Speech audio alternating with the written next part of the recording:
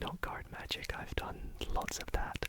In fact, I have done so much so that I thought in tonight's video I would show you all the best of the best tricks and tutorials from all the card magic videos in all my videos, dating all the way back to 2020, even some from 2019, and do 10 hours of card magic to help you all relax and fall asleep. And so I really hope that you all do enjoy tonight's video. I put a lot of work into editing and making this video tonight, and so I really hope that you all do enjoy all the tricks that we're going to be doing in this video. And if you guys do enjoy, I'd really appreciate it if you considered giving this video a big thumbs up. It would mean a lot considering all the effort that has gone into making this. Let me know in the comments down below what trick at what timestamp was your favorite. And if you guys do want to see more card magic videos going into the future, be sure to subscribe. Other than that, I want to thank you all so much for watching tonight's video in advance. And without further ado, let's get into the card magic.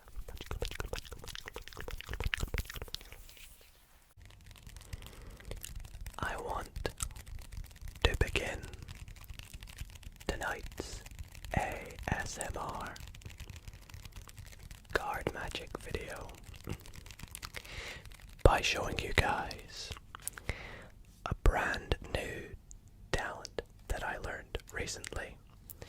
Now, I have been showing my friends and family this talent, and they would argue it's sleight of hand. So I'm going to show it to you guys, and then in the comments you can let me know if you think it is genuine talent or if you think it is some sleight of hand. But anyways, for me to show you my talent, I am going to need the help of two very important cards. And these two cards are the two jokers. So I will go through and take them out. And these are the jokers for this deck, which is called the Boko Bo playing cards. Boko Bo, Boko Bo, Boko Bo, Boko Bo, Boko Bo, Boko Bo. And I will just set them off to the side up there while I get you to help me out with the next part of this, which is selecting a card. So I'm going to dribble down the cards and we will stop somewhere random, wherever you say. And that will be the card that we use for this. So let's go like there maybe. And the card that you have said stop at is the Two of Spades. A great choice. I love the spades and I love the number 2, so that works very well for this. We're going to take your 2 and we are going to just lose it somewhere in the middle of the deck. I will even give it a few shuffles and also give it a few cuts. Cut, cut, cut, cut, cut, cut, cut, cut, cut. To lose your 2 of spades in the deck. Now it's pretty important that I lose it in the deck because in a moment I'm going to try and locate the position of your card. And I'm going to do it using the help of these 2 jokers. As I mentioned, they are very important for this talent. We have the blue joker and we have the red joker, and what I'm going to do in a moment is dribble down the cards like I did at the start of the trick, and I'm going to attempt to reach in and grab your card. Not only will I grab it, but I will sandwich it in between these 2 jokers. Are you guys ready? Let's give this a go then. I think I got it. I think it was about the 37th position down, I believe. Hopefully it wasn't 36. But let's take a little look. It was the 2 of spades, right?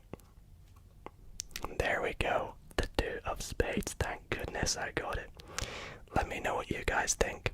Was that a genuine talent?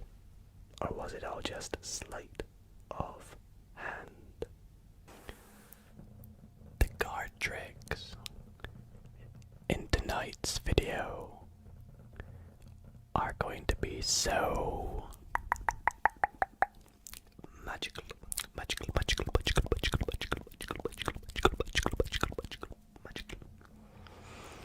and relaxing that they are guaranteed to make you believe in magic, as well as to give you tingles. So without further ado, let me start by showing you something that will make you question if what you're seeing is really happening. And so for this trick, I'm going to require 4 very important and special cards. And they are, of course, the 4 aces. So let's go through and we shall grab all of these important cards, like so. So we have the Ace of Hearts, the Ace of Clubs, the Ace of Spades, and the Ace of Diamonds. Now, what I'm gonna do is I'm gonna take the 2 black aces and pop them in between the 2 red aces, because what we're gonna do is square up the pack and give it a bit of a magical shake. Shake, shake, shake, shake, shake, a magical shake, shake, shake. And just like that, I have made one of the aces flip over. That would be the Ace of Diamonds. Pretty crazy, but we can take this up a notch. Let's square the deck up and give it another magical shake, shake, shake, shake, shake, shake, shake, shake, shake, shake, shake, shake, shake. And just like that, the Ace of Hearts has now flipped over. We'll give the deck another, or the pack another shake, shake, shake, shake, shake, shake, shake, shake, shake. And you will see the Ace of Spades has now flipped over. And last, but certainly not least, we shake, shake, shake. And the Ace of Clubs has now flipped over. So in turn, all 4 aces have flipped over, but we would like to get all of them to be faced up again, wouldn't we? So let's do a magical wave. Magical wave. And just like that, all 4 aces are now faced up, back on top of the deck. Now if that doesn't make you believe in magic, don't worry, there's much more to come. Alrighty guys, so I wanna start the card tricks in tonight's video. I mean, apart from that trick at the beginning, I would like to begin by showing you a really awesome prediction card trick, and this trick is just amazing. So let's open up the deck.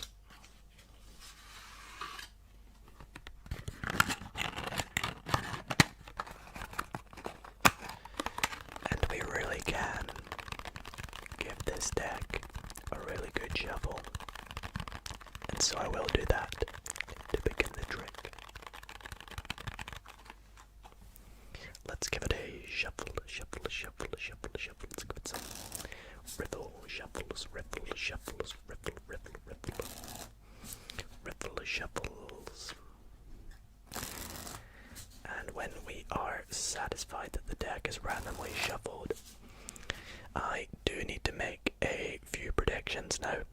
I'm going to quickly take the deck to myself and go through and make these predictions. So my first prediction, I'm going to go with this card here. My next prediction, I'm going to go with this card right here. And my final prediction, I know you guys can't see, but I'm going to go with that one here. Now, in fact, actually, I can show you guys my predictions. It doesn't really matter just yet. I predicted the Jack of Hearts, the King of Clubs, and the Ace of Hearts. Pretty random predictions, right? I know. But what we're going to do is we're going to split this deck in approximately thirds. 1/3 for each card, and we're about to do a little bit of a process where we're going to lose each card in their respective pile face up. And the way I'll do this, I'll do a quick example with this Jack, is I'll take the cards and we'll start to deal some down, and whenever we feel like it, literally random, we'll say stop, put the Jack in, and put the rest of the cards on top. I hope that makes sense, but of course, you know, we'll be doing this randomly. I promise I have no clue where I'm going to say stop as of this moment yet. So let's just go for it. Let's go stop, like, there, sure, why not? We'll pop the ace in and lose it with the rest of the cards on top. Now, let's move on to the next card, the King of Clubs. And, oh, by the way, you know, I can freely shuffle these cards. It literally doesn't matter. I can deal multiple cards on top. Let's say we put the king in now.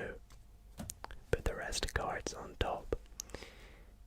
Let's move on to the Jack last. Let's do quite a lot of cards. Let's do like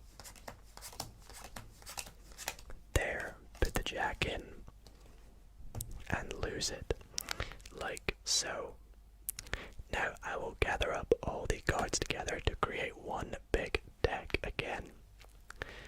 And here is where my predictions are going to kind of come into play. So I predicted these cards right back at the beginning of the trick. You know, you had no idea what I was going to predict until I, of course, showed you. We split the deck into 3 piles. We also gave it a good shuffle as well. Remember, at the start, we lost the cards somewhere random in their packets. And we are now left with this situation. Each of the cards lost somewhere in the deck. To be specific, the Jack is right here. The King of Clubs is right here. And the Ace of Hearts is right there. And we're going to split the cards off at the cards that were directly next to the cards that they were on. Now, let's see how this trick has worked out. If I am not wrong, I think that the bottom card on this packet should be the soulmate to the Jack of Hearts. The Jack of Diamonds. The bottom card on this packet should be the soulmate to the King of Clubs. The King of Spades. And here we go. The card on the bottom of this packet should be the soulmate to the Ace of Hearts. The Ace of Diamonds. Hope you all enjoyed that trick. Let's move on to a bit of a tutorial, shall we? And that is going to bring us to the final trick of tonight's video. Now, this trick is actually a bit more of a game, and I like to call this game Connect 4. Now, we all know what Connect 4 is, but this is a bit different because it's done with playing cards, and I'll explain to you how the game works a little bit later on as we play it. But But to begin this trick or this game, I do need you to pick 4 random cards. And the way I'll have you do this, and I'll explain how we'll pick these cards first by doing an example.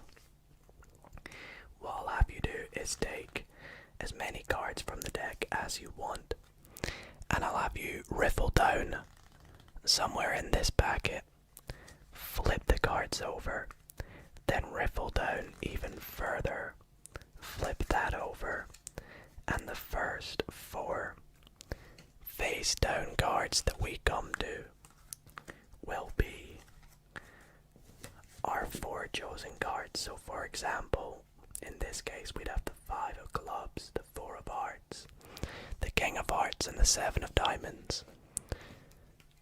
So I'd hand the deck to the spectator and I'd say to them, go ahead, take as many cards as you want and do the flipping process. That sounds like I'm angry, but I mean, take some cards and flip them over.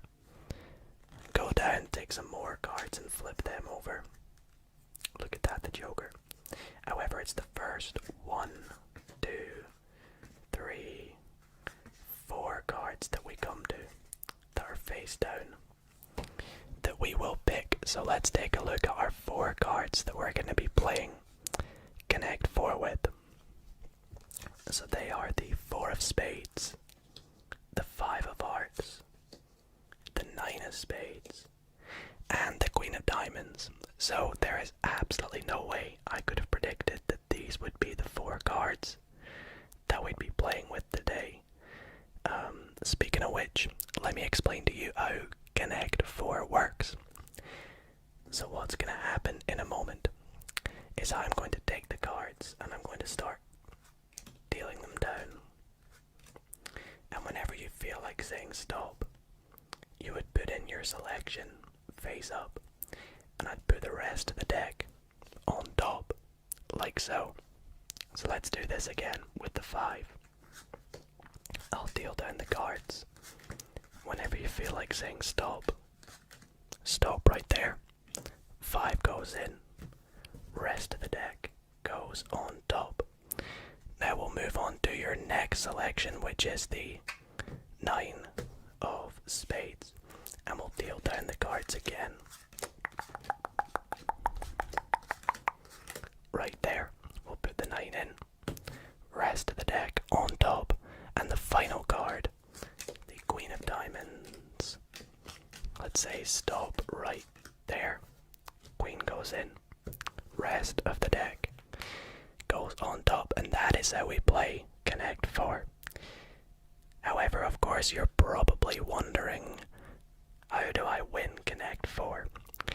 Well, to win Connect 4, and it's very rare that someone does win Connect 4, but where is our 4 cards? We've got the 4 should be somewhere. Is it under there? There it is. So the way to win Connect 4 is if we take the cards that are directly on top of your 4 selections. If any of these cards on top are the soulmate of your selection, then you call that a partial win. You would have got 1 win. If you get 2, you get 2 wins. 3 is 3 wins, and 4, well, that would be Connect 4, but it's very rare that someone gets Connect 4. So let's take a look at how you've done. Oh, also I would want to mention, it doesn't matter if the soulmate here is, say, the 9 of clubs. Like, that would also count as a partial win as well, because you still got a soulmate. So let's take a look at how you did. Oh wow, okay, that's a good start. You got a perfect match with the soulmate of your 4 of spades being the 4 of clubs. Hey, pretty good for a first timer. Let's take a look at your next selection. It was the 5 of hearts. So the card that you've matched it up with is, oh my goodness, the 5 of diamonds. Okay, I've actually not seen that in a long time. Let's move on to your next one, the 9 of spades. Surely there's no way that's the Oh my, wow, the 9 of clubs. That's 3 for 3, that's ridiculous. Do you know how rare that is? There's surely no chance on your very first game of Connect 4. You've got Connect 4, right? Well, you have. You have gone and perfectly made Connect 4 with this next trick tonight. I'm going to be using my Theory 11 Star Wars deck of playing cards, and I absolutely love this deck, by the way. Recently I did a deck tier list video and I ranked this as one of my favorite decks, so if you want to go check out the tier list deck, that would be so awesome, because this deck, I love it and it was very high up. Anyways, for this trick, we are going to begin by giving the deck a bit of a shuffle. Shuffle, shuffle, shuffle. Like so. We'll give it a good cut. Cut, cut, cut. And for this trick, we need to take out 4 cards. And these 4 cards are the 4 kings. So we'll go through and we'll take out the 4 kings. Now, one thing I love about the kings is they're all Star Wars characters, so they're super awesome. Got the King of Diamonds, we have the King of Spades, look at that Darth Vader. And we also have the King of Hearts. Perfect.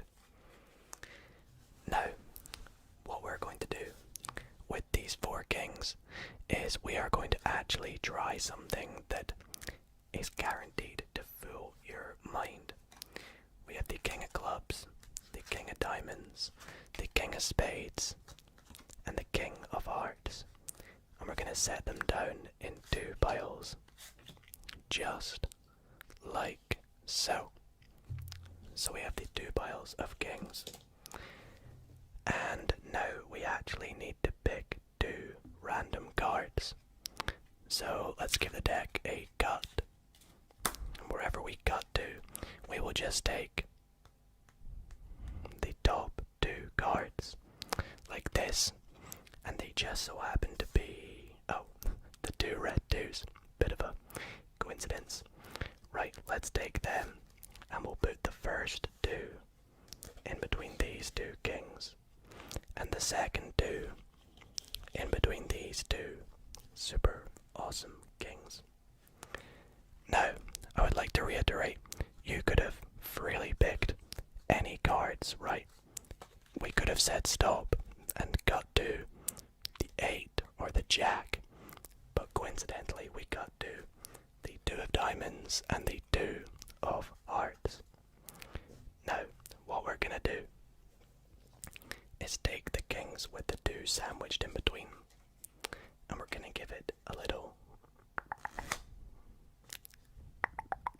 And just like that, the 2 melts through the kings. As you can see, it's melted through them. Let's take the next kings with the 2 sandwiched in between. Give them a little. And as you can see, the 2 is also melted through both those kings. And that is the trick. Now, wait, where are the 2s? I think I have an idea where they've gone. I think they have melted right the way through to the middle of the deck. And as you can see, they've melted through face up to the middle of the deck. Middle of the deck. Middle of the deck. Deck. To begin tonight's video, I would like to show you something pretty magical using 8 cards. And those 8 cards are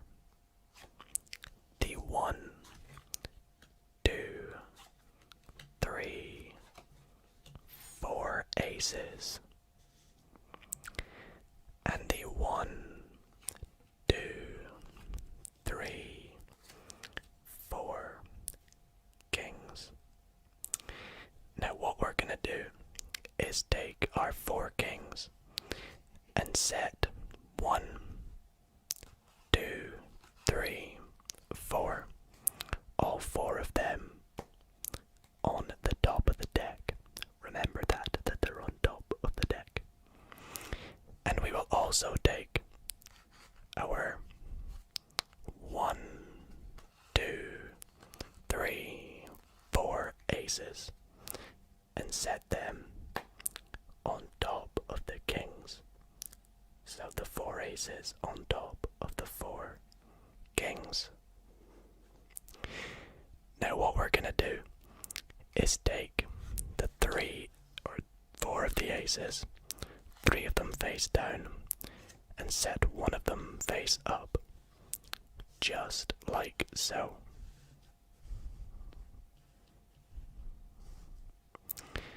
And then we're gonna take the 3 kings, 1, 2, 3 face down and 1 face up. Oh, would you look at that? Both the clubs. And we're gonna try a bit of transportation. You see, just by taking these cards and switching them round, the aces will follow their leading ace.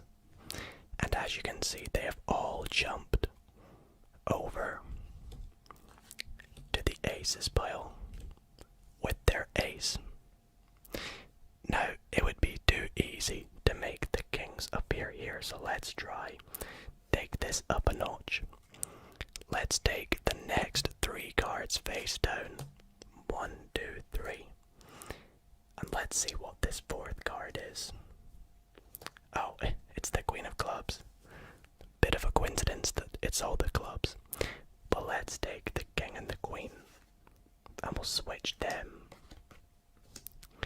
And as you can see, just like that, the kings will follow their leading king and all jump to follow it. But not only that, where the kings used to be are now following their leader, the Queen of Clubs. Like so. Alrighty guys, for my next trick, I'm actually going to begin by giving the deck several shuffles. Shuffle, shuffle, shuffle, shuffle, shuffle, shuffle, shuffle, shuffle, shuffle, shuffle, shuffle, shuffle, shuffle, shuffle, shuffle.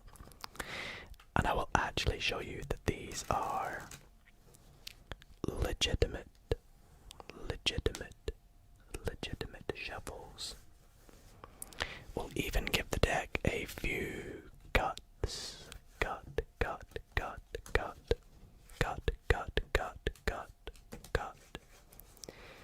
And for this trick, I would like you to pick a card. Now, I don't want you to just say stop at any random card. You see, this card is very important, so I want it to be a card that you have a special connection with. So whenever my thumb touches the back of a card that you are feeling this special connection with, please let me know. Let's go through the deck. This one right here. Now, are you sure? Do you have a special connection with this card? No, you don't. Okay, let's keep going then. This one here. Are you sure? Okay, great. You know what? I'm actually happy you changed your mind, because that means that this card definitely is our special card. Now, I don't want to see this, so I will let you guys take a look. Please remember this card. Okay, great, you got it. Now, what I'm going to do is I'm going to lose your card somewhere in the middle of the deck. Let's go right there. And we will give the deck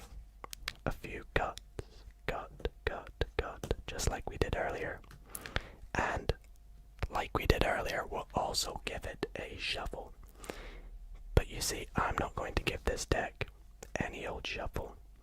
I'm actually going to take half the cards faced up, and I'm going to faro shuffle them in to the rest of the deck, which is face down, like so. We'll spread them in. Okay, great. Now, with the deck in a bit of a mess, we'll give it a good cut. And all I have to do is take my hand, wave it over the deck, and if we spread out the cards, as you can see, all the cards are now face down, except from your special card. Was that your card? The 6 of clubs. For my last trick tonight, I'm going to be doing, if you could not already tell, a bit of a prediction card trick. As you can see, I have a deck of cards, and I also have an envelope, which is sealed. I cannot get inside here, and I've made a prediction, and I've left it here, and I'll also pop it off to the side, so you guys can keep your eye on it the entire duration of this trick. Now, for this trick, which I'm going to be using my bicycle asteroid playing cards, I would like you to start off by picking a card for us. So I'll give it a couple of cuts, and I will have you say stop. Stop right there. That's a great choice. Let's go for this card, which is the Ace of Clubs. Ace of Clubs. And I'm going to take your ace, and we're just going to lose it right there in the middle of the packet. Great. Now, I'm going to go through the deck, and I'm going to split it in roughly a half. Let's go about there. And what I'm going to do is I'm going to mix these two halves together by shuffling some cards face up into some cards face down. And the way I'm going to do this is I'm going to pick up some cards from this packet. I'm going to turn them face up, and I'll shuffle them into this entire face down packet, like so, as you guys can see. And this just creates a bit of a mess, as you guys can see. And I'm going to continue this process. I'm going to pick some cards, turn them face up, shuffle them into here. And I could actually do this as many times as my spectator wishes until they feel, you know, the deck is really messed up. There's no way, you know, I could tell how many cards are face up or how many cards are face down, and, you know, where they are. And when my spectator is happy, we'll turn over one final packet, and we'll shuffle these together, like so. I could even give it, you know, a good cut. Now, I'm going to bring your attention back to my prediction. So, what we are going to do is we are going to open this up, and I do have with me some scissors.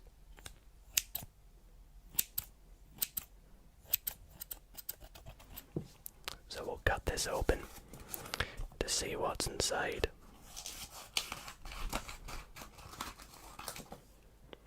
And let's take a look at what is in here, shall we?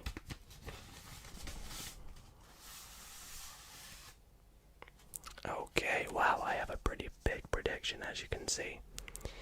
The first part says there will be 22 face down cards. Very specific, very, very specific. Let's take a look if I was right. We have 1, 2, 3, 4, 5, 6, 7, 8, 9, 10, 11, 12, 13, 14, 15, 16, 17, 18, 19, 20,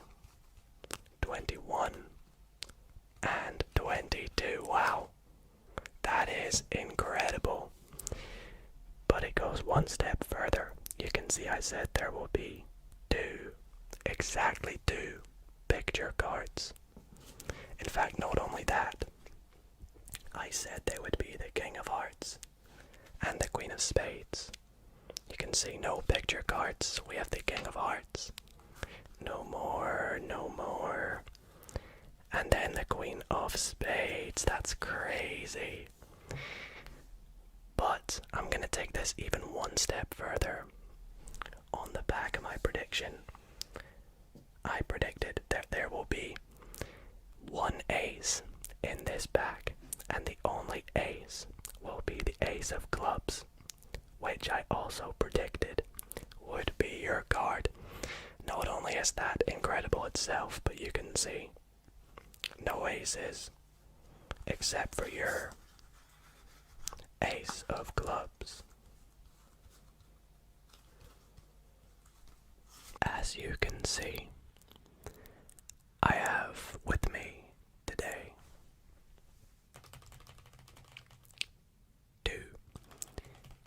two decks of playing cards that are quite similar. We have this black deck of bicycle playing cards and this colorful pink deck of bicycle playing cards. And we're gonna try to begin tonight's card magic video by trying to create a special connection between both these decks. So let's give it a go. We will begin by giving each deck a shuffle. Shuffle, shuffle, shuffle, shuffle, shuffle, shuffle, shuffle. Like so. And the same with the pink deck.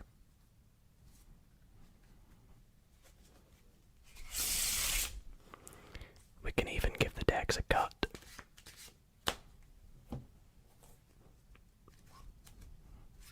Like so. Now, here is how this special connection is going to be made. At different times during this performance, we will take the top card of each deck without looking at what they are, and we will switch them and place them on the top of the other colored deck. And then in turn, we will lose that card in the deck, like so. Okay, now when our spectator is happy, we will do this process again, so they can give the deck even more cuts. However many they like. Do the same over here. And we will do this process again. Pick up the top card, switch them over, set them down, and give them a cut. Cut, cut, cut, cut, cut, cut, cut, cut, cut, cut, cut, cut, cut, cut, cut, cut, cut, cut, cut. We'll do this one more time. Pick up the top card, switch them over, and we'll lose it somewhere in the deck.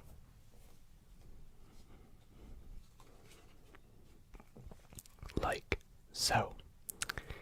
Okay, so to recap, what we did is we began by giving each deck a shuffle, and then we took the top card of each deck 3 different times, put it on top of the other deck, and then we lost those cards within the deck.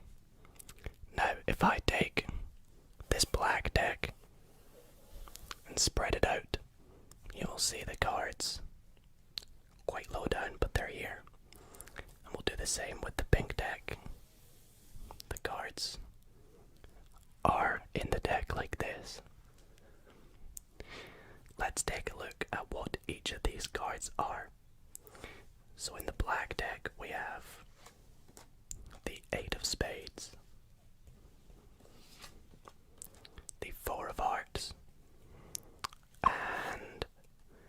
Jack of Diamonds as the cards that we switched over. Now, as I said, we were trying to create a special connection. Shall we see if we did it? The 3 cards that we took from the black deck were the Jack of Diamonds, the 8 of Spades, and the 4 of Hearts. And for those curious, no, these were not the only cards in this deck. I will show you all the cards were different. Like so.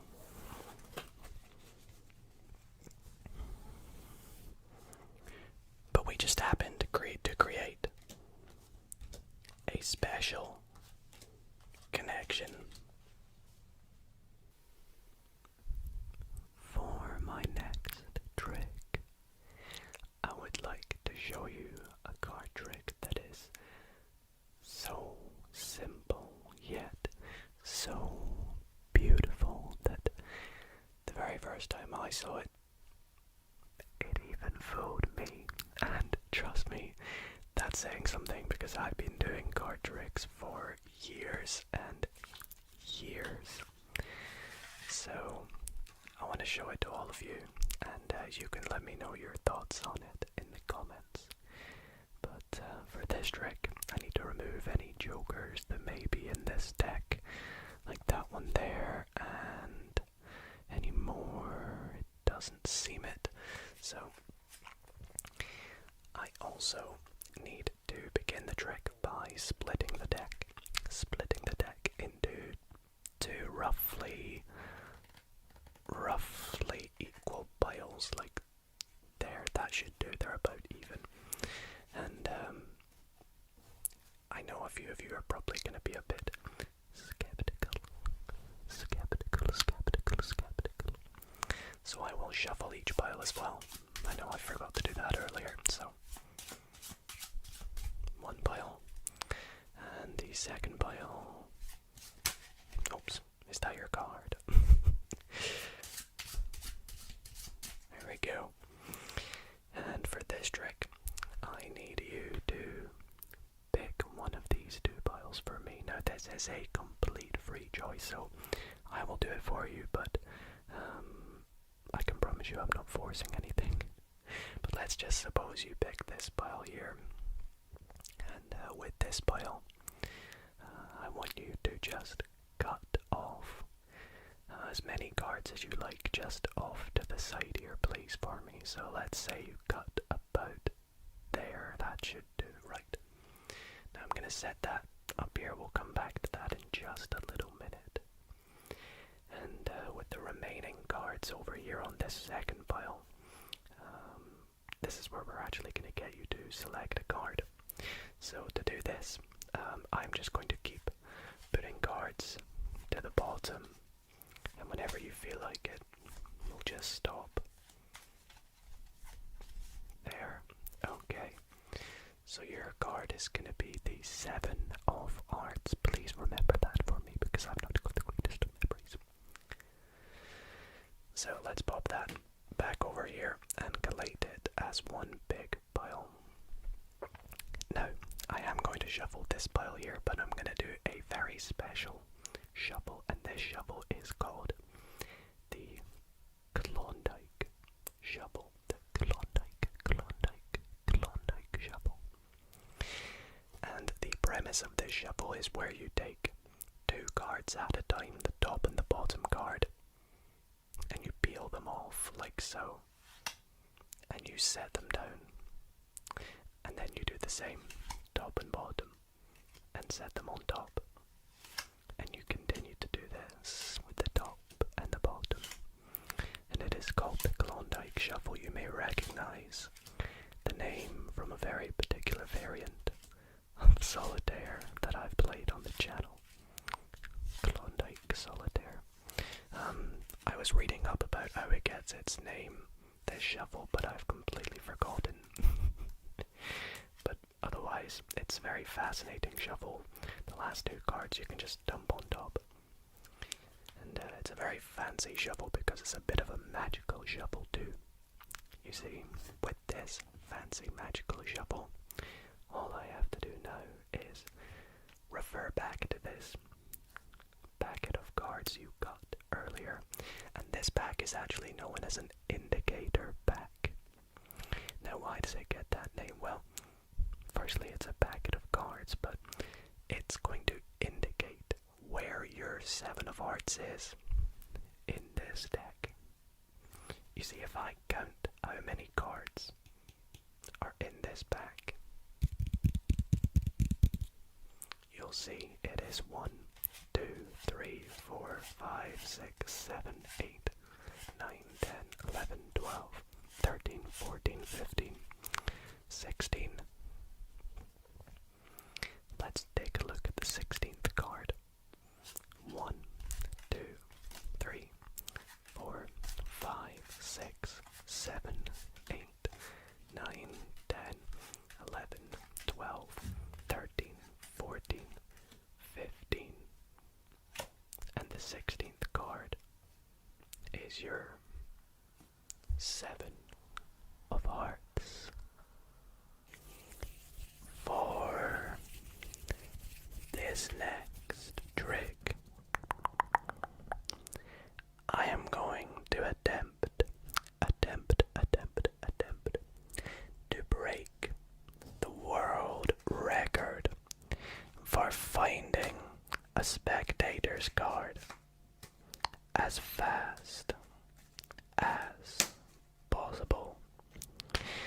Now, I don't even know what the world record is for finding a spectator's card in the fastest amount of time, but I can tell you guys that I am so sure that my plan on how I'm going to find your card is the most efficient, the fastest and most sleek way of finding a spectator's card, that I am just confident that this will break the world record. But I'll explain to you guys what my plan is before I try and find your card. Anyways, I get a lot of comments of people saying, "Yo, Dido, it's not fair the way you get us to pick cards. We don't really have a great choice. Often I'll just say stop, or I'll just spread out and pick a random card." Well, this time I'm gonna make it a little more fair. I'll give you guys a few piles of cards to choose from, like so. That way, you know, you have a fair choice of card to pick. You could pick any pile you want. Let's say you go for this pile here. And again, I do want to reiterate, you could have picked any one of these 3 piles to pick a card from. And again, you could pick any card from this pile. It's a completely free choice, I promise you.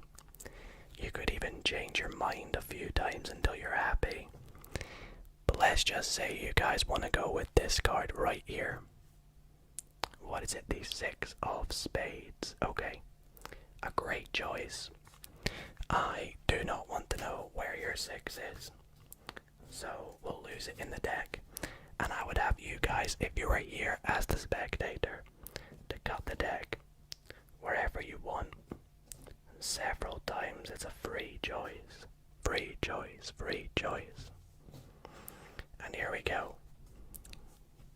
I'm now going to tell you how I'm going to break the world record for finding your card.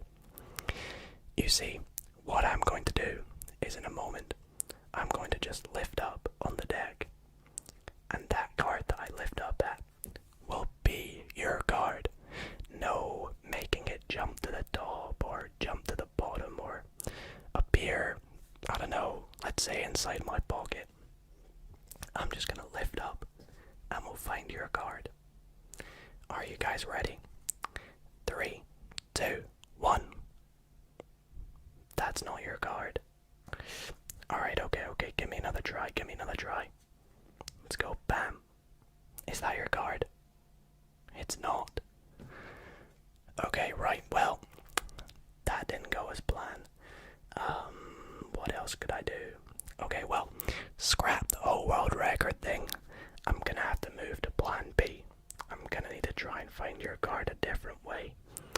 let's go for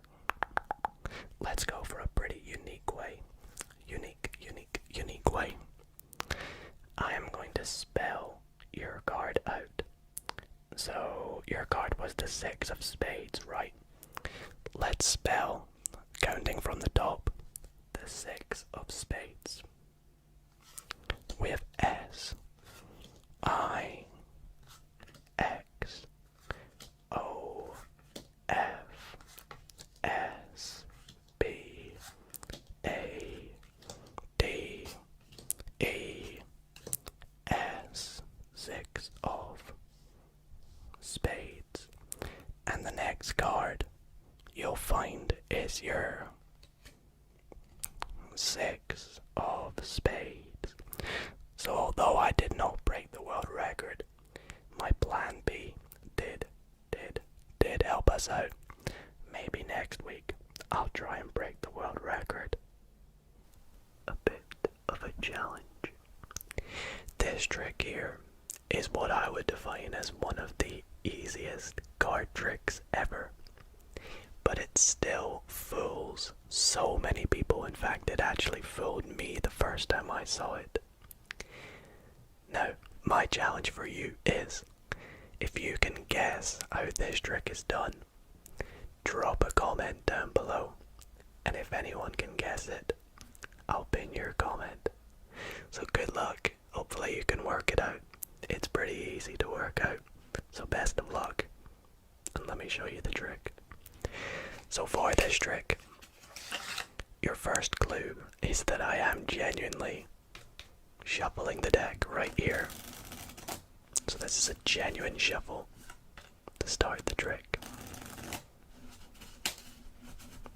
And once I've shuffled the deck, I will show you that all the cards are indeed different. Just to help you out a little bit. And what I would say to my spectator is, please can you cut the cards wherever you like. So they would go ahead and do so. And I would then say to my spectator, I can tell just by looking at the 4th card down in this pile what the 4th card down is in this pile. Sounds pretty random, right? I just like the number 4. So I'm gonna go through the cards. 1, 2, 3, 4. I'm gonna look at it. Okay. It tells me that the card 4th down from the top here is the 3 of diamonds. Don't believe me? Go ahead and check. And so they'll count 1, 2, 3, 4. And you'll see the 4th card down is indeed the 3 of diamonds. Now a lot of you at this point might be just saying, well, Dido, here's how the trick's done. Luck. You just filmed this 52 times until you eventually got it right. Or however many times it may have taken. Well look, I'll perform it again for you all to prove that it's not luck. Again, my spectator cuts the cards. I say, okay, I'll look at the 4th card down in this pile. 1, 2, 3, 4. I'll take a peek. 7 of clubs. It was that fast. We go 1, 2, 3, 4. 7 of clubs. Have you worked it out yet? If not, I'll do it one more time. Just for good measure. We'll cut. Let's cut really far down in the deck to show you that it has nothing to do with where we cut. 4th card down. 1, 2, 3, 4. And this time, to help you out, I'll show you what this card is. Jack of diamonds. That might throw you off. I don't know. 1, 2, 3, 4. Jack of diamonds. Now this particular situation is where I will stop. Can you guys work out how it's done? Let me know, and if not, I hope you enjoyed that trick. For my next trick tonight, as I mentioned earlier, I would be teaching you a really awesome effect that uses some pretty cool but easy sleight of hand and it's just a really awesome trick that is called magnets, and you'll see why when I do the performance. But if you do enjoy this trick, be sure to stick around for the tutorial, because right after I perform it, I will be teaching you step by step how it is done.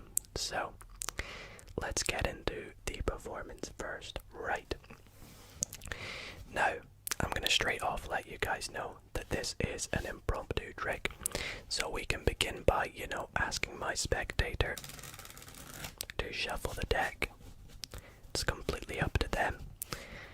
By the way, impromptu means there's no setup, so I genuinely mean my spectator could shuffle the deck if they like. And when they're happy, I would say to them, you know what, go through the deck and pick out any card that you feel like you have, a special connection with. So they would go through and take out any card they wish. I'm going to go with my favorite number, 7, and I do love the spades, so I'm going to go for the 7 of spades, but, they could choose whatever they like. Now, with this 7 of spades, I would say to my spectator, I'm going to riffle down the deck, and we're going to put it somewhere there in the middle of the deck, like so. Now, we could have put the 7 anywhere we wanted, but we happened to put it right on top of this card right here, which is the 2 of diamonds. Now, when we put that 7 on top of that 2 of diamonds, we actually created a bond between these two cards, a pretty strong connection. And as I rub these two cards together, we actually create a magnetic field between the 7 of spades and the 2 of diamonds.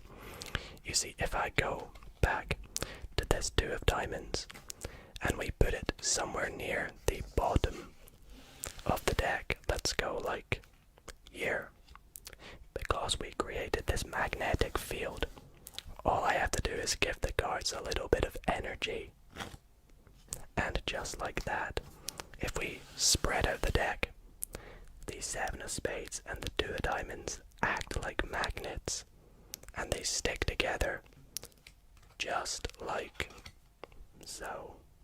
Pretty amazing, but we're gonna take this one step further. Now that we have the deck split into 2 halves, I'm going to lose each card in their respective half. We'll start with the 2 of diamonds, which I'll just lose somewhere into the pack, like so. And we'll do the same with this 7 of spades. We'll take it, put it somewhere into its pack, and we will lose it with a few cuts, like so. And I will even shuffle these 2 packets together, like that. And you'll agree with me that the 2 of diamonds and the 7 of spades are completely separated, correct? However, remember what we said. These cards have a magnetic field. They act like magnets, and all we have to do is give it a bit of energy, like so. And watch this, you ready? Just like that, the 2 cards stick together like magnets and come back together, like so. So guys, I really hope that you all did like that trick. I'm now going to teach you exactly how it is done and go through in-depth tutorial for every single sleight of hand move that I do in this trick. But as you saw by the performance, it's really, really cool. And it has, sort of 2 parts to the trick. The second part looks so much better than the first. And it's just really, really fun and has a nice story and sort of script to the trick. And I will tell you exactly how to do it right now. So this is your quick disclaimer, if you will. If you want to keep the secret a secret, then skip by using the timestamps to the next trick. But if not, then let's get straight into the tutorial. So As I said in the performance, this trick is completely impromptu. So you can, give the deck to your spectator. They can mix it up, as much as they like. This is completely free how they do so. You could even borrow a deck if you wish. And when they're happy and they give it back to you, you say to them, okay, I would like you to pick any card you feel a good connection with. It's up to you, whatever you wish. You could even have them just call it out. I like to spread the deck out and have them pick one. And again, this is a free choice.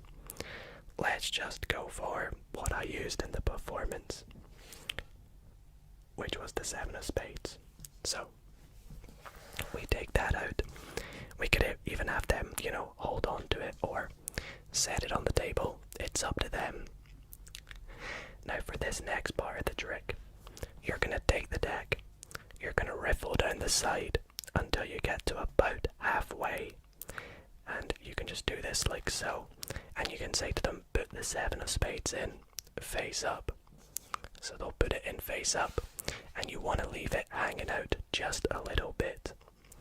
Now the reason you do this is because after you put the 7 of spades in, you're actually going to riffle one more card onto the back of the 7, like so. So as you can see, you riffle down the side, stop halfway, they put the 7 in, and whilst you're talking to them, you flick one more card, just a random card, like so. Then what you do is you're going to reach in and grab all of this. Be very careful not to, flash the card behind the 7. So you pick it up like this, and you say to them, okay, let's see the card that you put the 7 of spades in on top of. Now of course it is technically this card, but you don't want to show them that. So just use this back to flip over this one, and you can say, okay, so the card that you have put it on top of is the 7 of hearts. Then you immediately turn this back over and set this back on top. Now this time you don't need to hold any brakes or anything, you just, leave it as it is. And you say to them you're going to give the cards a little bit of a rub like so, and explain that this is going to create, some sort of magnetic field between the cards. This is just, to give a nice story to the trick, because what you're going to do next is go through again to the 7, and this time you're going to take the actual card that you flicked behind it, which is a random card, and set it down on the table. But you're going to say that it's the 7 of hearts, even though it's already right behind the 7, like so. And you're going to square the deck up, spread it out, and set this random card, which you're pretending is the 7 of hearts, and you're going to put it near the bottom like so. Then all you have to do is it's perfectly set up for you to square up the deck. Do any magical powers or storyline telling that you wish. I like to say, let's give the deck a bit of energy, like so. And then when you go through, you can show that the one card behind the 7, and you want to split the deck in half when you do this for the next part of the trick, and you can show that the 7 of hearts has stuck to the 7 of spades like a magnet, just like that. So for the second half of this trick, what you're going to do is you say that you're going to lose each card in their respective packet. Now, if you forget to split it in half, you can just say to your spectator, cut the deck in half, and that also works. Now, what the aim of this part here is you want to control the 7 of hearts, or the card on your left side, to the bottom of the packet, and you want to control the 7 of spades on your other side to the top of its packet. And I'll show you exactly how I did this in the performance. So I started with the one that's going on the bottom, and I put it on top. And the reason I do this is I say I'm going to give it a shuffle. Now all I do here is I pull off one card, which is the 7, and I shuffle the rest of the cards on top. In doing so, this looks like I'm shuffling it, but I've actually just put the 7 on the bottom. Then I can continue to give it more of these shuffles, but when I get to the final, few cards, I just want to set them back on the bottom like this, so I can keep doing this process as much as I like the 7s on the bottom. With the other packet, what I do is I put the 7 somewhere in the middle, genuinely, but when I push it in, I push slightly down on it. So when I push it in, I create a little bit of a break like this, as you can see. And then all I do is say that I'm going to give it some cuts. I just cut straight to the break, which is where that card is, and then set it on top. Simple as that. It's pretty easy. You can get the practice of it the more you do this. And as you can see, we have 7 on the bottom, 7 on the top. All that's left to do is combine these to 1. Now you could just set this on top like so, but I like to shuffle them together. But when I do this, I just make sure that this 7 stays on the bottom and this 7 stays on the top. Simple as that. So you have the deck of cards with 1 7 on bottom and 1 7 on the top. The last step you need to do is take the cards and you're going to throw them from your left hand to your right hand. Now as you do this, you're going to grip onto the top card with your thumb and the bottom cards with your 4 fingers. And when you do this, these cards should naturally slide out, like so. It's hard to do in slow motion, but you can see they slide out. And it looks really, really nice when you do it fast, because it looks like they've just come out of the deck. And again, acted like they're magnets and stayed together. And that is this trick. I really hope that you guys did enjoy it. Let me know in the comments if you have any questions about it, and I'd be happy to answer them. Give you any pointers on, the sleights involved and how to perform it well. And I hope you guys enjoyed that little tutorial. This ASMR card magic video will help you fall asleep, as well as fool your mind with all the magical tricks in the video, just like this one here. As you can see, I have taken out the 4 kings, 1, 2, 3, 4, from this deck of cards. Now I'm going to give this deck a good shuffle, because this trick requires no setup, and I don't want any of you to believe that I am manipulating the cards, like so.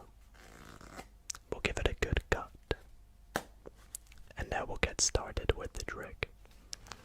So, as I mentioned, we had the 4 kings, and what I'm gonna do is just actually set them up here in the top corner for the remainder of the trick. We'll get back to them in a little moment. Now, if I had a spectator here, which sadly I don't, although you guys will play the role of my spectator, I will riffle down the side of the deck, and you would call out stop for me. So, let's say you say stop right here. Wherever you say stop, let's say right here indeed, that would be your selected card. So for example, the 6 of clubs, or 6 of diamonds, sorry. So we would take out the 6 of diamonds, and we would flip it over like so. And I would out jog it, and I would set it on top of the 4 kings, like so. Now, over here, how many cards do we have? I would ask. Now you may be a bit skeptical, but you would be correct in saying we have 5 cards. 1, 2, 3, 4, and 5. The 4 kings, and of course, the 6 of diamonds, not the 6 of clubs. Now what if I told you I could take out the 6 of diamonds, flip it over, and put it into the deck without even touching the cards? You wouldn't believe me, would you? Well, watch. Are you ready?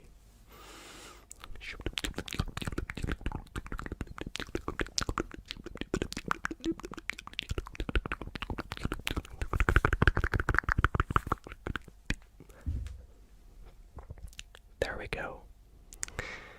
Don't believe me? We'll take a look. We now have 1, 2, 3, 4 cards over here, and they are all the 4 kings. And over here in the deck, it is all face down except 1 card face up in the middle of the pack.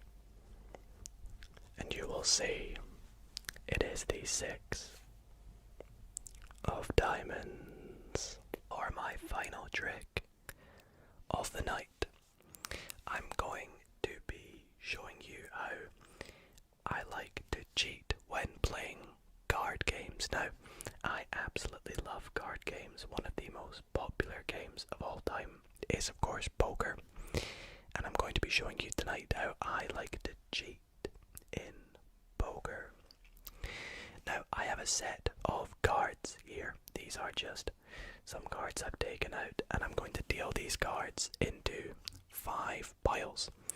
So I know that this doesn't really resemble any form of poker hands, but it's just a way of mixing the cards up. So we're going to deal them into 5 piles like so. And now I would say to my spectator, look, go ahead, collect up the piles into one big pile in any way that you like. So they might go here, here, here, here, and then here. It's literally up to them in what order and what fashion they so wish. Now once they've done this, we could give the deck some cuts. We can give it some cuts, some cuts, some cuts, some cut. Can even give it a good shuffle. Shuffle. And I would say to them, right, what we're gonna do now is deal the cards into 2 piles, one on the left and one on the right.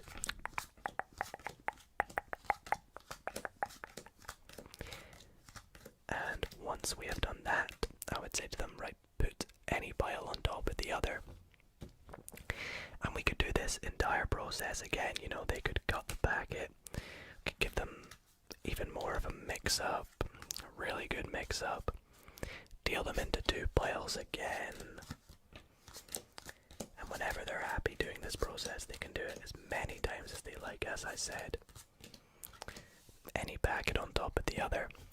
But as soon as they are happy, they've got to let me know, and we'll give the packet one more cut, like so.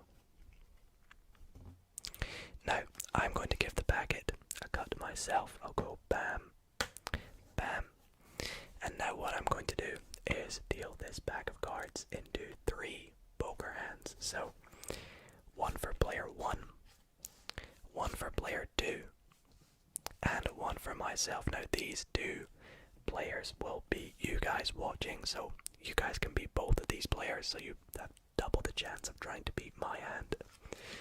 And I'll continue dealing out the cards until we all have 5 cards. And shall we take a look at what you guys have ended up with now? Let's do so. So in your first hand, you have finished with... Oh nice, that's pretty good.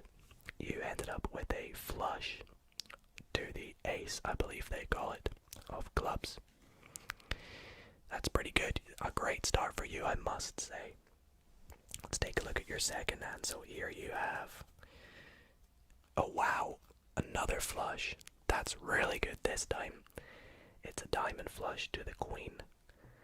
It's gonna be pretty tough for me to beat. I'm pretty sure you've beaten me, but as I said, I do like to cheat when I play my card games. And as you will see, my hand,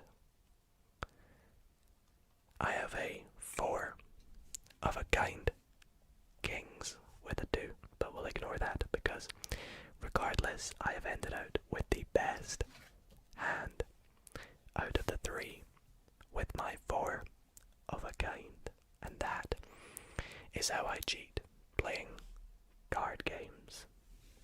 For my next trick, I actually want to tell you a bit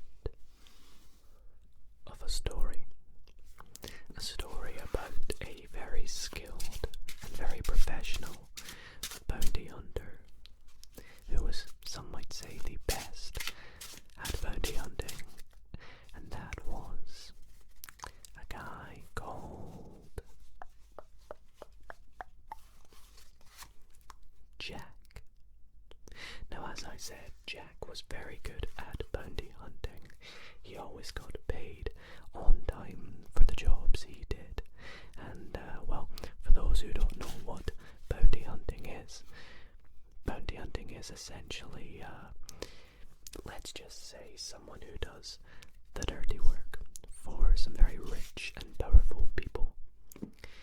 And one day, he was given the job of finding some diamonds that were stolen from a very powerful king. Now, for this,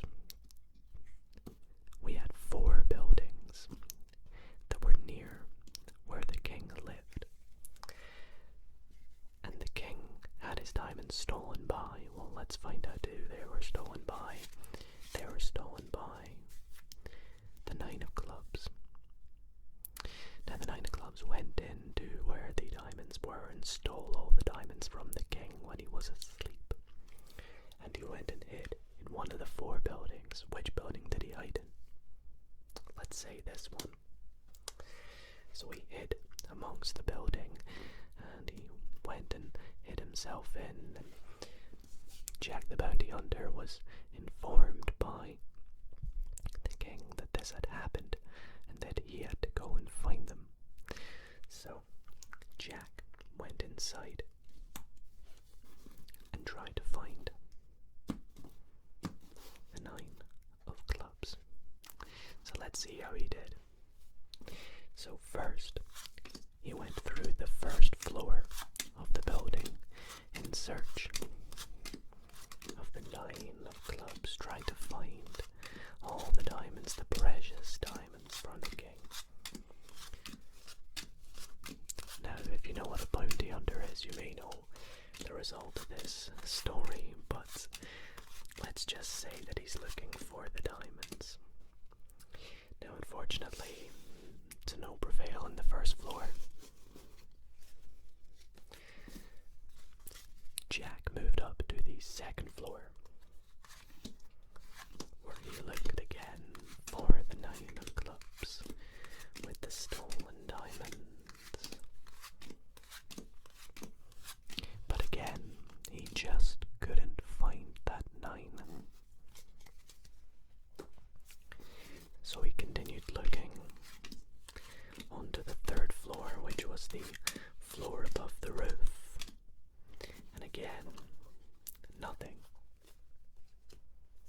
So he decided, well, he must be on the roof in a getaway chopper. And so he went to the roof, where he found someone hiding. And let's just say, he took care of business and found Mr. 9 of clubs, and he retrieved the stolen diamonds. For my next trick tonight, I want to try and impress you, not once, not twice, but 3 times. times. I'm gonna fool you 3 times with this deck of cards. Don't believe me? Well, just stay tuned because this trick is truly phenomenal. Now, I'm gonna start by giving the deck a couple of fancy cuts. And if I had a spectator with me here, I would have them do this next step, but unfortunately I don't. So what I would say to my spectator is please reach over to the deck and cut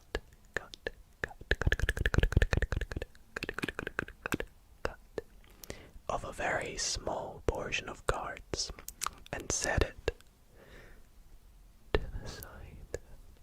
So my spectator would reach over, grab a very small amount, let's go about here I think, and set it to the side.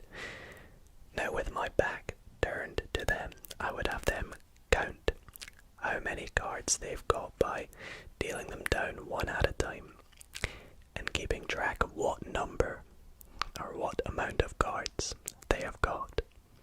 So with my back turned in this situation, my spectator would go 1, 2, 3, 4, 5, 6, 7. So I want all of you right now to remember the number 7 for me. And I would come back round and I'd say, right, I do not want to see how many cards you've got. So I'll set them under this card box over here and we'll come back to them a little bit later. Now, what am I going to do with the rest of the deck, you may ask? Well, I'm going to take these cards and I'm just going to sort of lay out 20 cards. So we'll go 1, 2, 3, 4, 5, 6, 7, 8, 9, 10, 11, 12, 13, 14, 15, 16, 17, 18, 19, 20. And we'll set the rest of this deck just off to the side. Now, if I get everything back up a bit here and make sure every card is kind of visible, what I am going to do next is I am going to count from these cards starting here in position 1, and I'm going to count all the way up to 20. And when I get to the card of the number that you are thinking of, I want you to think of the card in that position. So of course I would not know the number, you guys should know what the number is. So whenever I get to that number, please remember the card in that position. Are you ready? 1, 2, 3, 4, 5, 6, 7, 8, 9, 10, 11, 12, 13, 14, 15, 16, 17, 18, 19, 20. So, are you thinking of a card?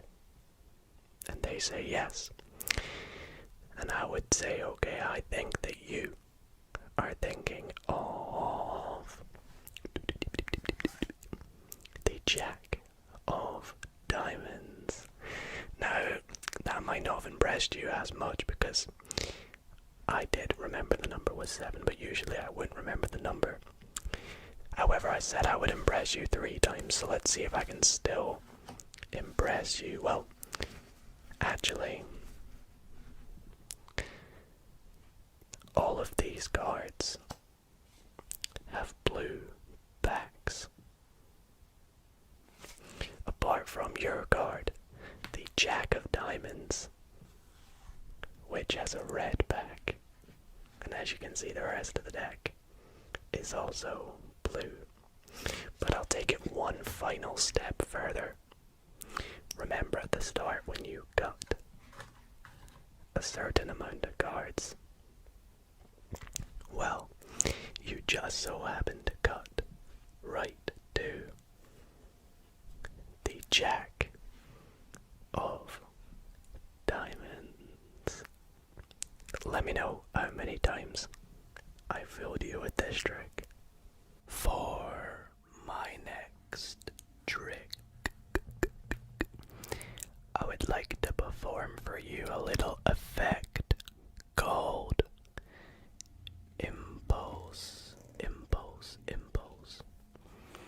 And you'll come to learn in a little bit why this trick gets its name. So, to begin this trick, I am going to need to make a couple predictions. And I want to do this to myself. So let me go through the deck.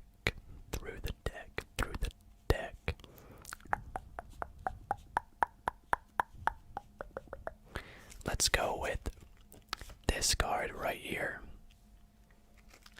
And let me also go with... Let's go with this card right here. Two pretty similar cards, I know, the 9 of diamonds and the 10 of diamonds, but we're going to make our first choice tonight. Well, you are going to make your first choice. And I would like this to be an impulse decision. Would you like to put the deck on top of the 10 of diamonds or the 9 of diamonds? The 9 of diamonds. Okay, great. Now that was an impulse decision, right? You literally could have put it on top of either. The next impulse decision is I am going to start by counting or dealing cards on top of the 10 of diamonds. And when you feel like it, when you get an impulse decision, just say stop. Right there, okay? That was another free impulse decision. Now the last impulse decision, or the second to last decision I would like you to make, is would you like to put this packet on top of this packet or underneath this packet? On top. Okay, great. Perfect. Now the final impulse decision is I would like you to pick a number. 1, 2, or 3. And whatever you pick, that is how many times we will cut the deck. Cut. 3. Okay. Let's cut the deck once. Let's cut the deck twice. And let's cut the deck 3 times. Now let's recap. So you will agree that you made several impulse decisions. They were up to you. I influenced you in no way. And my predictions are somewhere lost in the deck, correct? Awesome. Well, let's take a look at where they have ended up. After all this, we have the 10 of diamonds over here, and the 9 of diamonds down here. Let's take the card on top of the 10 of diamonds, shall we? And we'll also take the card on top of the 9 of diamonds. Just like so. Perfect. Get rid of the rest of the deck.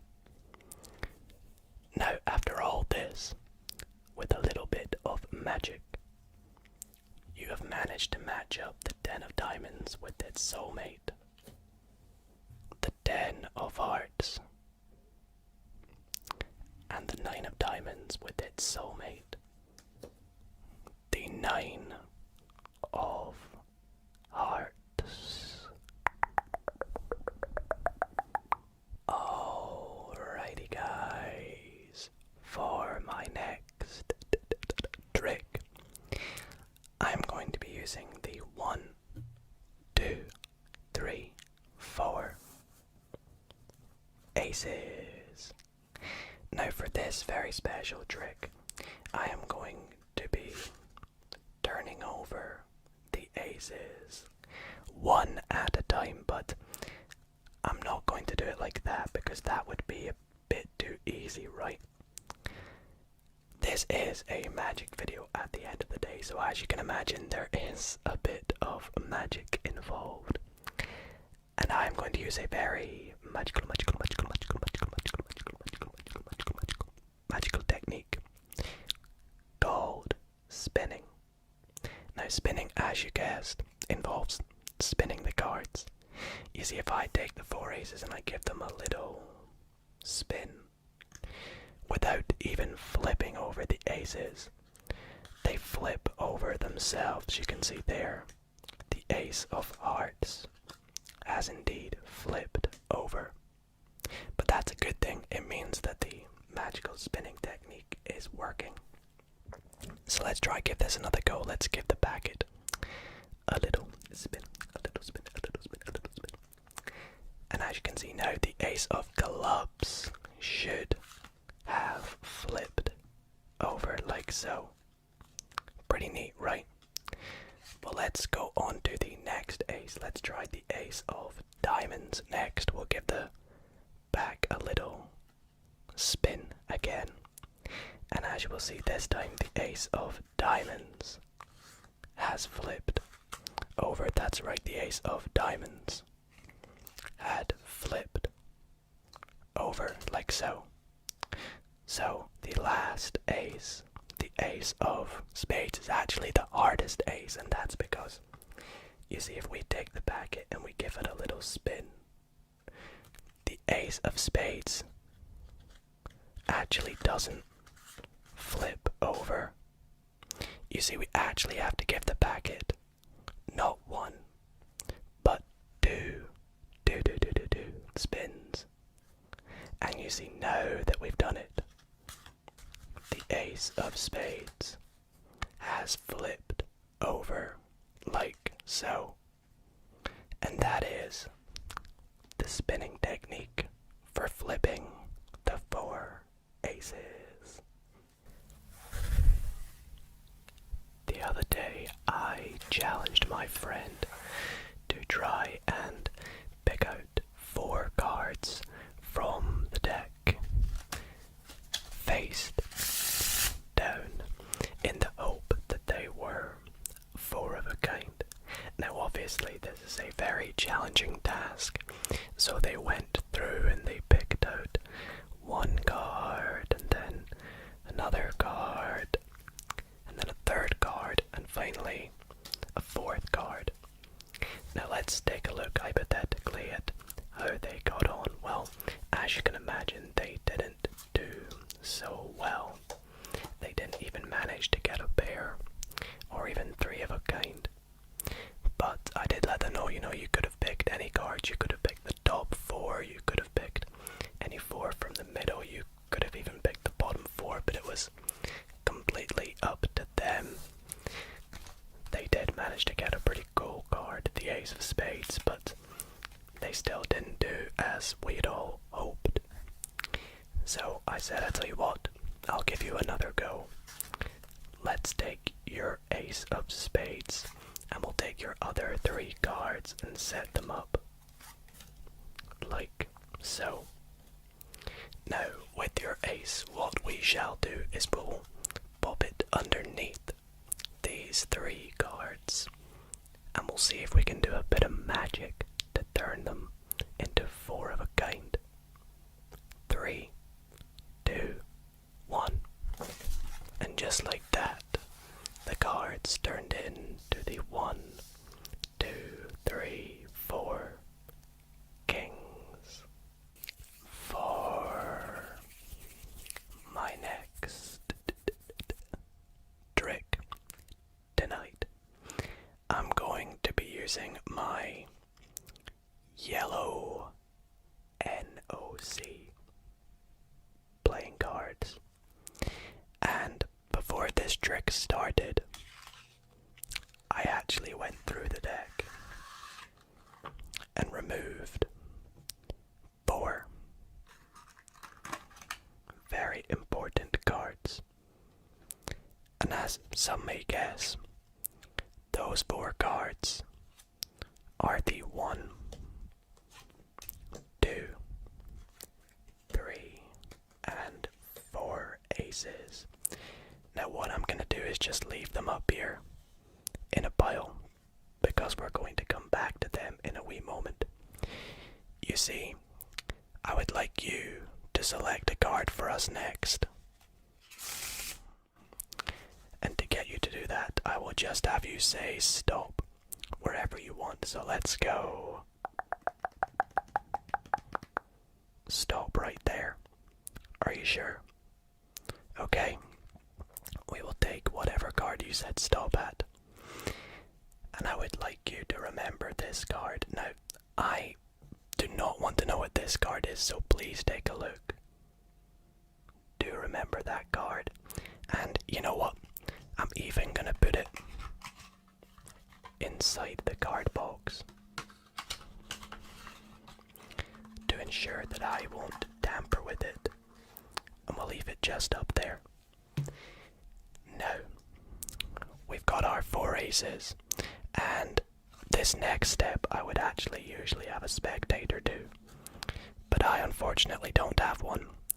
So I'd say to them what we're going to do with our 1, 2, 3, and 4 aces is I would like you to cut the deck into 4 piles. And so they would go and do this, like 1, 2, 3, and then it doesn't really matter. Let's just go 4, like that. And I'd say, okay, great. What we're going to do next is I want you to select one of these 4 piles to be our key pile. The key pile. And it's completely up to them. Let's say they select this pile right here. What I will do is I'll pop the card box on top of this pile to mark it as the key pile.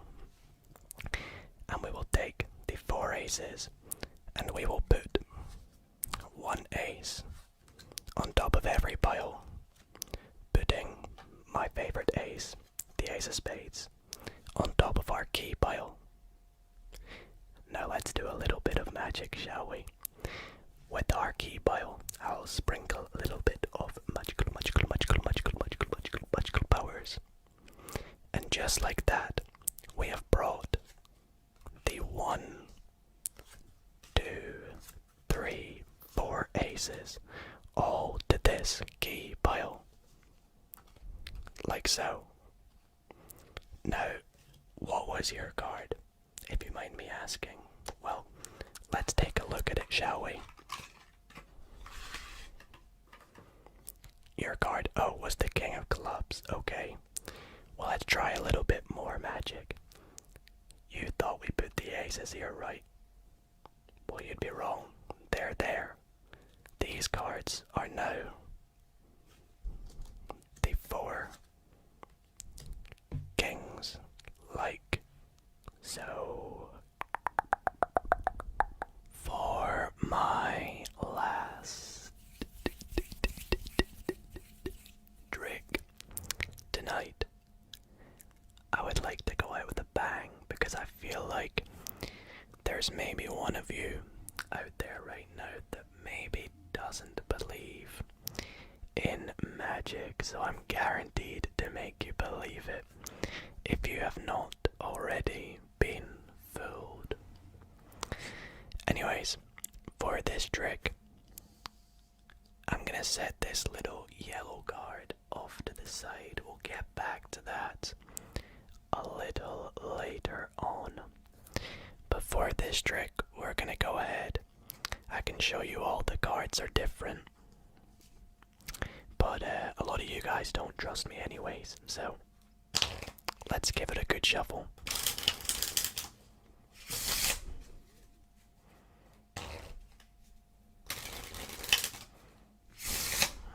Alrighty, we'll give it an overhand shuffle as well. Never been too good at these ones, as you guys can see. Anyways, I'm gonna need a card selected, so what we'll do is we'll just call out stop somewhere random, like right there, and we'll take that card, set it down. Now, I actually don't want to see it, so I'm gonna show you guys, and I'm going to look away, but please remember this card.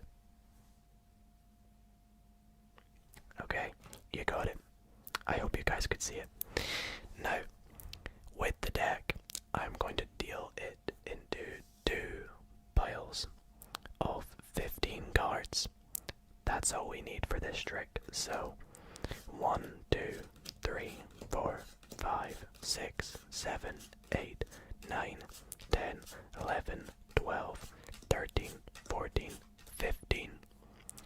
And 1, 2, 3, 4, 5, 6, 7, 8, 9, 10, 11, 12, 13, 14, 15. And I'm gonna go ahead, get rid of the rest of the deck. I'm also gonna pop your card just down here because what I would like you to do is cut each of these packs in half to the side. Say you go there, and that's not really in half. We'll go there. Perfect. Now, I would like you to take your selection, this red card over here, and put it on either one of these 2 packets. We'll call these your packets and these my packets. So let's say you put it on top of this packet. Now, it's a free choice, I can promise you guys this. And I would like you to grab either of my 2 packets and pop it on top of your packet with the card on top. And say you go for that one. Now I will do the same with mine. I'll put it on top of my packet. Put your other remaining packet on top of my card. And we'll just collect it all together. Like so. So both of our cards are lost in this deck. Now what I'm going to do is take this deck and we're going to deal it into 2 piles. One there and one just there. Left, right, left, right, left, right, left, right, left, right, left, right, left, right.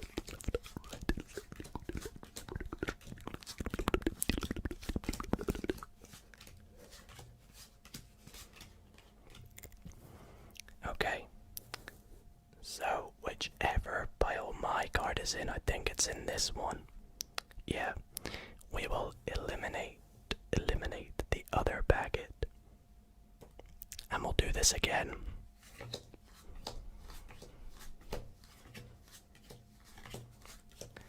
Left and right and left and right. So it's in that one this time. So we'll get rid of this packet. We'll do this a 3rd time here. You can see we're slowly losing cards, aren't we? And we'll do this one more time. We'll go left, and right. And we're left with 2 cards in the pile with my card. And my card has just so happened to find your card. The Jack of Clubs. Let me know if that was your card. Actually, wait. You don't need to let me know if that was your card because I knew that was your card. You see, my card wasn't just a yellow card. My card was also the Jack of Clubs. Now, do you believe in magic? I love performing magic.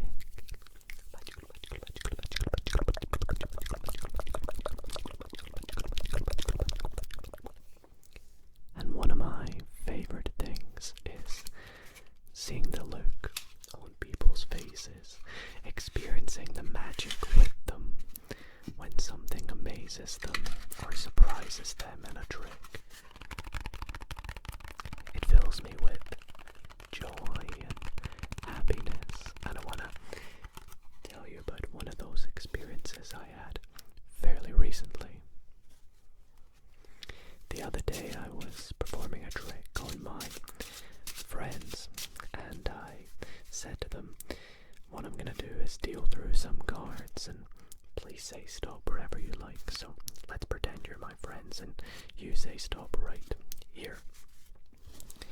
I say the next card in this case is going to be your card. So for performances, let's say it was the 10 of hearts. I said I'm going to set it on the table over here. Now there's a few of my friends I haven't done card magic on before, so when I do basic things with the cards, such as, you know, shuffling or even just like flipping cards over, it will get good reactions from them, which, you know, always makes me very humbled, but at the same time, you know, grateful that my skills can be appreciated. Even little things such as spreading the cards can get great reactions. Like you can see, like the neater the spread, the better the reaction.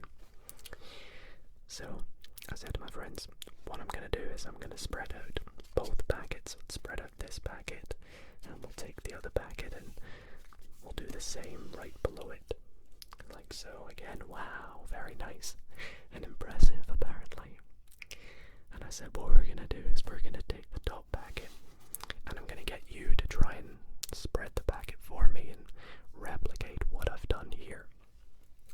However, we're going to add a little bit of a twist to it before you do that. I'm going to take my packet of cards and put your card, what was it, the 10 of hearts, within the packet. So let's pop it in, and I'm going to spread the packet with your 10 of hearts inside, and at the same time I want you to spread your packet. So I spread my packet, and would you look at that, the 10 of hearts disappeared, and at the same time they tried to spread out their packet. You know, it wasn't as nice as mine was, but magically, one card had appeared within their packet. And this is where the amazing look on their faces filled me with joy and happiness as they found out their 10 of hearts had jumped to their packet.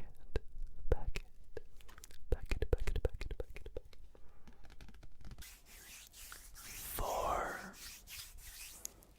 my next trick, gonna be using the Bicycle Archangels deck of playing cards. And as you can see, all these cards are indeed different.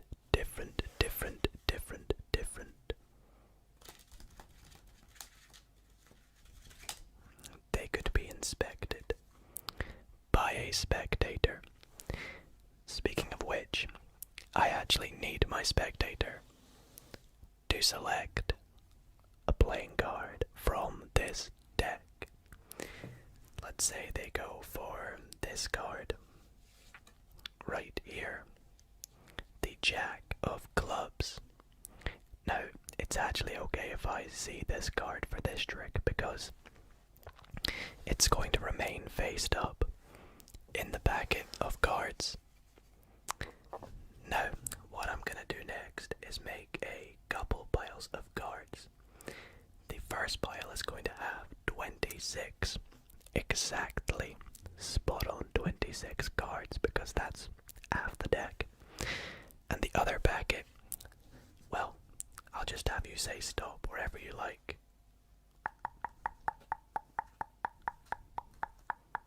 Just there. Okay, that'll be our first packet. And the second packet will deal 26 cards. 1, 2, 3, 4, 5, 6, 7, 8, 9, 10, 11, 12, 13, 14, 15, 16, 17, 18, 19, 20, 21, 22, 23, 24, 25, 26. And I'll just set the remainder of the cards on top of the random amount of cards that you picked. Now, for this trick, I am going to bring the cards, and we're going to start to deal them out one at a time, and we're going to keep going through until we come to your faced up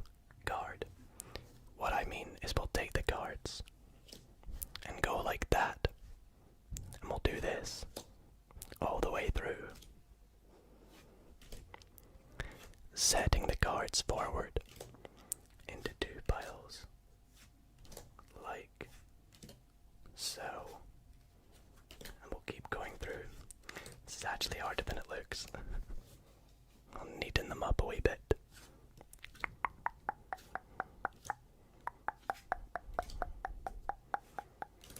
I think it was the jack of clubs, was it? Yes. Hopefully it's, yeah, there it is. So, you picked out the jack of clubs, and we have just so happened to match up the jack of clubs with its soulmate, the jack of spades. Not only that, but you have also matched up the jacks with the other 2 red jacks. Alrighty, up next, as I promised you all, I will be teaching you a really fun and super cool card trick. And this is actually, teaching card tricks is kind of against the magician's code, but because I'm doing this and breaking it for you all, I think that deserves a like. Am I right? Am I right? Anyways, yes, I'm going to show you a really cool card trick, and so if you have a deck of cards, you know, go and grab one, because you are about to learn a very fun one. And yeah, it's actually a really easy card trick that almost anyone can do. So whether you're an absolute beginner, or you know, maybe you've been playing with cards for a while, you'll still be able to do this trick. And at first I'm going to show you how it's performed, and then once I've done that, I'll teach you exactly how it is done. So for this trick, just grab the deck of cards, and I am going to give this deck a little shuffle. It's the Riffle Shuffle, my favorite shuffle of them all. And once we've done this, I could actually give this deck to my spectator, and I could honestly have them perform the entire trick. That is how easy it is. Even I don't have to do any of the work. So let's say I hand the deck to my spectator and they pick it up. I'd say to them, okay, I want you to go ahead and cut the deck, you know, roughly in half. So they would cut it, you know, like this, and that's almost in half, so that's a good job. Then I'd say to them, okay, I want you to cut this packet in half again out to the side. So they'd go and do that. So I'll just move things out a bit, and I'll say, do the same to this one, please, cut it out to the side. So they would go ahead and do that, and voila, just like this, we have dealt out 4 roughly equal piles. Now, we're going to do a bit of a process that will mix up these piles just a little bit. So, what we're going to do is, I would like you to take this first pile on your left and give it, you know, you can give it a little shuffle. But what I would like you to do is to take the top 3 cards, put them to the bottom, and then put 1 card on top of all the other piles. So they would go ahead and do that. Then I'd say pick up the next pile and do the same, the top 3 cards to the bottom, and put 1 card on top of all the other piles. Do the same with pile number 3, you know, 3 cards to the bottom and 1 card on top of every other pile. Just a good way to mix up the piles. Same with the last one. And 1 card on top of every other piles. Now, we have 4 piles that have been mixed up, and we've even mixed them up amongst each other. And I want to ask you something. What would be a really cool card or set of cards for me to find? And let's say, I don't know, the 4 aces. Well, luckily for you, I have just so happened to find, or you have just so happened to find, the 1, 2, 3,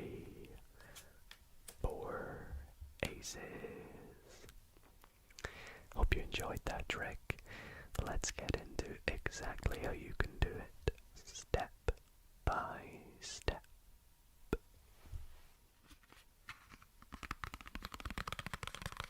Okay, so this is just your little disclaimer, little warning. I am about to teach how that trick was done, so if you would like to keep this a mystery, I highly recommend you just skip on by a little bit and, tune into the next trick. But if you want to see how it's done, grab your deck of cards. And I do gotta warn you, this trick does involve a little bit of a setup. So before the trick starts, you're gonna want to grab your deck of cards and remove any four of a kind. Personally, I like to go with the aces because they are the coolest, let's be honest. But you can go for any four you like.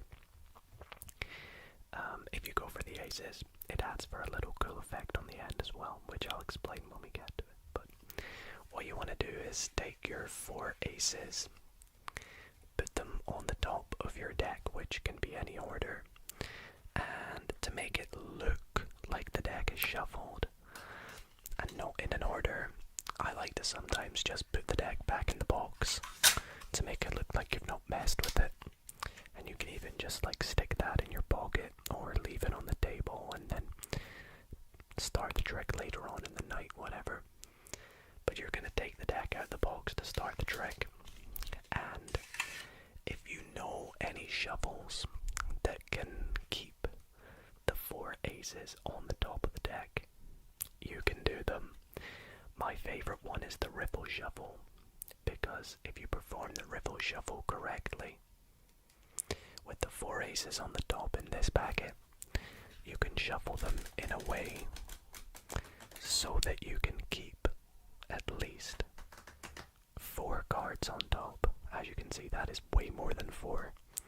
So when I shuffle these in together, even though I am shuffling this deck, the top sort of portion will stay the same and I will keep my four aces on the top of the deck. So, there we go, we're all ready to go. So for this trick, you're going to have your spectator cut the deck in half, just like that. And then cut each of these packets out to the side. And it's important that you want to make sure that the packet with the four aces on top is at the end. So I like to say to them, cut it to the side and then cut them out again. And then that should leave this on the end. Because whichever pile has the aces in it is the pile you want them to do the dealing of last, if that makes sense. So you want to start with the pile that doesn't have the aces in on the opposite side. Now you can actually say to them, you can freely shuffle this one because, well, there's no aces in here. They can even freely shuffle this one and this one, but they cannot freely shuffle this one. So you can say to them, we could mix these up if we like, but we're going to do a different kind of shuffle. And that shuffle is just taking the top three cards, put them to the bottom, and set one card on top of every other pile. Now that actually doesn't do anything to the first three piles, but to the pile with the aces, it is going to set a random card on top of the four aces. This is important because we want three cards on top of the four aces. So when we do this with the second pile, that's going to set a second card on top of the four aces. Third pile is going to set the third card on top of the four aces. And now it's all set up, as you can see, so that when we put the three cards to the bottom, all we're left with is basically how we started. And the spectator is just going to set up the aces on the other piles, ready at the end. Now, if you took my advice and chose to go with the four aces, this could be a good time for you to say to your spectator that you are going to find a four of a kind. And you can ask them which one would be the coolest. And it's important that you say the coolest, because because if you just say, tell me a 4 of a kind, they might say something like the kings or the jacks or maybe their favorite number. But if you say, what's the coolest 4 of a kind, 99.9% of the time they'll say the ace is right. So then you can go, voila, we or you, depending on how much work the spectator did, has found the 4 aces. And that is a really cool trick that I thought would be very fun to teach you all. So I hope you all enjoyed. Let me know in the comments if you need any help performing it. And I'll definitely reply and give you some tips and feedback. But hope you all enjoyed the trick. And again, like I said, leave a like because I did break the magician's code teaching you all this awesome trick. Welcome everybody to the next segment of tonight's video, where I'm going to be doing something that I probably shouldn't be doing, and that is breaking the magician's code. And if you don't know what the magician's code is, it's almost like a little oath where, as a magician, you swear not to teach the spectator how a trick is done. Yeah, about that. I'm going to be teaching you exactly how this next trick is done. So guys, honestly, that deserves a like if anything does. And I'm going to be doing this, of course, because I love you guys so much. So I hope you all enjoyed this trick. And if you want to learn how it's done, stick around for the tutorial. But first I will perform this trick. And if you don't want to learn how it's done, if you want to keep the magic element, then feel free to skip by the tutorial after it. But without further ado, let's get into the trick. Now I've picked this trick in particular for the tutorial trick because, well, firstly it's nice and easy, you guys will all be able to learn it. But secondly, it's a very fun trick. It's actually quite funny and amusing. Gets a good kick out of the spectator. They get to get involved quite a bit. And also, you may notice I only actually uses 8 cards, which is quite unique. And these 8 cards, as you may have noticed, are the 4 queens and the 4 kings. Now I'm going to ask you, or normally I'd ask you to think of a card, and I wouldn't know what it is, but for the purposes of this, let's just pretend it's the Queen of Hearts, and I don't know that. So, I would say to you, what I'm going to do is take these cards, and I'm going to do something a bit funny with them. I'm going to deal 1 card out and 1 card in. 1 card out, 1 card in. It's actually called in jog, out jog. And once I've done that, I'm going to take all the out jog cards and I'll show them to you and ask you, do you see your card? Now obviously I would not know this when I do this, but in this case I know that you do see your card, so you would say yes. So I'll put that right there. Now I'm going to do this again, in jog, out jog. And I'll ask you again, do you see your card? This time, no, okay? And one more time. It's a bit of a tedious process, actually. In jog, out jog. Do you see your card? You do, okay. Great. So, there you had to tell the truth to me, right? I hope. Well, now we're going to switch things a little bit. We're going to turn the tables. We're going to let you lie. Now we're going to play a bit of a lie detector. I'm going to take these cards and I'm going to deal them into 2 piles. And we're going to do a bit of a lie detector game. And the way this is going to work is I would like you to either lie or tell the truth. It's completely up to you. So first I'm going to ask you, is your card a king or is it a queen? Now let's say you pretend to lie and say it's a king.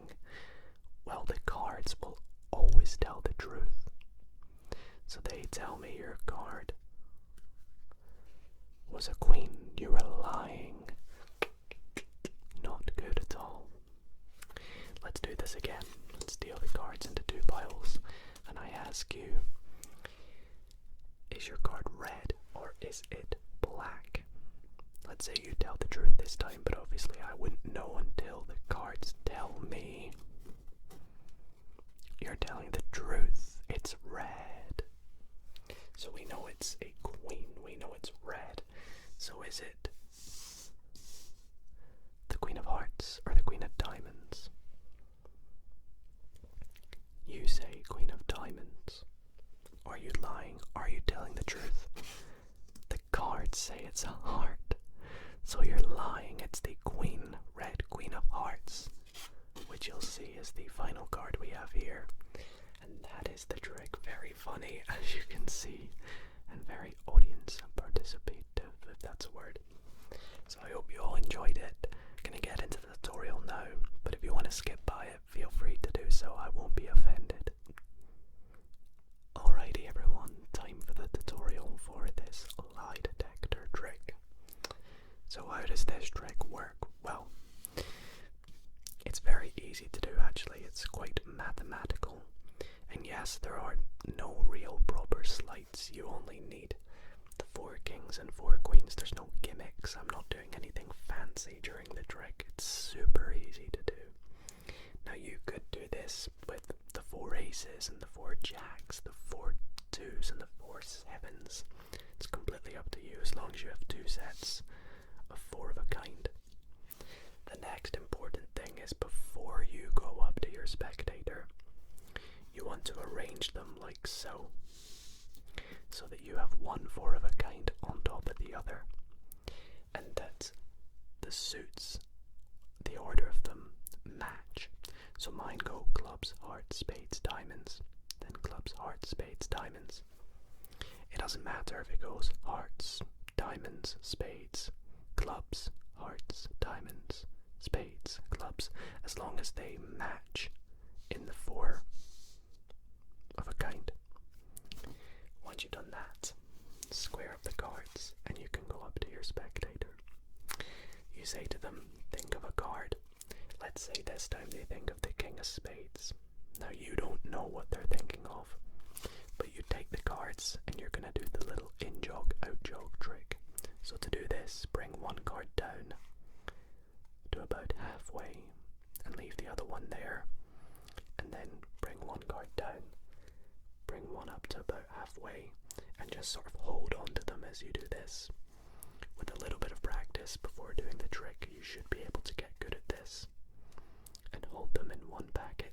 You'll know you've done it right because the bottom card should be up and the top card should be towards you, down. Then you can either just pull out those cards, or what I do is a little spin round my finger. I'll do it the next time. Now you show them these 4 cards and you ask them, do you see your card? Now this is very important you remember this. The first time you do this, if they see their card, the pack with their card goes on the top. So in this case they say no. So because I know their card is now in this packet, I put this packet underneath that packet, because the packet with their card goes on top. So the first time the pack with their card goes on top. The second time, so we do this again. I'm going to spin it around my finger. The second time, so this time they do see it. The card with their card goes on the bottom. So the first time, the pack with their card on top. Second time, pack with their card on the bottom. And then the third time, the pack with their card goes on the top. So regardless of what pack it's in, this time it's this one, it goes on the top. So I hope that made sense.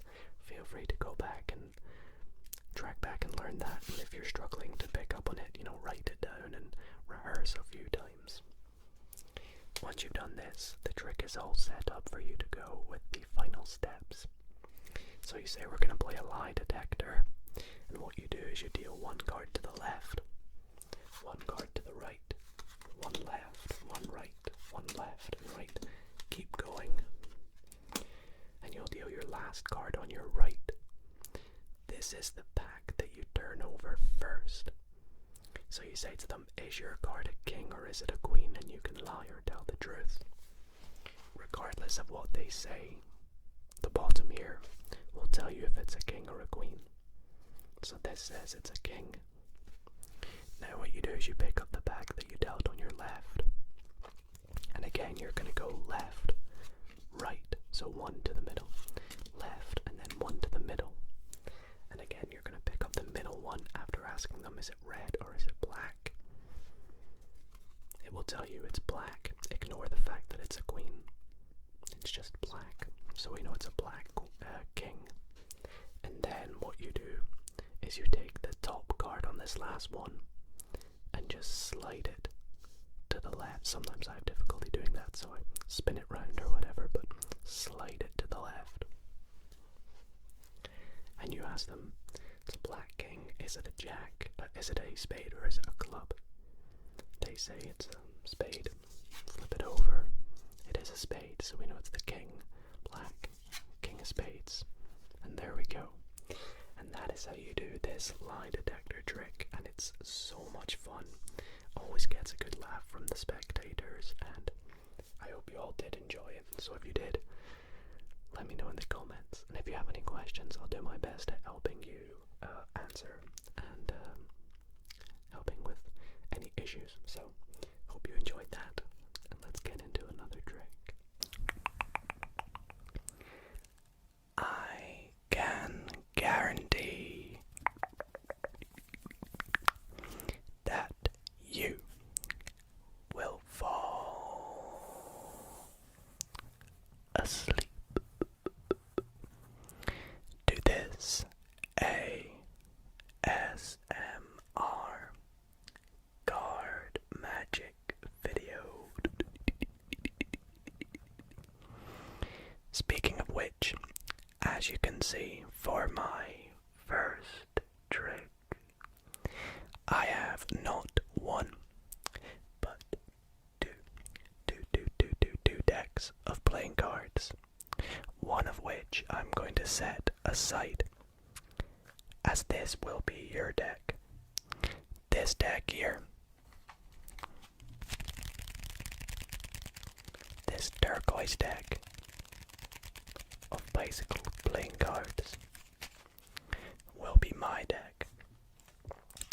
And what I would like you to do from my deck of cards is I would like you to pick any card you like. I'll give the deck a shuffle first, and I'll even give it a cut for good measure, or a couple of cuts. And I would like you to pick a card. Now, to make this as fair as possible, I'll just riffle down the side of the deck, and we'll stop somewhere random. So let's go there. Now, would you agree I have no say over what that card right there is, correct? Awesome. Well, what we're gonna do is take this card, take a look at it. It is the Two of Diamonds. Absolutely no way I could have predicted that it would be the Two of Diamonds. And what I'm gonna do is I'm gonna set it face up in the middle of this deck, and we'll just pop that off to the side, because now we are going to come back to your deck of cards. And what I would like you to do, it doesn't matter if this deck is, shuffled or not, you can give it a shuffle if you like, but what I would like you to do is go through and look for the Two of Diamonds. Let's go through.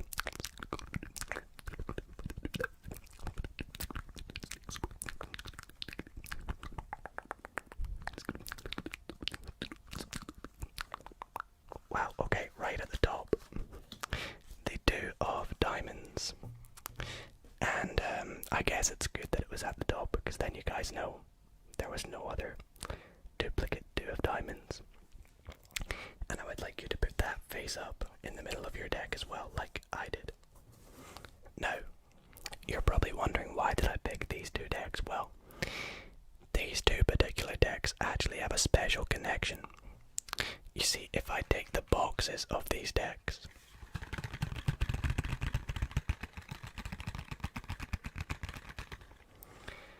Switch them over and press them down on the other deck, the opposite color. You'll see something magical happens. Shoop.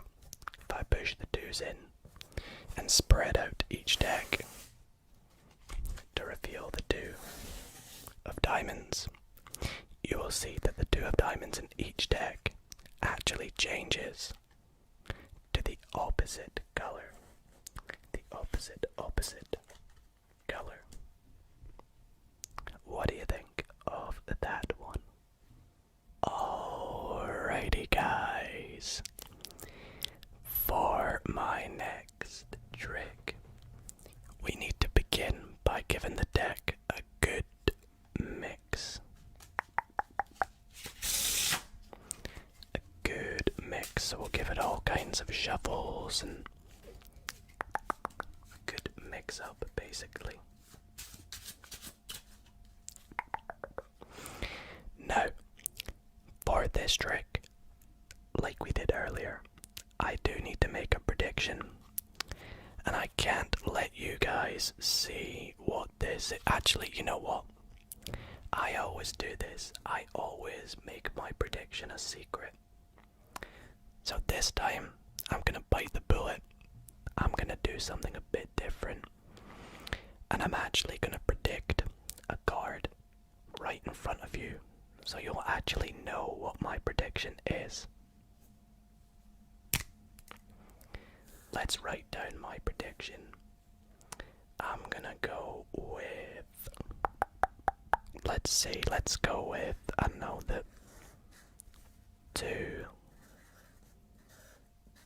of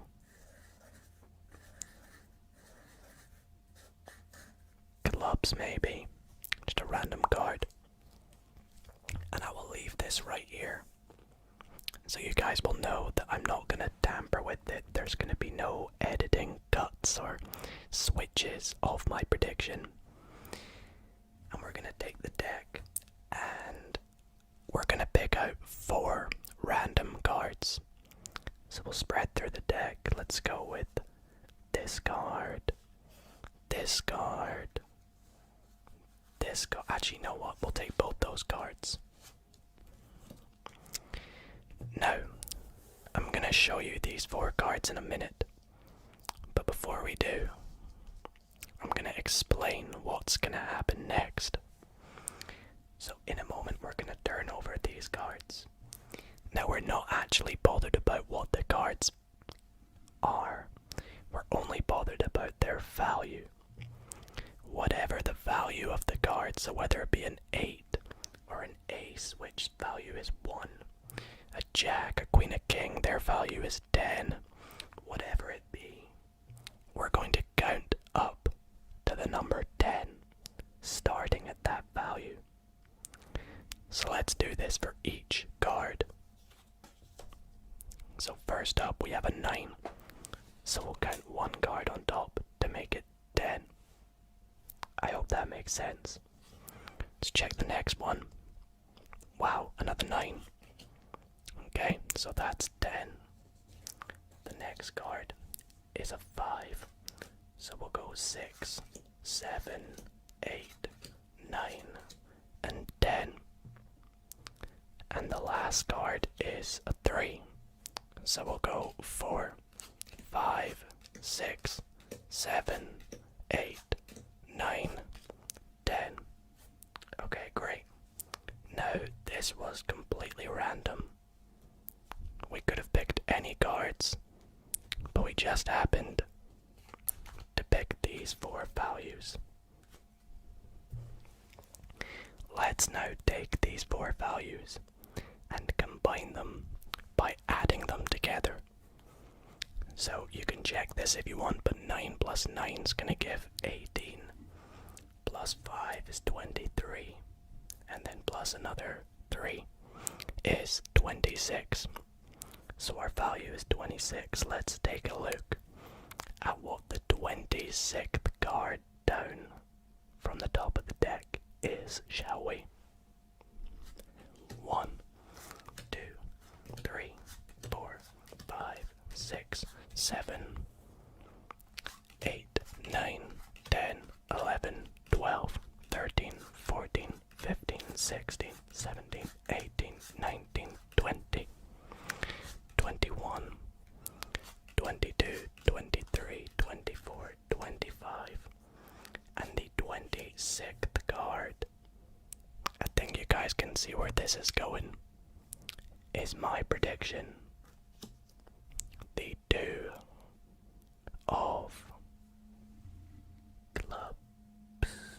For my next trick, I want to tell you about some of my favorite shuffles, or just some generic playing card shuffles, but I want to tell you about one particular shuffle, which is my favorite shuffle, and that is the Ripple Shuffle.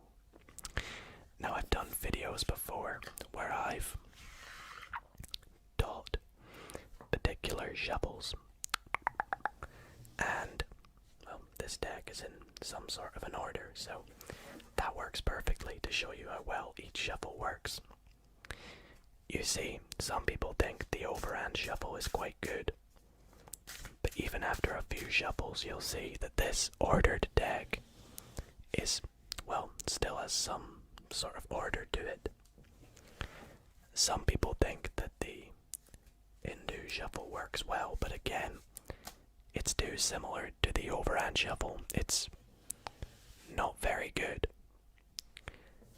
Another good shuffle people think is mushing the cards about, which is actually called a wash. It's called washing the cards. And while this is good, it's quite time consuming, as it takes a while to pick up the cards at the end. As you can see, my favorite shuffle is the Ripple Shuffle because of how nice it looks, how it sounds, and, well, just how well the shuffle works. And I'm going to prove the shuffle to you by getting you to select a card. So let's go through, and let's say you pick this card. So your card is the King of Spades. What we're going to do with your King of Spades is lose it somewhere in the deck, like this, and we'll actually give it a Ripple Shuffle as well.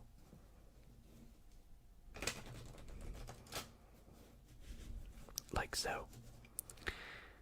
Now, I want to show you exactly how this shuffle works, because some of you might not know how to do the Ripple Shuffle.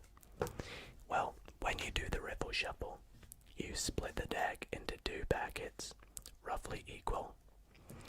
And what you do is mix the cards together, alternating as best as you can.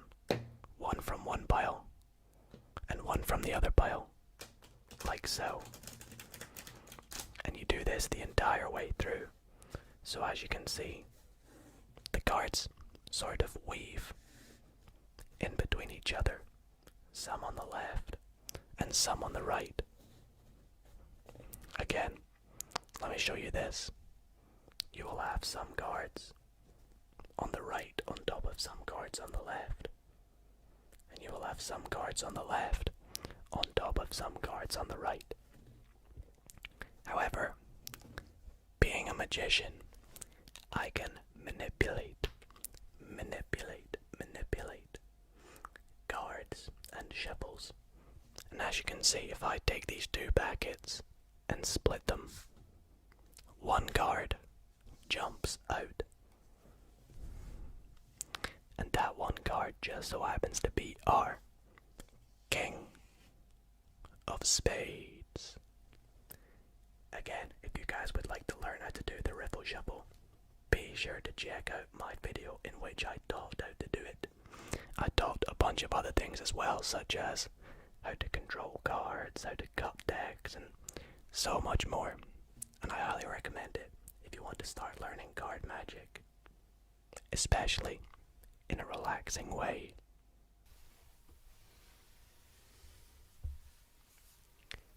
So you've made it to the end of the video and you still have yet to be fooled. Is that right? Well, I'm hoping with this last trick right here that you will be fooled, because this one here is a cracker to the point where it almost seems impossible. So I'll get into that in a little moment, but I hope you all enjoyed the video so far, and let's see if I can fool you with this last trick. Now I'm going to start the trick by giving the deck a few shuffles. Let's go with an overhand shuffle. Let's even do a faro shuffle, because that is one of the most satisfying shuffles for ASMR at least. And then we'll even do a Hindu shuffle. We'll not do the Klondike shuffle this time. But what I do need you to do is to select a playing card for me. So let's suppose you go with this card. Now, it is okay if I see the card. So the card that we have selected is the 5 of clubs. Now, what we're going to do with the 5 of clubs is we're going to pop it somewhere in the middle of the deck. And we're going to just lose it, because we want to have no idea where the card is. So we'll give it another overhand. We'll give it another faro shuffle. And we'll give it one more Hindu shuffle. There we go. It's gotta be lost now. But here is where I need you to do something very important for me. I want you to try and find your card. That's right, this is why it seems impossible, and this is why it's going to fool you. I want you to guess where it is and touch the back of any card you think is your card. Let's say you touched this one here, for example. Now you have, I guess, a 1 in 52 chance of getting it, but let's have a look.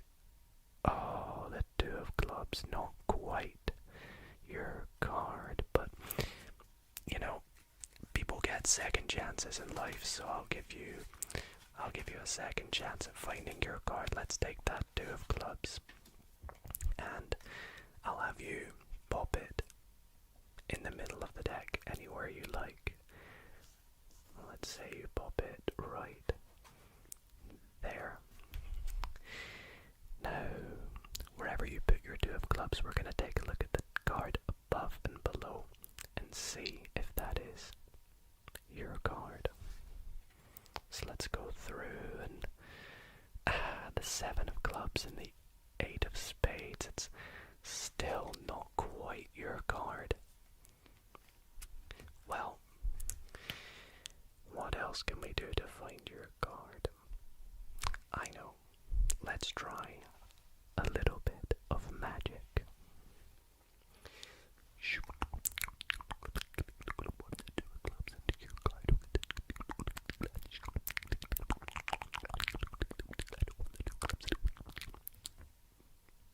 And just like that, this 2 of clubs turns into your 5 of clubs. Alrighty guys, so as I promised, up next we are going to have a bit of an interactive card trick. That's right, this next trick will be completely interactive, which means you can play along with me. So not only, will this be nice and fun and relaxing, but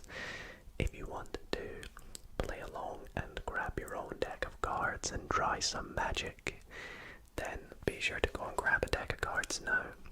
If you got one, go and grab it. It doesn't matter if it's not a complete deck of playing cards, but just go and grab a deck. Pause the video, come back, and when you're back, we will continue on with this next trick. But if you don't have one, do not worry, you can still watch along with us, because I guess, you know, the trick will still work on me, won't it? So you can watch and see what happens. But anyways, once you've got your deck, my deck is this deck here. It's called Focus Aperture. It's one of my favorite decks, actually. I think it's got such a cool back. What do you guys think? Anyways, I don't want to go into too much about my playing cards. Let's open this deck up. And pop the box. Pop the box. To the side, because what we're going to do is take our decks. So right now, grab your deck, and it actually doesn't matter if you shuffle it or not, but I would recommend shuffling the deck. So give it a shuffle if you can. Any shuffle you like. You don't have to be a professional at shuffling cards. In fact, sometimes I just like to mush all the cards like this, even with all the fancy shuffles I can do. This is still one of the best shuffles out there. And pick up all the cards.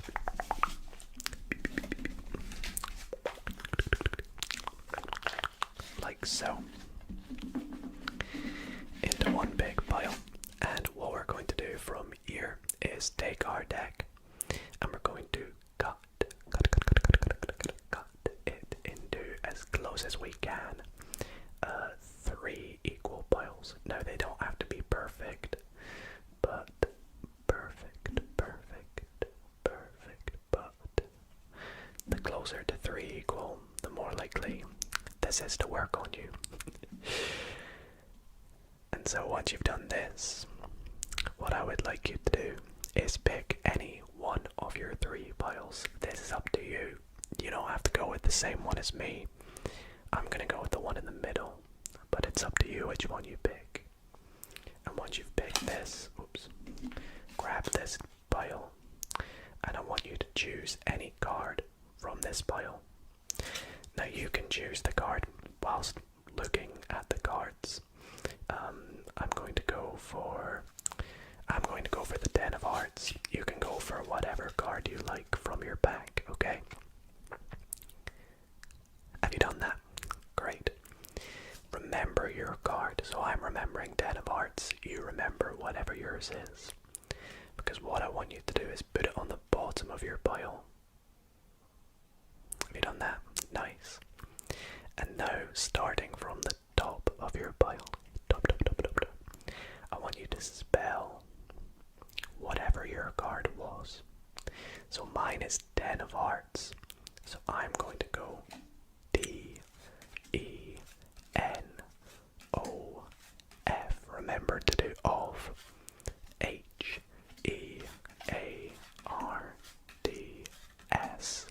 So go ahead and do this. And if you have any cards remaining, once you've done this, put them on top of the cards you dealt. If you run out of cards, you probably shouldn't run out of cards, but if you do, just borrow some from another pile. So once you've done this, you've now dealt the cards into 3 piles. You've picked a random card from a random pile, and you've lost it in that pile by spelling it. Once you've done this, take the other 2 piles back together again.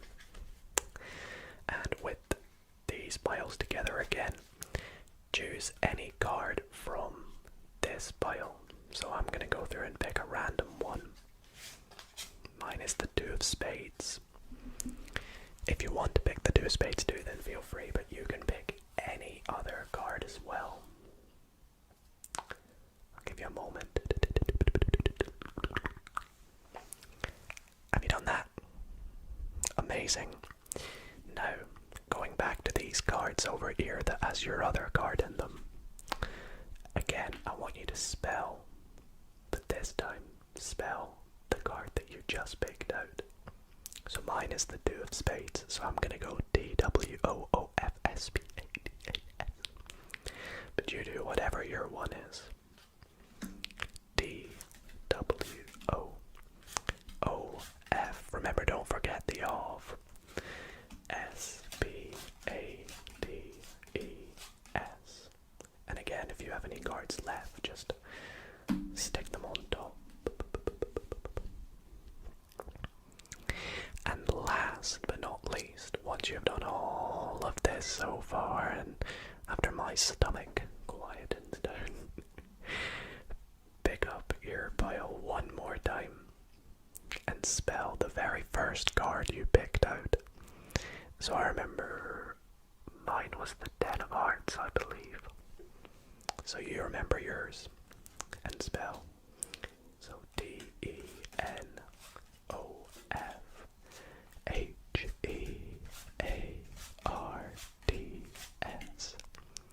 And put the remainder of your cards on top. Okay, amazing.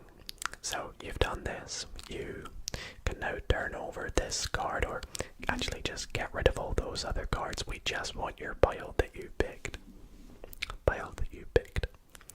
To recap, there's absolutely no way I could have influenced you to pick a particular card. You shuffled the deck, you dealt them into 3 piles, you picked a pile, picked a card, you spelled it. I mean, fingers crossed you spelled it right. I've messed up and spelled things wrong before, so if this doesn't work, feel free to try it again. And after all we've done, picking another card, spelling that, going back and spelling our first card, after all of that, right now we have 1 card on top of our deck.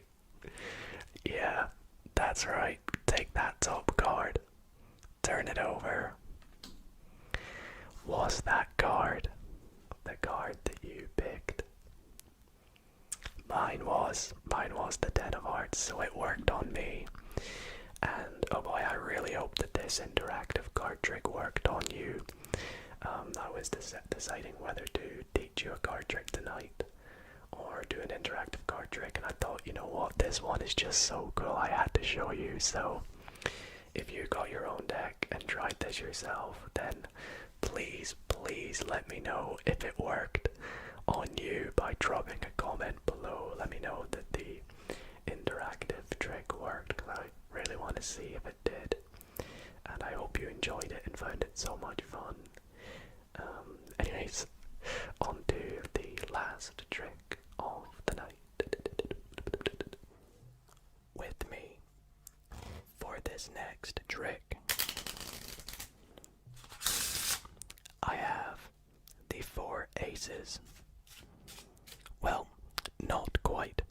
If we were looking at this as a poker hand, I would indeed have 4 aces. But I also have this meaningless 10 of diamonds. And what we're gonna do is we're gonna make some piles of cards on top of each card. So we'll make a pile for the ace of clubs. We'll even make a pile for our 10 of diamonds, our meaningless 10. We'll make a pile for our spades and for our ace of diamonds. And the next step of this trick, I could actually have a spectator do for me, but I don't have a spectator with me, so you guys will just have to trust me that this is very, very random. And that is, we are going to lose each of these cards in their respective packet. So we'll begin with the ace of hearts. We will pop that on top of its packet, and And I would say to my spectator, feel free to cut as many cards as you like from this packet and pop them on top of the Ace of Hearts. So they would do that, like so. And we'll just work our way along doing this with each card. We got the Ace of Clubs, pop it on top. Got a few random cards on top of there. We'll do the same for the Ace, or the 10 of Diamonds I should say. We'll pop that on top of its packet. I'm actually going to do it face up. You'll see why in a moment. Got a few random cards over. We'll pop the Ace of Diamonds face down. Got some cards over. And with the Ace of Spades, we'll just put that on top of this packet.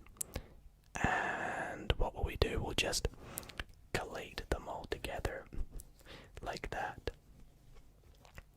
Now, would you be happy in saying that the Aces and the 10 are lost somewhere within the deck, and we have no idea where they are?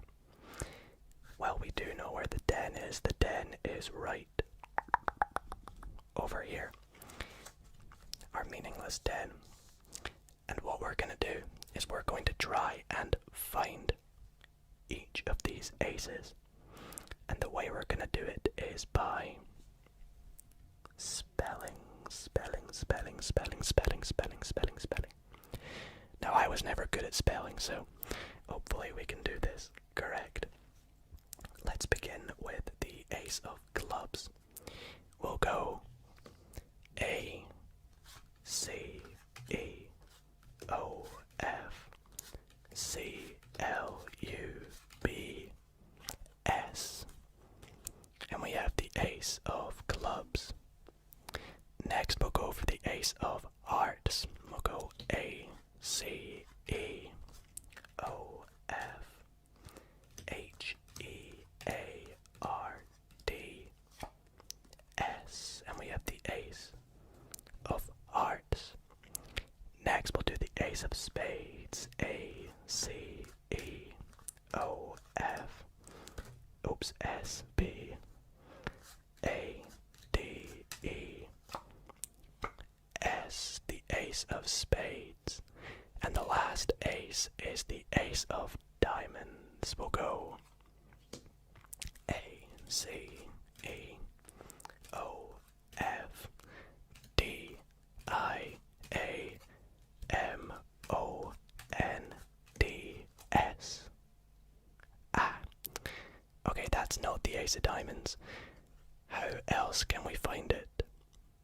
Ah, I know. Maybe our meaningless 10 isn't so meaningless after all. Let's count 10 cards. 1, 2, 3, 4, 5, 6, 7, 8, 9, 10.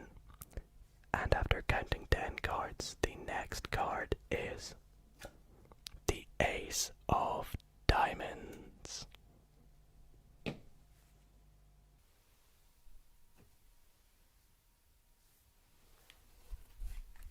This ASMR card magic video will fool you.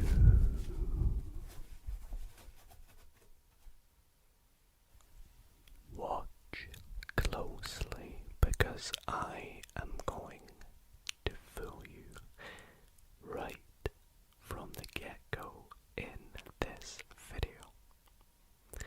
You see, actually,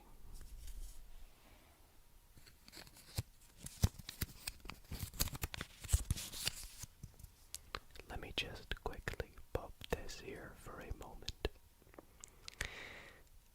I'm going to take the deck and just give it a little mix up. Some fancy cuts. Cut. And some shuffles. We'll mix it up. Mix it up. Mix it up. Mix it up. Mix. Mix it up. And what I would like you to do is to pick any card let's say you select this card right here. Well, we're actually going to take this card and the card directly below it. So 2 cards, because they are going to help us generate a card that you will be picking. And what I mean by this is this card here will tell us the value of your card, and this card here, the suit.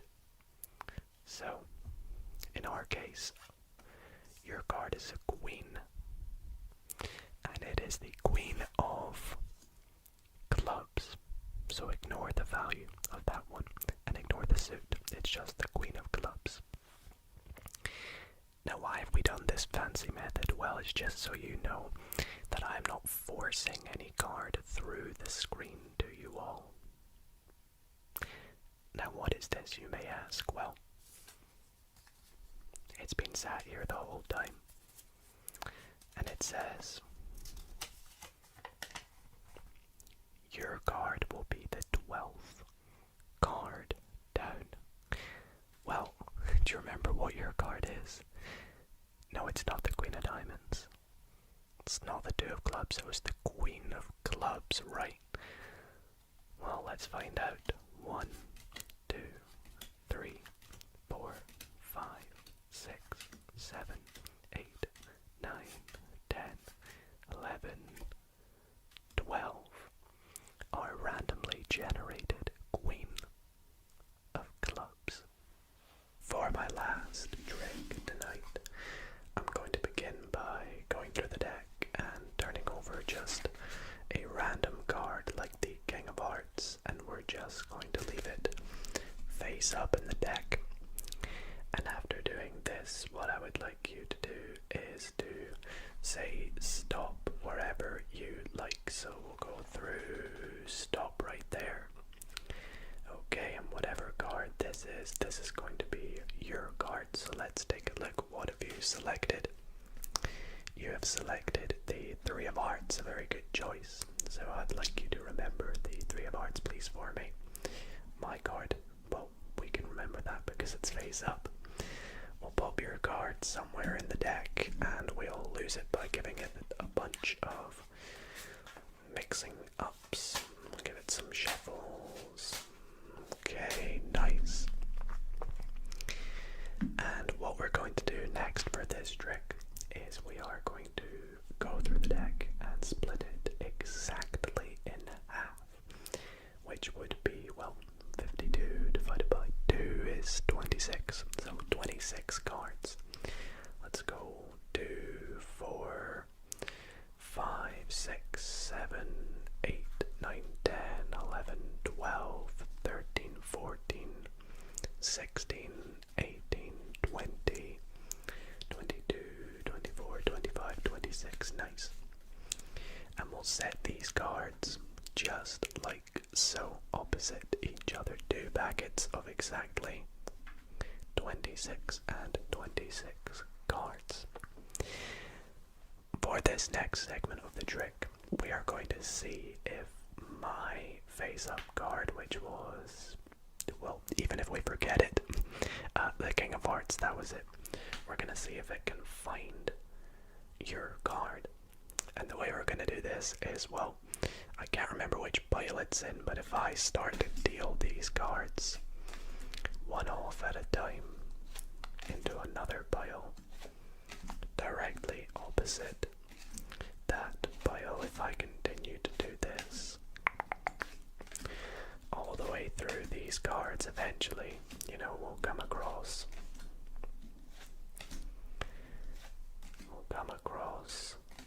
the King of Hearts eventually. Let's see, where is it? It's gonna be here somewhere, right?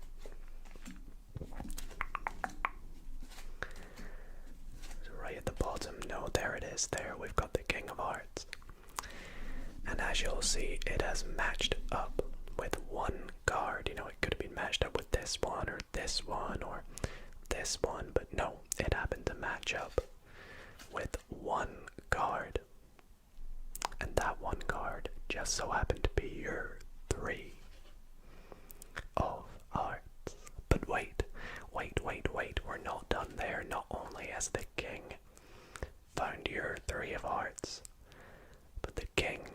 has actually also found us. All 4 aces. And I hope that was enough to blow your mind in tonight's video. For my first trick tonight, I need you to do something very important for this trick, and that is to confirm that all the cards in this deck are unique. What I mean by this is every card is different. There are no duplicates. The deck isn't in any particular order. In fact, I could actually give this deck to my spectator, and if they wish, they could give it a shuffle as much as they like. And when they're happy, they would hand the deck back to me. Now next, I would ask my spectator to name any 2 of a kind, so that being any 2 cards such as the 2 black kings, the 2 red aces, whatever they want. However, since I don't have a spectator, I'll just take whatever the top card is, so the 2 red 9s. So let's go through and find the 9 of hearts. Perfect. And we are also going to need you to select a completely random card that we are going to leave face down, so that neither you nor I know what this mystery card is. However, we're going to place this mystery card in between our 2 red 9s, and we're just going to chuck that somewhere in the middle of the deck, like so. As you can see, nothing fishy going on, okay? Next, I need you to pick another card. However, before we do this, we're going to pick it from somewhere in the bottom half of the deck. So we'll say stop somewhere roughly past where we put the 9s. So we'll go, and we saw the 9s there, so anywhere you say stop now, there. Looks good to me. So we'll pop the packet with the 9s there, and with the remainder of the deck, just take any card we like. I swear this is a free choice. Let's just go with, I'll go with the 5 of spades, why not? With this 5 of spades, we are going to lose it somewhere in the middle of this packet. So let's take it, and we'll go, how about right there? Good to me. And then just to lose it even more, we'll give this deck a nice cut, and we'll put the rest of the pack back on top.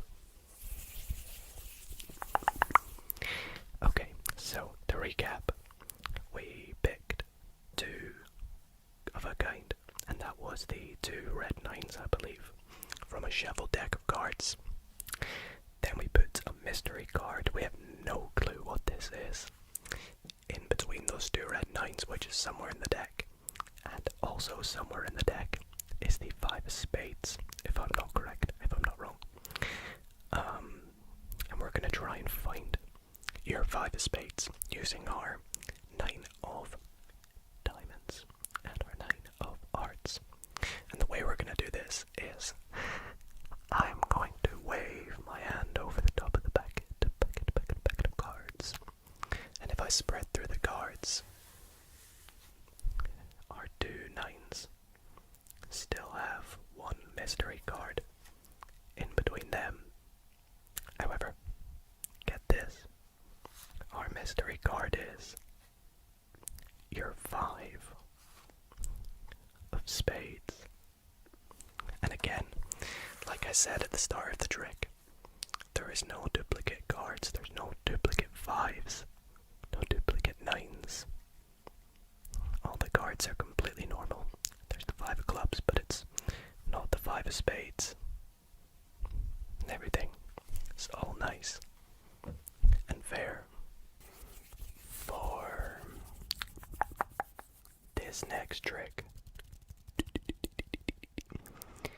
I'm going to be using my orange deck of bicycle playing cards.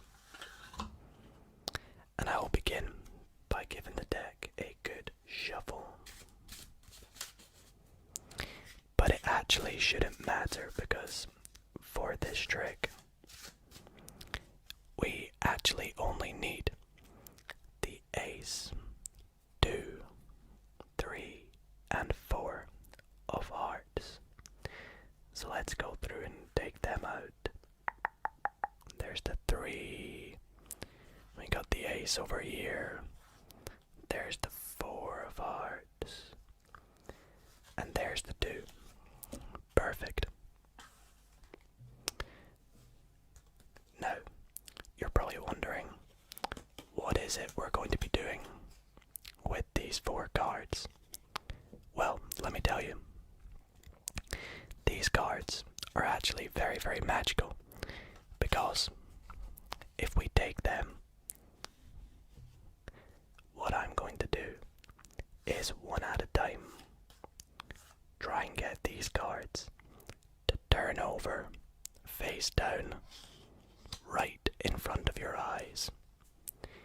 And here's how we're going to do it. We're going to take the cards and give them a bit of a spin, like so. And just by doing that, you can see the ace of hearts has now flipped over. Now that's pretty amazing, right? But let's try this again with the next card with a little spin. You can see the 2 of hearts has now flipped over. Let's move on to the next card. Spin, spin, spin, spin, spin. And now the 3 of hearts has flipped over. So the last one to do is the 4 of hearts. So let's give it a spin. Spin, spin, spin. And now the 4 of hearts has flipped over. Now, as you can see, the cards are all now face up. But if I take the cards and give them one more spin, you can see that all 4 of these cards are now not orange. In fact, these cards are all turquoise, which is very confusing because, well, this is my orange deck of cards, right? Wrong. The entire deck is now a turquoise deck of bicycle playing cards.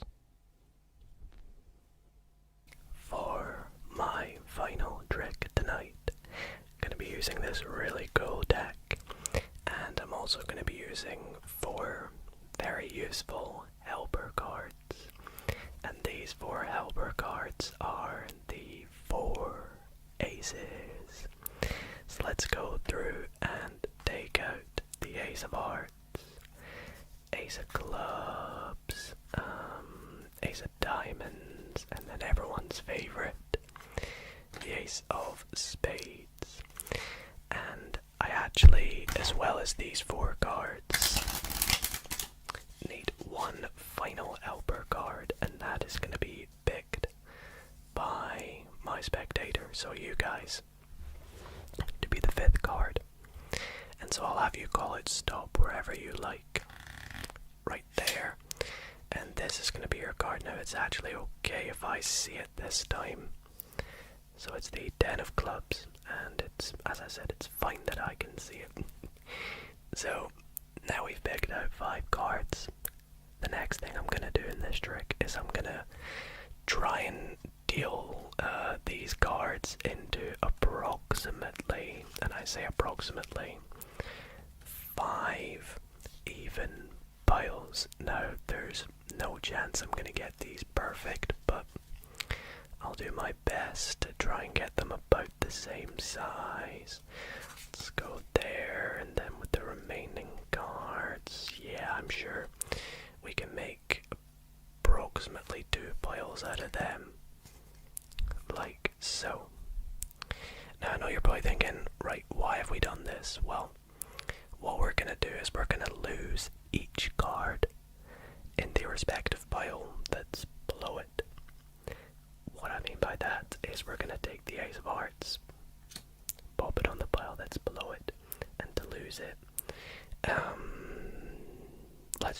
take some cards from the pile to the right and put it on top of it, and we'll continue sort of down the line, if that makes sense. So we'll go here and then like this, and then we're actually going to put your 10 in face up because we're going to come back to it a bit later.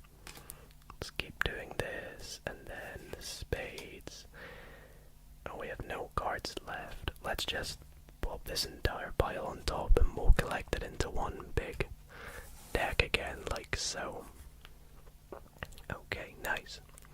So now that we have done this, let's go through and find your 10, because I actually need to use it to help us with the next part of this trick.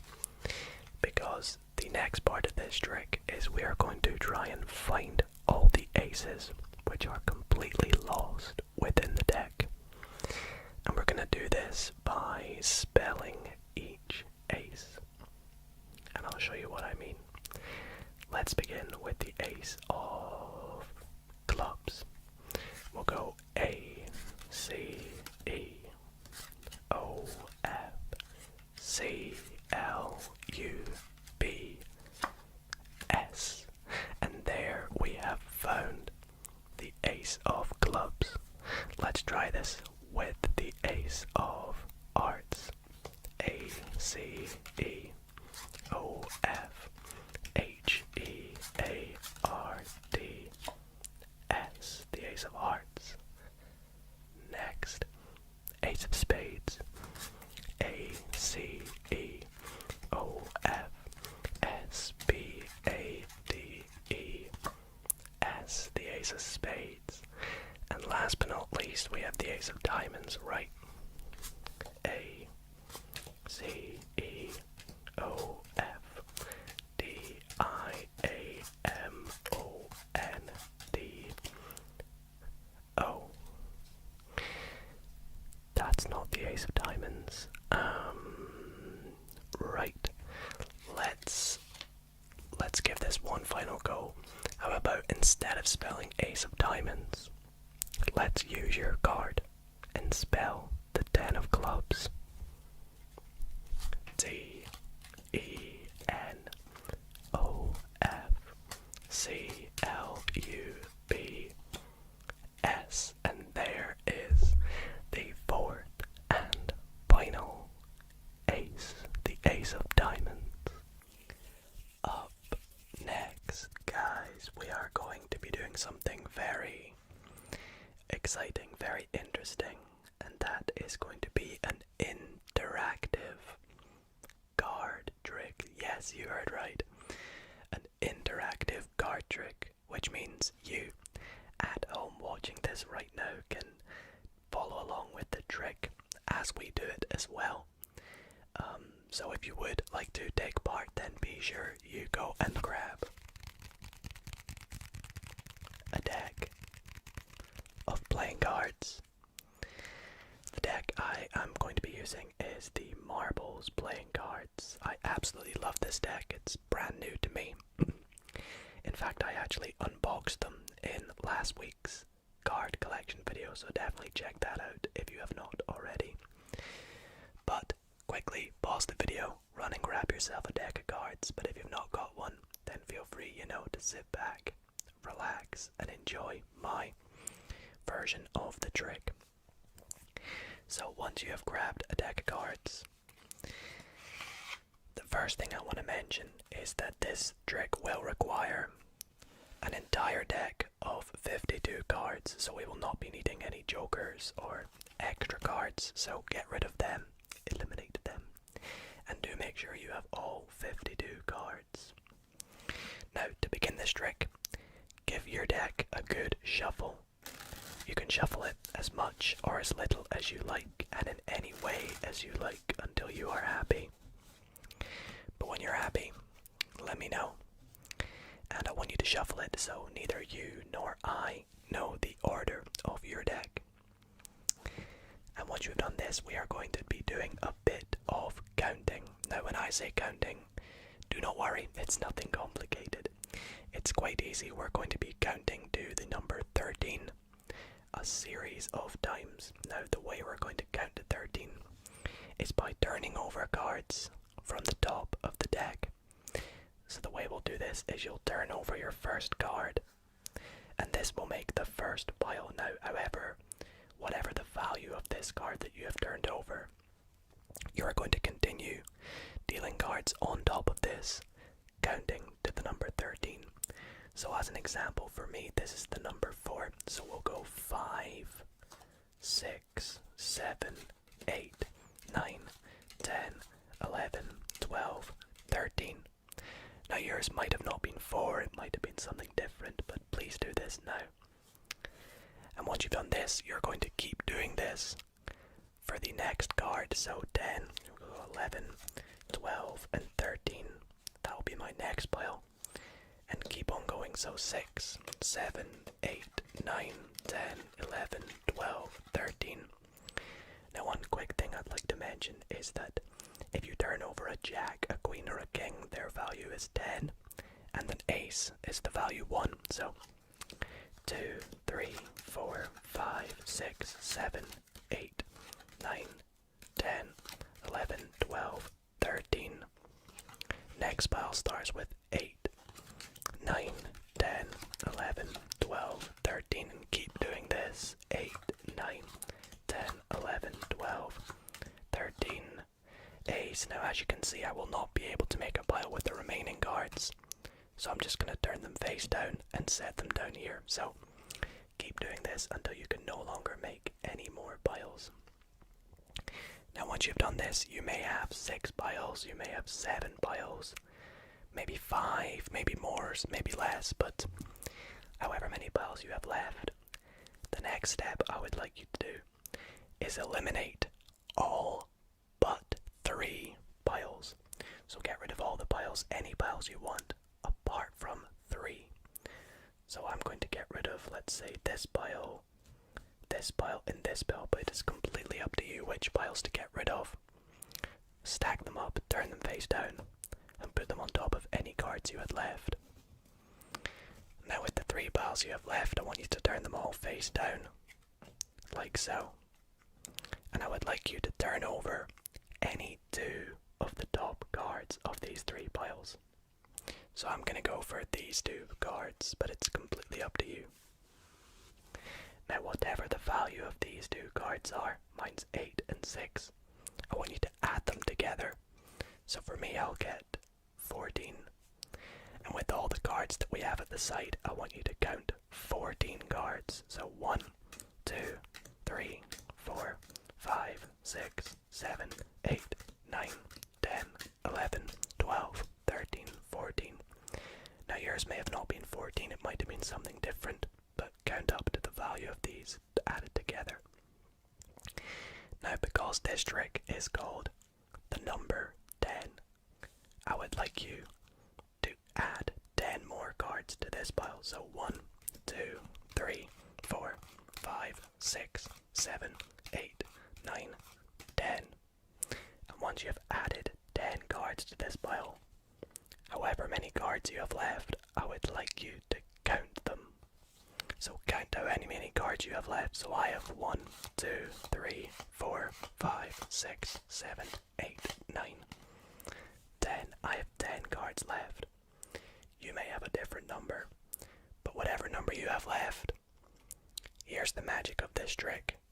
Whatever number that is, I bet that that is the value of the last face down card on top of this pile. So for me it was 10. That means this card here is a 10. And as you will see, it is. So let me know in the comments if that trick did work on you. I really hope that you guys did enjoy it. I always love doing these interactive card tricks. They're very fun, and I hope that it worked. So let me know down below if it did. Let me know if you enjoyed it and if you'd like to see more. I would like to tell you a little story about love. But this isn't just any old story about love. This is a very magical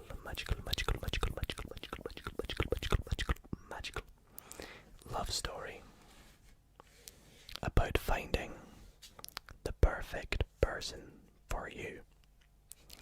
Now, life has its up, it has its downs, and not always people will end up with the person for them.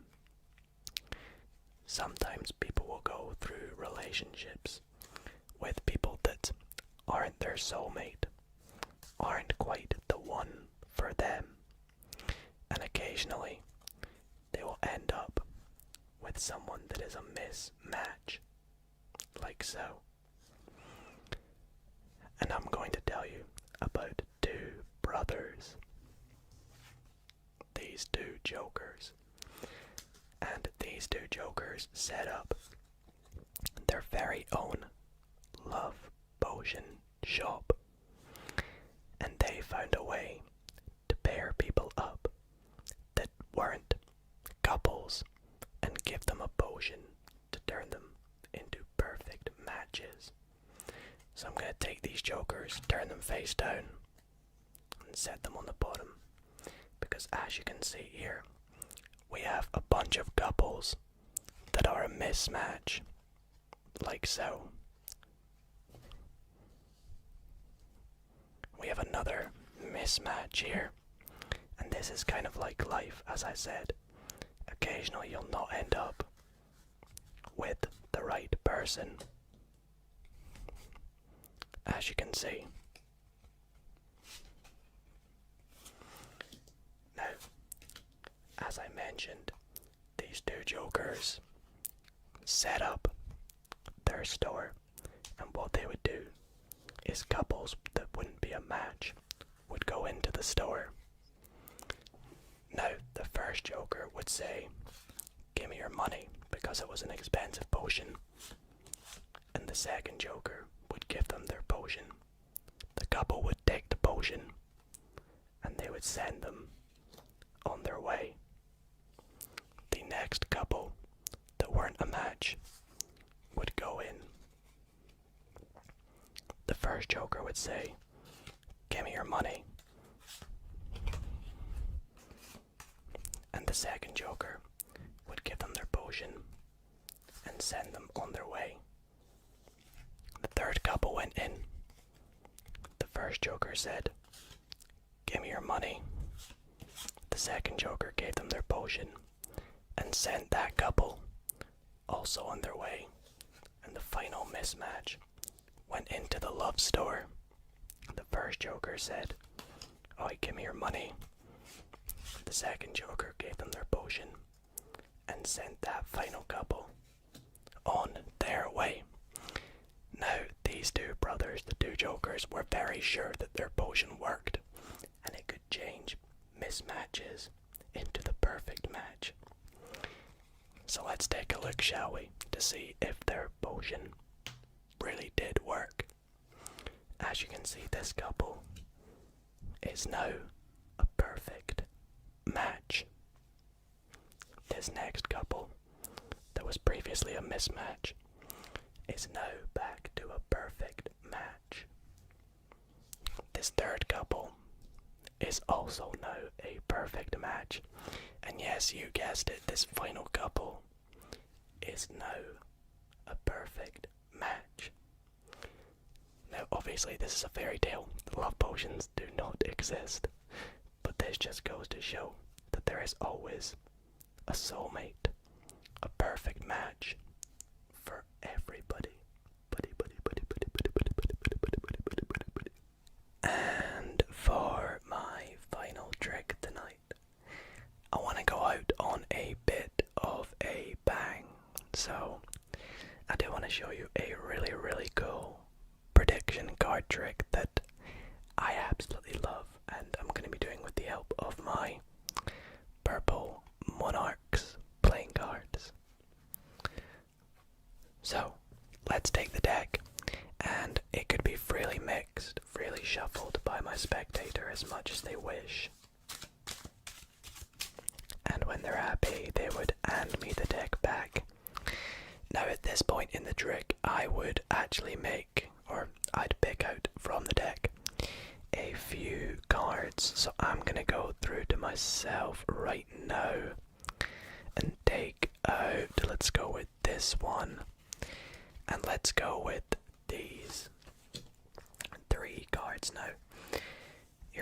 wondering what these 3 cards are, well, the first card is going to be my prediction.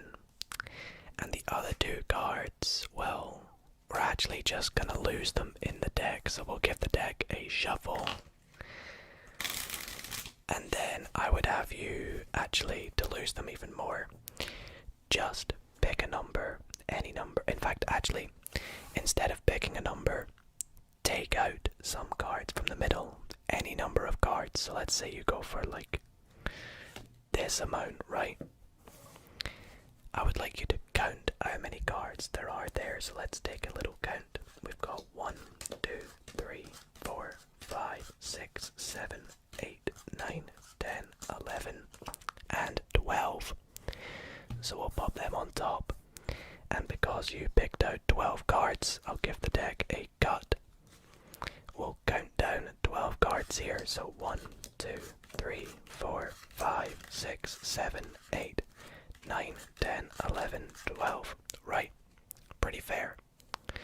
So to recap, you mixed up the deck. I, picked out a few cards, made one prediction, and we lost the other 2 cards in the deck by cutting them in, giving it a shuffle. You picked a number, we lost that number of cards in the deck, and we counted out to 12, which is the number that you picked. All of that complete randomness has gone on, but it's not complete randomness. You see, if I take a look at the top card here, you'll see it is the 8 of clubs. How crazy is that, right? Well, that doesn't really make sense to you, right? Why is that crazy? Well, what are the chances that the top card here is also an 8? It is. It's the 8 of diamonds. And you see, I knew that that would be the 8 of diamonds and that would be the 8 of clubs because my prediction was the 8 of hearts. But that is only 3 8s. Where is the 4th and final 8? You see this card box that's been here the entire time? Well, if I give it a little shake, you might hear there's something inside. Well, let's take a little look, shall we? Inside the card box is the 4th and final 8. Alrighty guys, to wrap up tonight's members only card magic video, I have a pretty interesting array of equipment for this trick, as it is a bit of a mathematical trick. So we do have a calculator and a die, but we'll come back to them in a little moment. So for this trick, I am going to be using my Star Wars deck of playing cards. And this deck is actually so cool. Some of the cards actually have, well, there you go. Some cards have some of the characters on them. And as you can see, I've gone through and taken out a few predictions, but what I'll do is I'll actually tell you what they are. I won't show you them, but I'll tell you what they are, kind of, whilst we mix up this deck. So my 6 predictions are 6 clubs.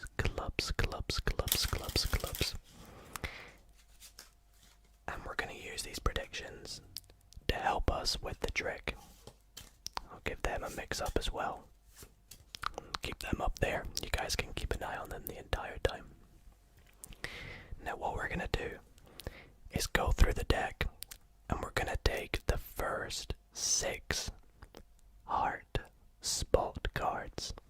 So what I mean by that is the first 6 hearts that are not a jack, queen, or a king. So we'll go through. There's an ace. So jack doesn't count, so 4. Got the 2 of hearts, 8 of hearts, 5 of hearts, and 7 of hearts. Great. And we can eliminate the rest of the deck. Now, these 6 hearts we're going to use to be a 6-digit number. So we've got 1, 4, 2, 8, 5, 7, or 142,857, if you will. And we are going to multiply this number by a number from 2 through 6. So to help us do that, we'll use a die and we'll roll it. And whatever it lands on, we'll multiply by this randomly generated number here. Now if it lands on 1, we'll just roll it again, because of course that's just going to give us the same number. So, oh, there we go, we'll roll it again. And this time we get a 3. Now this could be quite difficult, so that's why I got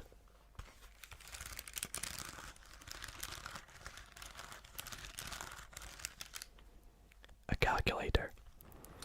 So let's multiply 1, 4, 2, 8, 5, 7 by 3. And we get this new number here. Now, I do not know how we have generated this number. It's been completely random. Completely random. And I have this prediction that's been here the entire time.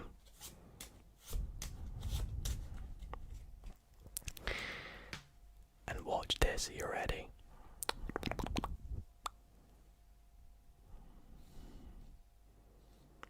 My prediction was 4, 2, 8, 5, 7, 1.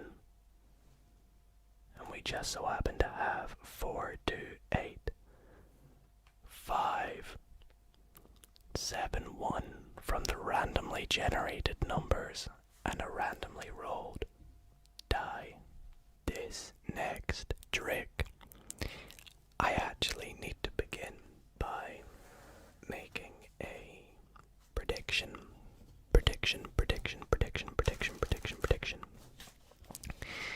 Now, I don't need to predict just one card.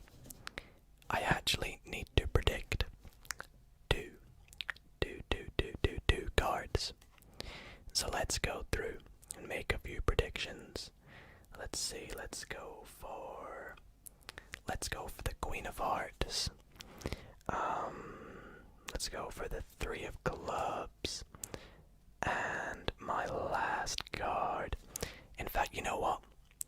My last card, I'm going to make a secret prediction. I do not want you to know what this card is.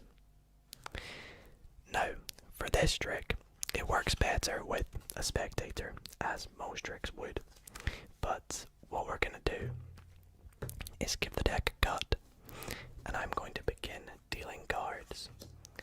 And whenever my spectator feels like it, they will call out stop. Now I promise this is a free selection. We can do multiple cards, like so. Let's say they say stop there. We will drop the 3 in and put the rest of the deck on top.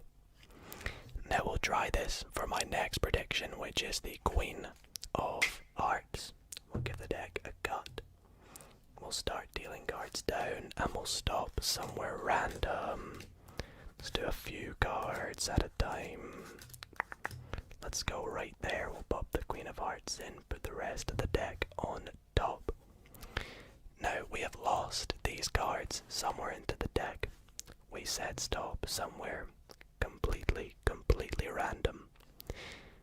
But let's let's take a look exactly where we put the queen and the 3. So right over here we have our 3 of clubs, and I'm going to take the card that is directly on top of it out, and we'll do the same for our queen of hearts. Now, you guys saw, we gave the deck a shuffle.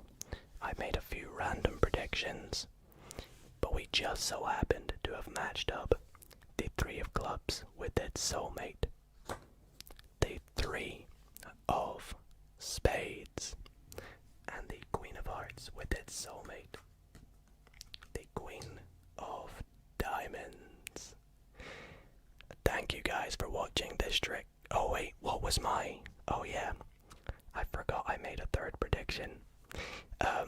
So I predicted the ace of spades. Why did I predict the ace of spades, you might ask? Well, you see, not only have we pulled out the soulmate for the queen and the soulmate for the 3, but we have managed to pull out the 1, 2, and 3 other aces, and that is why I predicted the ace of spades. For my next trick, I'm going to be telling you a bit of a story, and this story is actually a sequel to the story of the card trick where the 4 jacks rob a bank.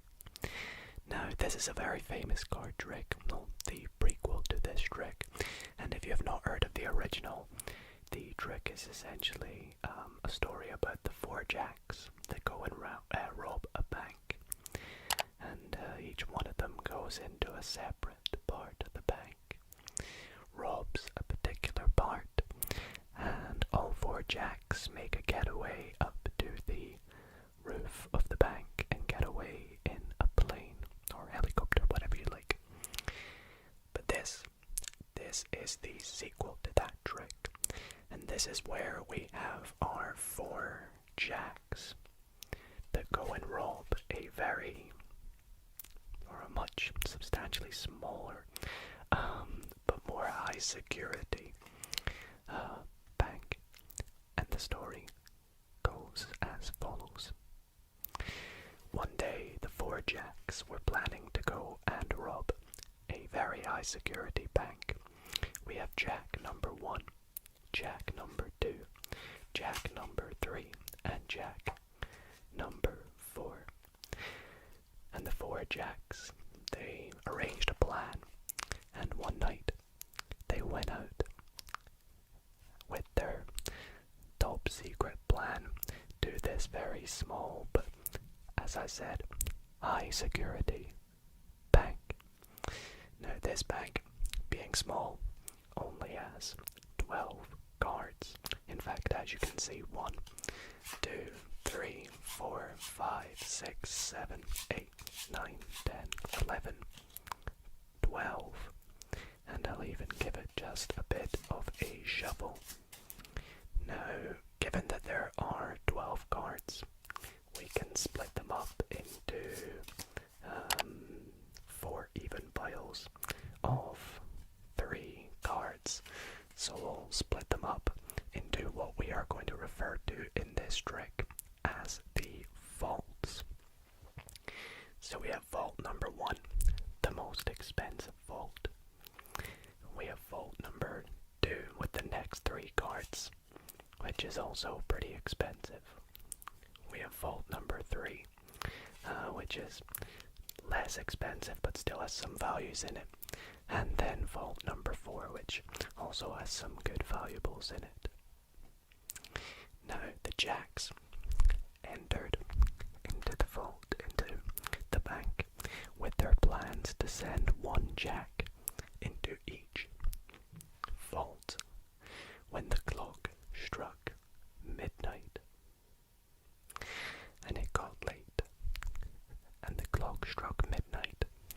And so, the 4 jacks. We had jack number 1 go into the first vault. We had jack number 2 go into the second vault. We had jack number 3 go into the third vault.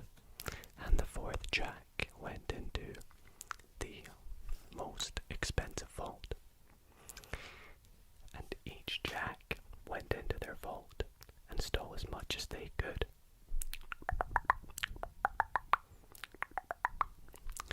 And eventually the alarms went off and they could start to hear the sirens.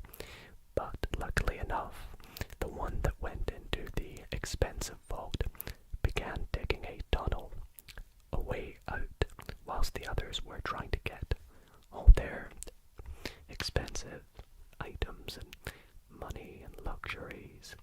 And so after they did that, they all escaped through secret tunnels into the main vault, where they all met. And as you can see, the first jack successfully did so. The second jack also successfully snuck out of their vault.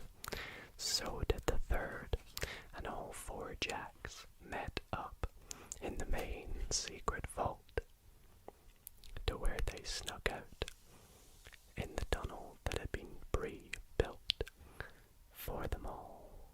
And that is the story, or the sequel to the story of how the 4 jacks robbed a high security bank. Next up in tonight's video, I would actually like to teach you guys a really awesome effect and a really spectacular card trick that, after you watch the performance, guaranteed you're gonna want to know how it's done. So I figured it would be quite fun if I taught you guys, I teach you guys how to do this trick. So if you do enjoy, stick around for the tutorial. But if you want to not know the secret, because I know some of you guys want to keep the mystery, so if you would like to keep the mystery, then after the performance, maybe skip ahead using the timestamps. But anyways, let me just jump into the performance of the trick, shall we? So, gonna be using my Dalio, my blue Dalio fan bag playing cards.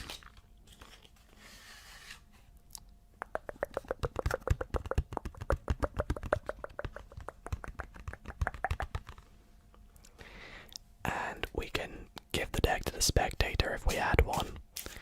Get them to give the deck a good shuffle.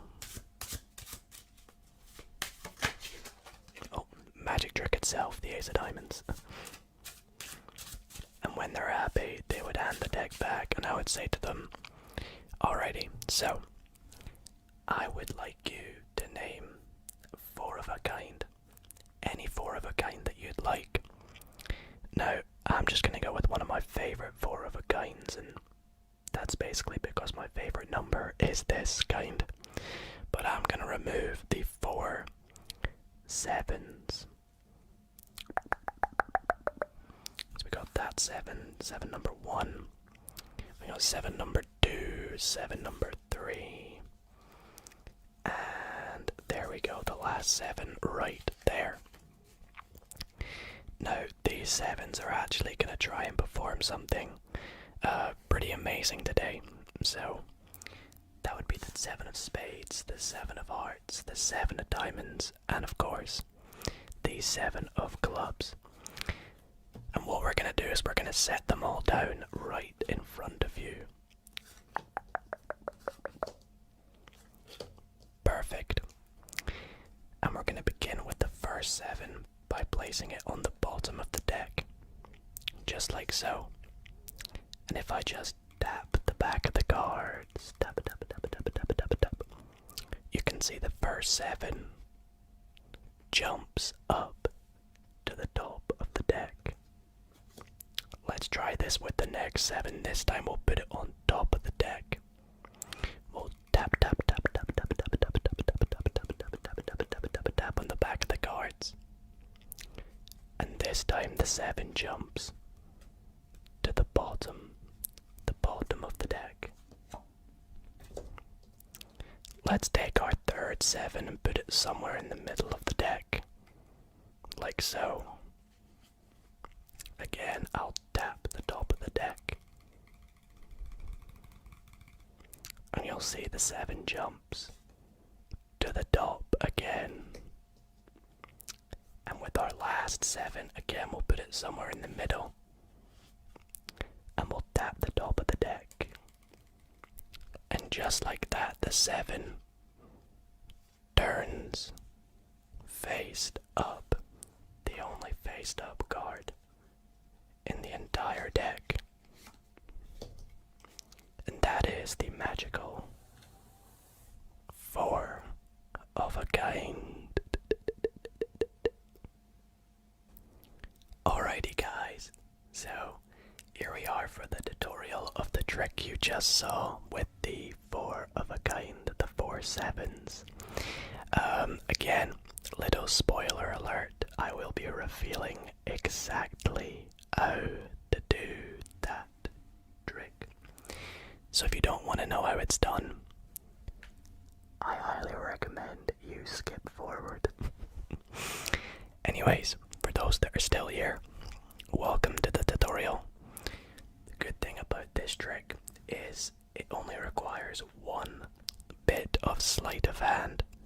The rest of the trick is so simple, and it's got quite a nice effect for how simple the trick actually is. So anyways, for this trick, you need a deck of cards, of course.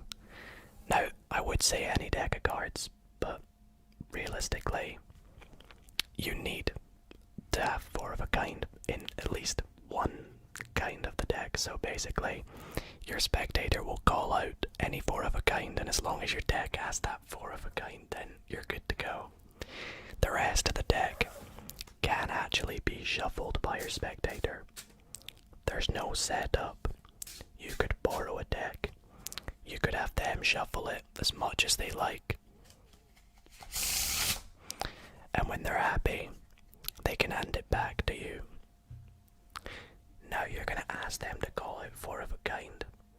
Now, for the purposes of this tutorial, let's just go with the 4 7s again. So, what you're going to do, turn the deck face up, and you're going to spread through and take out the 4 7s. Now, my best way to do this, in my opinion, would be as you find a 7, just move it to the top like this. This makes it a bit easier to do the next move. So, we'll go through and find the 4 7s. Third 7 and the 4th 7, there we go. And once you've found the 4 7s, they should be on top like this. Now here's where the tricky moves comes in. So what you're going to do is you're going to spread out the 4 7s and say we're going to use them to do something pretty magical. But as you do this, you're actually going to spread off 1 extra card. So the 5th card from the bottom. And underneath, you're going to get a break where that card is. What I mean is, when you spread them out, when you come to spread them up again, you can keep a little break, which is invisible from the top and from the front, so they can't see anything but to you. You've got a sneaky break under that 5th card. So once you've spread them up, you're going to pick them all up and set the deck face down like that. Now what you want to do is you want to get the cards arranged like this. And the way you do this is with that indifferent card currently on the bottom. You're going to say to your spectator, okay, so we have the 7 of clubs, and you're going to peel that off the top. The 7 of diamonds, peel that off the top. The of spades. Now this 7 is actually your double. You've got the card behind it, so you need to make sure you hold on to that tightly to not flash it. Then set that on top. Square them up. And you've got that card in the 4th position, so now you can square it up. Set it on top. And you're all ready to go with the next part of the trick. Now from here, as long as you do the trick right, it is completely easy to do. You want to take the deck and say that you're going to set down the 4 7s, when in reality you're setting down 1 7, 2 7, 3 7, and this 4th 7 is that indifferent card. The last 7 is already on the top, so you're all good to go. Now you want to take your first 7. You're not going to show them it though, you're just going to say we're going to take our first 7 and set it on the bottom. Of course, you're just putting it on the bottom. Give the deck a little tap, and that 7 will jump to the top. You want to set that faced up. You're going to take the next 7, put that on top, give it a little tap, and it looks like it's jumped to the bottom. Now you want to keep the deck face up for this next 7, because you're going to say you're going to put it somewhere in the middle. Now you are, but you're going to put it in face up. But don't tell them you're putting it in face up. Just do it, and they'll sort of pick up on it. And then you flip the deck over, give the top a tap, tippy tap, and the 7 should jump to the top. Now for this last 7, it's of course not a 7, so definitely make sure you don't show them it. But you say you're going to put it in the deck, somewhere in the middle. And because you put that 7 in face up before, if you spread out the deck, the 7 should look like it's jumped face up in the middle. And that is the magical 4 of a kind. Let me know if you guys have any questions about this trick in the comments. But if not, I hope you enjoyed this trick. Let me know if you performed it on your friends and family. And best of luck learning this trick. For this next trick, I am going to try and find your card, a selected card, as any old trick would go. However, I'm going to show you 2 different ways that one might find a card. Namely, how I, as a magician, may find your card, but also I have a friend who is a bit of a gambler, a bit of a chancer, and maybe how he might try and find your card. So for this trick, I will have my spectators shuffle the deck. It's completely up to them if they would like to shuffle it or not, and how much they would like to shuffle it. Let's give it a good Pharaoh shuffle. And I would like them to pick out any card that they like. Now this is a completely free choice. Let's just pick out a random one. Now I really don't want to see the card for this trick, so I'm going to show you the card at an angle that I can't make out what it is. I hope that you can all see it. Hopefully you've got it. I'm going to set it back down and turn my head back. So hopefully you guys have got what that card is. I am now going to lose your card into the deck. Now a lot of you might think, if you're keen-eyed people, that I might be keeping a break or keeping a mark where your card is, but no, look, it's genuinely gone in. I have no idea where it is, no breaks, no cuts, and I will even give it a further shuffle, so I have no idea where it is. Now, as I said, as a magician, I might have a fancy way of finding your card, but my friend, my gambler friend, he's a bit of a chancer, and he likes to try and guess what your card is. So he would take the deck, and to himself, he would go through and take a guess at what he thinks your card is. So I'm imitating him here, and I'm going through the deck. I know you all can't see this, but bear with me. And he would actually take out multiple cards here. So he would go through and actually take out 4 cards. Now, why is he taking out 4 cards, you may ask? Well, if he just took out a card, he wouldn't like his chances. He'd have a 1 in 52 chance of getting your card. Whereas if he takes out 4 cards, he has a 1 in 13 chance of getting your card within this set of 4. Shall we see how well he did? Okay. In a moment, I'm going to flash you these cards. I will do it very quickly, so please just try and notice to see if I have your card. Are you ready? Did my friend find your card? Did you see it there? You didn't? Okay, so likelihood is he has not found your card, so it was not this card. It was not this card.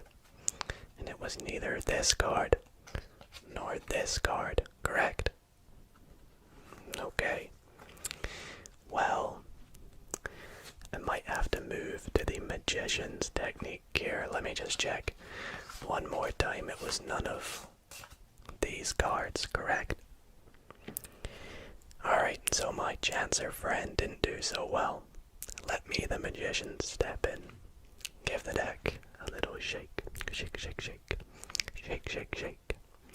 And as you will see, one of the cards has now flipped over. Excuse me.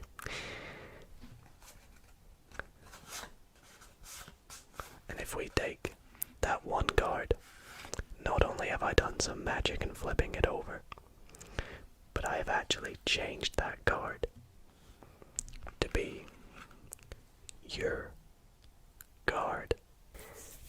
I am going to be teaching you a really cool card trick. So if you want to learn a nice fun trick, then be sure to go and grab yourself a deck of cards. And I'm sure you're going to absolutely love performing this trick on your friends and family. But to get the basic idea of this trick, I will begin by performing it. And for those who don't want the secrets revealed, you can feel free on skipping past the tutorial. But if you want to learn how this next trick is done, stay tuned till the end and I will teach you step by step how this trick is done. But first, let's do the trick. So for this trick, I would have a spectator shuffle the deck as much as they want.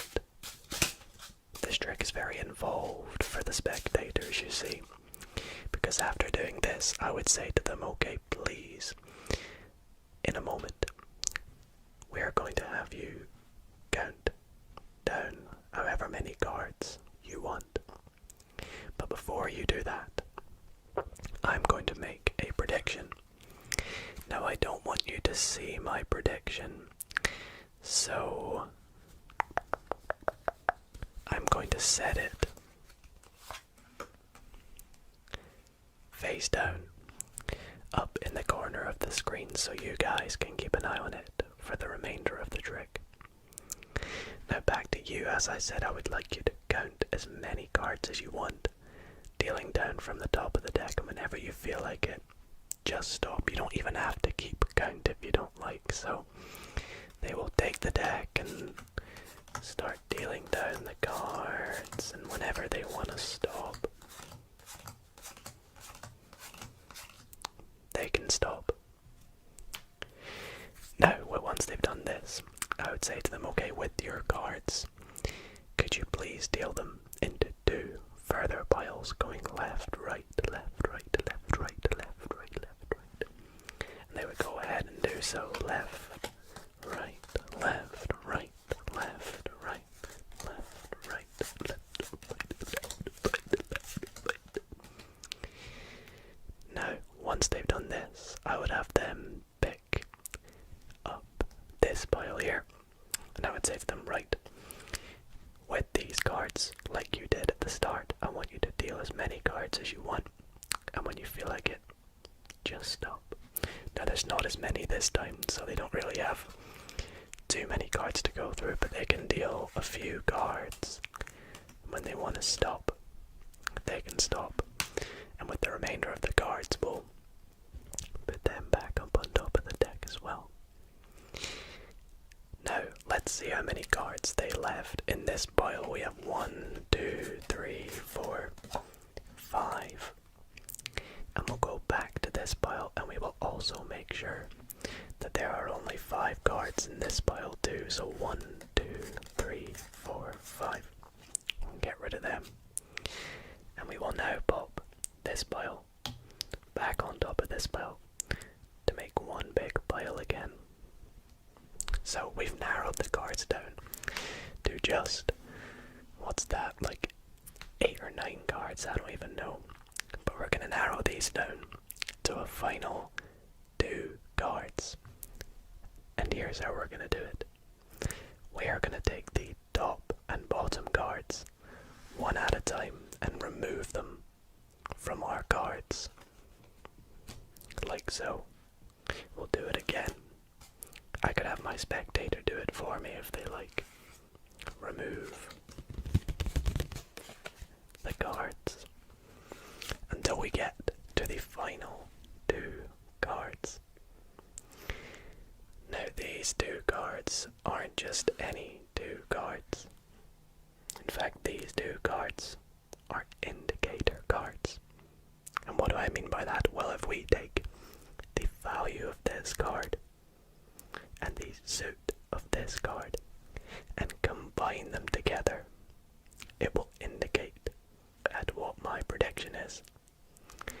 You see, if we take the value to suit diamonds, you will find my prediction was the 2 of diamonds.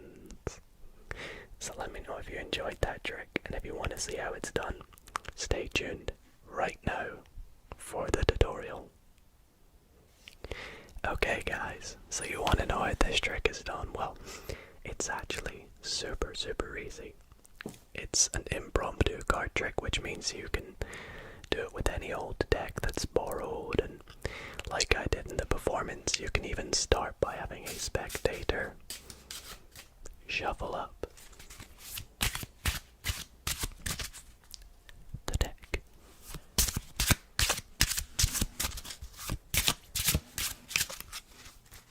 And when they are happy with the deck being shuffled, you are going to tell them that in a moment they are going to count down as many cards as they like, and this genuinely is a free choice and up to them. But before they do that, you mentioned that you need to make a prediction. Now your prediction is very important in this trick, and your prediction is going to be determined by the top 2 cards. So what you are going to do, I'm assuming that you're going to be facing your spectator rather than performing it on a camera like I am, where I have to take it off the screen, is to yourself, you're going to look at the top 2 cards on the deck discreetly, and you're going to note the suit, the value of this card, and the suit of this card here. So mine is King and Diamond, and so my prediction is going to be the King of Diamonds. So I'll go through until I find the King of Diamonds, and I'll take it out and set it down and say that that's my prediction. Once you have done this, you say to your spectator, please count down as many cards as they'd like. The important thing to note here is they must deal them like this, because in doing so, they they will have just dealt down those 2 cards that were on the top. They will continue to do this as many cards as they like. Let's go about here. And once they've done this, you say to them, okay, now please deal these cards into 2 piles, left and right. Now again, it's very important that they go left, right, left, right, left, right. So you can even say that out loud to encourage them to do it. So, left, right, left, right. Now the reason this is important is because if they do it this way, no matter which pile they end on, the top 2 cards of these piles will be that king and that 2 again, which of course marks the king of diamonds. Now you say to your spectator, please pick up this pile here, which will be the one that's probably closer to all the action, and say to them, please, as you did earlier, deal down as many cards as you want and stop whenever you like. Now they don't have that many to go through, so mention, just a few cards.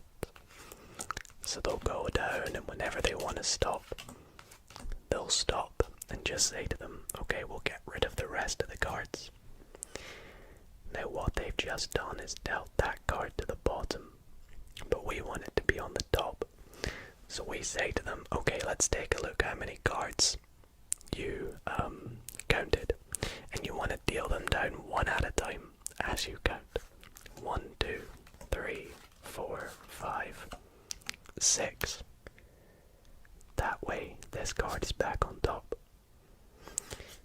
Then you go back over to this pile and you say we are going to count 6 cards for this pile. So you count down 6, and in doing so you put this card on the bottom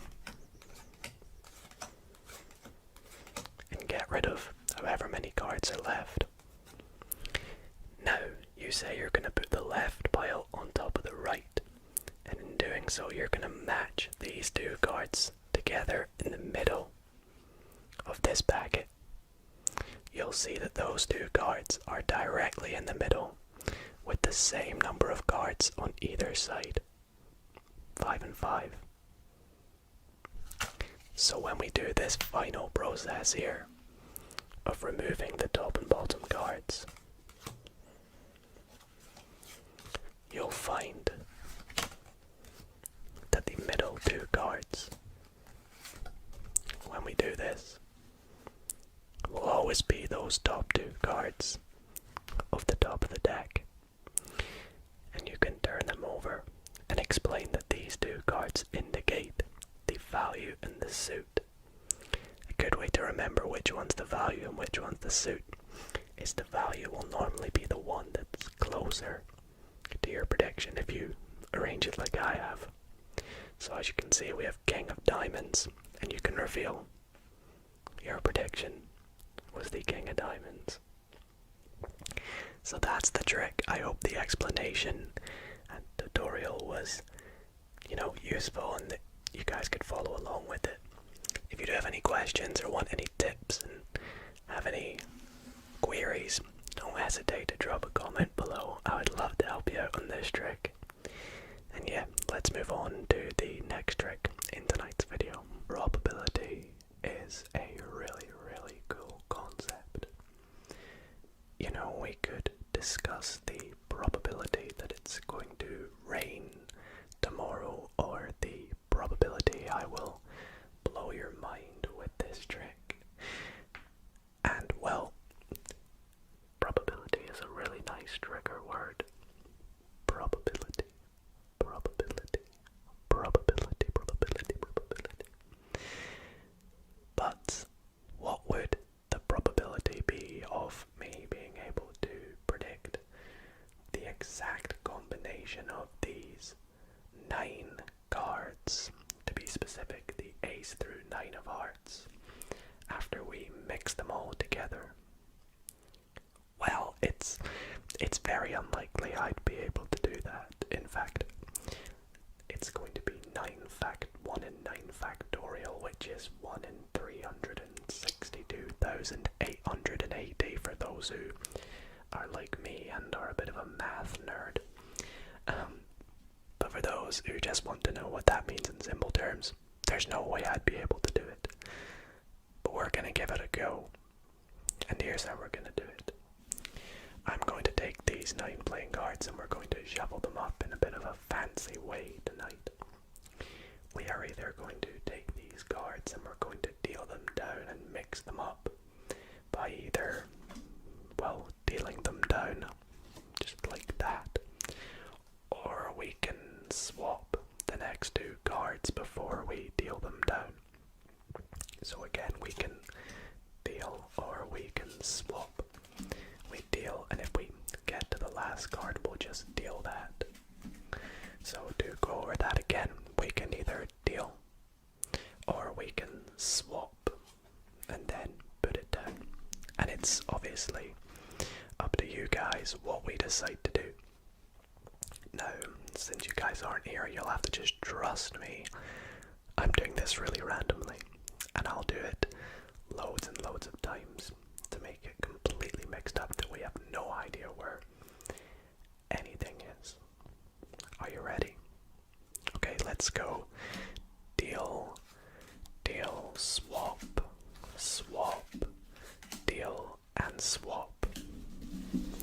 Again, we'll go deal, swap, swap, swap, deal, deal. Let's do this a 3rd time. Deal, deal, deal, swap, deal, swap, deal. Let's go. Deal, swap, deal, swap, swap, and of course, deal. And we'll do this one more time, just for good measure. Swap, swap, swap, deal, swap. Okay, so are you guys happy? You know that I've mixed that enough. There's no way I picked a specific order for that there. It was just completely random, and we have no idea where, let's say, the 7 of hearts is, or the 2 of hearts is. You'd probably make a guess, but again, that would actually be higher than us predicting the order of these cards. In fact, let's take a look at the order of these cards. What do we have? We have 3, 5, 7, 6, 8, 9, 1, 4, 2. Okay, that was, yeah, that's a really random order. Nothing specific about that, right? Well, some of those who may be a bit observant may notice there's been a card box here the entire time. And there's actually something inside here. Let's take a look, shall we? There's a bit of paper. Wonder what's on that bit of paper. Well, I know actually, because before this trick I predicted one combination of numbers, and those were 3, 5, 7, 6, 8, 9, 1, 4, and 2. Just the order that we have dealt the cards into. Now, if that hasn't blown your mind, maybe this next trick will. The next trick tonight is not just your ordinary card trick. I am going to try and go above and beyond magic for this next trick, and I'm going to continue to go further than that. Let me show you what I mean. I'm gonna take this deck of cards, give it a few cuts, mix up the order of the deck, and I would actually like you guys to pick a number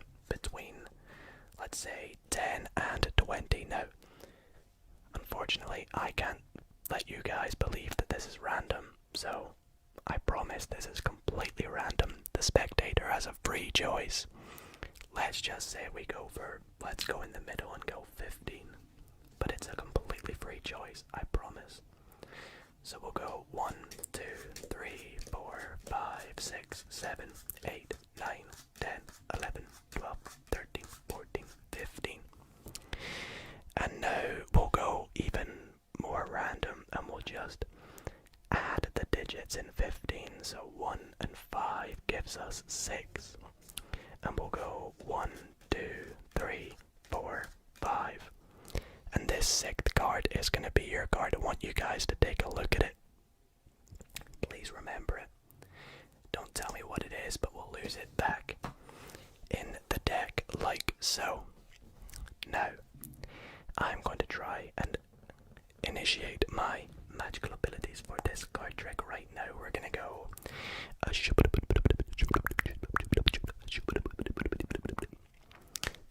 And just like that, I know that your card is the Ace of Spades. Pretty amazing, huh? But it might not fool some of you, so I'm going to try and go further than that. And I am going to try and actually spell out your card, the Ace of Spades. So let's give it a go. We will go A, C, E, and then spades. S, B, A, D, E, S. And just like that, we have found the Ace of Spades, your card. Pretty amazing, right? But no, we're gonna go even further than that. And as you will see here, these 3 cards are the other 3 aces. But we'll go even one step further, and we will go further than that. And all these cards over here are the 2 through 7 of spades. Now at this point you might just be like, that's complete luck. You're just getting lucky, and no magic is actually happening.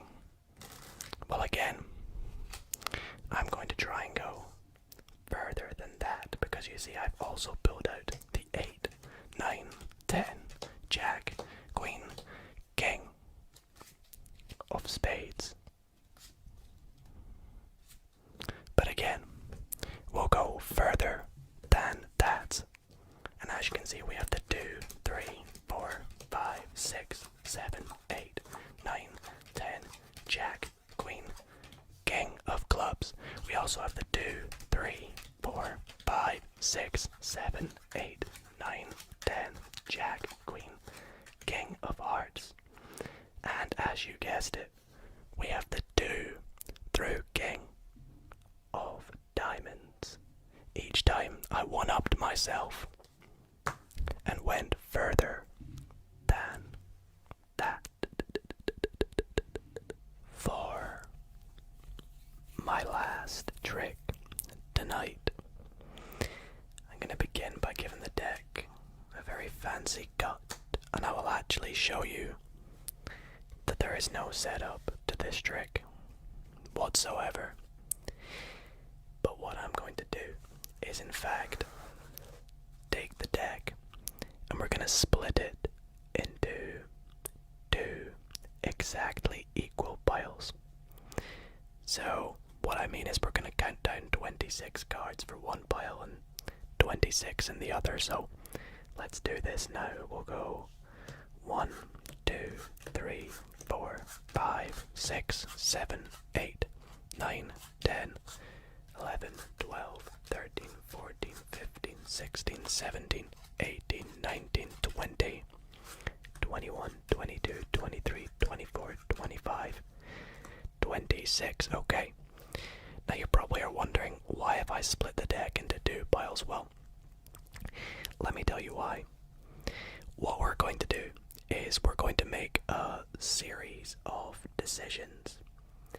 What I'm going to do is take some of these cards, turn one face up and one face down, and I would like you to decide whether we are going to deal these cards down or if we should keep and set them over here. So keep would be set them to the side, and deal would be just deal them down. So as an example, we'll deal one and we'll keep one pair of cards.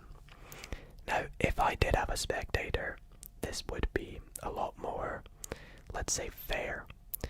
But since I don't, you guys will have to trust me. I promise I am making random decisions when I do this. In fact, I'll speak while I do it. So it seems like I'm not even thinking while I'm doing this. It's kind of subconscious decisions for me. I think we'll keep a few in a row here actually. Let's go. Keep, and then I'll deal a couple, and we'll keep one. I promise this is random. Let's go deal.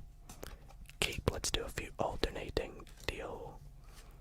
Keep, let's keep another one here. Keep. And deal. Deal. Keep. Keep. Keep. Let's do another keep. I'm feeling a lot of keeps. And then we'll deal. Now, the reason we did all this is we are going to take the cards that we dealt and we're going to see if we made any matches. Now a match would be two cards that are the same. For example, soulmates. So if I turn over this one, the soulmate of the 8 of spades would be the 8 of clubs. So that's not a match. Again, a match would be the king of clubs and the king of spades. So another non-match. So let's go through all of these and see if we made any matches. Things aren't looking too great though, are they? Oh, there we go. We got one match. That's okay. That's not too bad. One match is alright. Did we get any more? Okay, so just one match. That's not too bad. But let's take a look at the cards we said over here. You see, every one of these cards was a match. 5 of diamonds with the 5 of hearts. 6 of clubs with the 6 of spades. The 2 black aces. The 2 black threes. The 2 red eights. 2 red kings. 2 black fours. The 2 black queens. The 2 red queens. The 2 black fives. We matched the red aces. And the black sevens. And the red jacks, and even the red sixes. So one match from these cards, but every single card we kept was a match. Alrighty guys, for the last trick in tonight's video, I'm gonna be using my Star Wars deck of playing cards by Theory 11. Absolutely love this deck, so any Star Wars fans, I hope you enjoyed this trick double as much. And we're gonna begin by taking the cards out. And for this trick, we actually do not require the jokers, so I'll get rid of them. We have some cool droids on them, including BB-8, so we'll get rid of them. And we'll give this deck a shuffle, like so. Now for this trick, I need my spectator to select a card, and throughout the video tonight, you know, we've picked cards in so many different ways. We've riffled down the deck, we've spread them out, we've cut the cards, and I think this time, you know, I'll just give you guys a selection of different cards to choose between, and you can just pick whatever card you want, to be honest. I think that should do. We'll give these cards, you know, a good mix up, and then we'll go through, and whatever card we stop at on the top, that will be our card. Now I'll let you guys take a look, and we'll lose it in the deck somewhere, like so. We'll give it some more cuts, like so. A nice fancy one. I'm not very good at cuts, but ignore that. And we're going to make 4 piles now. And the way we're going to make these 4 piles are in a very unique way. We are going to count down from 10 from the cards. So 10, 9, 8, turning the cards over one at a time. If we turn over a card whose value matches the number I say out loud, for example, if we go 10, 9, 8, no matches, but we turn over a 7 and I say 7, then that would count as a match. And we would leave that pile and move on to the second pile. And we'll do this for all 4 piles. Now if we get the case where we get no matches, we will put a face down card on the pile to mark that we got no matches and move on to the next one. Oh, and one final thing. Kings, queens and jacks are all the value 10. Now if this doesn't make sense, we'll do a quick example. So we'll go 10, that's a 2, so that's not a match. 9, not a match. 8, 7, 6, 5, 4, 3, 2, 1. Oh, and ace is 1.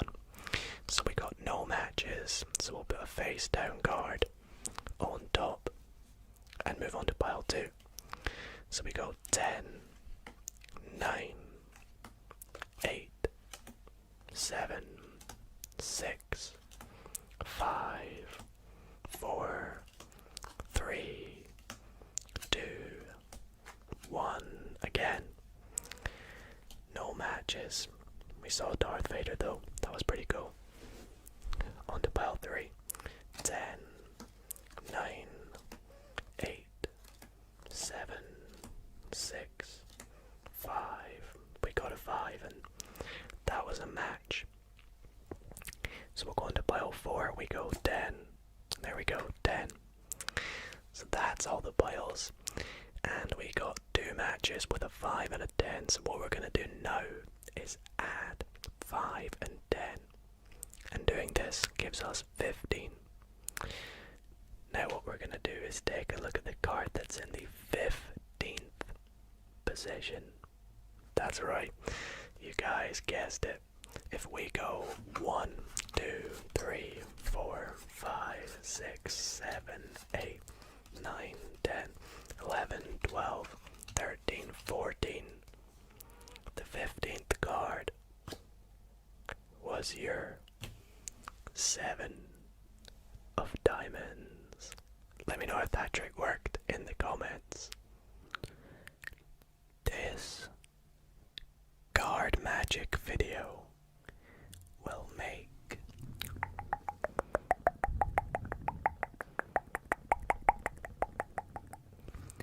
you fall asleep, asleep, asleep, asleep, sleep, sleep, sleep, sleep, sleep, sleep, sleep, sleep, sleep, sleep. And I want to begin by showing you a trick that is not only guaranteed to send tingles, tingles, tingles, tingles, tingles, tingles, tingles, tingles, tingles down your spine, but also confuse your brain by how mesmerizing it is. And I actually need to begin by making 3 predictions. So I'm gonna go through the deck. I'm gonna make a few predictions. I feel like these cards are quite good. So I made some predictions. I moved them to the top of the deck. So we have my 3 predictions, and I'm gonna stick them under the card box. Like so, we'll come back to them in a little moment. You see, because I've picked some cards, I now need you, the spectator, to pick some cards. So what I'll do, so give the deck a cut, and I'll have you just say stop wherever you like. Right there. Great choice, and we'll just take the top 2 cards. Okay, so let's take my predictions, and we'll take a look at your first card that you selected. So you selected the Jack of Clubs. A great choice. But watch, all I have to do is give the packet a little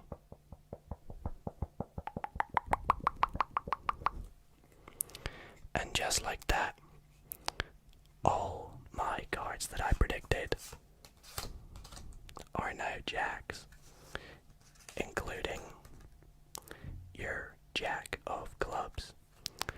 So let's take my 3 predictions, set your Jack back on top of the deck, and we'll take a look at what your next card was. So your next card was the 4 of Hearts. Right, let's try this again. Let's take your 4, put it on top of my predictions, give it a little, and as you can see, I know I've changed my predictions to the 1, 2, 3 other 4s, and we have, of course, your 4 of Hearts.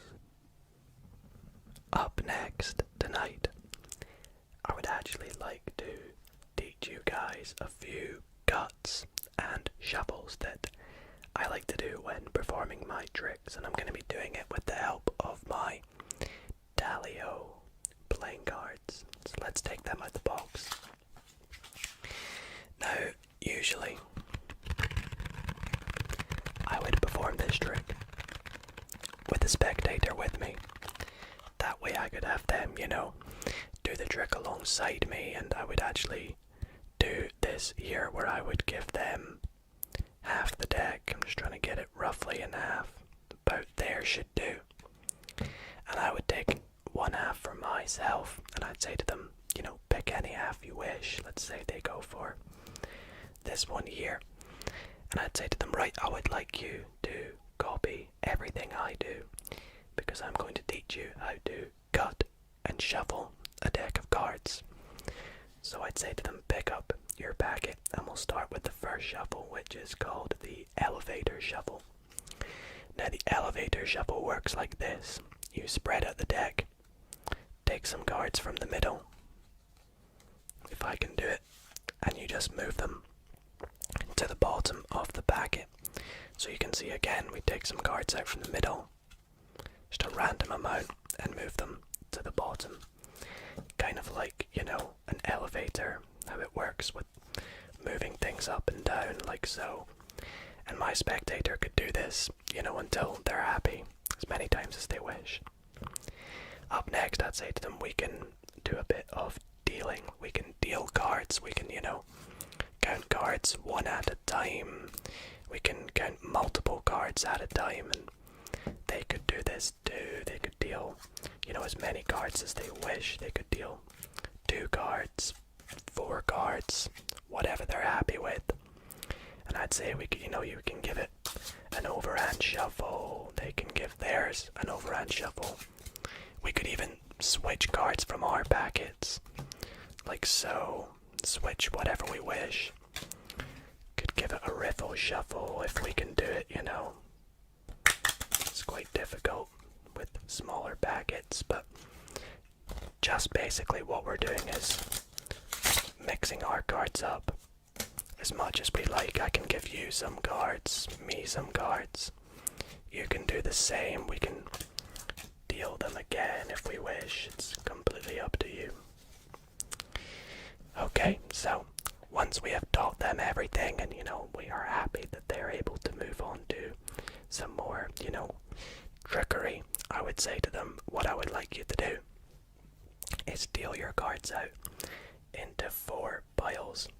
So we can deal them, I'll do mine like this, 1, 2, 3, 4, and you could do yours like 1, 2, 3, 4 in reverse if you wish. You could deal 3 cards, 2 cards, 1 card. You can switch packets if you like. I'll do the same. I'll go, let's say some there. I'll even take some from the middle. Deal out random amounts. I can go back and forth. And when we're happy, we'll just go back around the packet. Like so. Completing all the cards, and they can do this too.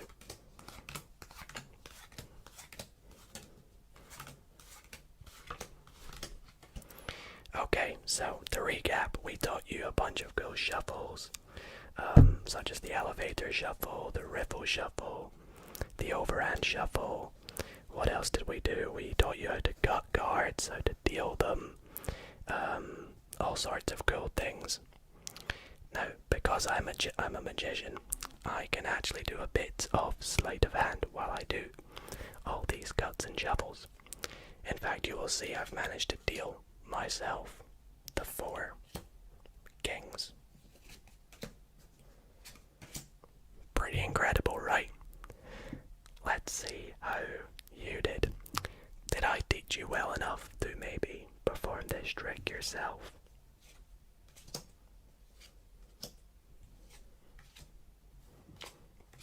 Yes, indeed. You one-upped me, and you found the 4 aces.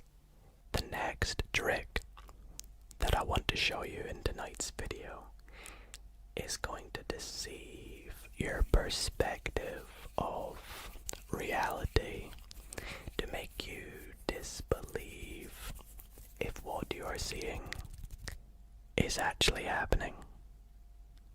Let me show you what I mean by that. I could freely hand this deck of cards to my spectator and say, give it a good shuffle. And they can. This deck has absolutely no setup whatsoever. And I would say to my spectator, right, I need you to pick a card. So what I'm gonna do is dribble the cards. Dribble, dribble, dribble, dribble, dribble, dribble, dribble.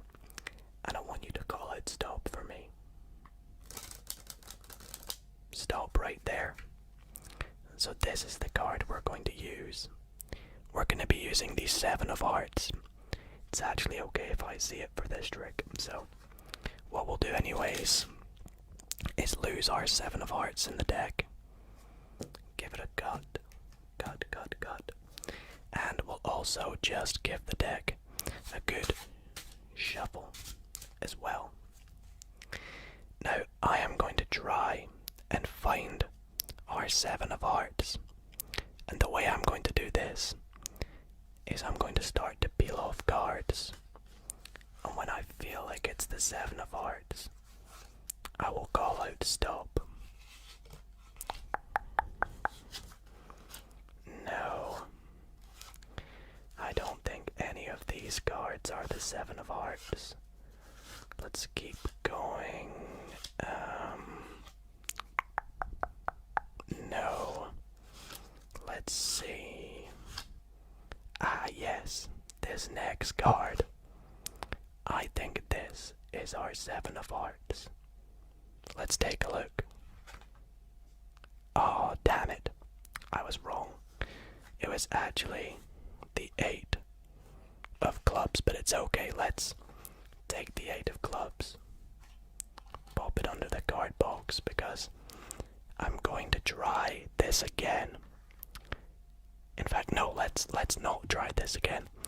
I want this 8 of clubs to turn into your card because I may have failed at finding your card, but I would like to still have found your card. So let's try something. Let's take this 8 of clubs, pop it in the deck, and all I have to do is give the card a little flick. And as you can see,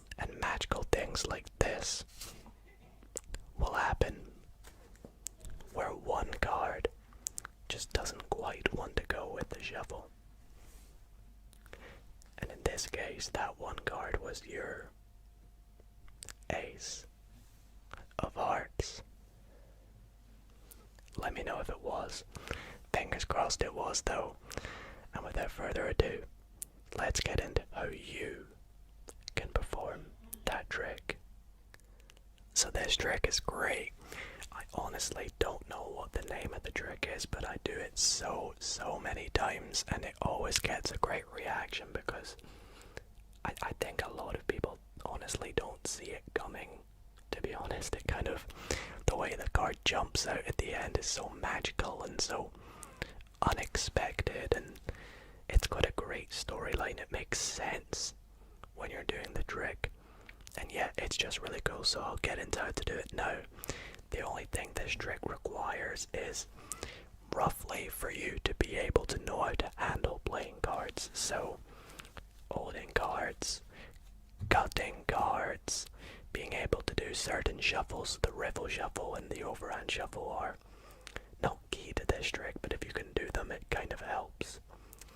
And one other thing that I'll get to when we get to it, but let's get into the tutorial right now. And as always, if you have any questions about this trick as we go, be sure to drop them in the comments, and I'll try my best to reply to every question I get about this trick.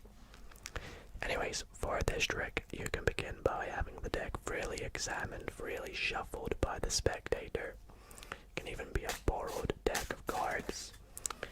When I do this trick, I often like to actually start by doing a riffle shuffle to kind of let my spectators know, like, this will be coming up. And then you want to simply have them pick a card, so spread out the deck, riffle through the deck, whatever you want. Just get them, go through and pick a card. Now this time it's okay if I see what it is. In this case it's the 10 of Hearts. And your goal of this trick is to try and control it to the bottom of the deck. So you want to make it look like you're putting it in the middle, but you're actually going to control their card to the bottom. Now in the performance, the way I do this is I take their card, I put it in the middle of the deck like so, but as I'm pushing it into the deck, I slightly push down on the back of the card, which creates a little gap in the deck. So as I push it in, I have a break, like so, where I can grab onto the deck with my thumb or with my pinky, with a little break. But from the top or the front, you don't really notice too much, depending on how I'm holding it, obviously, like this or like this. You don't see anything, but from the back, you can see my little break. Now, when I cut the deck, all I'm simply doing is cutting about a third of the cards, cutting right to the break, and then obviously this is their card here, and then I'm just cutting that to the top. So hopefully that makes sense. Be sure to go back and watch if it doesn't. That's really the only hard part of this trick. Now, I said to control it to the bottom, I've just controlled it to the top. Well, this is where it gives me a good chance to explain the different ways of shuffling decks. I explained to my spectator, there's many ways to shuffle cards, one of them being the overhand shuffle, and this is where I control their card to the bottom. I'm simply going to peel off one card, which is their card, and then just shuffle the rest of the cards on top of that card. This will control their card to the bottom of the deck. Now we're all set up for the sort of final step of the trick, the riffle shuffle part. So now you want to explain that your favorite shuffle doesn't have to say it's your favorite, but just goes better with the story. It's the riffle shuffle, and what you're going to do is perform a riffle shuffle and explain how it works. So you start by splitting the deck in half. Now be careful to remember which half of the deck has their card on the bottom, so you don't flash. As you can see, that's not their card, but if I held it like this, wouldn't be so great, would it? So you're going to hold the cards like this, and you want to make sure when you do the riffle shuffle that the first card you deal down, i.e. the bottom card, is their card. So you do the riffle shuffle with their card being the first card, like that. I mean, I'm going to do that again because I did it too slowly. Like that. And I'll just do a little demonstration for you. So you'll see we've done a riffle shuffle, and the bottom card on the riffle shuffle is their card. Now what you do is you say to them, okay, so we've done a riffle shuffle here. Now you say you're just going to neaten it up a little bit. But what you're actually doing at this point is you want to try and slide their card from the left hand side to be in the middle. Because as you will see, you'll have lots of cards on the left, some on the right. But you want theirs to be indifferent. You want it to be in the middle. Like so. So you're going to try and neaten it up, all while sliding their card over to the middle at the same time. Now the last step of this trick is you want to gut the deck. Now to give you an excuse to do that, you can just say, you know, when you do this trick you're going to end up with some cards on the right on top of some cards on the left. And if you get lucky, you can cut to a case where you've got some on the left on top of some on the right. Then complete the cut, putting their card in the middle, and you're all set to go. All that's left for you to do, pick up the deck. You want to hold it like this, and just split the deck, moving one packet forward, one packet back, like so. And one card should just jump out like that. And that one card should be their card if you did it right. So that's going to be it for that tutorial tonight. I hope you guys enjoyed that trick. Super fun, and with a lot of practice can look absolutely amazing. So again, let me know if you have any questions in the comments, and if you want to see more tutorials, then also do let me know. Alrighty guys, for my next trick tonight, I would like to begin by giving the deck a good cut. And I'm also going to give it what, in my opinion, is the most relaxing and the most satisfying shuffle, called the Pharaoh Shuffle, which looks a little something like this. Like that.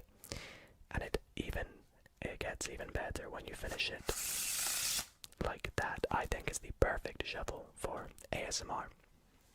But anyways, in a moment I am going to riffle down the side of the pack, and all I would like you to do is call out stop, and wherever you say stop, we will take that card as your card for this trick. So are you ready?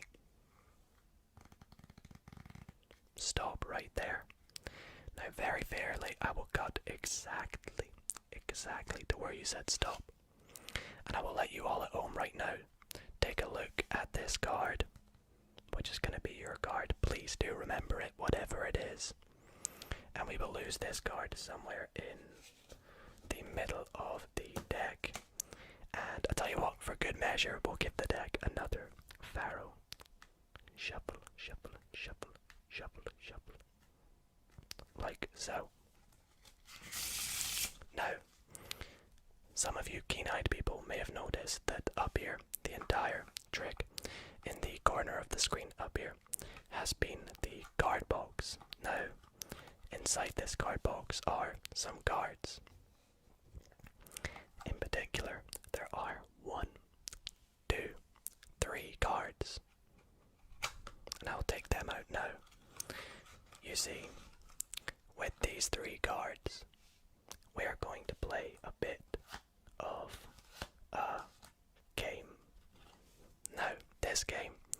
is a game that's played on the streets.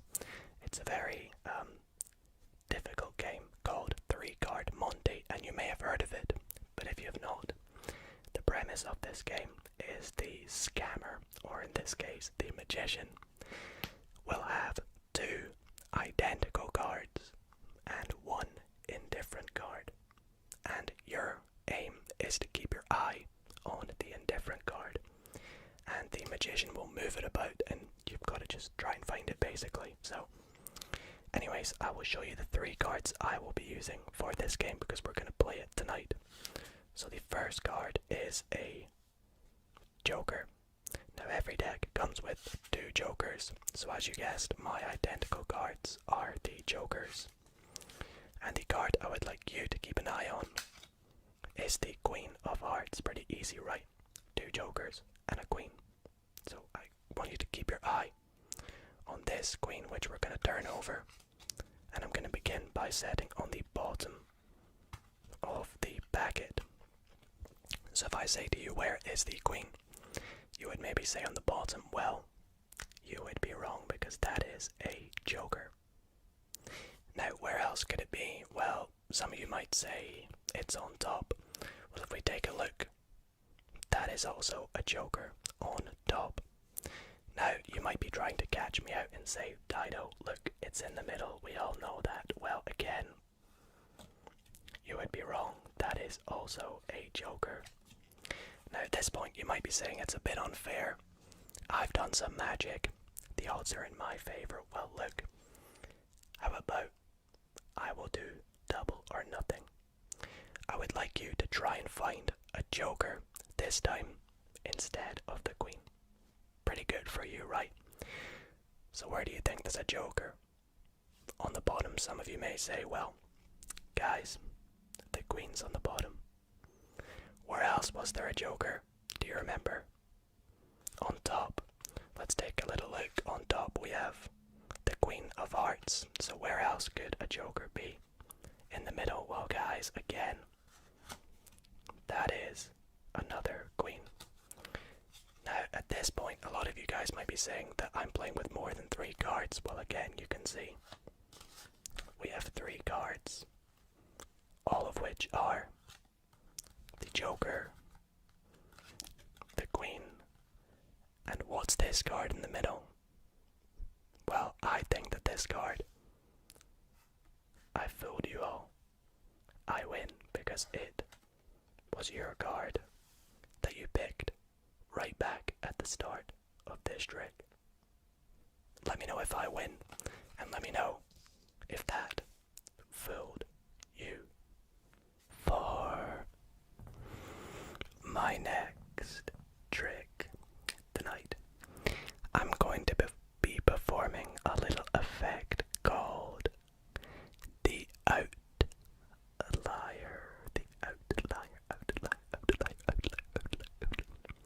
And it will maybe become apparent a little bit later on why this trick gets that name. But for this trick, I am going to be using my red deck of Dalio original fan pack playing cards. I actually love this deck, but I just don't use it too often for some reason that I don't know why. But for this trick, I need you. Actually, I could give the deck to my spectator and have them shuffle it if I had one. Unfortunately, I don't, but I hope me shuffling will, I know you guys don't trust me basically, so I will give it a good shuffle. But for this trick, I need the help of 3 playing cards. And these playing cards are any face card. So I'll just take the Jack of Hearts, for example. And I also actually need the 2 black aces. That's the Ace of Spades and the Ace of Clubs right there. Awesome. Now what I'm going to do is I'm going to set the Jack of Hearts in between the 2 black aces, like so. Pop them on top of the deck, and we'll actually just set half the deck up there. You could give it a mix up if you like, whilst I do the rest of the trick. So we took out, what were they again? We had the ace of spades. It was the jack of hearts, which was in between the two aces. And what I'm gonna do is take that jack, if I can get it. There we go. That's that one there. And we'll take it out from in between like this. Now, this jack is actually pretty special. It's called the outlying jack. And this is why it gets its name. You see, if we take the outlying jack and rub it on top of the two aces, you will see the jack actually disappears. It was never in between the two aces, and that is because it was between the rest of the deck right there in the middle. How crazy is that? But wait.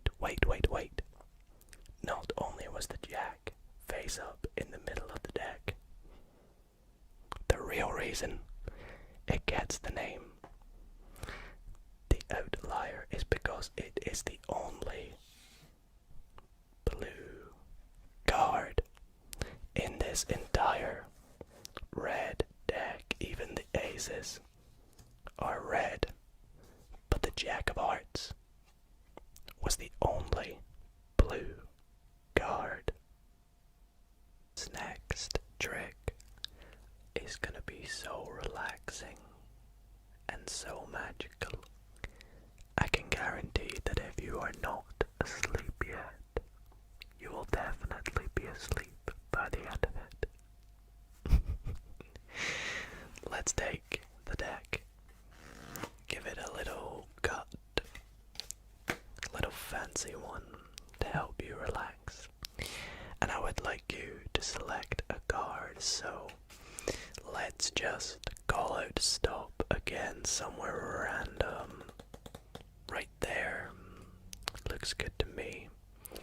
Now again, I don't really want to see your card, but for this trick, unfortunately, I'm going to need to, and you'll see why in a little bit. So the card is the 8 of diamonds. Let's place it up the top, just here. Now with the deck, I haven't really given it too much of a shuffle yet, have I? So we'll give it a bit of a shuffle now, and we're gonna do it in a bit of a unique way, you see. I'm gonna split the deck into roughly 4 piles, turning 2 of the piles face up, and we are gonna shuffle these piles face down into face up, like so. So we will take the cards and we shall shuffle them face down into face up, again like a revel shuffle.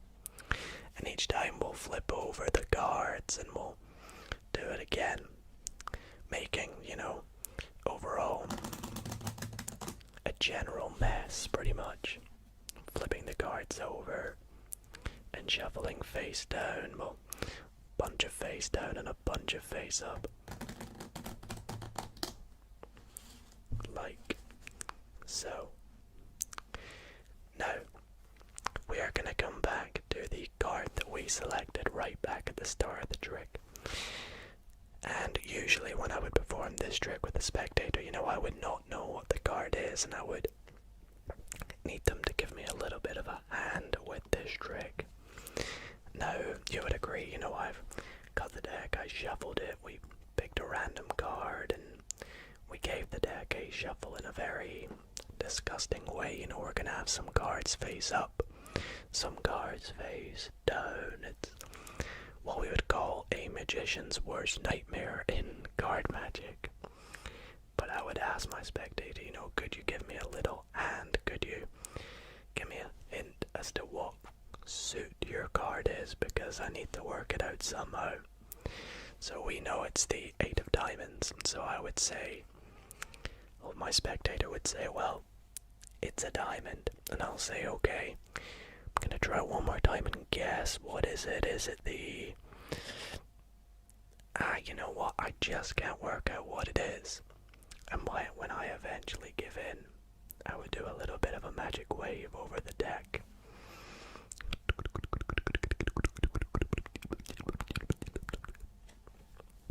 And the deck would reveal that all the cards are now backed to facing down, except all the diamonds.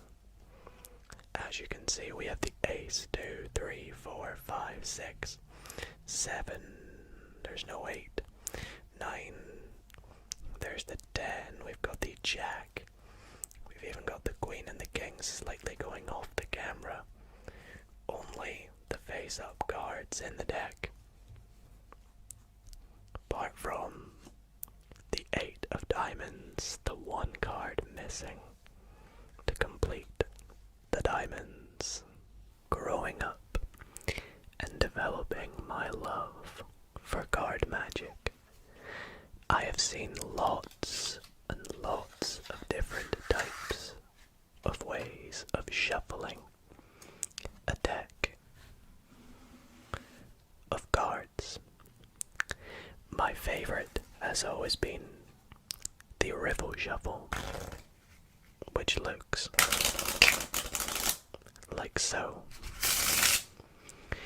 However, I have always seen many different ways that I know don't shuffle the deck all too well. Let me demonstrate a few of these, and to make this easier, I will actually just not use the entire deck. I will just use one suit, namely my favorite suit, which is the spades. So we'll go through and take all of them out. I think that's it. And I will show you some of the ways that I have seen cards being shuffled, and you might too see why they are not so great. The first way I've seen is people just dealing cards to the bottom of the deck, which is really not too effective. Particularly with children, I have seen them struggle to handle cards with small hands, and they just tend to drop cards onto the table and, mix them all up, which isn't too great. And some of the more pesky and peculiar ones I have seen are people taking every indifferent card from the deck, kind of like a reverse riffle shuffle, and simply just taking them out. And all of these don't work too well, and I've even seen shuffles as crazy as the Australian shuffle, they call it, which is where you put one card down on the table and one card under. One down, one under. I think you can see why it gets its nickname from down under. But again, as annoying as this shuffle is, it just doesn't shuffle the deck as well as my favorite, the riffle shuffle. And well, what happens when you don't shuffle a deck of cards well enough? Well, the cards actually mold back and gel together to their original forms. And if you know anything about what cards are like when you first open them, they are indeed in the exact order: ace through king. And that is why you should always learn how to shuffle a deck of cards properly. For this first trick, well, technically the second trick of the night, I'm going to begin by removing the top two cards, which I preemptively took out from the deck. You can probably hazard a pretty good guess as to what they are. And in the meantime, I'll shuffle the deck. And in fact, what we actually need to do is, we don't need the deck face down, we need the deck face up. So we'll turn all the cards face up. And what I actually need to be done is to have you guys, my spectators, to select a playing card. So to do this, I'll just, deal through some cards. Whenever you feel like it, stop there. The Ace of Diamonds. I feel like that's a very good choice. I think that's a wise decision, nice and memorable, and hey, it's a pretty cool card. So what are we going to do with this Ace of Diamonds? Well, first of all, we are going to lose it. Oh look, another ace within the deck. And secondly, we are going to now take a look at what these cards are over here. Did you guess them? They are indeed the two jokers. And these jokers are going to attempt to help us find your Ace of Diamonds. Yes, Ace of Diamonds. And the way they're going to do this is, well, we're going to take the jokers and we're just going to turn them over. And we're going to wave our hands over the top, say some magical ASMR words. And just like that, you will see the Ace of Diamonds has sandwiched itself in between the two jokers. Pretty magical, right? Well, it gets better. We'll turn the jokers over and do some more magical ASMR. And just like that, your card has vanished. But where is your card, you may be asking? Well, if I take some cards from the top, let's go about this many, and I flip them over, you will see your card is nowhere near the top of the deck. And if I take some cards from the bottom of the deck, let's just say like this many cards, you'll see it's nowhere near the bottom. In fact, you can look through, it's not there at all. So where is your Ace of Diamonds? Well, would you believe it if I took this deck and spread it out and show you there's one card face down amongst all the other cards, and that card is your Ace of Diamonds. I'm telling you guys, it's that magical wave. I want to tell you a little story about a magical hotel. Now this is a storytelling card trick, and it's one that is actually very, very easy when you know how the trick works. And so that's why, after I have told you the story and therefore performed the card trick about the magical hotel, after I am done, I will teach you exactly how the magic of the hotel works. And it's a really cool trick. It has a nice story. So follow along with me for the performance, and when I'm done, be sure to go and grab a deck of cards, because you are in for a treat for this pretty cool trick with tutorial. So let me first tell you the story. So there was a hotel called the Magical Hotel, and nobody knew why except from the receptionist. Now one day, 4 gentlemen walked into the hotel and asked for a room.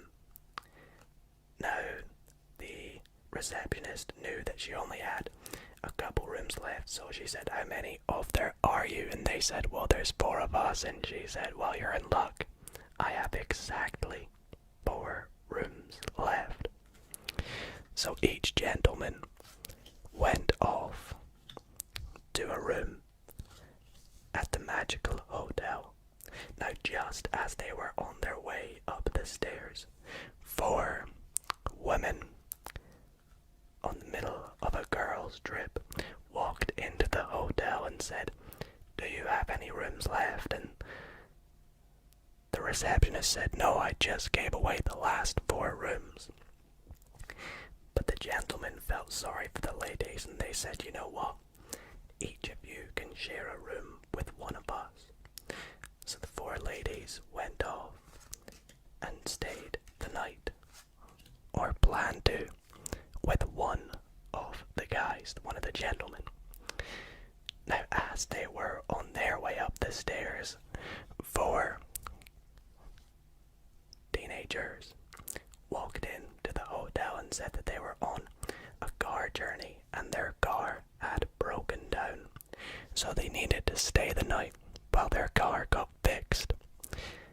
And again, the receptionist said, I'm sorry, I just gave away the last 4 rooms. But the ladies, feeling sorry for the teenagers, you know, they're vulnerable, their car had just sadly broken down, said, you know what, you can stay the night with us.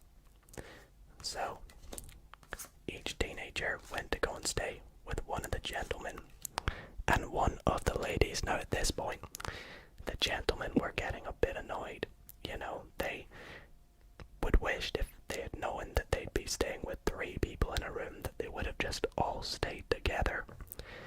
But it was too late at this point, because 4 very royal kings walked into the hotel, demanded that they had a room to stay in, and so they had no choice but to let a king stay with each in the rooms. Now, during the night at the magical hotel, the lights started to flicker, and the lights completely went out. It was dark. Nobody had no idea what was going on. They were running about the hallways. Everything was getting a bit hectic, but the receptionist told them not to panic. This is just the magic of the magical hotel.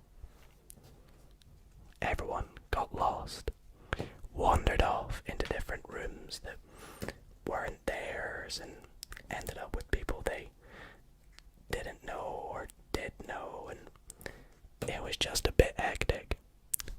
But as the lights came back on and the 4 rooms were filled with 4 people again, the magical hotel had done its magic, and all the people had regrouped. All 4 gentlemen in the first room, all 4 ladies in the second room, all teenagers in the third, and you guessed it, all kings in the fourth. Alrighty guys, so I really hope you all enjoyed that little storytelling card trick. It's actually super easy. I barely even need to teach you how to do it, but I will spoil the magic and tell you exactly how it works. But if you do not want to know how this is done, this is just your little warning now. If you do want to keep the magic secret of the magical hotel, then be sure to skip by the tutorial. There will be timestamps at the bottom of the screen for you to skip along to the next card trick. But if you want to know how this is done, be sure to follow along. Go and grab a deck of cards, take some notes, whatever you like, and we will get into the tutorial right now. So, one of the main illusions of this trick is being able to tell a story, and greatest storyteller, but this trick has been around for so long. I've seen it so many times that I've kind of, just developed my own story for this, and you could honestly take it any way you like. But the original story is about a hotel or an inn where some magic goes down. Now the cards you need for this trick can be any 4 of a kind cards, but you do need 4 sets of 4 of a kind. And I think it's nice to go for the aces, the queens, the kings, and the jacks, as they could make good, people for the story. So I set up with the 4 aces, the 4 queens, then the 4 jacks, and the 4 kings like so, and you're all ready to go. Now you want to explain, that there's this hotel called the Magical Hotel or whatever you like, and there's a receptionist and she doesn't have many rooms left when in walk 4 gentlemen and they ask for a room each. And she says, well, you're in luck, I've got 4 rooms, and all you want to do is set down the 4 cards in 4 piles. Now the way I like to deal them down is up here, then down below the first one, and in the bottom corner. You want to keep this consistent for every time you deal the cards. It's very important. Now you can explain that some ladies walk in, they ask for a room, the gentlemen say they can stay with them or whatever, and you want to deal them down on top, like so. Now if you remember, the cards were set in their 4 of a kinds. So if you continue to do this with the jacks and then the kings, telling any story you like, you can say their car broke down, or they were on the middle of a road trip, whatever you wish. Now one thing I want you to notice is currently the top card in each pile will be a king, the second card is a jack, the third is a queen, and the 4th should be an ace. So if you explain, the lights went out, a little bit of magic went on, you're gonna pick up the 4 piles. You can pick them up in any order, as long as you don't change the fact that, the king's on top, then the jack, then the queen, then the ace. So you could go like up here, down here, then up here. And all you're gonna do is explain that as the lights were out, some magic went on, people got lost, mixed up, and as you do this, you're gonna cut the deck.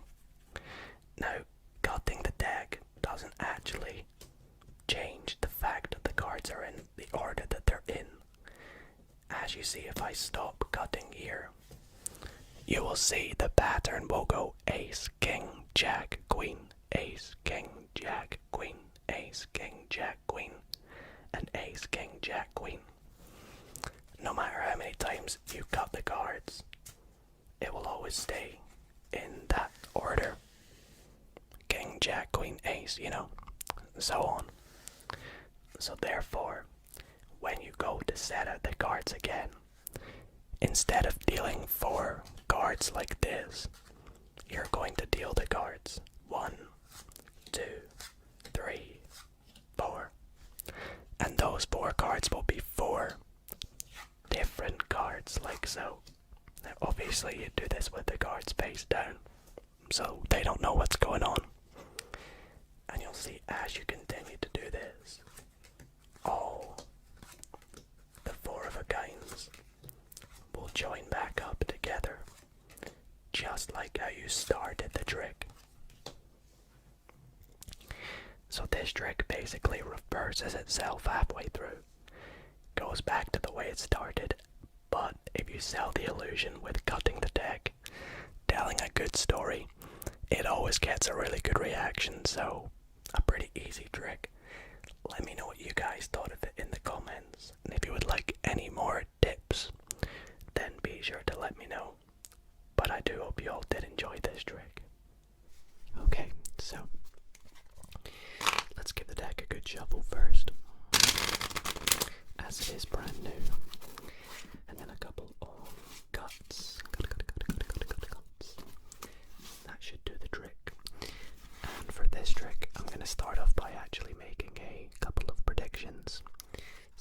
let's go with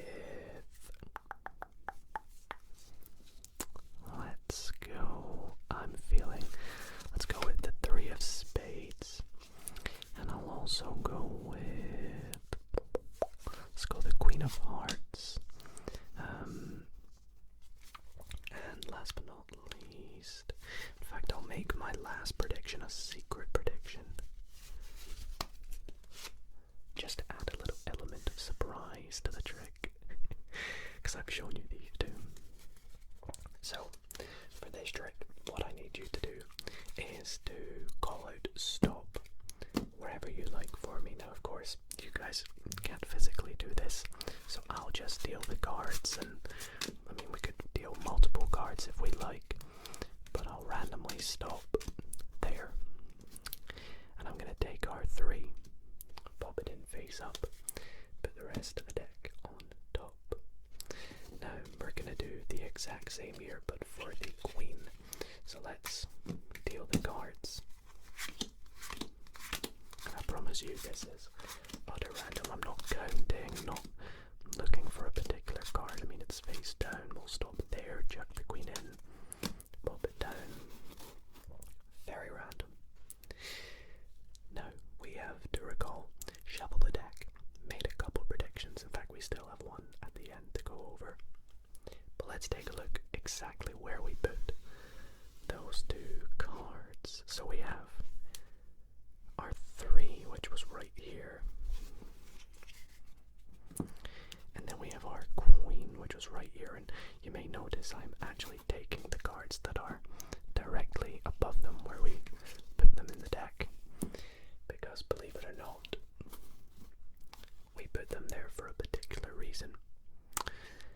How coincidental would it be that we put in the 3 exactly next to the matching 3, the 3 of clubs, and we also put the Queen next to the matching Queen of Hearts.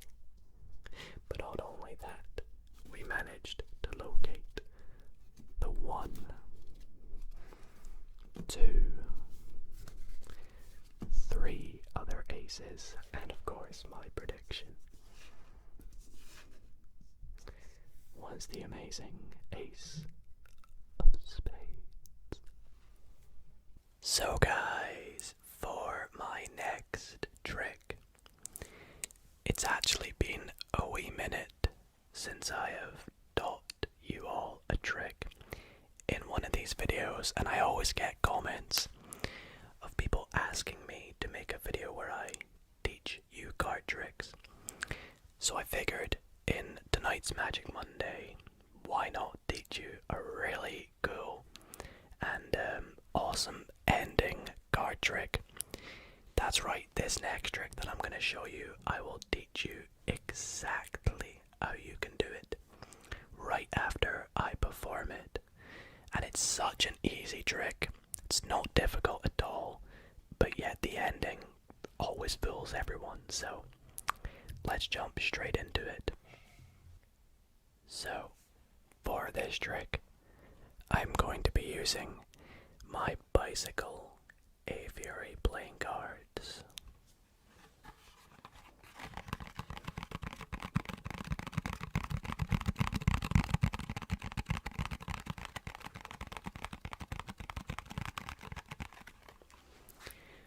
And I would begin the trick by offering my spectator to cut the deck as much as they like, so they can cut it wherever they like and as many times as they like. It's completely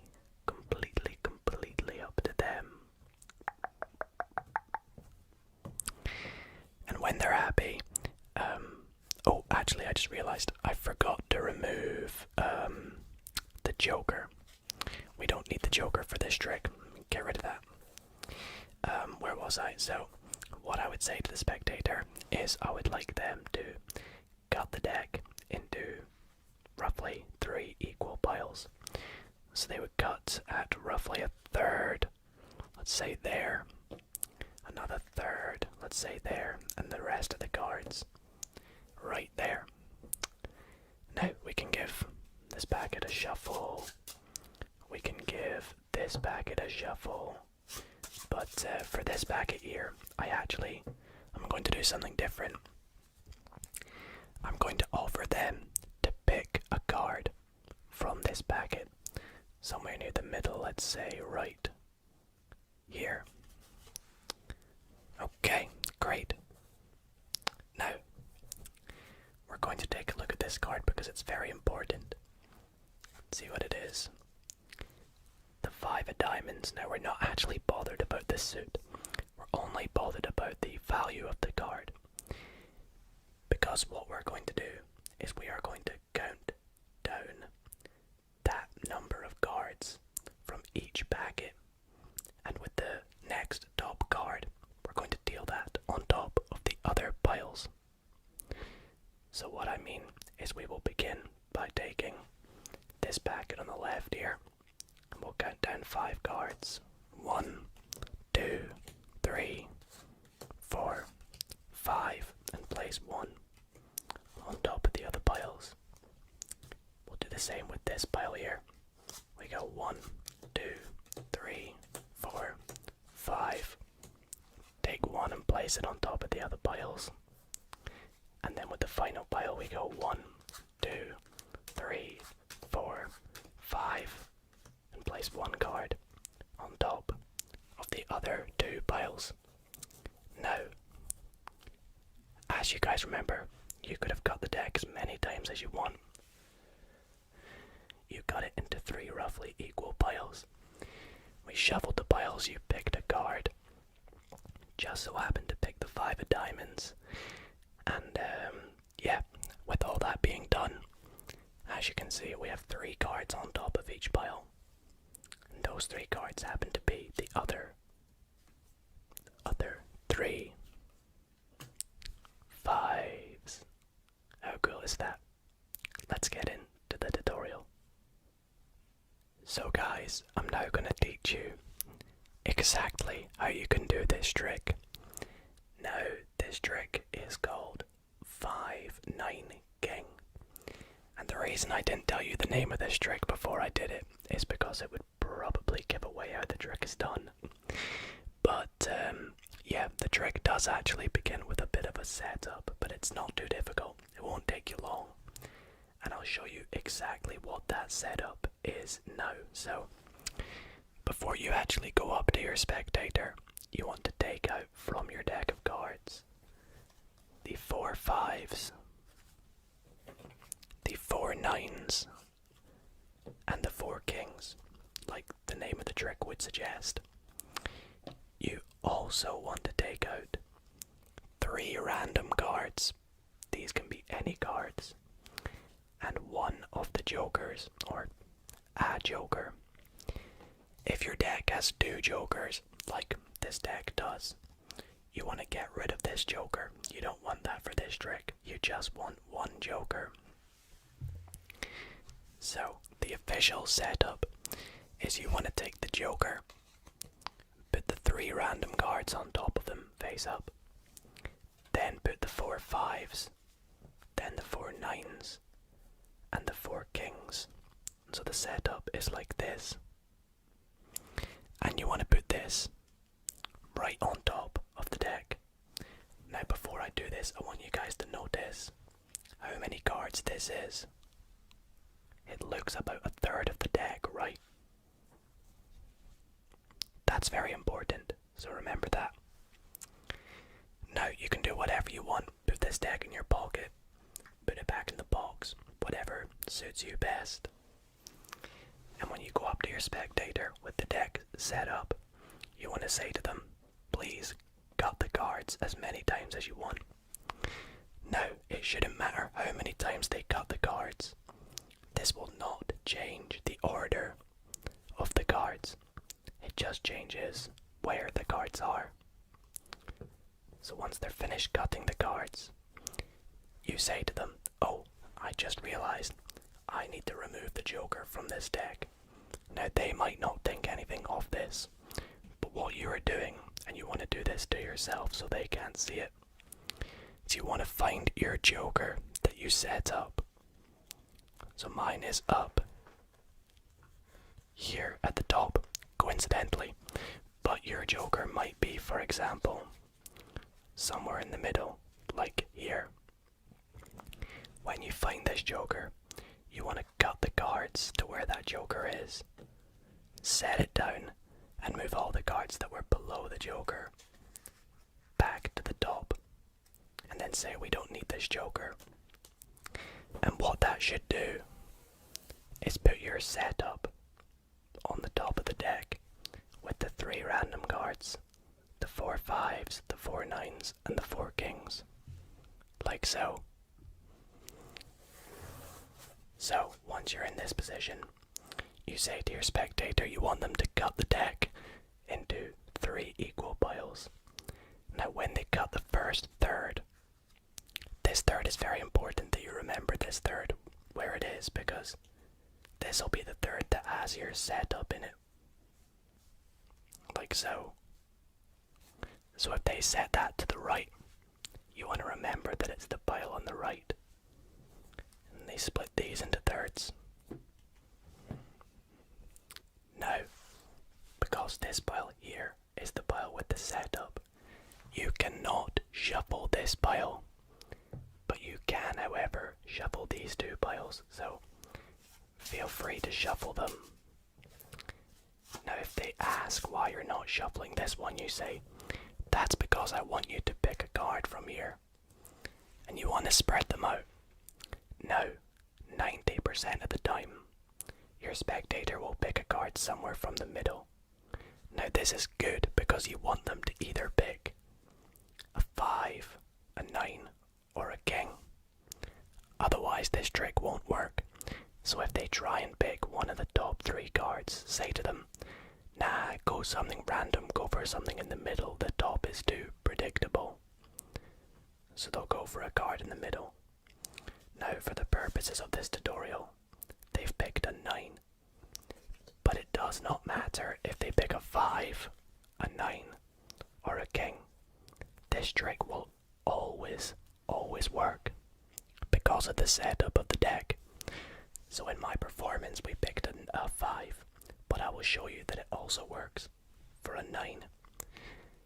If they pick a king, the value is 13, and it will also always work. Now, all you have to do is do exactly what I did in the performance, but you want to make sure the cards that you deal at the end are the cards that were on the right, the one with the setup. So beginning on the pile on the left, you tell them, and your spectator can do this as well, tell them to deal as many cards as the value of their card is. Now these are just going to be 9 random cards. 4, 5, 6, 7, 8, 9. And then say deal the next 2 cards onto the top of each other pile. So this will be a random card, and another random card. And put the rest of the cards on top. Now, they do it with the next pile. Again, all they're doing is counting down 9 random cards. And dealing 1 random card on top of every other pile. Now, it's perfectly set up so that on top of the 3 9s, as you can see, there's going to be 9 cards. 1, 2, 3, 4, 5, 6, 7, 8, 9. It's also perfectly set up so on top of the 4 5s, if they picked a 5, there are 5 cards. 1, 2, 3, 4, 5. And it's also perfectly set up in case they picked a king, that there are 13 cards. 1, 2, 3, 4, 5, 6, 7, 8, 9, 10, 11, 12. Let me count that again. 1, 2, 3, 4. Well, the 9 should be in here, so that'll be 5, 6, 7, 8, 9, 10, 11, 12, 13. On top of the 4 kings. So in our case, they've picked a 9, so they'll count down 9 cards. First, the 2 random cards you moved across. Then your 3 random cards. So that's 5. And then 6, 7, 8, 9, which are the 4 5s. And then the next 3 cards are the 9s. So you place, obviously you don't show them this, but the next top cards, like so. And put this pile back on top. And this is completely self-working. It should work every single time. That now the top cards will be the 3 other 9s.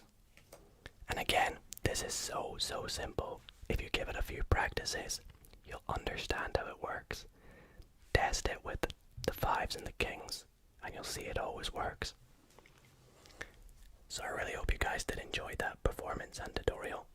If you have any questions about this trick, don't hesitate to drop a comment down below. And let's move on to the final trick of the video. So, for my next trick, I want to show you guys this really cool prediction card trick.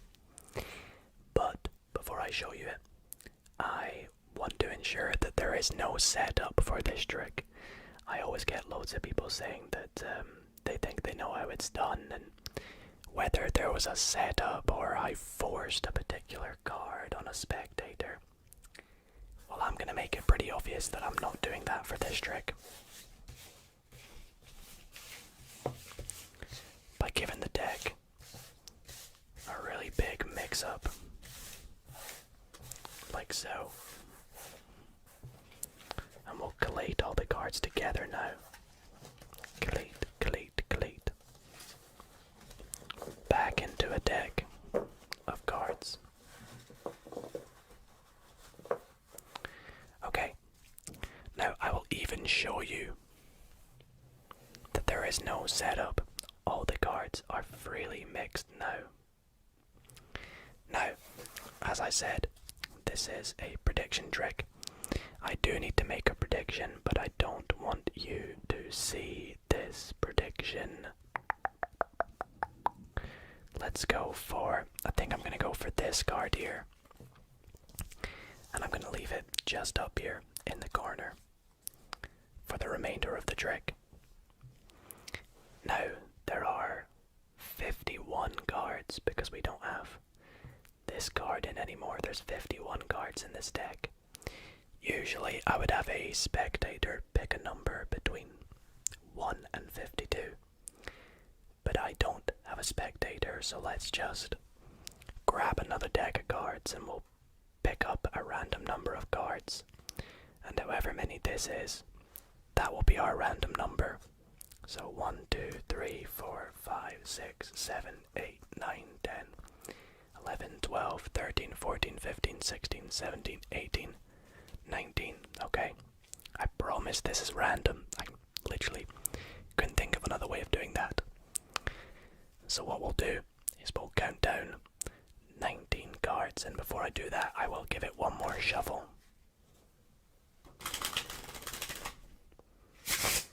For all those skeptics out there. And we'll count 19 cards. 1, 2, 3, 4, 5, 6, 7, 8, 9, 10, 11, 12, 13, 14, 15, 16, 17, 18, 19. Now we don't need the rest of the deck, so I'll get rid of that. Now for the last step of this trick, we're going to take these cards and we're going to deal them into 2 piles. One over here on the right, one over here on the left. Like so. Left, right, left, right, left, right, left, right, left. All the way through. Now, you guys will agree, we could have picked any card. Well, I could have picked any card. I made a particular prediction though. We shuffled the deck. We could have picked any number, and we picked 19, and we had random number of cards. But we have 2 piles of cards, and there's 1 card on top of each. And as you'll see, this card here is going to tell us what value my prediction is. Let's take a look. So this card tells me my prediction is a 10. 10, 10, 10. Do you think it is? let's increase the odds a bit. Let's say this card here will tell us the suit of my so-called 10. So this card tells us it's a spade. So apparently my prediction is the 10 of spades. Shall we see if it is? As you can see, my prediction is the 10 of spades. So, comment section, can you crack that one then for me? Up next, after that really fun tutorial trick, I'm gonna switch back to a pretty short but effective card trick that will fool you possibly every time you see it. So be sure to check this one back, try and work out how it's done, and if you think you know how this next trick is done, then do let me know in the comments and I will let you know if you're right. Anyways, for this trick we have a shuffled deck of cards, and I would like you to pick any card that you like. Let's say you go for this one right here. By the way, absolutely love this deck. And I will let you guys take a look at the card. I do not want to see it, so please do remember that. I'm now going to lose your card somewhere in the deck, so I have no idea where it is. We'll give it some cuts, some shuffles, and now I am going to try and find your card. Now, obviously, just picking out one card, I have a 1 in 52 chance of finding your card. I'm gonna try and make it a little bit more in my favor. I'm gonna pick out, let's say, 5 cards. That way, you know, I have a bit of a higher chance of finding your card. So let's go. Let's just take the top 5 cards. Now, I do not want you to tell me if any of these cards are yours, but I'm going to show you them, and I want you to just keep them in mind. So we have the 2 of clubs, the 9 of diamonds, the 10 of spades, the 6 of spades, and the 6 of hearts. Now, one of those cards might have been yours. Obviously, I have no idea. So I'll just set them down here. And I'm going to do a little bit of magic. I'm going to wave my hand over the top. And I'm going to press the middle of the sun 3 times. In fact, we'll go 5 times because there's 5 cards. Wait. I thought I picked 5 cards. Maybe I just picked 4 cards. But either way, I'm going to assume that none of those cards were yours, right? You can double check for me if you don't believe me, but none of those 4 cards were yours. And that's because I am pretty sure your card is still in the deck. I think that there is one card in the deck, as you can see, that is face up amongst all these face down cards. Is that your card? Be sure to let me know if you know how that was done in the comments. For my first trick in tonight's video, I'm going to be using my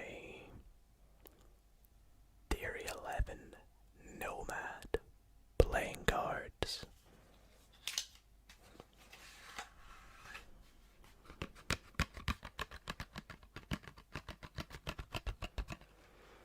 And I will begin by showing you that every card is different and all the backs are the same. And I will give the deck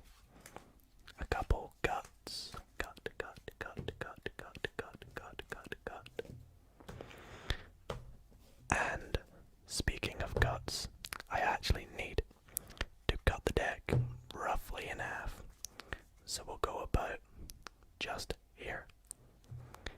And the reason we do this is from this packet of cards, I would like you to select any card you would like. So let's just say you go for this card right here. So I'd like you to memorize this card for me, please. Please memorize this card. Because I'm going to lose it in this other portion of cards. Face down in here. Now the reason I mentioned that this is face down is because what we're going to do now is take the rest of the deck and turn it face up. And what we will do is shuffle the deck face up into face down. So I will do this with a nice faro shuffle, like so, nice and satisfying. And we'll push the cards together, like so. Now, would you be happy in saying that your card is somewhere in this packet, faced down? Whereas if I turned it over, would you be happy in saying your card is somewhere now, face up? Good, because what I'm gonna do is try and make your card jump out of the deck. Are you ready? Let's see if I can do it with a little bit of a shake, shake, shake, shake, shake, shake, shake, shake, shake. Was that your card?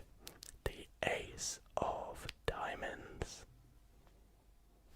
It wasn't. Oh, okay. Right, give me a second go at this. Let me try something a bit different. If I give the deck a little shake, shake, shake, shake, shake, shake, shake. This time, I have managed to make the entire deck go back to being face up, except from one playing card. And that one playing card is your King of Clubs. Alrighty guys, for the last trick in tonight's video, I want to show you a incredible trick that only actually uses 8 playing cards. Now, this trick is so amazing that I would absolutely love to teach you guys how it is done. But, I'm gonna set you guys a bit of a challenge. I will teach you guys exactly how to do this card trick in the next card magic video. If you guys can get this video to 500 likes, yep, that's right, 500. I know we can do it.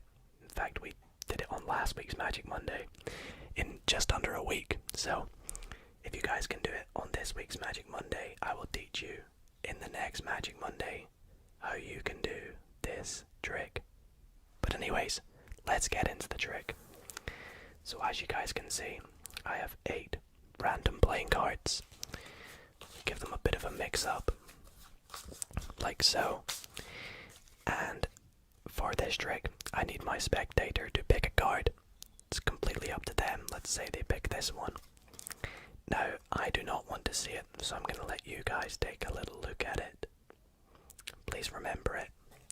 Because what we're going to do is we're going to lose your card back within the 8 cards.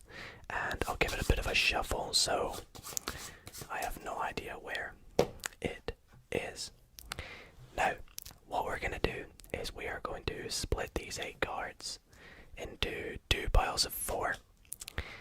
And I am going to show you all these cards, and I would like you to memorize which pile your card is in. So I'm going to show you the first 4 cards. We have the 6 of Hearts, the 2 of Spades, the 5 of Hearts, and the 3 of Spades. And I'm going to set that just under the card box, like so. Now, over here we have the other 4 cards. I will also also show you these in case you have not seen it yet. Okay, now I would like you to tell me which pile your card is in. Now, because I know how this trick is done, I will assume that you guys are saying this pile here. Right, well what I'm going to do is I'm going to invisibly pull out your card from this packet. You can see I've got it in my hand. I'm going to flip it over and I'm going to slide it into this packet. Don't believe me? Well, let's take a look. As you can see now, under the card box we have just 3 playing cards. These 3. Is your card missing? Well, if so, that's a good sign, because as you can see, there is 1 card reversed in this pile, and that 1 card is your 2 of spades. The other day, I set my friend a bit of a challenge. I said to him, with this deck, which I'm going to shuffle, I would like you to go through the deck and try and find 4 of a kind with the deck faced down. And as you can imagine, his initial instinct was, that's impossible. And I said, well, you have to believe. If you don't believe, then the magic won't happen. So he said, oh, alright, but I'm not promising you anything. And he went through and he picked out, let's say, 1, 2, 3, and why not 4 cards. And I said to him, do you believe that these are 4 of a kind? And he said, you know what, nah, I'm not a magician, I don't believe. And I said, bro, you have to believe. Let's take a look. He found a 3, a 9, a 10, oh, another 3. That's, you know what, that's not too bad. You're halfway there, so you do have some sort of magical abilities. But I'm gonna give you a second chance. Again, remember, you found 2 3s, a 10, and a 9. In fact, let's take one of your 3s and we'll just set it right there. We'll take your other 3 cards and just pop them. In fact, we'll pop them up here. And I said to him, okay, this time, using your 3, I really want you to believe, okay? And he said, fine. I believe.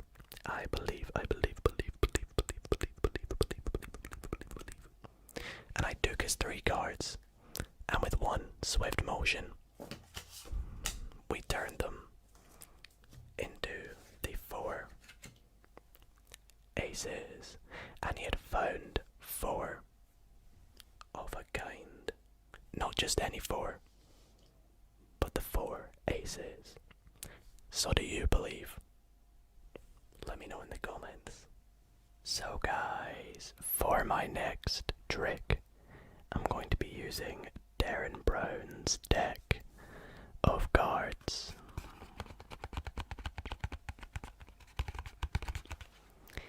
And as you can see, I've taken out the 1, 2, 3, 4 aces, because what I'm gonna do is I'm going to bury these aces somewhere in the deck, face up, so we have no idea what they are, where they are. And we're gonna lose these aces even more, creating a bit more of a mess. And in doing so, I'm going to turn half the deck face up and half the deck face down. And I'm simply just going to shuffle these packets together. Like so.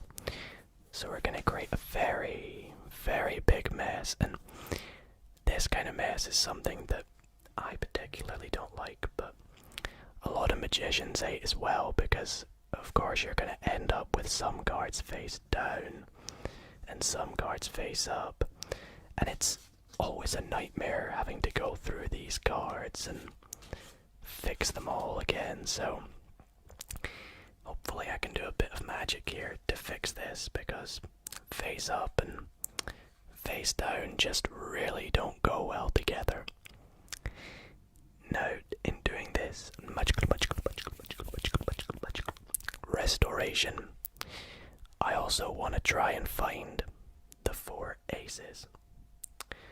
So again, you can see we got some cards face up, some cards face down. Hey, would you look at that? The 2 red 5s. Bit of a coincidence. But the real coincidence is this joker here on the bottom. You see, this joker is actually a magical joker, because if I take this joker and set him down right there by waving the deck over the joker, you can see that he has turned all the cards face down again, except the 4 aces. Wait, hang on, there's only 3 aces. Ah, I know what's happened. The joker is so magical that he has also turned into the 4th and final ace. For my next trick, I'm going to be using my Pythagoras deck of playing cards, and you may already notice that there is a bit of a prediction stuck under the box over there. We'll get back to that a little bit later on in tonight's card trick. But for this trick, I actually need my spectator to select not 1, not 2, but 3 playing cards. So what we'll just do is we'll just say stop somewhere random, like stop right there, and we'll just take the top 3 cards that are right there. Now let's take a look at the 3 cards we have picked. So the 3 cards we have picked are the 4 of clubs, the 9 of hearts, and the 10 of spades. 3 pretty random selections. Could have been any cards. However, we're not too bothered about the suits of the cards just yet. I should say just yet. We only are focusing on the values of the cards. So of course we have a 4, a 9, and a 10. And what we're going to be doing is from the top of the deck, I'll give it a bit of a cut first. We are going to just count the cards. Do the 4th card, the 9th card, and the 10th card, like so. So what I mean by that is we will deal the cards down, going across the back, or going through the deck. So 1, 2, 3, 4, and when we get to 4, we'll stop, because that's meet the value of this card. So 4 cards. Then we'll keep on going to get 9 for this one, and similarly 10 for this one here. So I'll show you what I mean. We're gonna go 1, of course, then 2, 3, and 4. Now, because we have got 4 cards, we will leave this packet here and continue dealing to these 2 packets till we get 9 and 10. So that's gonna be 5, 6, 7, 8, and 9. So we leave that one there and we go back to this one here. That's going to be 9. And then one more gives that packet 10. Okay, awesome. So we we have stopped at the 4th, the 9th, and the 10th cards in each pile, meeting the values of these cards. And as you will see, we have managed to stop ourselves at the Ace of Diamonds, the Ace of Clubs, and the Ace of Hearts. And if you remember, I made a little prediction at the very start of the trick that I pointed out. And as you can probably guess, my prediction was indeed the 4th and final ace, the Ace of Spades. But not only that, you stopped us, or you picked out the 4 of Clubs, which we have perfectly matched up on the bottom of this packet with its soulmate, the 4 of Spades. Got the 2 black 4s. We have the red 9 of Hearts, which we have matched up perfectly with its red soulmate, the 9 of Diamonds, and last but not least, the 10 of Spades we have perfectly matched up with its soulmate, the 10 of Clubs. But wait, we're still not done there. As you may notice, the name of this trick is triple thread, triple thread, triple thread. So there is still one more effect to come. We've had two mind blowers, but there's one more thing to come. As you can see, in this card box, there is a little bit of card. Nothing else inside. And on this bit of card is the number 25. Pretty random, right? What could 25 mean? Well, if I take the rest of the deck and we count how many cards are in this packet, we have 1, 2, 3, 4, 5, 6, 7, 8, 9, 10, 11, 12, 13, 14, 15, 16, 17, 18, 19, 20, 21, 22, 23, 24, and 25 cards remaining.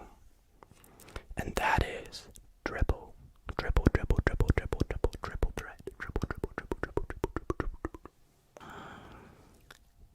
Do not blink, because if you do, you might miss the magic in this first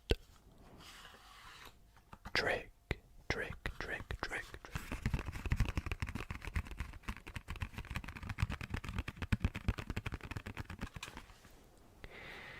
For this trick, I actually do not need the entire deck. We just need the help of the 2 red jacks and the beloved Ace of Spades.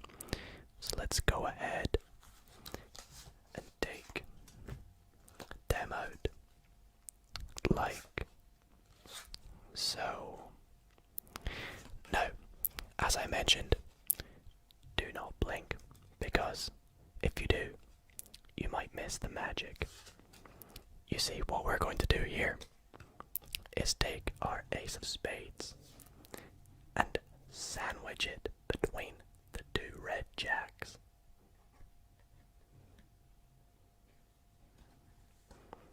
Like so. And I will grab onto the packet of cards like this. Now I'm going to give them a bit of a shake here, so watch closely. And as you will see, the Ace of Spades flips right over from in between the 2 jacks. Now, let's try this one more time. Let's take our Ace of Spades, pop it in between the 2 jacks, and we'll give this one more shake. So do not blink, otherwise you will miss the magic.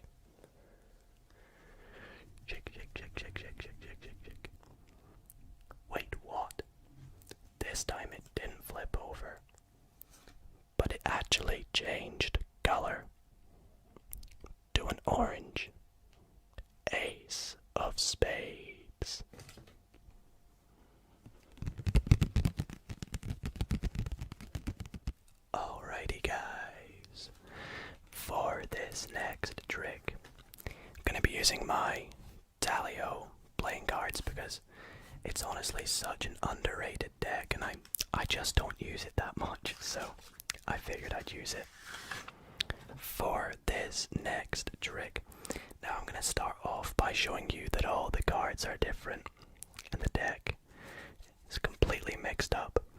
And what I would like you to do is, just as I count down the cards, I would like you to call out stop wherever you like. Now, of course, I don't have a spectator, so I promise you this is a free choice. Let's say we say stop right there at the 4 of hearts. I'll just pop that up to the top there, and that's going to be our first selection today. Now, for our second selection, we'll just go for the top card, the Jack of Spades. I do like me the Jack of Spades. And what we're going to do is pop that in the deck somewhere near the top, like about there should do. And we'll insert the Jack into the deck, like so.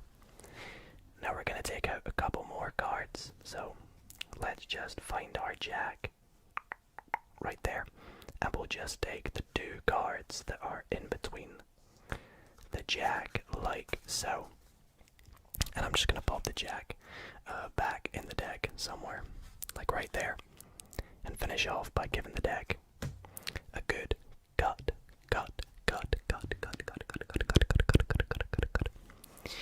Now, in comes my favorite part of the trick where the magical stuff goes down. Are you ready with a quick wave of my hands? Just like that, the top card of this deck is now a blue card. Pretty awesome, right? Did that fool you? No, it didn't. Oh, well, what about this? As you can see, the entire deck is now blue. Blue. Even our Jack is still there. The rest of the deck is all blue.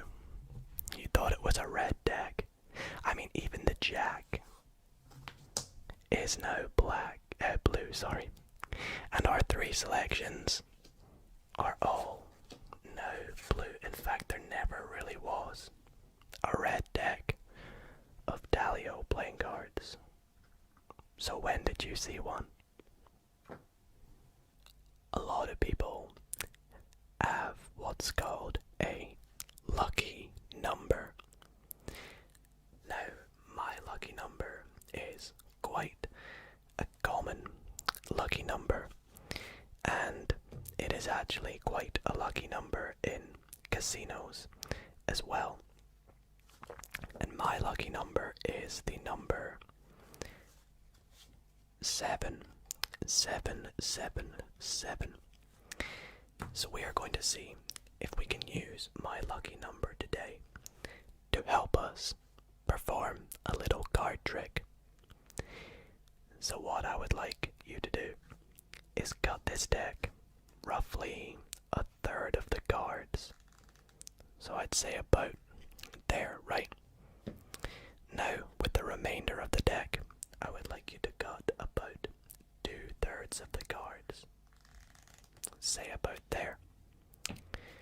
And with the rest of the deck, what we're going to do is give it a good shuffle.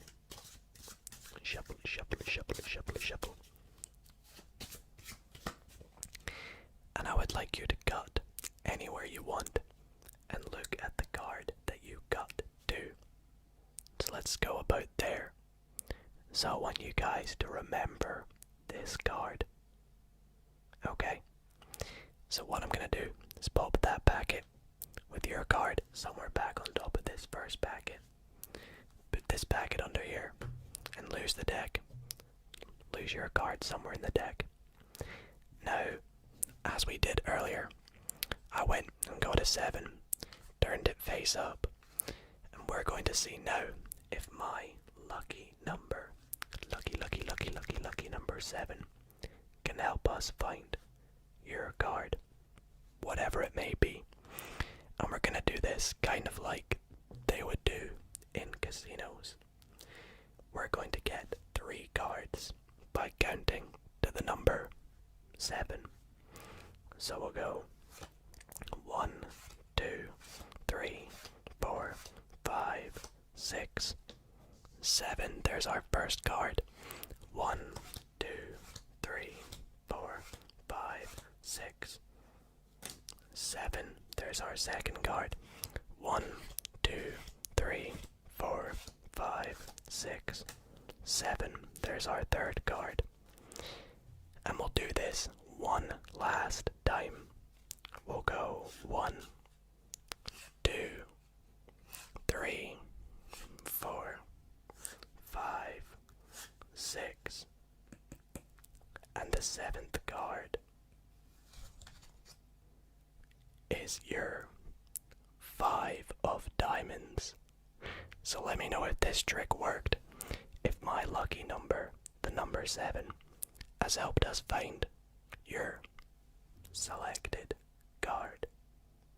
Alrighty guys, welcome to the tutorial trick. Up next, I am going to be teaching you a really cool card trick that is actually one that I specifically picked for this video to teach you, because this trick is kind of like a bit of a game, and it's really great to do on a spectator because it's very interactive. Majority of the trick, they are doing something at the same time that you're doing something, and it always just blows every spectator's minds. So stick around after I do the performance of this trick to learn exactly how it's done, and I can almost guarantee you are going to go and want to grab yourself a deck of cards and perform it on your friends and family. But anyways, let's get into the performance and then stick around for the tutorial. Okay, so let's get the cards out of the box for this trick. We actually don't need the jokers for this trick. This will become apparent why in a little minute. So we'll get rid of the jokers. But as you can see, this is a standard deck of cards, and I could invite my spectator to give it some cuts if they like. It's completely up to them, and when they're happy they can hand it back and I will give the deck, unless my spectator can do one, a really nice riffle shuffle. Boy, I just love that shuffle. And again, my spectator can see just a completely random deck of cards, like so. Now, for this trick, I could even hand the deck to my spectator right now, and I could just sit back and watch the entire thing from here on out. Here is where I'd ask my spectator to take this deck, and with the 52 cards we have, split them into 2 piles. Exactly, so 26, 26. And the best way to do this is, just go 1, 1, 1, 1. So they would do this, they'd go 1 card there, 1 card there, left, right, and do this the whole way through the deck. Now, because this is an ASMR video, we get the nice sounds of the card dealing and some tongue clicking as we go. If I did that to my spectator, they may not get the same experience, who knows.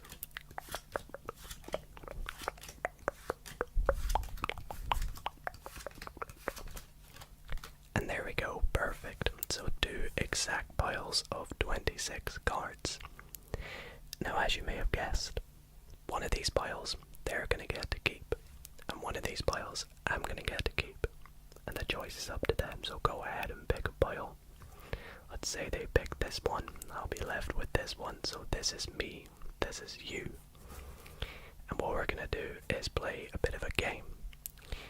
My spectator is going to turn over the cards one at a time from their pile face up, and if they turn over a black card, they'll set it off to the left, just like so.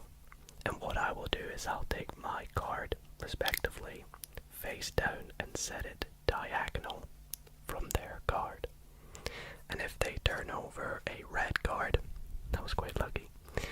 set it to the right, or in this case to the bottom, and I'll set my card respectively faced down, again diagonal. So we'll go through the cards and do this. Black, so diagonal. Red, so diagonally I put mine there. Again face down, so black, diagonally. Red, diagonally. Black, diagonally. Black, diagonally. Red up here. Black down here. Red up here. Red again up here.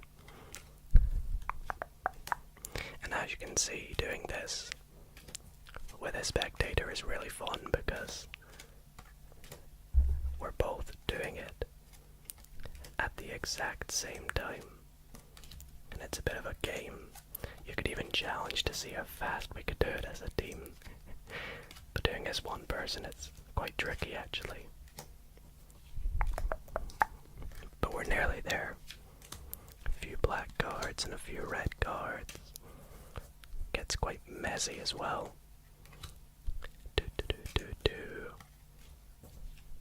And last card. There we go. Now, having done all this, the spectator will not be surprised to see that obviously these are all black cards and these are all red cards. But after everything we've done, they may be surprised to see that all these cards are also all black, and all these cards are also all red. So I hope you guys enjoyed that trick.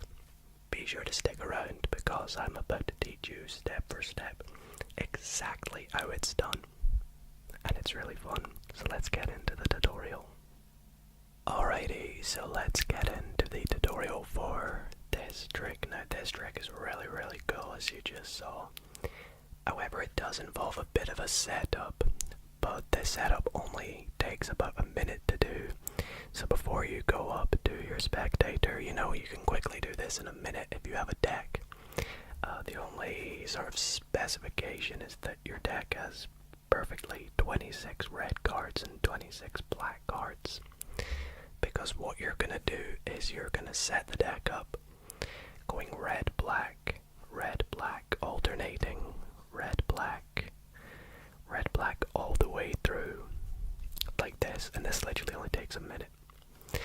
Now, what I like to do is sometimes place the jokers on the bottom and then put this back inside the card box before I go up to my spectator, because that way when I go up to them and take the cards out of the box, it looks like I've just, you know, pulled out this box. I've not done any setup. I've literally just gone and got it from somewhere, and if I pull it out and the jokers are on top, you know, that looks like I've literally just found this and the jokers were there from last time, so I say let's get rid of them.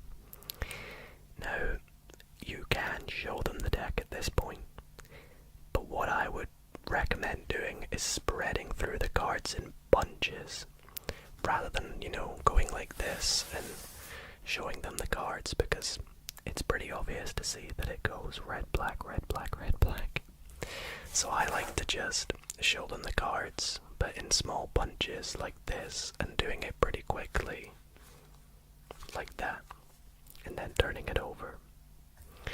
Now here you can actually give the deck a few single cuts like this. Your spectator can do it too. This doesn't change the fact that the deck goes black, red, black, red, black, red. As you can see, it still is in that same order. However, the next step, which I honestly can't explain how it works, is you can give the deck one and only one riffle shuffle, and this trick will still work. Now, if your spectator can do it, you can offer them to give it a riffle shuffle.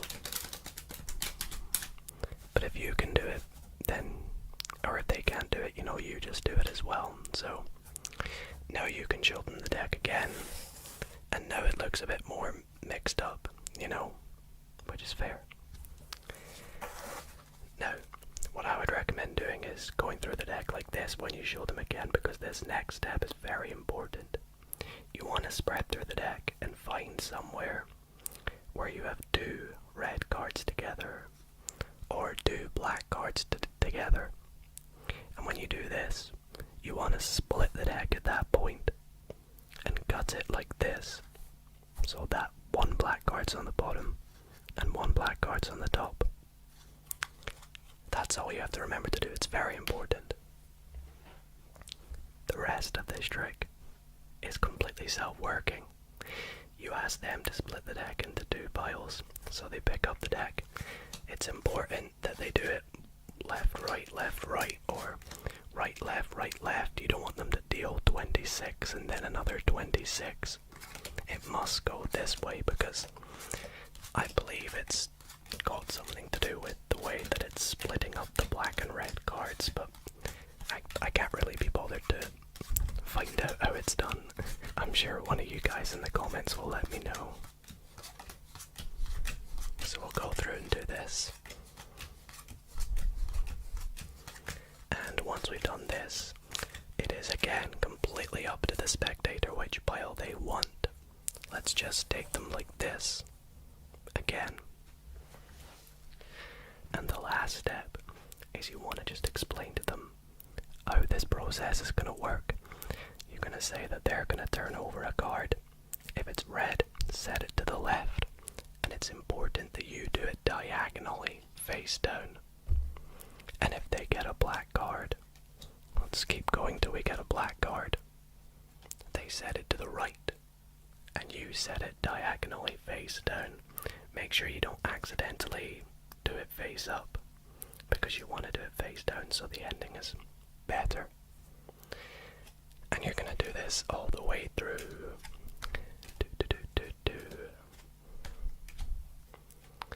Which, doing individually, is quite tedious. But with someone else, as I said, it becomes a bit of a game. It's actually quite fun to do. Lots of red cards in a row here. So that's the good thing. If it doesn't go red, black, it sells the illusion a bit better at the end. Especially with the fact that we shuffled it and they cut the deck at the start. And most of this trick is done in their hands, and that's why I think this is a great trick for me to teach you.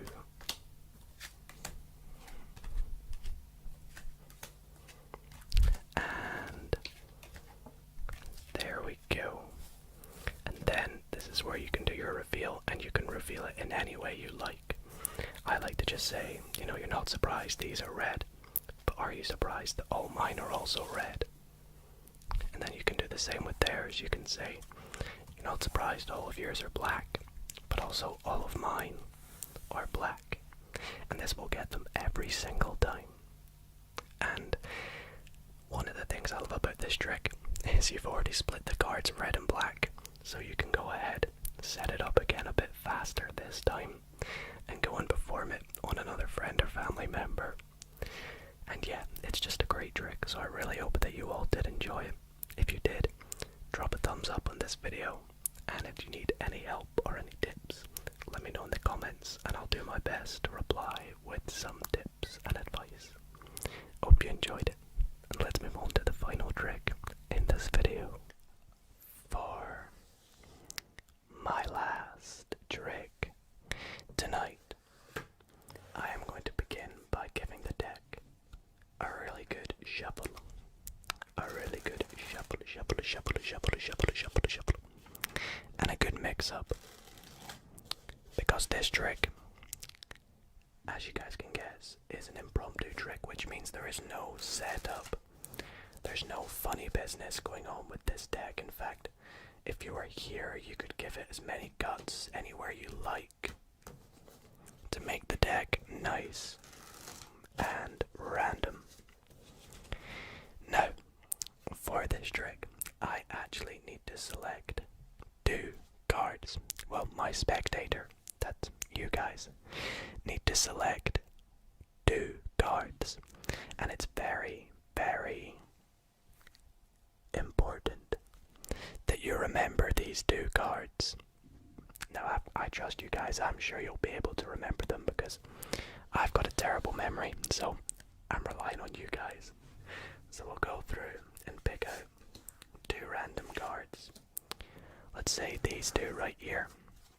We'll take a look at them. So, well, one of them's the Joker, so I'm pretty sure I'll be able to remember that one.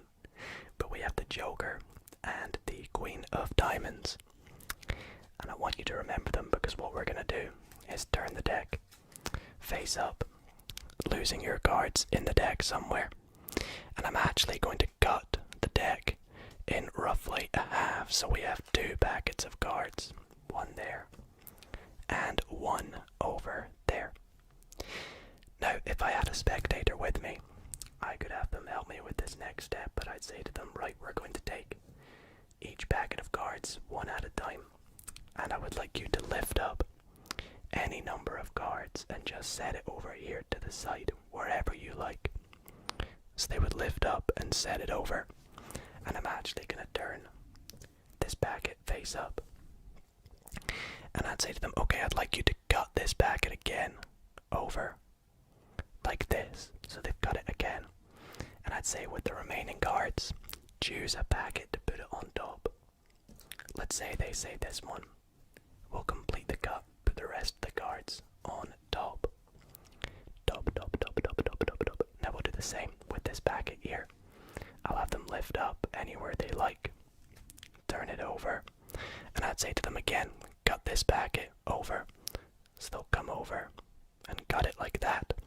And I'll say, which packet would you like to put the remaining cards on? And say this one here.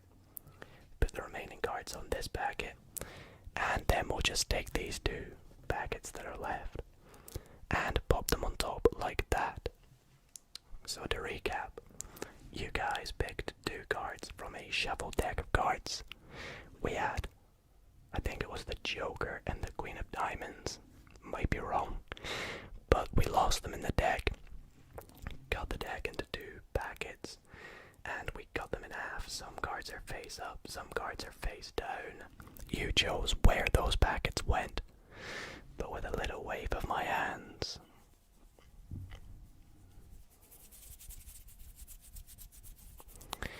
Just like that, the entire deck goes back to being face up, except for 1, 2 playing cards. And if we take them out, would you believe it, that these 2 cards are the Joker and the Queen of Diamonds, your 2 selected cards. Because it's going to be a new deck order, let's mix it up for a wee moment.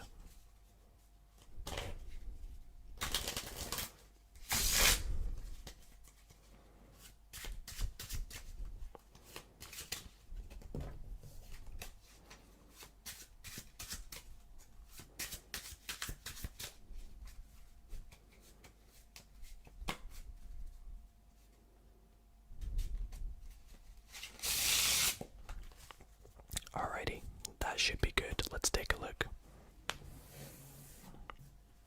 That seems pretty mixed up to me, right? So, what I'm gonna do is I'm actually gonna make a bit of a prediction. Now, I don't really particularly want you guys to see this, so I'm gonna do it secretly to myself. And that is my prediction. Now what I'm going to do is I'm going to start dealing down cards. And whenever you feel like it, just call stop. Now I don't have anyone here with me, so I promise this is random. But let's say I say stop there, for example. And I promise this is a free choice. So, we said stop here. This will be your packet, and this will be my packet. Now, from my pack of cards, I actually would like you to call out stop again wherever you like. Stop right there, okay. So we'll cut to that card. We'll take a look at what it is. It is the Six of Hearts. Now, we're not actually bothered about the card itself, the Six of Hearts. We're only really bothered about the value, which in our case is 6. And we're gonna take, from where you said stop, the 6th card down. So let's do that. 1, 2, 3, 4, 5, 6. And the 6th card is the King of Spades. Now, it's funny you picked the King of Spades because we shuffled the deck, right? You guys saw that. You could have said stop wherever you want. We got a random card, which is a random number. Completely random, right? However, at the start of the trick, I predicted one card. And my one card was the soulmate to the King of Spades. The King of Clubs.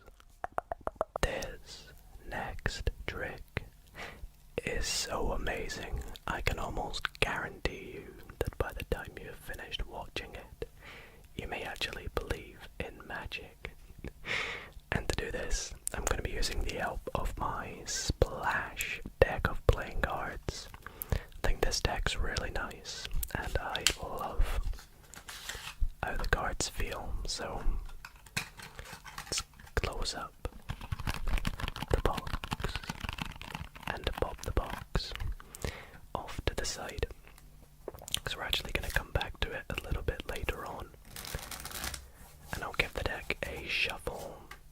Although for those who still may not believe me, I will show you indeed that this deck is not in any order whatsoever. The spectator can even give it a cut or whatever they like.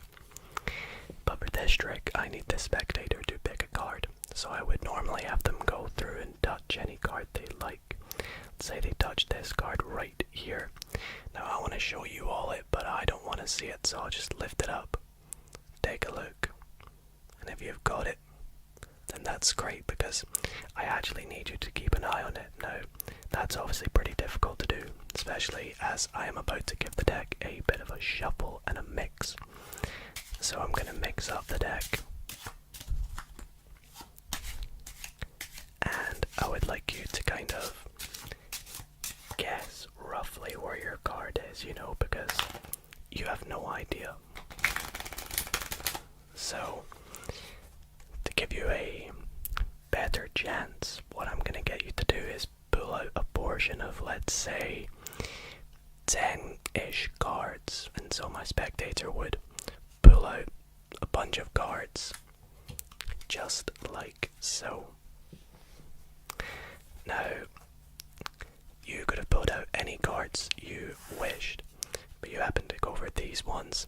What I'm going to do is I'm going to give you this deck, because what I would like you to do is quickly cut this deck anywhere you like.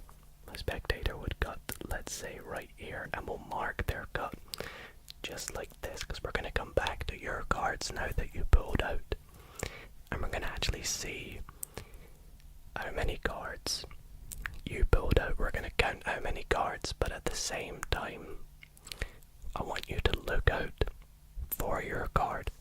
So we're going to count the cards, and at the same time, I want you to see if you pulled out your card. So let's go. 1, 2, 3, 4, 5, 6, 7, 8, 9. Did you see your card? Now, I'm just going to assume you probably didn't. There's a high chance you may have not, but there's also a slight chance you may have. So I'm just gonna go with the hope that you didn't. And I'm gonna pop these cards inside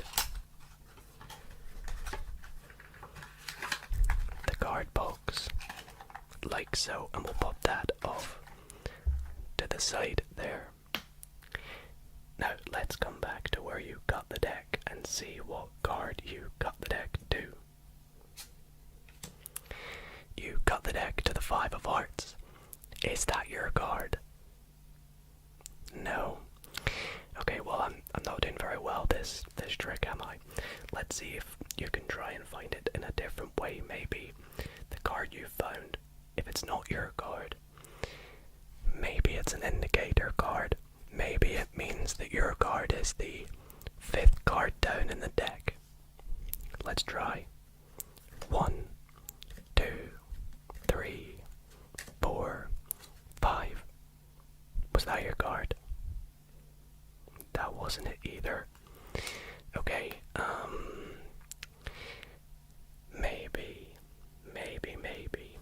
instead of the 5th card down in this pile, it means it's the 5th card down in the pile that's in the box. Wouldn't that just blow your mind? Well, let's give it a look. If I remember, you picked 9 cards. So it would be in the 5th position out of 9, correct? Well, let's spread out the cards and take a look. You can see we have 1, 2, 3, 4, 5, 6, 7, 8, 9, 10. Wait, what? We have 10 cards. That can't be right. Well, let's take a look what's in the 5th position. 1, 2, 3, 4. The 5th card down. The 10 of diamonds. Is that your card? Still not asleep yet. Well, that is a bit odd. How about a card trick with tutorial? Maybe that will work. You guys have been absolutely loving the tutorials lately, so maybe if you're not asleep yet, then this card trick performance with tutorial will put you straight to sleep. Sleep. So I will show you a quick trick now and then teach you exactly how it is done. Now, for this trick, you could actually have it all done in your spectator's hands. Because for this trick, you're going to start by asking them to freely cut the deck as many times as they would like. And when they give it back to you, you could even give it one more cut, let's say right there. And when they give you the deck back, you're going to say to them, okay, I would like you to take this deck and deal as many cards as you like into one pile, but tell them to maybe not do too many cards because you will be making 2 more piles of the exact same amount. So let's say they go for, I don't know, 7. They go 1, 2, 3, 4, 5, 6, 7. Then you would tell them, obviously, do the same for 2 more piles. So 1, 2, 3, 4, 5, 6, and 7. And then 1, 2, 3, 4, 5, 6, 7. Now you want to tell them to put the deck on top of any of these 3 piles. Let's say they go for the middle pile. Next, I would like you to pick either of the 2 piles that are left. Let's say they go for this pile, and I want you to give it a good mix up. As much as you like, mix it in any way, and when you're happy, I want you to take a look at this top card. So it's actually okay if I take a look in this case. It is the 8 of diamonds. A great choice, I must say. And we're going to take this packet, set it on top of the largest packet, and then take the rest of the cards and drop them on top. Now, let's do a little bit of a recap. So I had you mix up the deck, then I had you deal as many cards into a pile. You could have gone for, say, 6. 1, 2, 3, 4, 5, 6. You could have gone for as small as 3. 1, 2, 3.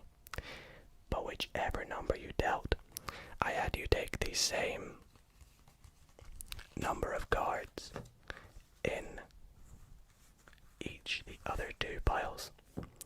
And then I had you place the rest of the deck on top of any of the 3 piles. Pick up one of the 2 remaining piles. You could have mixed it up as many times as you wish. You could have even changed your mind. Then I had you take a look at the top card, and when you had that, hopefully you're still remembering it. In our case, it's the 8 of diamonds. I had you pop that on top of this packet, and pop the rest of the deck on top. Now, after all that, it is time for me to finally find your card. Now, how am I going to do that? Well, as you can tell by the name of this trick, it is called the Dido ASMR card trick. But why is it called that? Well, as you see, if I take this deck and I spell out Dido ASMR, DIDO-ASMR,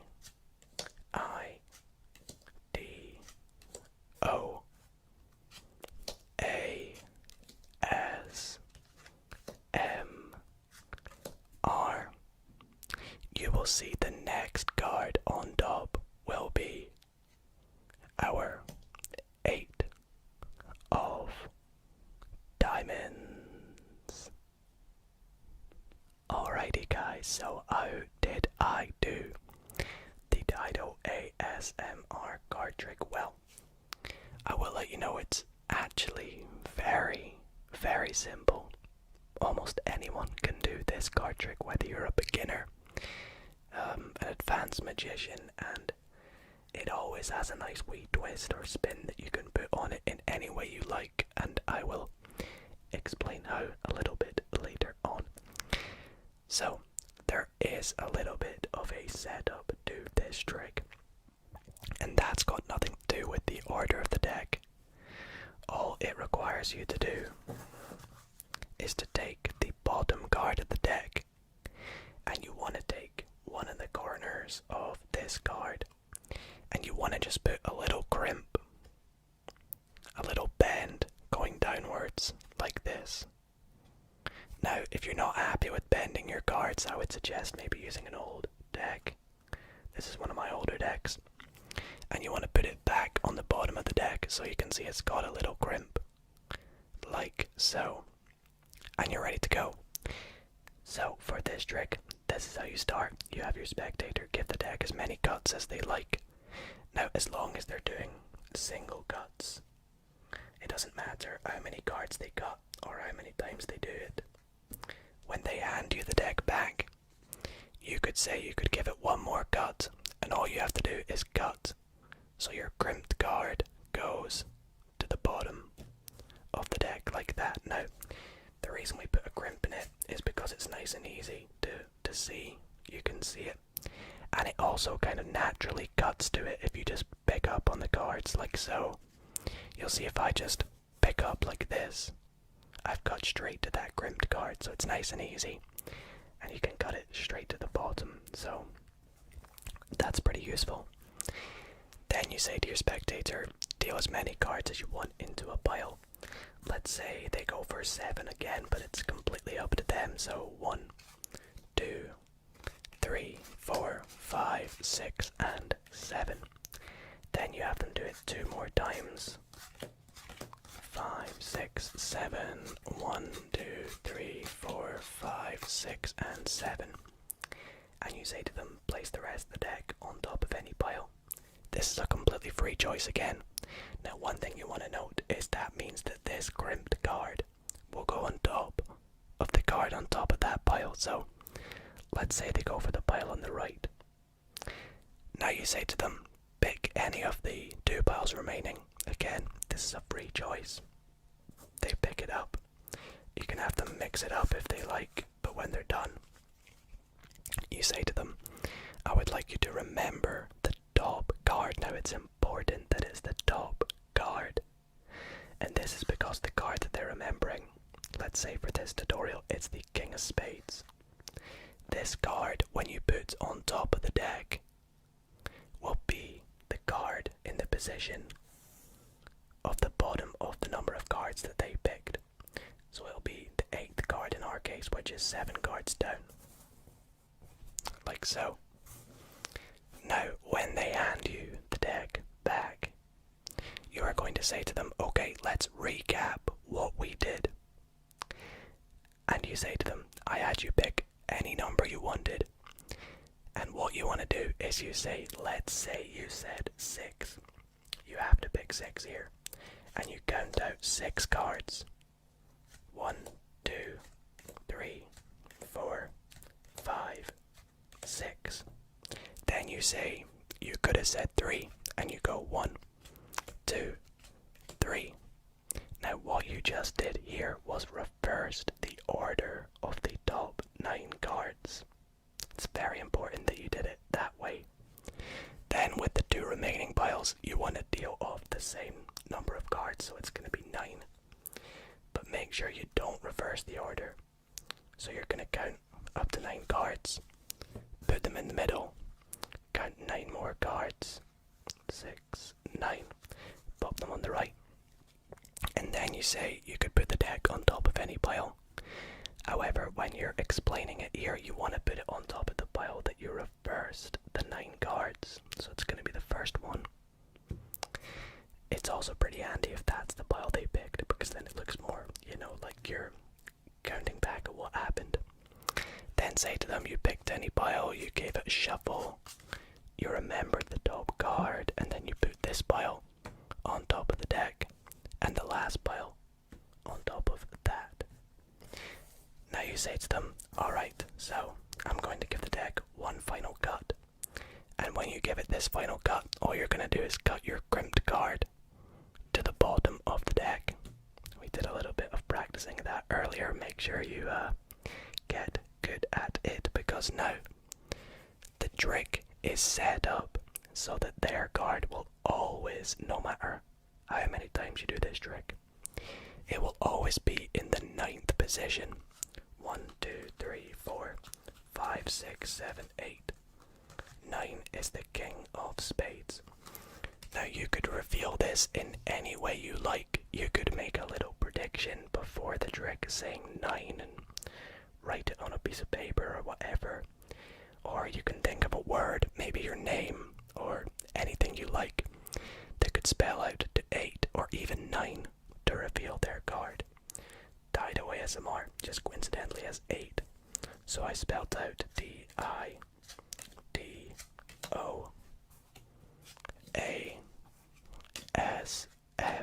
Of course, that's 8. And then the next card will be theirs. You could spell out a 9-letter word and turn over the 9th one to be their card any way you like. Their card will always be in the 9th position.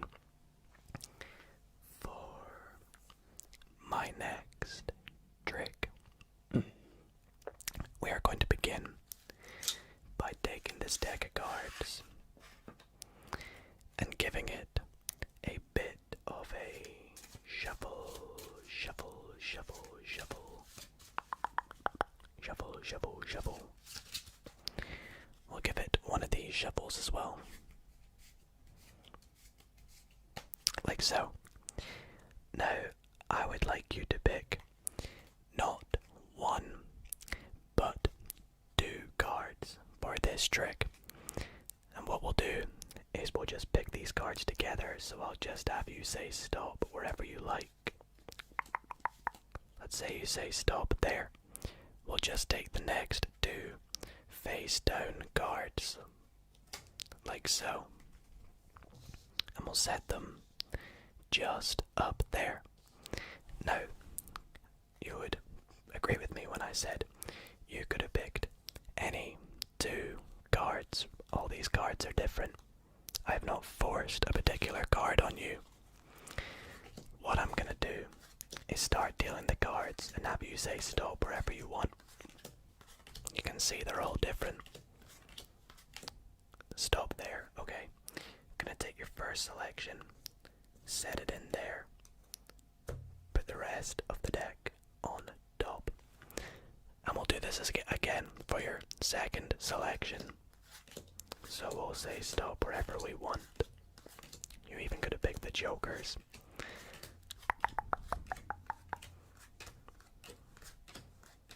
Stop there, okay.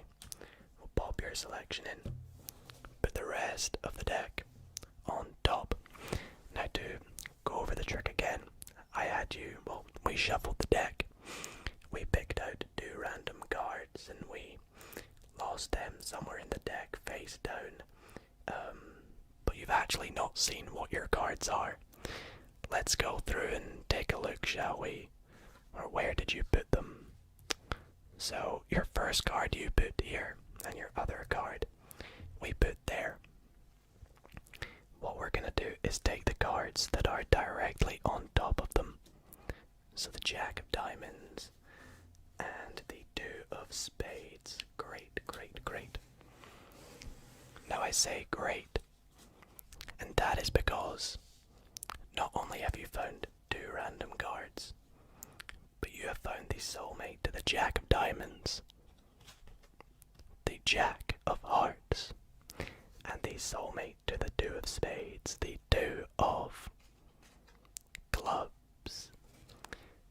But not only have you found the soulmate to both these cards, you have also found the 4 red cards.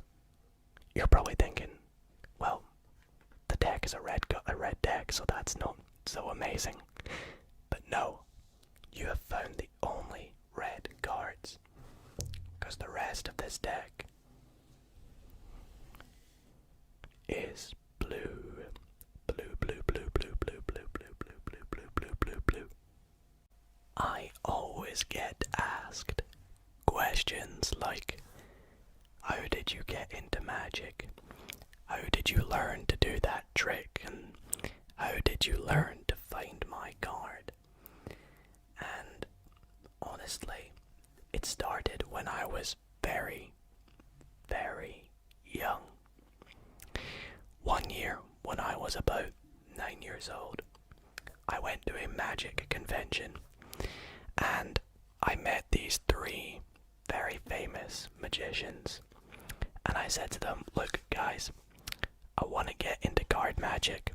I want to learn first how to find a chosen card by a spectator. And they said, okay, we have just the methods for you. So I went through my deck of cards that I bought and I took out the 1, 2, 3 and 4 aces. And I said to the magicians, alright, what I'm gonna do is lose these aces in the deck right in front of them. And so I did. The Ace of Diamonds and the Ace of Spades. And I said to the first magician, okay, how would you find the first ace? And the first magician said to me, so I like using a bit of an old tactic. And that is by using what we as magicians call indicator cards. And an indicator card is a card that indicates the position of a spectator's card. So in our case, the magician's indicator card indicates that the first ace is in the 7th position. So he counted 1, 2, 3, 4, 5, 6. And rightfully so, the first ace was in the 7th position. Now the second magician said, I don't like that. That's a bit too slow for me. spread it out and said I can just find a card by spreading the deck out. And rightfully so, he found the second ace. So we're 2 aces down. The third magician said, you know what, I'm into a bit of spelling. And he said, just by spelling ace of diamonds, I can find the ace of diamonds. So he goes A, C, E, O, F, D, I, A, M, O, N, D, S. And there is the ace of diamonds. And they said, okay, look, go ahead, use the tactics we have taught you. Find the fourth and final ace for us, the ace of spades. And I said, okay, let's see if I can use an indicator card. But no indicator card showed up for me. So I thought, okay, let's try just to get the card to turn over like the second magician did. But nothing turned over. So I said, alright, okay, let me try spelling ace of spades. So I went A, C, E, O, F, S, B, A, D, E. But even on the ace of spades being spelled out, I still hadn't found the fourth and final ace. So I said, okay, you know what? Let me use a bit of my own method. And I took the cards and I out-jogged and in-jogged the cards one by one. All the way through. Out-jog, in-jog, out-jog. Whoops, that was in-jog, out-jog. Like so. And I said, you know what? I have a funny feeling the ace is in this packet. So I did it again.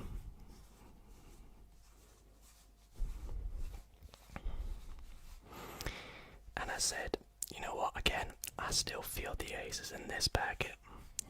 So I did it a third time. As you can see, I'm still not very good at it.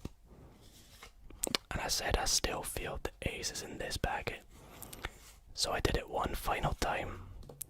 And I said, okay, I think I might have found the ace. So I snapped my fingers. And just like that, with my own method, I had found the fourth and final ace. But not only that, the magicians knew I had lots of potential. Because I had also found 10, Jack, Queen, and King, giving me a royal flush. Alrighty, everybody. As promised, for my next trick, I will be showing and teaching you how this trick is done. And this trick is absolutely incredible, and it blows everybody's mind. I have shown it so far, and I guarantee you it will blow your mind as well. It is absolutely incredible. So I really hope that you all enjoyed this trick. Now again, quick disclaimer, if you do not want to know how this trick is done, if you want to keep the magic a secret, feel free to skip by the tutorial after I have performed it. But if you do want to know how it's done, stay tuned and get ready to go and get a deck of cards. But without further ado, let's take our deck and let's just show you exactly what this trick looks like. So, for this trick, similar to a trick I did earlier, I will need my spectator to go ahead and call out any matching 2 of a kind. So they could pick, let's say, the 2 black 3s, or the 2 red 10s, or the 2 black 7s, or the 2 black 6s. It's completely entirely up to them. Let's just see what's on top again. The 3 of spades. So let's go through and find the matching card, which will be the 3 of clubs. Nice. Now, what we're going to do next is have you select any card you like. So here we'll just go through the deck and go stop somewhere random, like right here. Take out this card. Now I don't want to know what this card is. So what we're going to do is we're going to just take the card box and set it on top of the card. Great.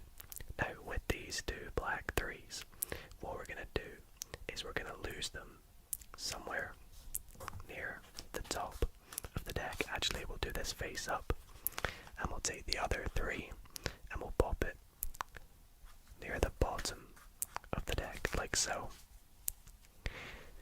Now, these 3s are about to do something pretty magical. Pretty magical. But in order to do this, we need to take this deck and deal it into 2 piles. One on the left and one on the right. So let's go ahead and do this. Left, right. Now, when we do this, hopefully our 3s will end up in the same pile. If they don't, we'll just do this again. But I'm hoping that they do. And in our case, great, they do. They're in this pile on the right. So what we're going to do now is just get rid of the pile that the 3s aren't in. Pick up the cards. And as you guessed it, we're going to just do this all over again.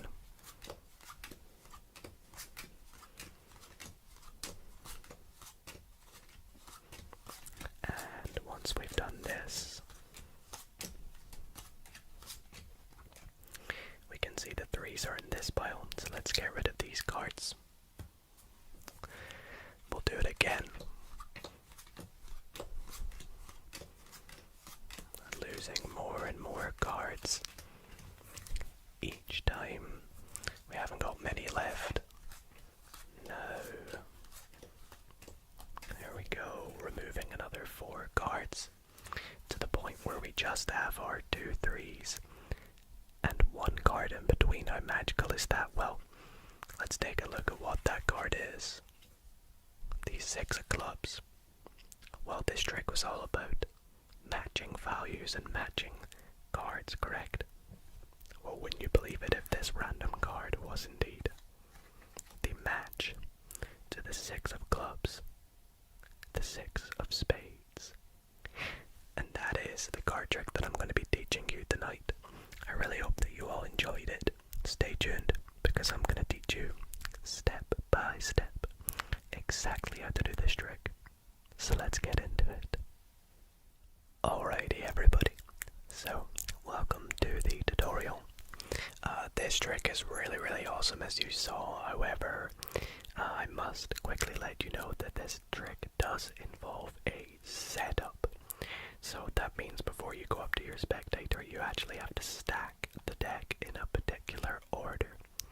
So as long as you can get the deck and arrange it quickly before you go and perform it, then you're all good. And I must also let you know that this will require you to have a deck of cards that is complete. By this I mean it must have all 52 cards. And you can get rid of the jokers, you won't be needing them. So, all 52 cards. And here is the order you must stack the deck in. Now, the order is not specific. As long as each packet of cards matches the other packet's mate. What I mean by this is you're going to split the deck into 2 packets of 26, and you can stack them such that you have the 2 black 5s, the 2 red queens, the 2 red 3s, the 2 black 6s. Hopefully you see what I mean. You're going to stack each pack so that the other one mirrors whatever is in the other packet. Now again, this does not matter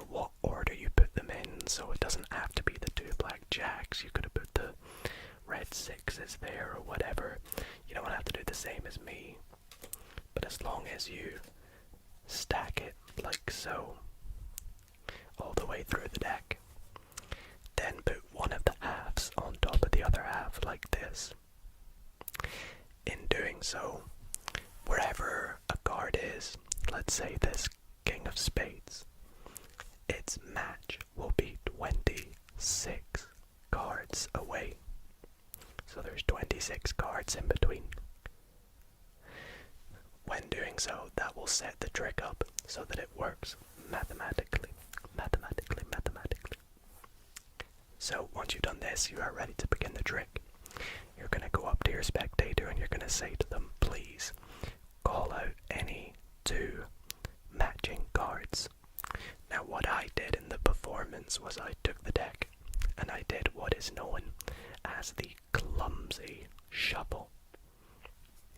This shuffle makes it look like I'm shuffling the deck, but in actual fact, I'm just cutting the deck. Now you can actually give the deck cuts if you want, as long as they're singular. But the clumsy shuffle is a shuffle in which you push out cards from the top, and then push out cards from the bottom on top of that, and then top to the bottom, bottom to the top. And this is actually not shuffling or changing the order that you set up earlier. Once your spectator names out any two of a kind, you're going to go through and grab that. So let's go for the two red sevens. Red 7 number 1 and red 7 number 2. And you're going to set them off to the side. Then you're going to say to them, I want you to pick a random card. So they go through the deck, they touch a card, and whichever card they pick, you want to take it out and put all the cards below that card on top of the pack of cards above that card. Then you're going to take the box, set it on top of that card like I did, or you could say to them, put it in your pocket, just don't look at that card basically. The next step is we're going to lose these two red sevens somewhere in this deck. However, we're not losing them somewhere random. We're losing them somewhere very specific. We're going to put them in the 10th position from the top and the 10th position from the bottom. Now, how can you do this subtly? Well, what I did is I pushed the cards off in packets of 3. So I did 3, 6, 9. And then that's now the 10th position. So I put the first 7 in. Same from the bottom. I tried to talk at the same time, but it can be difficult. So that's 9. We put the 7 in. And now we have the 7s in the 10th position and the other 10th position. Now the trick is all set up. All you have to do is deal them out into their 2 piles. And so as long as you have done removing 2 cards, as long as you don't mess up the order of the deck as you go, and if you get your spectator to select a card, don't forget to put the bottom half back on top of the top.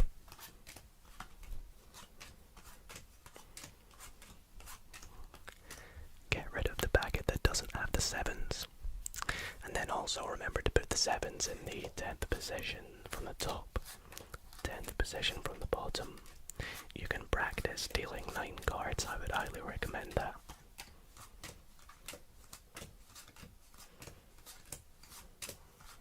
So, there we go. This process here can be a bit long sometimes, but it definitely adds to the effect. And we're narrowing it down basically. And this all works just nice and mathematically. Mathematically. You can see there's 1 card. And every time this card will be something different. In my case, it's quite nice. It's the Ace of Spades. That means this card here will be the Ace of Clubs. And as you can see, it worked out very nicely. And the good news is the deck will now not be in an order, so the spectator can examine it and they won't notice anything fishy, which is great. So, hope you all enjoyed that trick. Again, if you have any questions or want any tips, please do not hesitate to drop a comment down below. I'll try my best to reply to them. And yeah, with practice, this can make a great trick. Let me know if it works, and let me know if you try it on your friends and family. For my next trick, I would invite the spectator to begin the trick by shuffling and cutting the deck if they so wish. Again, I can promise you that there is no setup for this trick. It's completely random and I have no idea the order of the cards. My spectator can look at the cards to make sure. I'll give you all a quick look. No order whatsoever. But for this trick, I do indeed need my spectator to select a card. So they would go through and pick out a card again. Let's say this one this time. You guys got it. I'll drop it down there for you all. I'll give you one last look. But we're now going to lose it somewhere in the deck. Now, this trick is one of my favorite tricks. I learned it a few weeks ago and I've been showing all my friends and family, and you're about to see why. So, I'm going to give the deck a cut. I'll give it a shuffle. Shuffle. And we'll finish up by giving the deck one final cut. Like so. Now, just like you all may be, my friends and family are a bit skeptical, so for this trick I always start by showing them, your card is not on top. Correct. And your card is also... No, oh, look at that. 2 2s, that's a coincidence.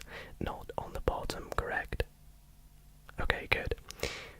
Now, for this trick, I need you, my spectator, to call out stop whenever you like, as I deal cards face up from the top of the deck. Now, you may see your card as we do this, just don't react if you do, and if you don't, don't make it obvious that you're looking out or waiting for your card. Just when it feels like it, whenever you feel a sudden rush of, I need to call stop, just call stop. Don't hold back. Go for it. Are you ready? Okay, let's go. I'll deal cards. You can do it as soon as you like, or as late as you want.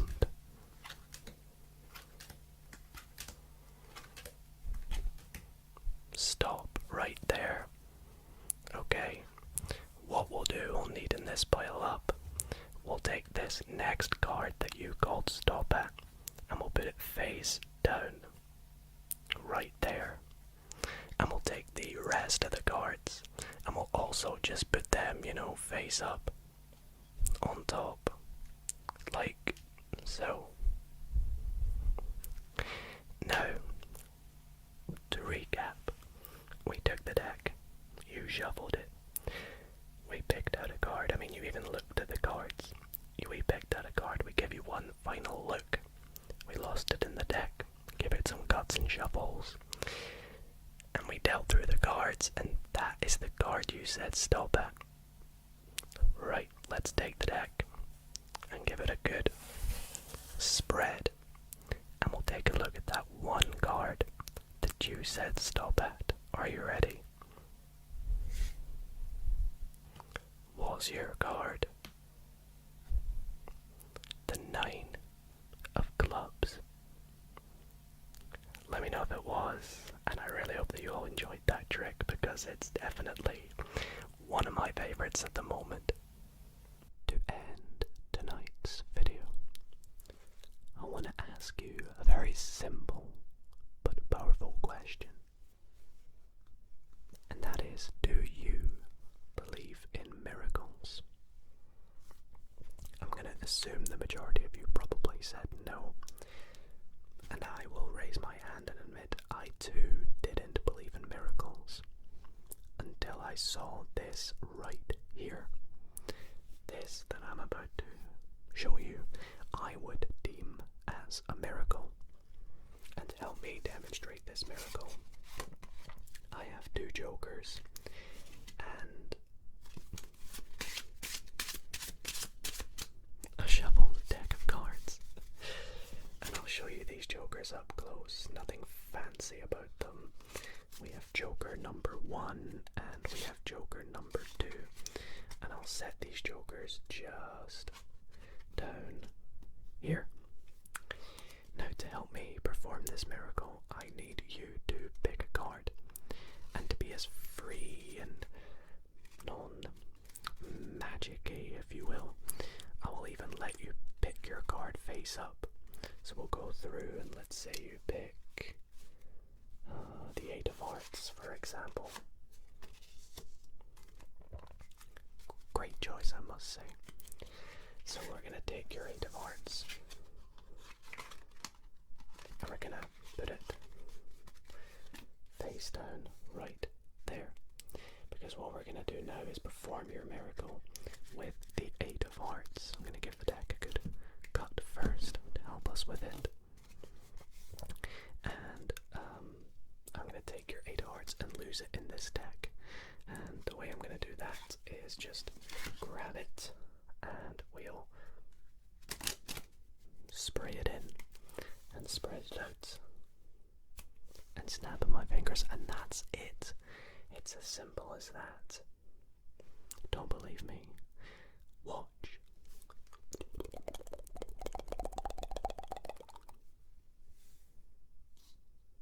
One card has jumped in between the two jokers, and that one card is your 8 of Hearts.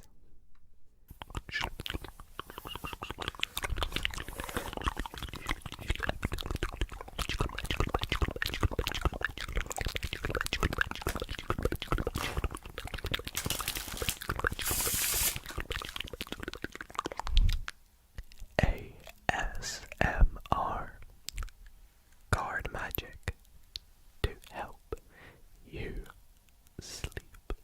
Sleep, sleep, sleep, sleep, sleep, sleep, sleep, sleep, sleep, sleep, sleep, sleep, sleep, sleep, sleep, sleep, sleep.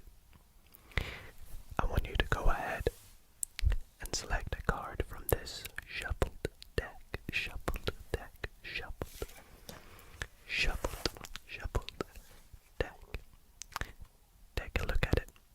Please remember it. I cannot see what this card is.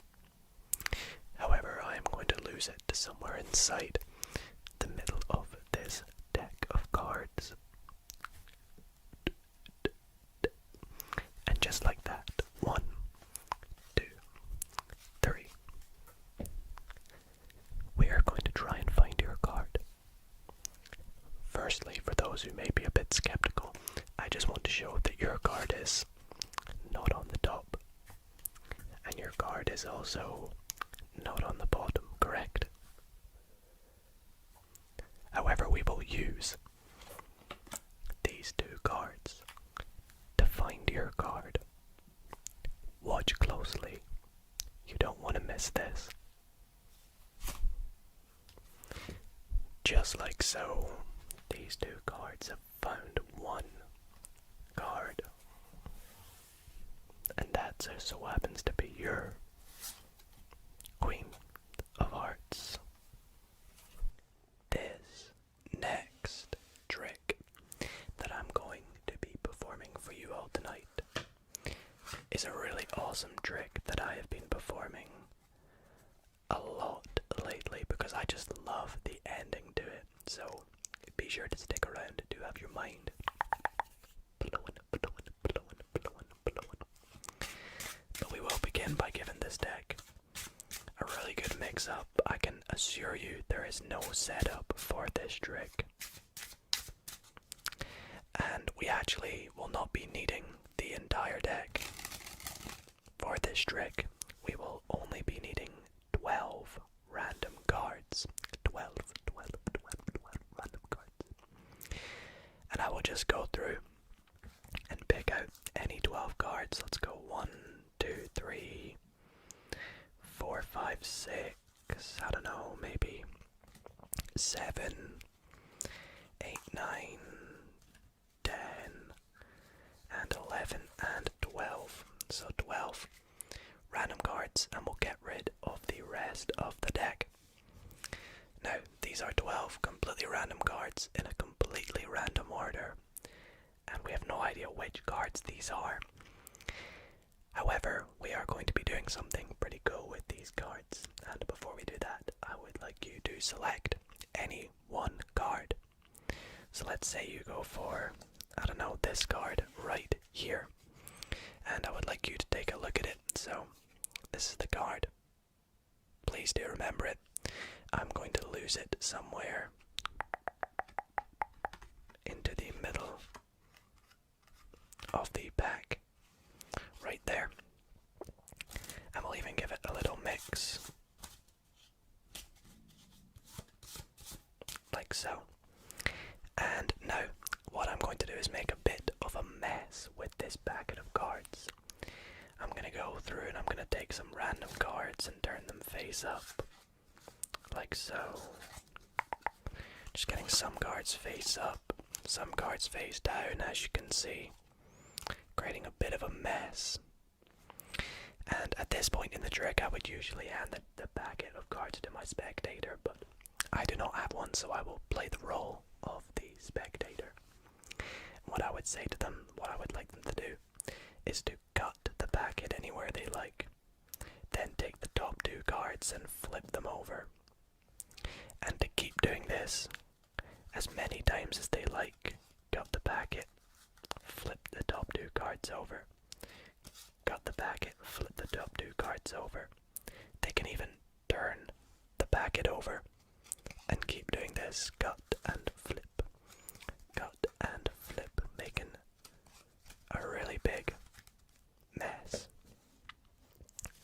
And when they're done, or when they're happy as much as they like, they would give the packet back to me.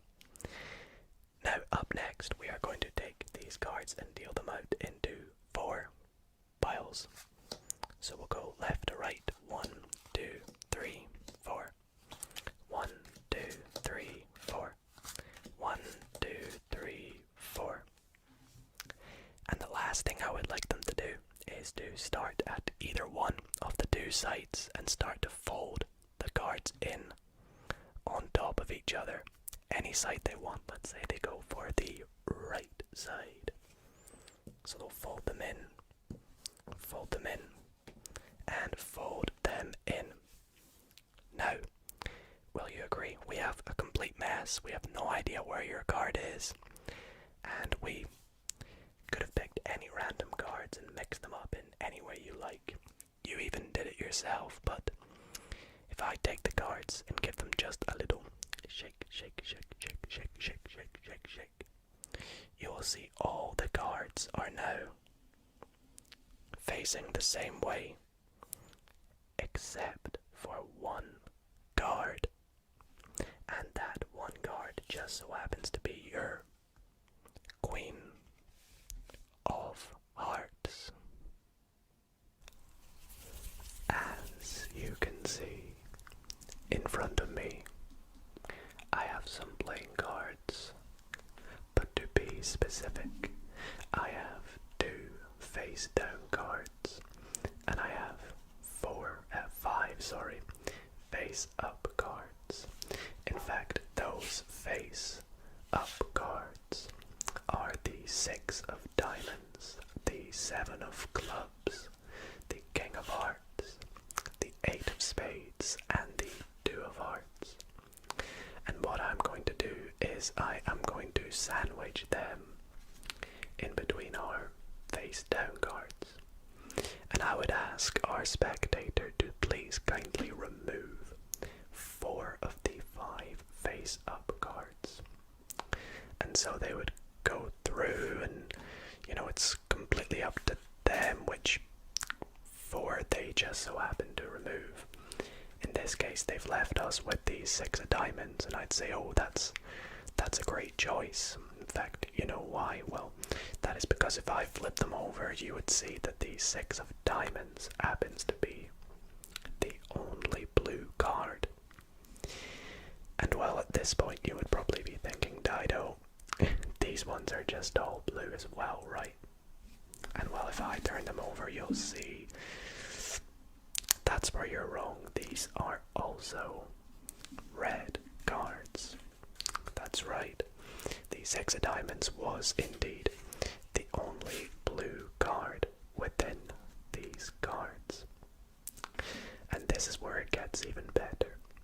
If I take the remainder of these 5 cards and turn them face up, watch very closely as I take this 6 of diamonds and insert it into the cards like this. Just like this, as I take it and slide it on through. 3, 2, 1. You will see the 6 of diamonds turns back to a red card. For my next trick, I am going to be using one of my favorite decks, that being the Pythagoras playing cards. I think they look incredible and also handle very nicely, so if you're ever looking to get a nice deck of cards, I'd definitely recommend these ones. However, as much as I like these cards for this trick, unfortunately I won't even be using the entire deck. I'll only be using 8 cards to be specific. And these 8 cards can be freely selected by you. Unfortunately, obviously you're not here with me, so I will go through and do this blindly. Let's go 1, 2, 3, 4, 5, 6, 7, and 8. And we'll just get rid of the rest of the cards. So, with these 8 cards, again, we could actually mix these up if we like. However, it doesn't actually really matter. What I need you to do is to select one of these cards for me, so I do not want to see this. So I'll just pick one of these cards, and as I turn it over, I will turn my head. Hopefully you can see this card. And I'm going to turn my head back, and hopefully you all got to see it. I'm going to put it back somewhere in this packet, and then, even though it doesn't make a difference, I'll give it a good shuffle anyways, like so. Now, up next, we have 8 cards. I'm going to split them into 2 packets of 4. And what I'd like you to do is take note of which packet your card is in. So what I mean by this is the first packet has the 9 of hearts, the 10 of hearts, the 5 of diamonds, and the 5 of spades. And the second packet, 1, 2, has the king of clubs, queen of diamonds, 9 of clubs, and the 7 of hearts. So, hopefully you know which packet your card is in. And what we're going to do now is we're going to try something truly magical through the screens of our phones. Right now, I want you to reach into your packet that your card is in. So pretend to reach into it. Take out your card, flip it face up, and insert it to the middle of the other packet. Go ahead, give this a try. I know this seems ridiculous, but trust me, trust me. Have you done that? Awesome. Let's take a look if it worked. So let's take a look at this packet first. We have... Oh, would you look at that? Only 3 cards. There should be 4, right? So if this worked correctly, this pack here has 5 cards with 1 card in the middle, face up, being the 10 of hearts. Alrighty guys, for this next trick, I can guarantee I'm going to blow your mind. Blow your mind. As you can see with me for this trick, I have 4 black cards and 4 red cards. And what we're going to do is take the 4 red cards and just set them down over here for a second. And I'll introduce you to the 4 black cards. These cards are the 2, 3, 4, and 5 of clubs. And what we are going to do with these 4 cards is, using the red cards, we're going to do a bit of a trick called the Devil's Elevator. And you'll see why it's called that in a moment. So we'll set down the 5, 4, 3, and we'll pop the 2 of clubs on top of the red cards. In fact, actually we'll pop the 2 of clubs in the second position. Now here is where the elevator takes into action. If I give these cards a shake, shake, shake, shake, shake, shake, the 2 of clubs actually climbs the elevator to the top, like so. Let's try this with the 3 of clubs. I'll set it in the third position, and we'll give the elevator a shake, shake, shake, shake, shake, shake, shake. And the 3 of clubs again climbs the elevator to the top. Now some of you may not believe I am working with 4 red cards, and I can show you that I am. Let's try this with the 4 of clubs in the 4th position. Give it a shake, shake, shake, shake, shake, shake, shake, shake, shake. And the 4 of clubs climbs the elevator to the top. Now, again, I am indeed using 4 cards. You can see we have the 4s and the 5s. And for the 5 of clubs, we'll set it on the bottom of the elevator. And for one last time, we will give the elevator a shake, shake, shake, shake, shake, shake, shake, shake. And the 5 of clubs climbs to the top of the elevator, just like so.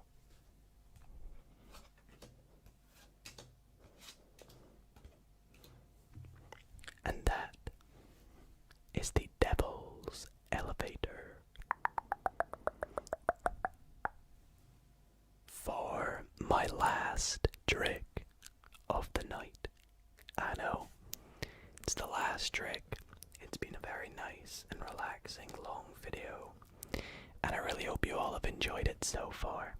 To end the video on a bit of a, let's say, funny note, I'm gonna tell you a bit of a funny story about one time when I tried to perform a trick for my little brother. Now, we've talked about my brother in a few streams before, and I don't know if I've ever let you guys know that he's quite mischievous.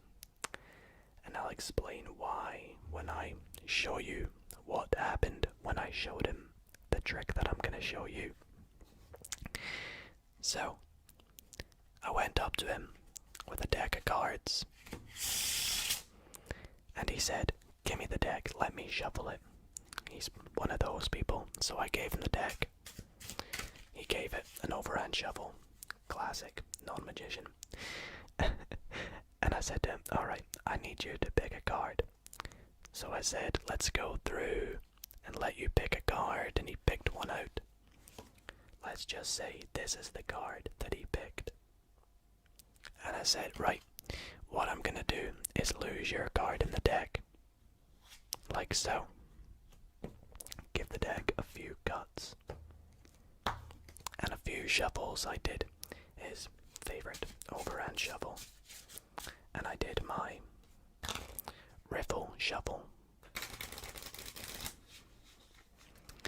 And I said, okay, I am going to turn my back and try and work out what card you picked. So I set the cards down, I turned around, and I started to do my magical powers. I was midst channeling my magician-like powers, trying to work out if he picked a black, a red card, a club, a heart, a spade, or a diamond, a number card, a picture card. And whilst I was so busy focusing, I completely forgot that he's a mischievous person. You see, he took the deck and he got the cards and began to mix them up, turning some cards face up, some cards face down, making a huge mess, which, as you'll know as a magician, is not ideal when performing card tricks. And he set the card on top face down and put it back to where it was. So when I turned round, I thought everything was fine. I said, okay, your card is... And as I was going to mention what his card is, I noticed there was something funny. I noticed some cards were face up, some cards were face down. We had some cards face down on face down, and I said, bro, you've ruined the trick, because I was gonna find your card now, and I can't with the mess that you've created.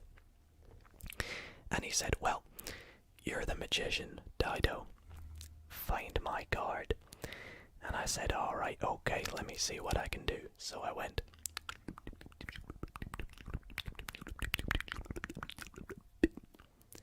And just like that, I managed to get the entire deck to being face down again, except from his card, the Two of Spades. Let me know if that was the card that we picked for this story. I would like to begin tonight's ASMR card magic video by attempting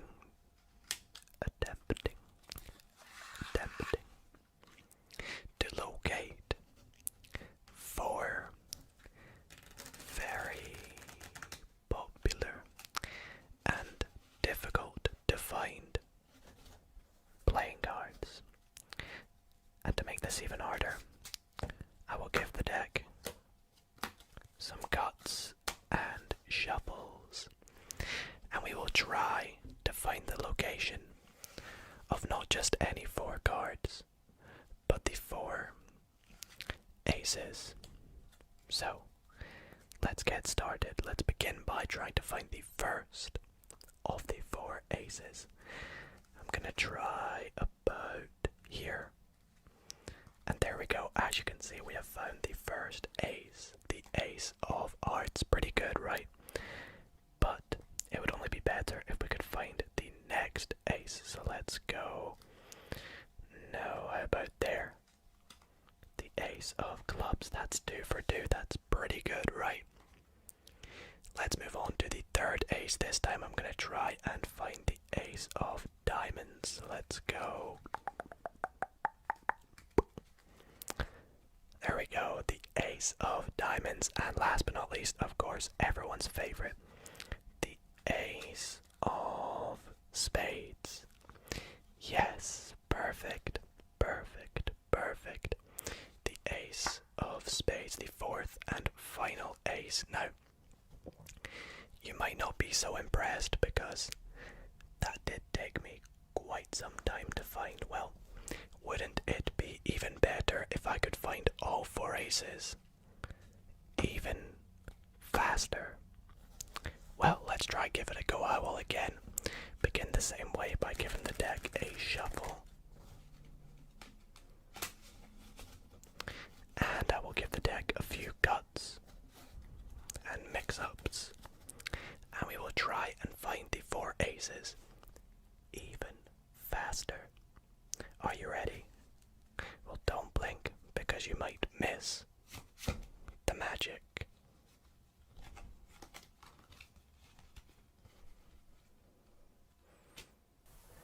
Welcome to my last trick of the video.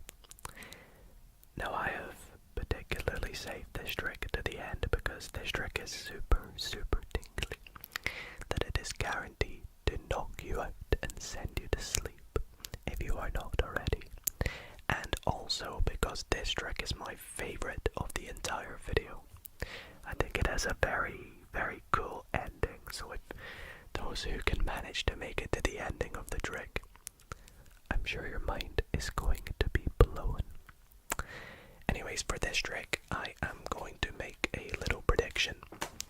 So let me just go through the deck to myself and take out a card. I think I'm going to go for this one here. And I'm just going to leave it face down up here. I'll not tell you what it is, but we'll come back to it a little bit later on. Now, up next, we're going to just take a few cards. That should honestly do, really. And I want you to pick one of these cards. Now, to do this, well, first let's just give the packets a few cuts. And I'll just a wee mix as well. That should do. And the way we'll pick your card is we'll just deal a random number of cards. Let's say, well, that's not a number. 3. Let's go 3 cards. Okay, 1, 2, 3. Okay, so this is your card. And now I'm going to pick a card too. So how shall we do this? Let's just eliminate some cards in a little fun wee way. Let's go like this, and then like this, and this should end up with 1 card. The 5 of diamonds. Okay, interesting. I tell you what, let's take our cards and we'll take the numbers, the values, and we'll add them together to get 13.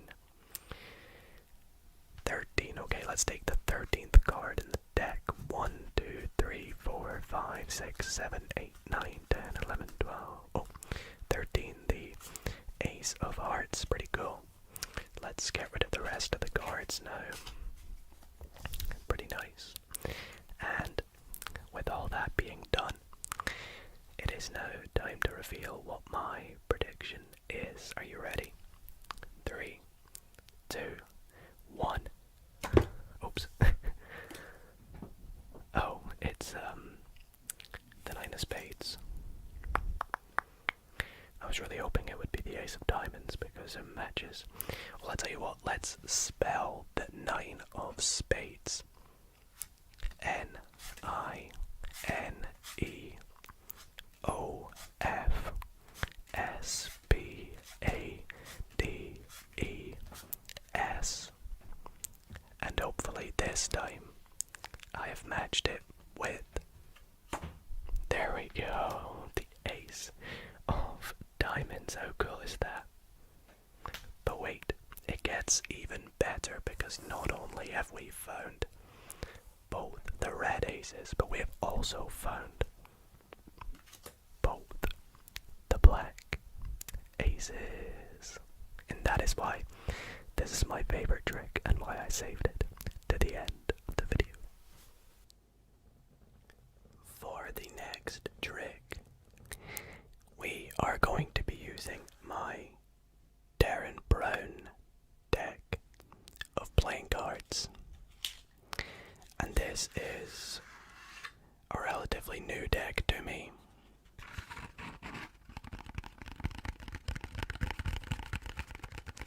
I've not had it very long, but I'm quickly becoming a very big fan. Or should I say a very big fan of the deck.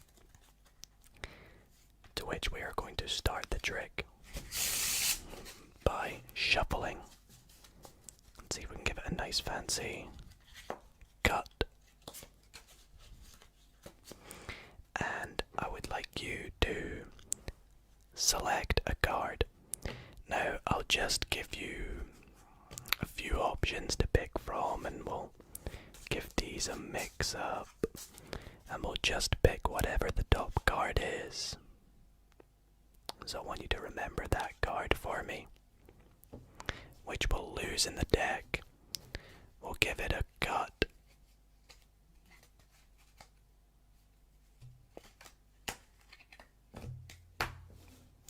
Like so. And now we're going to actually try something pretty magical, pretty magical. And it involves a bit of counting. So we did spelling earlier. This next trick is counting, and I'm a bit better at counting, so I'll explain to you what's gonna happen. What we're gonna do is we're gonna take the cards and we're gonna turn them over face up one at a time. And as we do this, we are going to count down from 10. So going 10, 9, 8, 7, and so on. And if we turn over a card whose value matches the number that I say out loud, we will stop, set that pile aside, and we'll do it again. And we'll do this 4 times. Now, before we do this, I just want to note that a Jack, Queen, and King are going to have the value 10 for this trick. An Ace is going to be 1. And if we don't get a single match, I'll show you what we'll do, but let's just go for it. We go 10, so that's not a match. 9, there we go. We have our first match. We said 9 and we dealt the 9, so we'll pop it up there. We'll do this again. We'll go 10, 9, oh, another 9. That is just sheer coincidence. Let's do this a third time. 10. Okay, now we probably won't get a 9. 9, 8, 7, 6, 5, 4, 3, 2, 1. So this time we didn't get a single match. And so we remember this, I'll put a face down card on top, like so. Like a little cap. Let's do this again. We go 10, 9, 8, 7, 6, 5, 4, 3, 2. We got a match with a 2. So we'll pop that pile up there. So we did this 4 times. We gave the deck a mix up. You picked a random card, and then we counted down from 10 4 times and got a match. 1, 2, 3 times. Now the values of those cards are 9, 9, and 2. If we add these 3 values together, we get 9 plus 9 is 18, plus 2 is 20. I can bet you that the 20th card down is going to be your card. Shall we take a look? 1, 2, 3, 4, 5, 6, 7, 8, 9, 10, 11, 12, 13, 14, 15, 16, 17, 18, 19, and the 20th card. Is it your 7 of spades? Let me know in the comments if that was your card. For my next trick tonight, as you can already see, I've pulled out the 2 jokers from this deck of cards, and I've also put a face down card in between these 2 jokers. Now, I'm going to say something about this card that might not make a lot of sense just yet, and that is that this card here does not exist just yet. This probably won't make a lot of sense. I mean, you can literally see the card is there. You can even touch it and feel that it is in between these 2 jokers. But it just doesn't quite exist just yet. especially within the trick at least. And what I'm going to do is give this deck a shuffle because I am going to lose these 3 cards somewhere within the middle of this deck. Let's just go like right there, looks good to me. Now I can even prove to you that we've done no trickery so far. We do have indeed one of the jokers, this non-existent card, and the other joker. I mean, you can see again, they are still there within the middle of the deck. I will even riffle down the side of the deck for you to see. We have the first joker, the face down card, the other joker, and I'll just riffle some more cards because what I'm going to do is take all these cards with those cards in between and set them off to the side. Now with the rest of these cards, I'm going to turn them face up because we are going to select a card. Select a card from these cards here. And this can be a free choice to our spectator. Let's go with, let's go for the King of Spades. Sure, King of Clubs, sorry. Why not? I think it looks pretty awesome if you ask me. Now we are going to lose this King of Clubs somewhere in this packet of cards. So let's go somewhere like, oh yeah, about there looks good to me. And once we've done this, we will even lose it even more into the packet by giving it a good shuffle. Like so. That looks pretty good to me. And then I will bring your attention now back to this packet of cards over here that has our 2 jokers with this non-existent card somewhere in between. So let's take this and we will take a look to show you again that we have this card somewhere in between the 2 jokers right there. And I think it's about time we take a look at what this non-existent card is, because you see, although it had no role within the trick, when you selected, or when we selected that King of Clubs, it added an element of existence to this card. This card took the value, took the role of the card that you implemented and incorporated into our card trick. Are you guys following me? Hopefully you are, because if you're not, let me give you a little show at what this one card is. Now you can see it is the King of Clubs. Pretty crazy, right? And I know I probably have a few skeptics out there that are saying, Dido, there's more than one King of Clubs in this deck. It was always the King of Clubs, and you freely chose the King of Clubs, right? Well, no, I will show you as I go through the deck. There is no other King of Clubs. We got the King of Spades, but no other King of Clubs in this deck. You literally brought it into existence for this trick. So guys, for my last trick tonight, I'm going to try something so spectacular it will leave you mind blown for days. So, for this trick, I have gone ahead and made a secret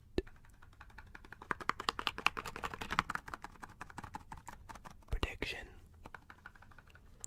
inside this card box, and I'll just leave it up there for the remainder of the trick so you can keep your eyes on it. See that I'm not doing any tampering to it, I'm not changing it as the trick goes. But yeah, so for this trick, I'm going to take the deck, give it a few cuts, and I'll have the spectator, you know what, I don't want to make this trick super long, so I would just say to the spectator, pick a random number between, let's say, 10 and 20, and let's say they say 15 for example. I would go 1, 2, 3, 4, 5, 6, 7, 8, 9, 10, 11, 12, 13, 14, 15. Just like so, 15 cards. Now let's take this one step further. Let's make it even more random. Let's add the digits in 15. So 1 and 5 to give us 6, and we'll deal 1, 2, 3, 4, 5. And this sixth card will be our selection, which is the Ace of Hearts. Now, that was very random. We could have picked any card from this deck that I randomized. However, let's go back to my prediction. You see, in this box, I popped in one blue card, and that card just so happens to be the Ace of Hearts. Now, usually the magician could end the trick there. You'd be pretty baffled, pretty amazed. However, I don't think that's good enough. That's not good enough. You guys aren't too amazed, right? I am going to take this trick one step further. I think I can do better than that. What was the card we selected again? What was it? The Ace of Hearts. Let's spell Ace of Hearts. Let's go A-C-E of H-E-A-R-D-S. And by spelling the Ace of Hearts, we have dealt to, again, the Ace of Hearts. But that still isn't mind-blowing enough. I think we can still take it one step further and do better than that. You see, over here, I have also dealt to the 1, 2, 3 other aces. And again, I could end the trick here, but I think you're recognizing there's something over here. I can do better than that. You see, as well as the Ace of Hearts, I have dealt to the 2, 3, 4, 5, 6, and 7 of Hearts. Pretty magical, pretty mind-blowing, pretty spectacular. Let me move it back down a bit for you guys. However, like I said, the magician could end the trick here, but I'm going to cut the deck about there, and just like that, deal to the 8, 9, 10, Jack, Queen, and King of Hearts. And again, as I said, I could end the trick there, but that still wouldn't fool you guys too much. So just like that, I am going to quickly deal to the Ace through King of Clubs. Let me cut the deck about there, and just like that, I have dealt to the Ace through King of Diamonds. And last but not least, I think you guys can see what is going to be over here. I have dealt to the Ace through King of Spades. Now, isn't that spectacular? How many times did I fool you there, guys? Let me know in the comments.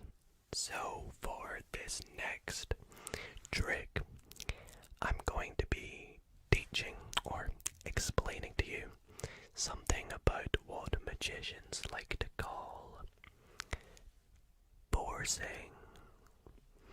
Now, forcing is the act in which a magician will have a spectator pick what they believe is a free and random choice of card. However, the magician will have secretly made them pick this or make them pick this card. And this is what we call forcing.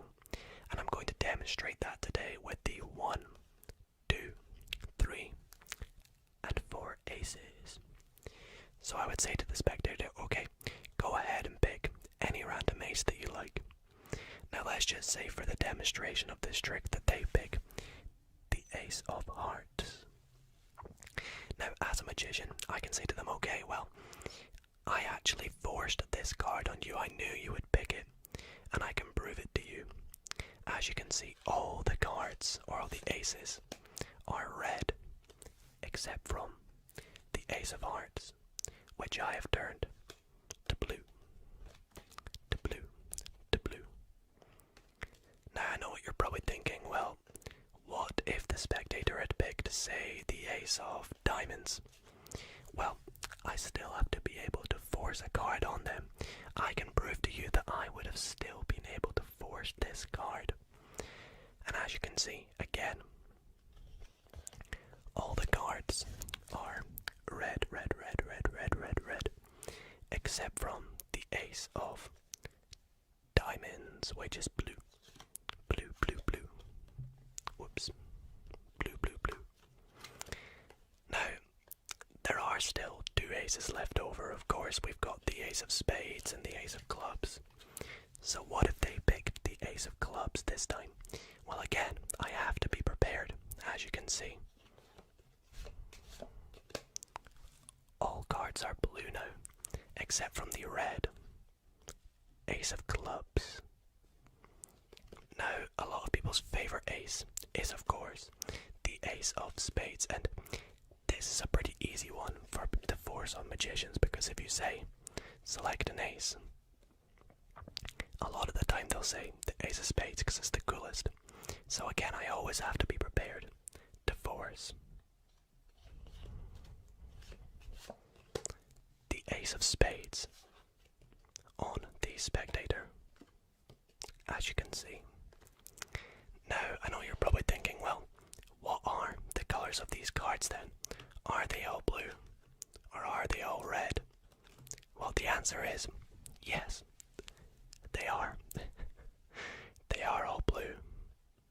And they are all red. However, the big kicker is that no duplicates and no gimmicks were used in the making of this trick.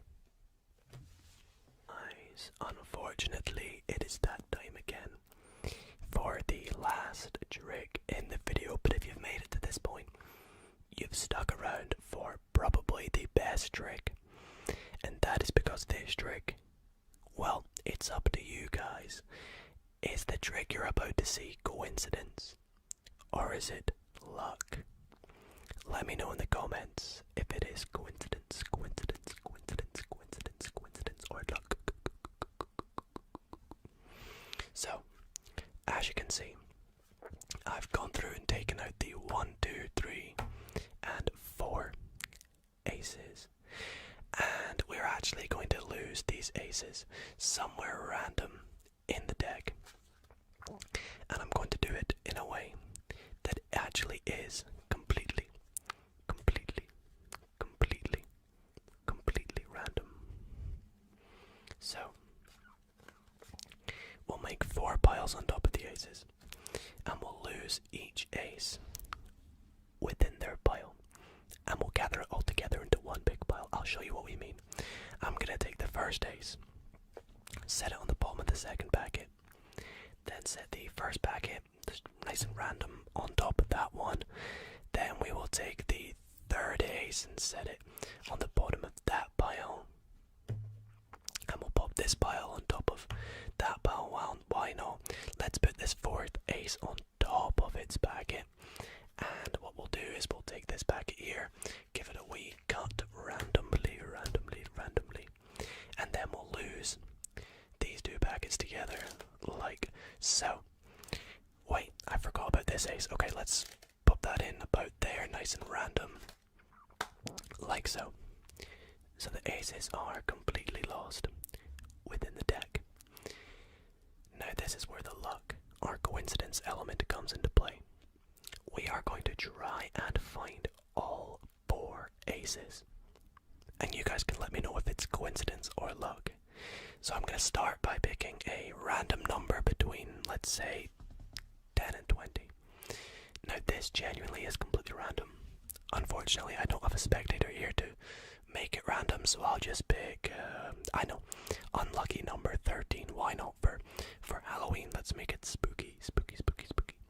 So we go 1, 2, 3, 4, 5, 6, 7, 8, 9,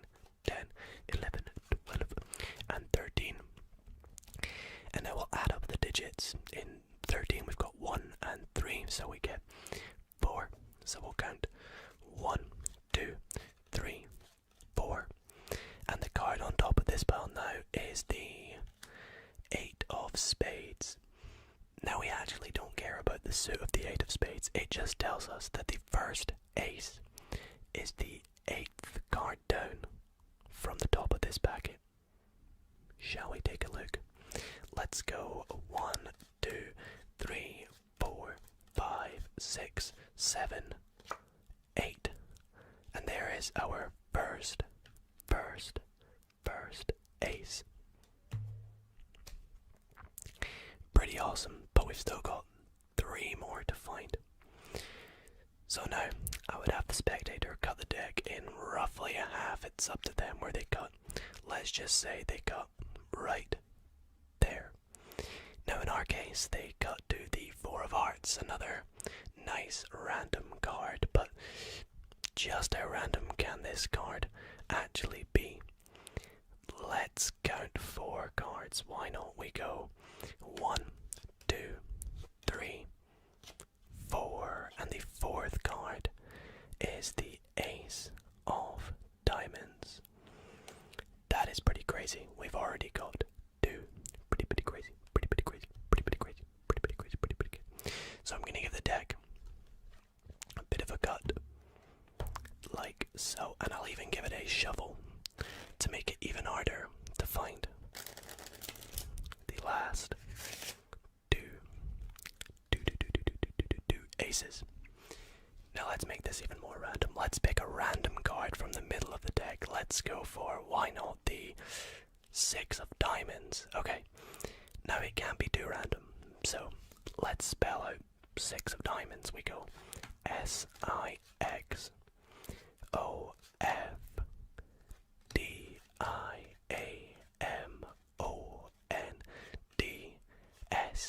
and okay, so we didn't find the next ace, which is not very good, but we can still use this card right here. What we can do is we'll take our 6 of diamonds and we shall just take it, and what we'll do is pop it on the top of the deck and we'll set it down just up here for a bit later. We'll come back to it at the end of the trick, okay? So I'm going to take the deck and turn it all face up like so, and we're going to try and find, let's go with I don't know, let's just find one of the aces. What we will do is I will take the deck and I will spread it out to find, there we go, we found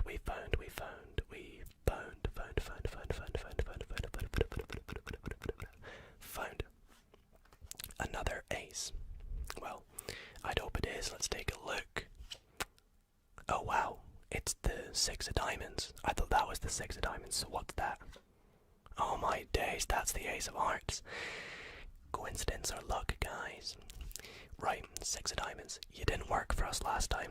Work for us this time. Let's spell out 6 of diamonds again. SIXOFDIAMONDS.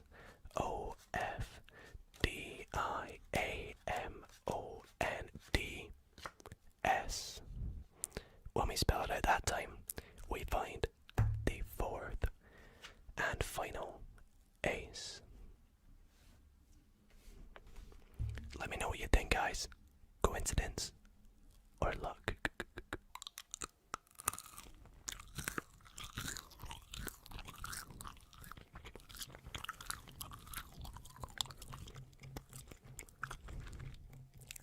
I would like to start tonight's card magic video by performing a little trick with a bit of a game involved. And so, for this trick, I have gone through and removed the 4 aces, namely the ace of diamonds, the ace of clubs, ace of hearts, and of course, the ace of spades.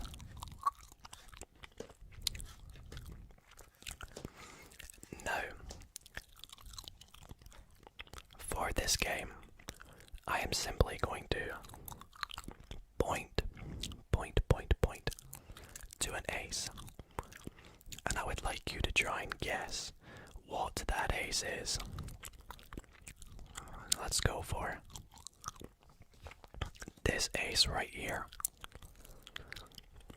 Now, let's just suppose our spectator guesses it's the ace of clubs. Let's take a look. Okay, so they were wrong. But not to worry. I'll give you another chance. What I'm gonna do is put all 4 aces somewhere in the deck, each in a different location, like so. And we'll lose them in there. And I would like you to try and guess a location of one of the aces. Let's say they guess right here. Now, as you would see, you're wrong.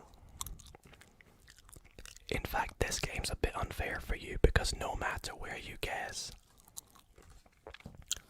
despite you seeing where they went, you'll never find them. And that is because the 4 aces have jumped right back up to where they started, at the top of the deck.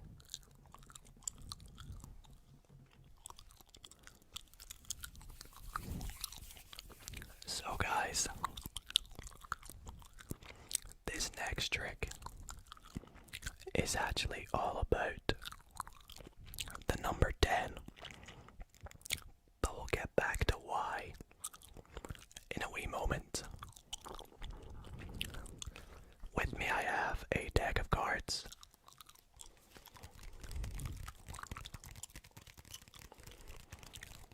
And I'm gonna give it to the spectator to give it a shuffle. Now, since I don't have a spectator,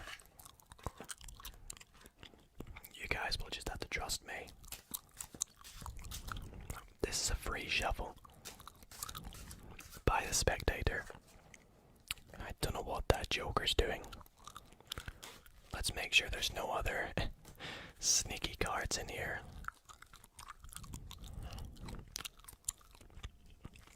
Okay, all looks good.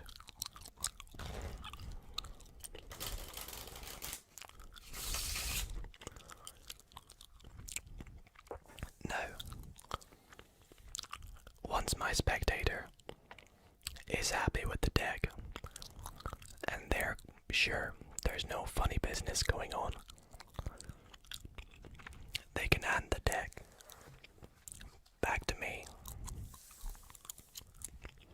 And this is where I'm going to make a bit of a prediction, as you can probably tell.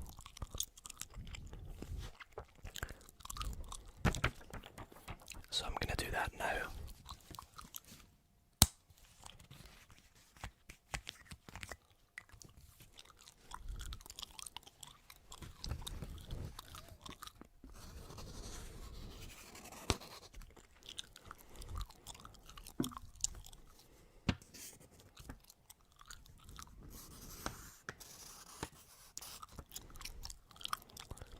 There we go.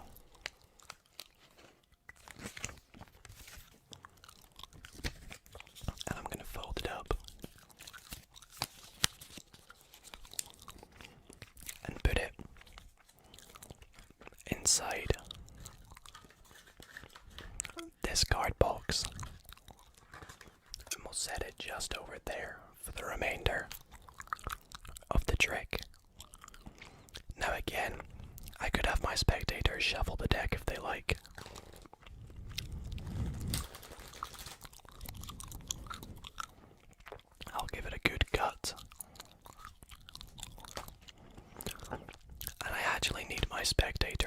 select 4 random cards. So let's say they go through and let's take the top card. No one ever goes for the top card. Let's say this card here. This card here. And last but not least, this card here. Okay. Now, as I said, this trick is all about the number 10. You see, what we're gonna do is count up from the value of the current cards to the number 10 by dealing cards on top of them. So for example, with this 5, we're gonna go 6, 7, 8, 9, 10, like so. Now the number 10, as you can tell, is already at the number 10, so we can just leave that card. Let's use this 7 next. We go 8, 9, and 10. And we'll do the same for this other 5 over here. 6, 7, 8, 9, and 10. Now doing this, we don't actually need these cards. We're just doing a bit of counting right there. We're actually going to do a bit more counting. And the way we're going to do this is we're going to add together the values of all these cards.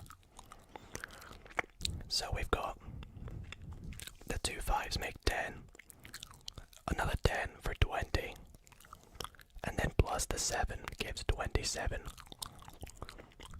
So we come back to the deck, and what we're going to do is count down to the 27th card.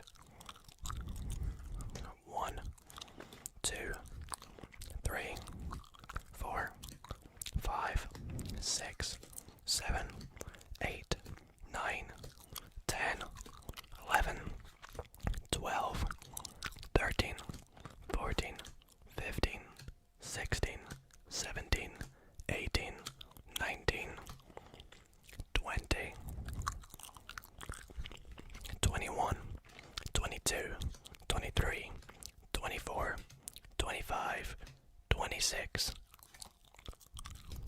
and the 27th card just so happens to be the Queen of Hearts. So you guys will agree with me. We shuffled the deck randomly. I made a random prediction. We even shuffled it and cut the deck again. And we picked out 4 random cards. We count up to 10. And then we added the cards' values together and we go 27 and we count down to the 27th card. Which happens to be the Queen of Hearts. Should we take a look at my prediction?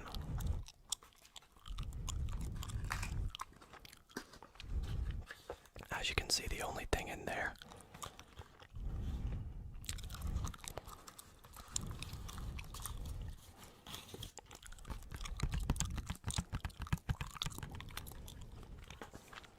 and my prediction was the Queen of Hearts. Up next, I want to show you a trick that I learned lately that has been one of my favorites, that I've learned in quite some time. It's got a really nice ending, so stay tuned to see that. But for this trick, I'm going to be using my Pythagoras playing cards.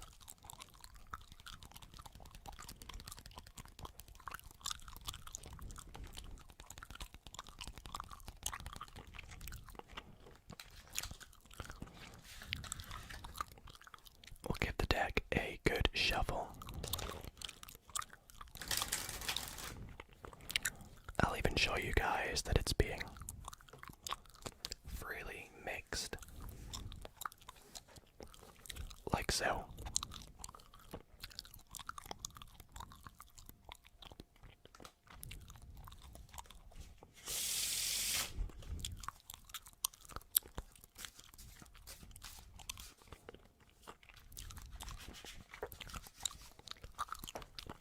Awesome.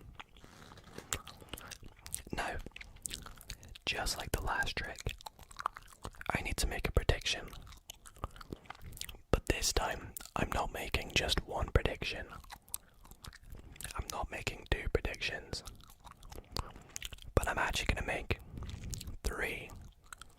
1, 2, 3, 3 predictions. So let me do that just now. So just bear with me one moment. That's going to be my first one.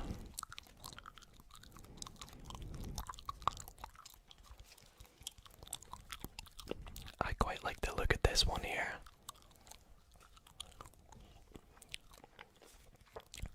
And last up, oh yes, I really like this card. Great. So, 3 predictions. And now we can even give the deck another shuffle.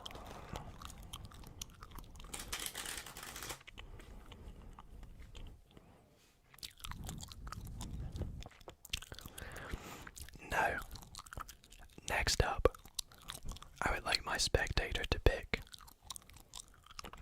3 cards as well. Now before they pick these cards, I would like them to know that these cards are very, very important. So choose wisely. Let's suppose they go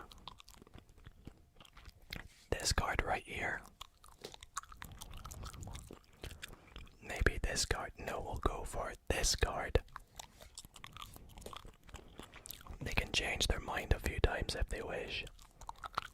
But let's say they land on this card here.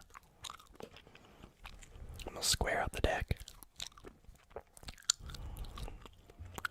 And next what I'm gonna do is deal the deck into 1, 2, and 3 piles.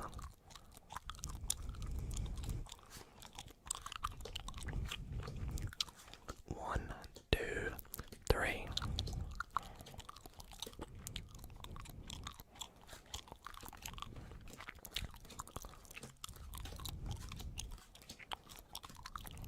I can even go right to left. I can do multiple cards at once. Like that. Just to speed this up. Awesome. Now, let's go back to the cards that I picked. Or what my predictions were. So my predictions were the King of Diamonds, the 9 of Hearts, and the Ace of Hearts. Now, as I said, the cards that you picked out to match with my 1, 2, 3 predictions were very important, because what I'm gonna do is lose them in the packets. Like that. And then we can collect the deck together to one big deck again. Now, do you remember my predictions? Well, if not, don't worry, we put them in face up. There they are again, the Ace of Hearts, the 9 of Hearts, and the King of Diamonds. Let's go back to what you picked out as well with my cards. So it was that card there. We had this card here.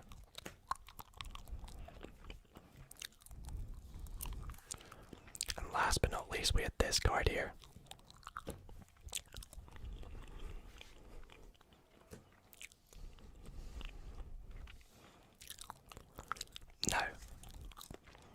agree with me? This has been completely random. I have not forced any cards. We've shuffled it. I made 3 predictions that were random, but we just so happened to match the King of Diamonds with its soulmate, the King of Hearts, the Nine of Hearts with its soulmate, the Nine of Diamonds, and the Ace of Hearts with its soulmate, the Ace of Diamonds. And that is my 3 prediction trick. Now this next trick is probably the best one of the video, and we're going to be kicking it up a notch with basically how good the trick is. So I figured we would kick it up a notch with the chewing gum by adding in a second bit. So let's do that.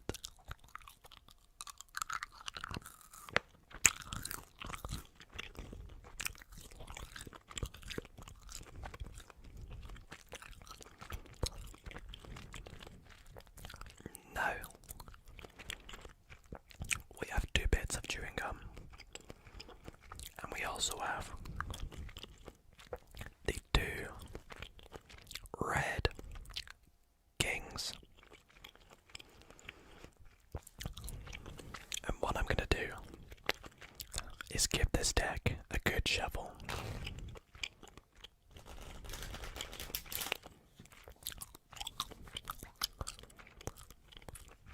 Like so. Now I want the spectator to pick a card, and it's a free choice. So let's say they pick this card here.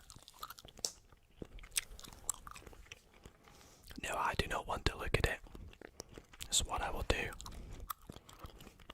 is let you guys see it. Please remember it, but I do not want to see it. And I'm gonna put it somewhere in the middle of the deck. No breaks. No nothing fancy going on. Now we're gonna bring our attention back to these 2 kings. They've been sat here the entire time. You see, what I'm gonna do with these 2 kings is put them somewhere in the deck. So we'll put 1 king, the King of Diamonds, somewhere near the top of the deck, like so. And the other king, the King of Hearts, is somewhere near the bottom of the deck. So there's a substantial number of cards between the kings, and your card is probably in between them. I would like to hope. Because what we're gonna do is lose those kings in there, and we could have the spectator cut the deck. Like so. Now in doing so, they're actually gonna bring those kings closer together. Let's take a look. You can see they have done, and this actually leaves a higher chance or a lower chance of your card being in between them. But I'd like to think these kings are magical.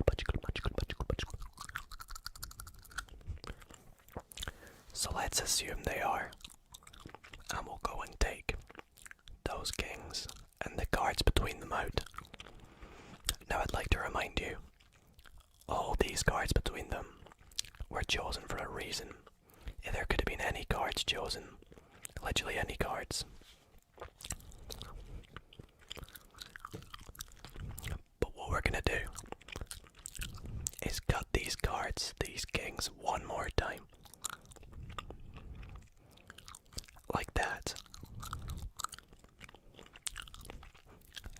this time, fingers crossed if this has gone well,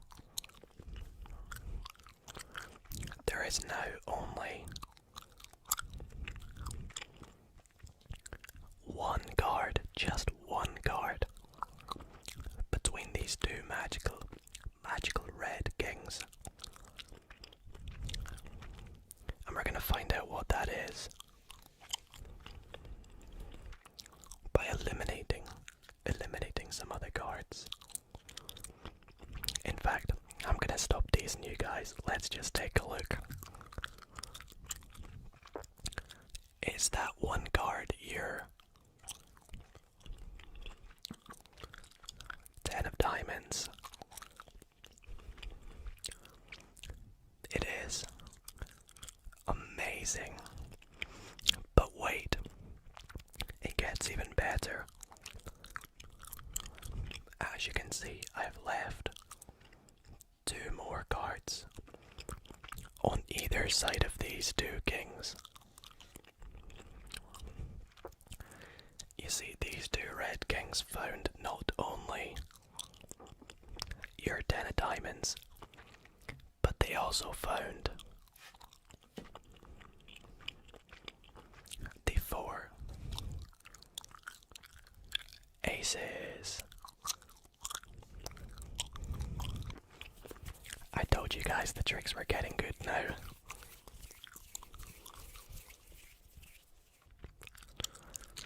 Welcome to the last trick of the night. Now for this trick,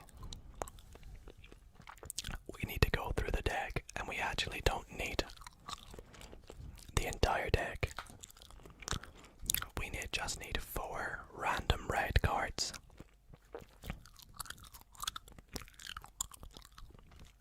I'll get a good mix of cards. And 4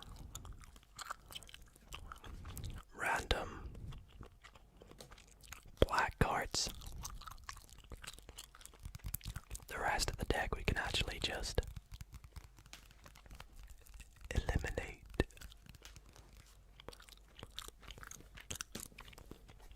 So, you guys will agree with me. A complete random mix of cards. And a lot of people would usually say to me, I don't actually believe you have 8 cards. Well, I'll do this nice and fairly. 1, 2, 3, 4, 5, 6, 7, 8. You guys with me? Okay, nice and fair. Now what I will do is we'll take our 4 red cards and just spread them out like so. And I will take my 1, 2, 3, 4 black cards and we'll set them face up, enjogged between each red card.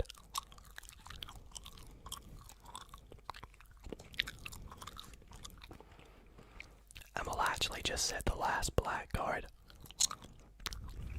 under the box, like so.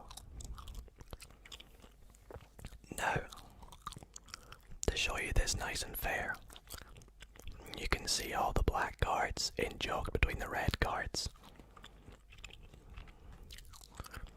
And all the red cards are of course going to be enjogged between the black cards. Now all I'm going to do is give the deck a little magical rub. And just like that, the cards have now flipped the other way. You see all the red cards are now face up, and there's only 3 of them. And if I flip the packet over, it's the opposite on the other way around. There's only 4 black cards So shouldn't that mean that there's one red card missing? And you'll see there is. And that is this card over here, which has now turned into the fourth and final red card. And you guys can go back and check that these are the same 4 red cards and the same 4 black cards that we picked out at the start of the trick. Trust me. I would like to show you something that some may say is impossible, but some may say is actual magic. So watch very closely. For this trick, I'm going to be using my turquoise deck of bicycle playing cards. And we will begin by giving this deck a couple of legitimate shuffles. In fact, I'll actually let you see just how legit this shuffle is.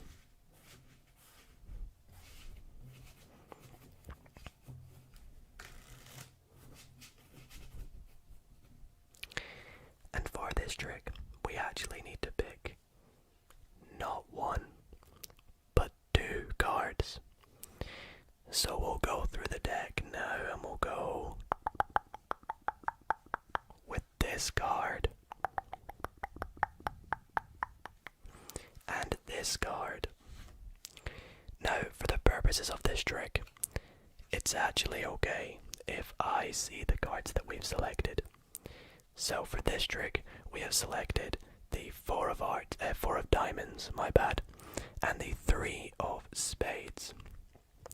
And what we're gonna do is lose these cards somewhere in the deck, and we'll begin with the 4 of diamonds. We'll pop this face up in about the middle.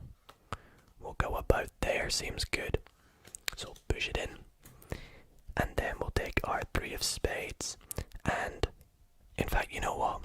With the 3 of spades, we'll just set this up there like so.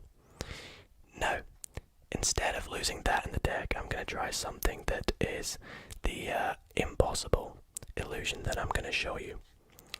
And to do this, what we're going to do is take my deck, set it down here, and we're going to go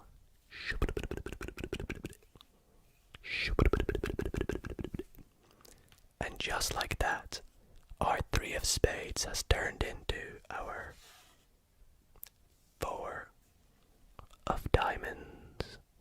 But wait, doesn't that mean there should be 1 card in this deck face up? Well, if we spread through, you can see. There it is, you guessed it. The 3 of spades. So what do you guys think? Was that impossible, or was it actual magic? So for this next trick, I'm actually going to be doing another prediction trick, because the feedback to the prediction trick last week was very, very good. You guys seem to love it, so gonna be doing another prediction trick here. And let me know if you guys enjoyed this one too. Maybe I'll do more prediction tricks in the future. But for this trick, we're actually gonna start off by giving the deck a shuffle. Now, my spectator could do this if they wish. It doesn't actually matter how many times they shuffle or cut the deck. It won't change the fact that I am going to quickly pick out 1 card to be my prediction. And I'll do this to myself so you guys can't see. I'm gonna go with that card right there. And I will leave it just there so you guys can see. No tampering, no funny business going on. Now for this trick, my spectator could actually do all the work themselves. They can start off by giving the deck a good shuffle again. Because what I actually want them to do is deal these cards into two piles. So they can go through, oh wait, this pile here is actually meant to be face up. So one face down, one face up. And they can go through the deck. Is it? Oh, I can't remember which pile next. You know, it doesn't actually matter. My spectator could deal multiple cards face up and then multiple cards face down. It's up to them which order they would like to go in. So face up, down, down, down, down, flip, down, down, flip, down, flip, down, down, down, flip, flip, down, down, flip, flip, down, down, flip, down, flip, down, flip, flip, down, flip. And when they're done, we will take this packet here, set it up here, whoops, and I'll actually have them do it again with this packet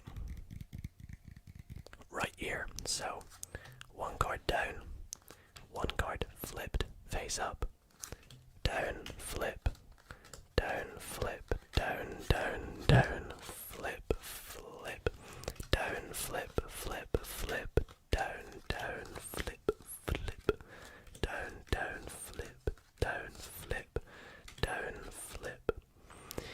Now, you guys will agree with me. This has been completely fair so far. We shuffled the deck, gave it a cut. I predicted a random card.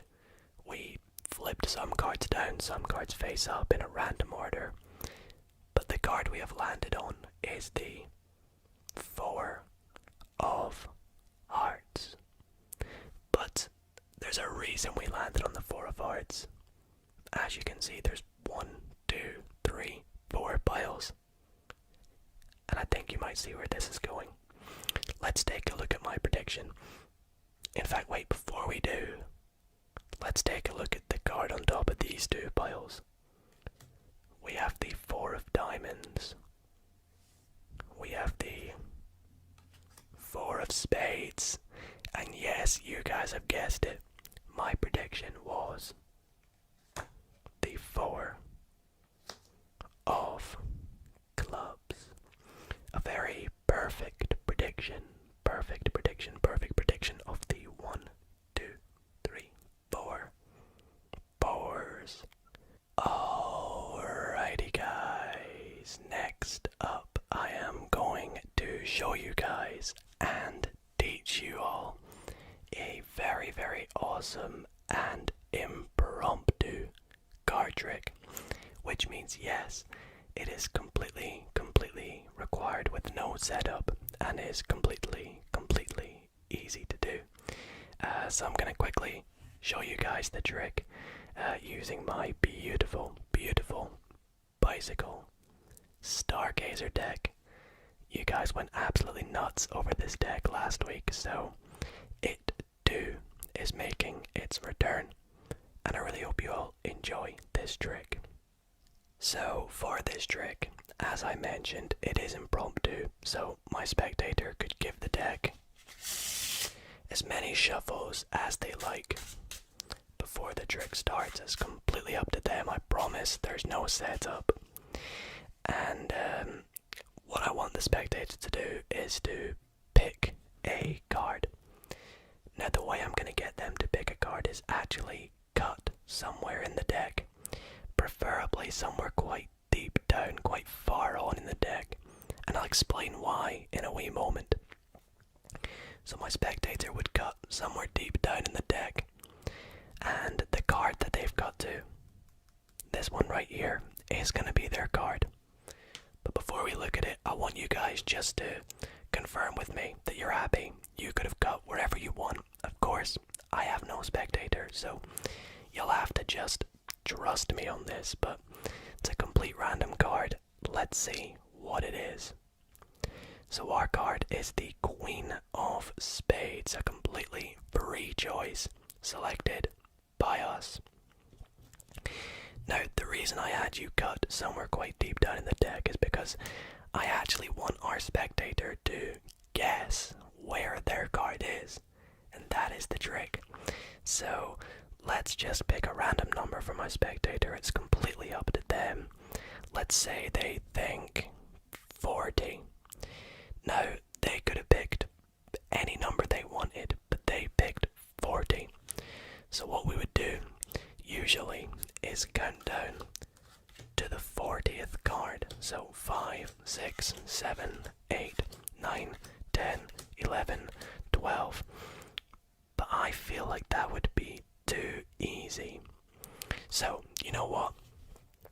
I'm going to pick the number. I'm the magician. I'll do the magic. So the number I think that your card is in is the 31st position. It's in position 31. Shall we take a wee look? Let's give it a go. You ready?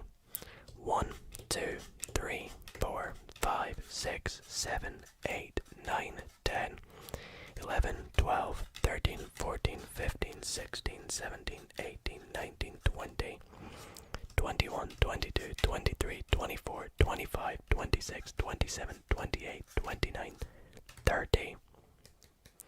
And the 31st card is, whoops, it's our Queen of Spades, as you guys can see.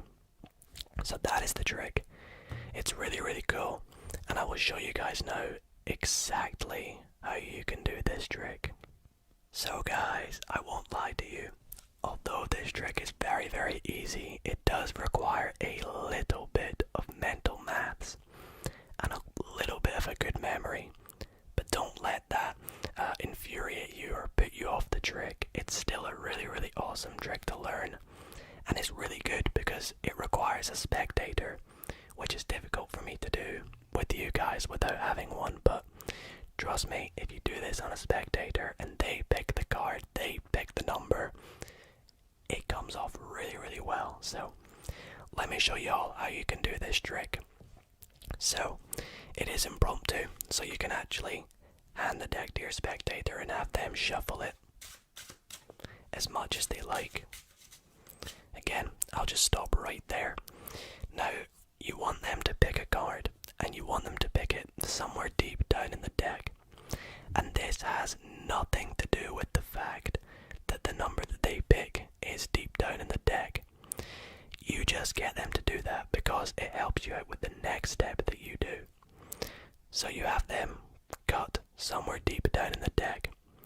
Now, you want to say to them, okay, I want you to remember this card. So you can hand them the deck, have them remember this card. In our case, it is the 2 of diamonds. That's the card we're thinking of.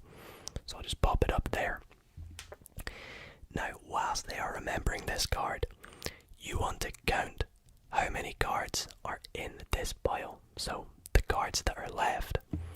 And a good way you can do this is just take the cards, spread them out, and you can actually do this while they remembered their card. But for me, I just took a break and said, okay, you could have picked any card. Are you happy with the card you picked or whatever? And whilst you do that, you're counting how many cards are here. So in my case, there is 1, 2, 3, 4, 5, 6, 7, 8, 9. And what you want to do is you actually want to add 1 to the number of cards that are in this pile. So in our case, 9 plus 1 is 10. And this is because when you take their card and put it back in the deck, their card is in the 10th position. 3, 6, 9, 10 cards from the bottom.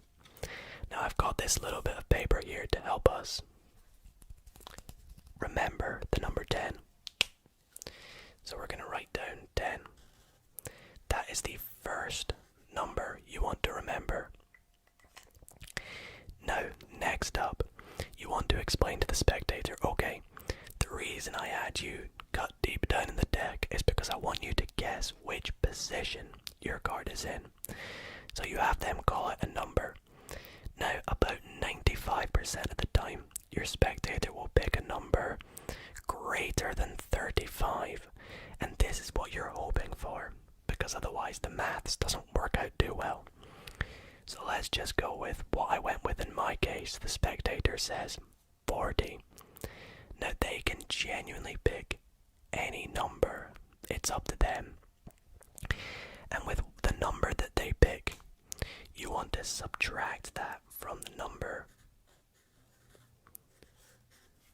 52, which is how many cards are in a deck of cards. So you subtract the number they picked, 40, and that will give you another number that, yes, you do have to memorize, but not for too long, because the next step is you want to say to them, okay, what I would usually do is count down to the number 40, which is the number that you picked. But what you're actually doing is counting off 12 cards. So in my case, that's 4. You go 5, 6, 7, 8, 9, 10, 11, 12, and you stop at 12. Kind of hesitate and be like, okay, you know what? I feel, and you want to put the rest of the pack on top. You say, I feel like that would be too easy. I feel like I, the magician, should guess where your card is. And here's where you do another bit of maths. So in your head, you want to take the number the spectator picked, so 40. And again, you want to subtract the number that you were thinking of from the start, so 10. And that would give you 30. Now, this is actually not the position their card is in. Their card is in that number plus 1. So the number that you give out loud is 31. And that is the position their card is in. So let's take a look. 1, 2, 3, 4, 5, 6, 7, 8, 9, 10, 11, 12, 13, 14, 15, 16, 17, 18, 19, 20, 21, 22, 23, 24, 25, 26, 27, 28, 29, 30. And the 30 plus 1 is the position their card is in. Now this is pretty self-working if you can do this maths in your head. If not, make sure you practice this trick. Practice makes perfect for this one. Again, you count the number of cards, add 1, and this is your magic number. You want to take 52, subtract the number they pick. That's how many you deal out. Then you take the number they picked, subtract the number you thought of at the start, add 1 to that, and that is where their card is. And this trick is impromptu, but pretty tedious. I hope you all did appreciate it, and let me know if you do try it on a spectator, because trust me when I say, this trick works really well on a spectator. So I hope you all enjoyed this trick. Let me know if you want to see more tutorials, and let's continue on with the video. For this next trick, I'm going to get my spectator to pick any card they would like from this deck of cards. So let's say they pick this card right here. Now I actually do not want to see the card, so I will let you guys see it. Please memorize it. I promise I cannot see it. And I'm going to pop this card somewhere in the middle of the deck, completely lost. But just to reassure you guys it's lost, I'll give the deck a few cuts. So we have no idea where the spectator's card is. Now, I'm going to do something that is something that we as magicians absolutely hate and should never do.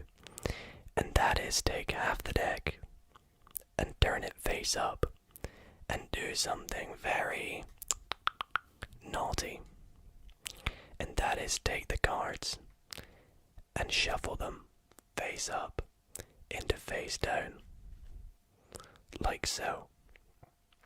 So I will do this. Shuffle the cards in, like so, and then give the deck a good cut. Now, here is where I'm going to do the magic for this trick. I know you're probably like, no magic has really gone on so far, right? Well, here it is. You ready?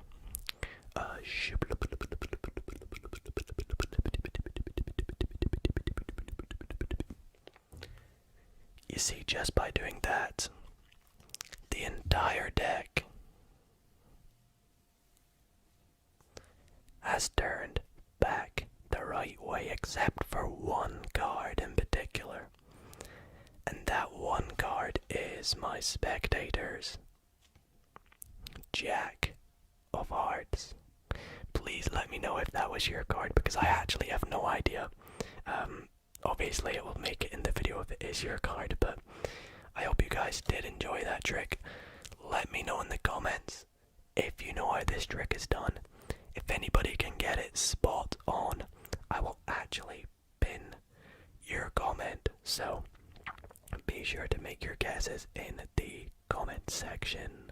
But I hope you all enjoyed that trick. Let's move on to, sadly, the very last trick of tonight's video. So guys, it is the very last trick of the video, which means I need to go out with a bang. I need to do a trick that is guaranteed to fool you if none of the tricks so far have fooled you. So guys, this trick here is guaranteed to fool you on that note. If it does, then be sure to let me know by dropping a big thumbs up on this video. Let's see if again, just like last week's Magic Monday, let's see if we can hit 500 likes. So if this fools you, be sure to let me know by dropping a thumbs up. But let's just get straight into this trick.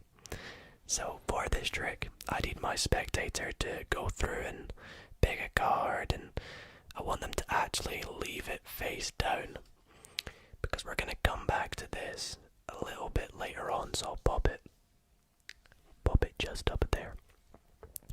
Now what I'm going to do next is cut the deck into 4 roughly equal piles, and the spectator could have done this themselves in fact, but what I'm going to do next, similar to the previous trick, is actually shuffle the cards face down into face up. I know, please don't get triggered, it's a magic trick, so trust me, the ending's worth it. So we'll turn 2 portions of these piles face up. Would you look at that? 2 black 9s, coincidence.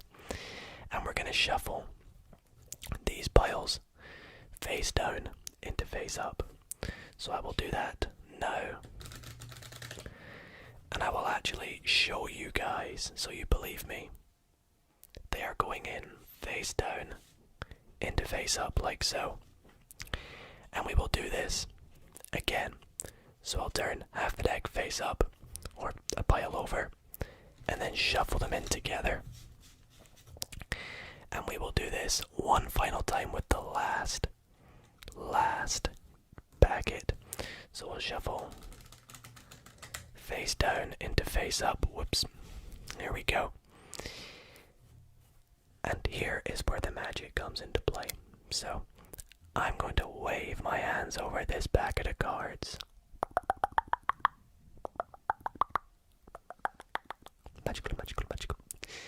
And just like that, all the cards are now facing the same way, except from, as you can see, all the diamonds. But wait, it's the king of diamonds, by the way. But wait, there's one diamond missing. We've got the ace, 2, 3, 4, 5.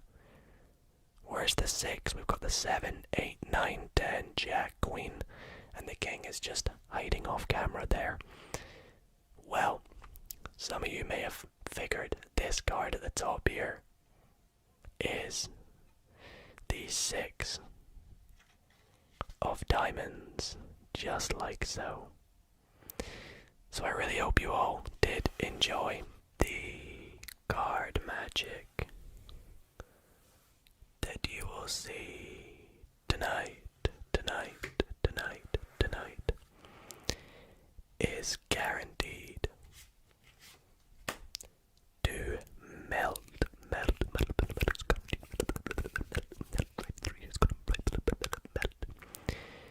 your brain with tingles.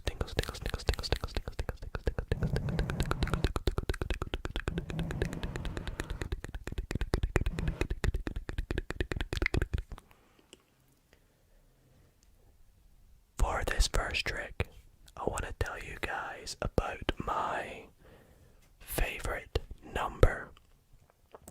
It's also my lucky number, and that is the number 7. If I had a spectator with me, I would maybe say to them, for this trick, we need to shuffle the cards 7 times. But because I don't, I will just do it. So there's 1. There's 2. There's 3. And 4. And 5. Number 6. And for the last one, let's do an overhand shuffle. Whoops.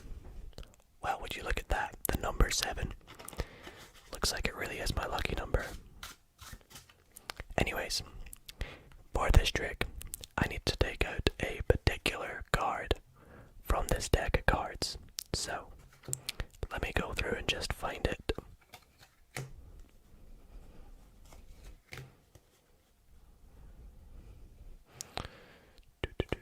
There it is.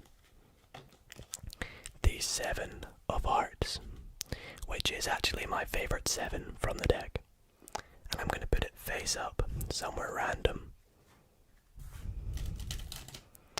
in the middle of the deck. Now, if I had a spectator, I would say, okay, please can you cut the deck somewhere in half roughly, so they would go about there.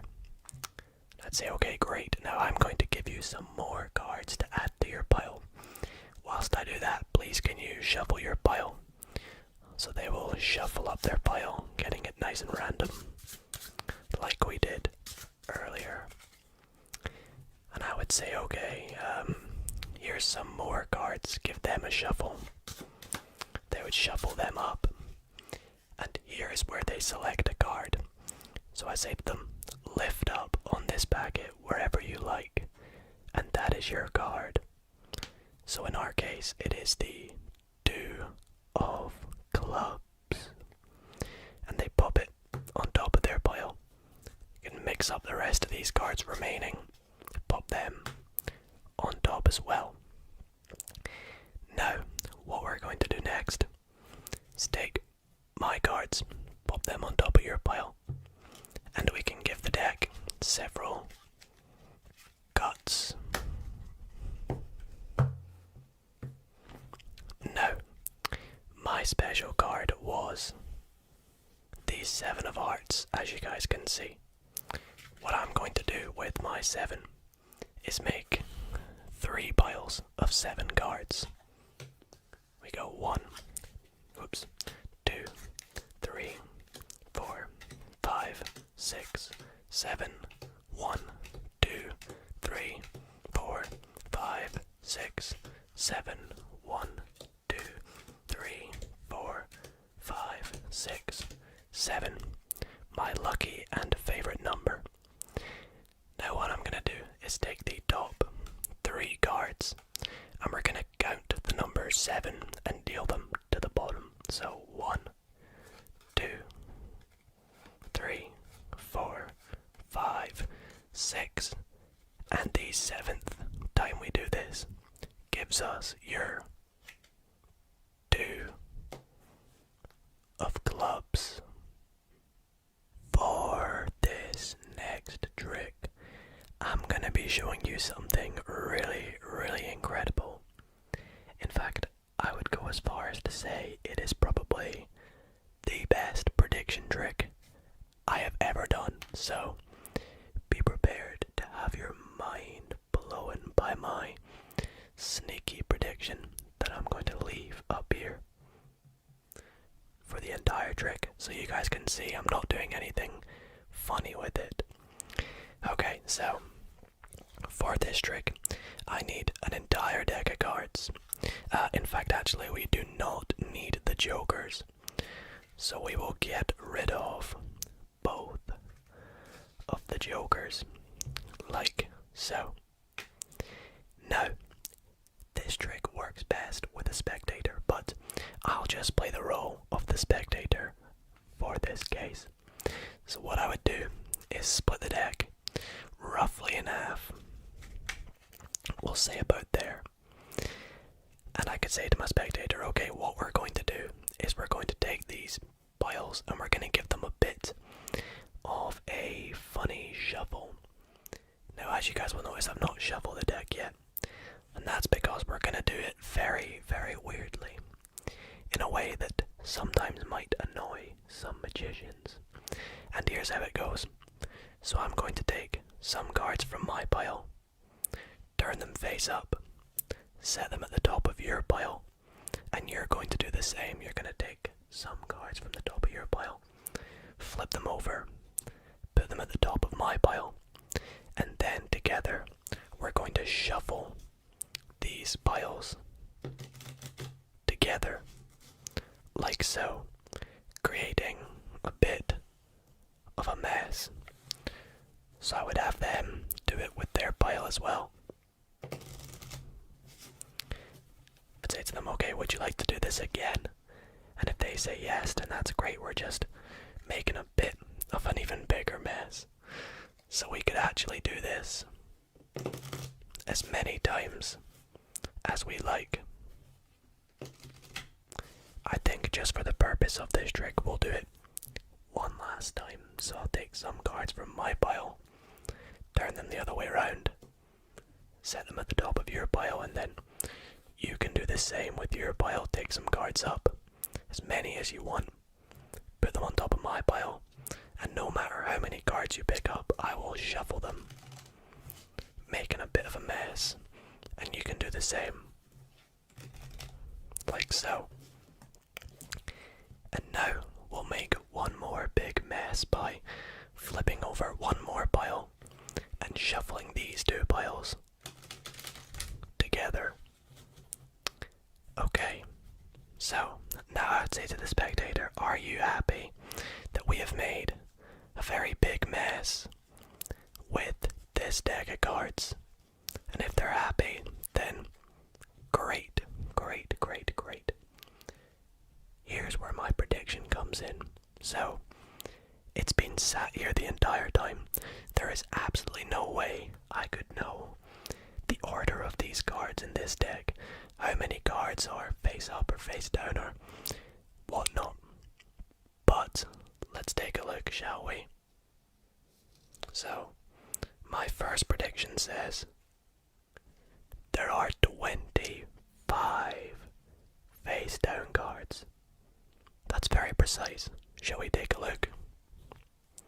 We have 1, 2, 3, 4, 5, 6, 7, 8, 9, 10, 11, 12, 13, 14, 15, 16, 17, 18, 19, 20, 21, 22, 23, 24, and 25 faced down cards.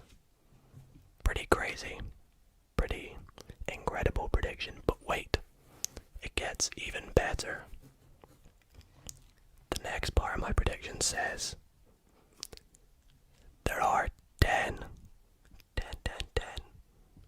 black cards. Shall we take a look? 1, 2, 3, 4, 5, 6, 7, 8, 9, and 10 black cards. As you can see, all black. My next part of my prediction says all of the cards are clubs. Shall we take a look? It's going so well so far. We've got clubs, clubs, clubs. Oh, wasn't expecting that. Anyway, clubs, clubs, clubs, clubs, clubs. So near perfect. All clubs except for the ace of spades. But wait, there's one prediction left. What does it say? Except for the ace of spades. And that, guys, is my incredible prediction card trick. So, guys, as I mentioned earlier, I was going to teach you a card trick in tonight's video, and that is exactly what I'm going to do next.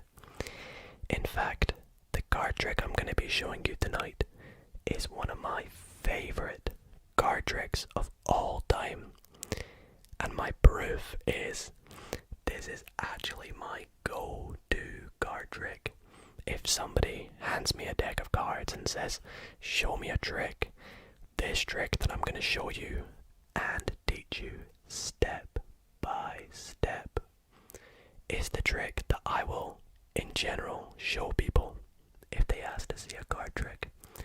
So, sit back and get ready to learn Dido's favorite ever trick. And by the way, this trick, for those wondering, is called slop.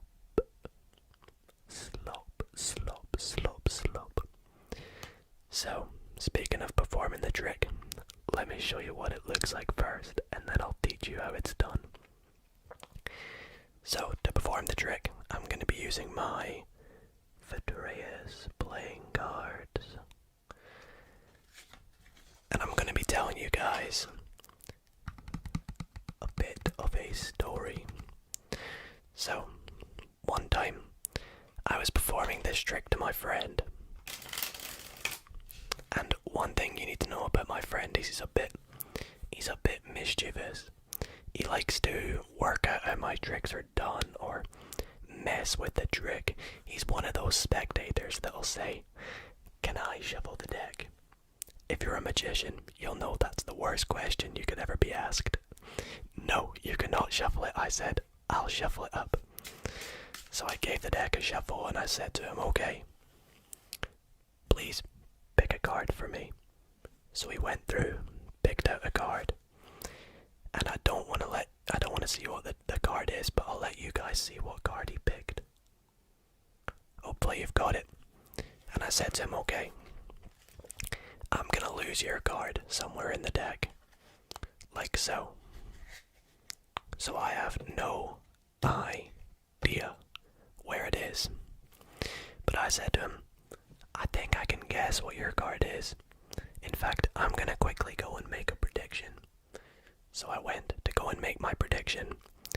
Now, as I mentioned, he was a bit mischievous. So whilst I was away making my prediction, he decided to mess about with my deck. He took the deck, he gave it a shuffle, as he always wanted to do.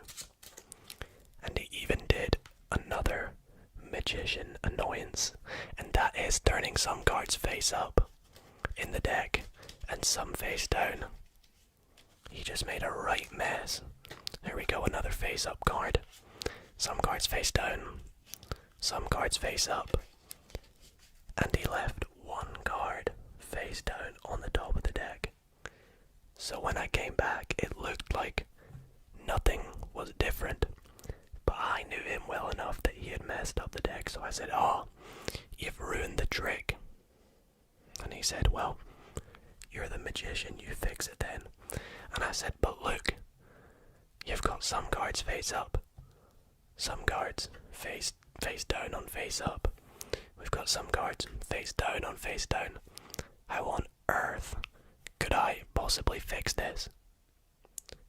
But I came up with an idea, and that was to use my magical powers. So I went,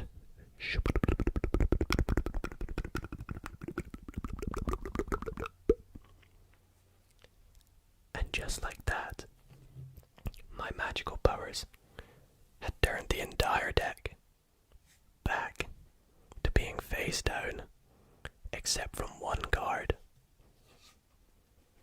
And that was his 7 of diamonds.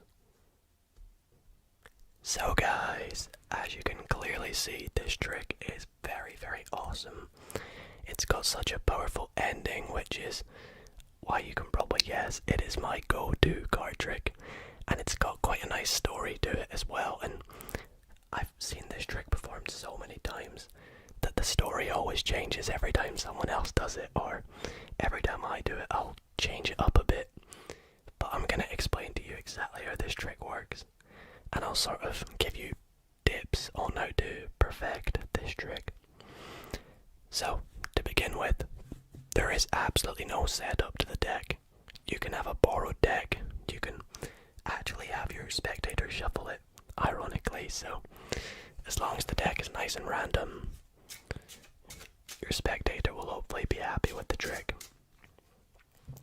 Now, you want to tell a bit of a story for this, and you can do this in many ways.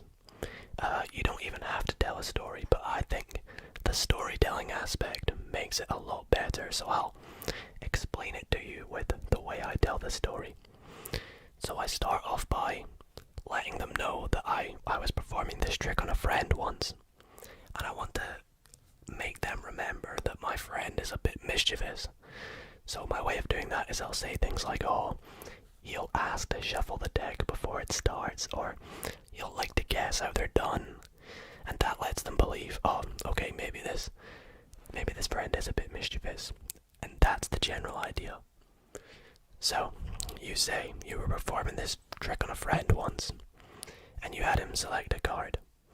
Now for the trick, the card that the spectator picks, or the friend picks, is also the one that we're going to be using for this actual trick. So in our case, it's the 3 of clubs. Now, the idea of this is to control the card to the top of the deck. Now you can do this in many ways. The way I did it in the performance is I said, "Okay, so I took his card, put it back in the middle of the deck, and I lost it." Now what I did here is, as I pushed the card in, I pushed the card down a bit, like so. So I create a natural break with my thumb where that card went in, and then I just cut the deck, like so. And in doing so, I cut that card to the top. So once you've done that, you say, "Okay, so I lost my spectator's card in the deck," and I went to go and make my prediction of what his card was. And you say, "Whilst I was away doing that, he messed with the deck." Now what you're going to do here is the first step is control that card to the bottom. So I like to say, so he came along and gave it a shuffle, and what you're going to do is just peel off that card and then shuffle the rest of the deck on top, and that will control that card to the bottom, like so. Next you say, "Okay, so the next thing he did was turn some cards face up, and what you're going to do is spread some cards, pick them up, flip them over, and some cards face down, and you're going to spread them, pick up, flip over, and you're going to keep doing this, and to the spectator it looks like you're mixing up the cards. But if I show you what we've actually done, is this. We've got all these face up cards, and then a split, and all these face down cards. So it looks like you're messing it up, but you're actually not. So let me show you that again. We say we're going to turn some cards face up, like so. Push some cards, pick up, flip over, and keep going. And you keep doing this until you get to the final card, which is of course their card. And you want to flip the deck over and set this card on top. Now that is their card there. So the setup you've got is a load of face down cards, a load of face up cards, and then their card face down on top. So you spread up the deck, obviously don't show them that, and say he left the deck there and I came back. Now this is the bit where you come back and say, oh, the deck was messed up. Now what you want to do is cut about a third of the deck and say, we had some cards face up. Now you want to cut about 2/3 of the deck, and you should see a face down card and say, some cards face down. And we even had. Now this is the tricky bit. You want to cut to where the deck splits. So you've got a face down card back to back with another face up card. So you're trying to cut right here. Now, the deck should naturally cut to there when you just lift up on it like so, as you can see. So you want to try and practice that. Just go like that. And you say, okay, so we also had some cards face down on face down. And all you're going to do here is flip that top packet and set it back down. And in doing so, you've perfectly flipped over all the cards face down, except from their card. So I hope that definitely works for you guys. If anything was a bit confusing, be sure to go back and watch it, or let me know in the comments and I will happily answer any questions. So I hope you all enjoyed that little tutorial trick. Let me know if it works on your friends and family. And let's jump on to the next trick. So for this next trick, I'm going to be using my red standard pack deck of bicycle playing cards. Absolutely love these cards. And for this trick, I'm going to begin giving the deck a wee cut. And I would say to the spectator, okay, for this trick we actually need 2 random helper cards to help us with the trick, because they're gonna eventually come down to find your selection.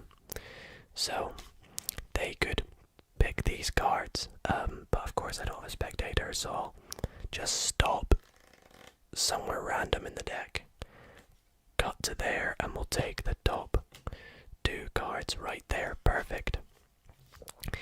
So in our case, let's see what these 2 helper cards are. So we have the 7 of diamonds, my favorite number as you guys know, and the Queen of Spades. Okay, awesome.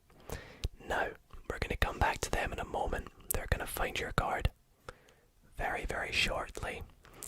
But what we're going to do is have our spectator pick a card that we need these cards to find. So again, let's just say stop randomly right there. Let's take that card. It is the 4 of Spades. It's actually okay if I see it in this case, because what we're going to do is take your card and we're going to lose it somewhere in the middle of the deck. As you guys can see, no breaks, no cuts whatsoever. Now, here is where the 7 of diamonds and the Queen of Spades come into play. As I said, they're going to try and find your card. And the way we're going to do this is take the 7 of diamonds, pop it somewhere near the bottom of the deck like so.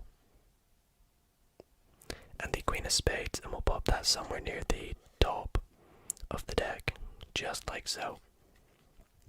As you guys can see. And all I need to do is take this deck and spread it out. And I don't know if you guys witnessed that, but as you can see, the Queen and the 7 have actually come together. They have gone shoop, shoop, shoop, shoop, shoop, right to the middle of the deck to find one card sandwiched in between them. And that one card was our 4 of spades. Okay guys, welcome to the last trick of tonight's video, and this trick is actually a trick that's quite hard to do when you don't have a spectator, but I think it actually works very nicely the way I do it, and you'll see why when we get to it. But for this trick, we can start off by having the spectator shuffle the deck, so they'll give it a good mix up, and it actually doesn't matter the order of the deck because we're not going to be requiring the entire deck.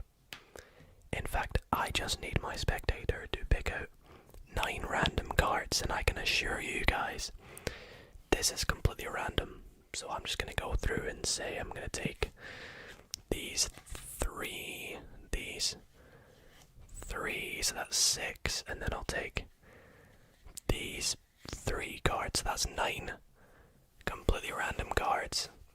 I'll get rid of the rest of the deck. Okay, so we'll just double check.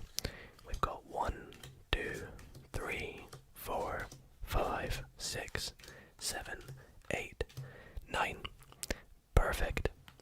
Now, next step is I would have my spectator pick and memorize one of these random 9 cards. Now this is where the element of having a spectator is a bit better, because usually they would do another step after this that's going to be a bit confusing for you guys, but it works well because I do not want to know what the card is. So this is our random card. I literally can't see this, so please remember this, guys. I'm going to put it back. And here's where it gets a bit tough. So the next step is I would ask my spectator a series of questions, and they can either choose to lie or tell the truth. Now, because I don't know what the card is, I could genuinely do either, and it won't make a difference. So if I lie, I won't know I'm lying, and if I tell the truth, I won't know that I'm telling the truth. And that kind of works both ways if I had a spectator or not, because I don't know what the card is. So the first question I'm going to answer is, what suit is the spectator's card? So is it diamonds, is it clubs, is it a spade, or is it a heart? Now I'm just going to take a stab in the dark and say it was a spade. So I could be lying, or I could be telling the truth. And I'm going to spell out spade. So S-P-A-D-E.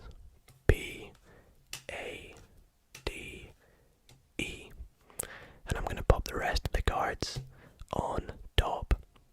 Now, every time I answer a question, I will eliminate the top and the bottom card, leaving us with a few cards left.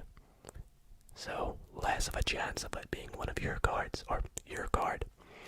So the next question is your card a number card or a face card? Now again, I have no idea. I'm gonna guess it was a face card. Again, this could be a lie. I could be telling the truth. So we'll find out. Let's go. F-A-C-E. Put the rest of the cards on top. And again, just like before, I will eliminate the top and the bottom cards. Okay, so that brings us on to question number 3. And the next question is, what is the value of your card? So, because I said it was a face card, I'm going to assume that I was telling the truth. And I want to know if it is a jack, a queen, or a king.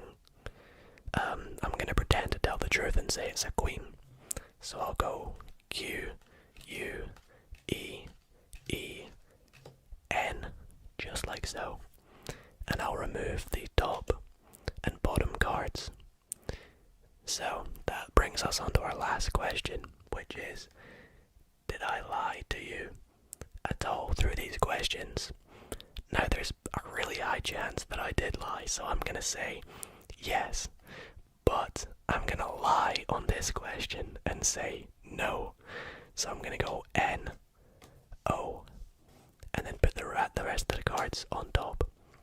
And then we will eliminate the top and bottom card, leaving us with one final card. Now, if this was your card, that would be pretty magical, right? If it is, I want you to go and drop a thumbs up on this video, because there's no way with me knowing what this card is, or not knowing, that this could possibly be your card, right? Well, was the Two of Hearts your card? Let me know in the comments if that was right, and if my lie detector worked on you. I want to show you something incredible, but I need you first to select a card from this deck of cards. That card right there. Okay, go ahead and remember that card for me, whatever it is. Remember it. Okay, you got it. Well, good, because I am going to lose this card that you have chosen into the deck and give it a good shuffle to completely lose it.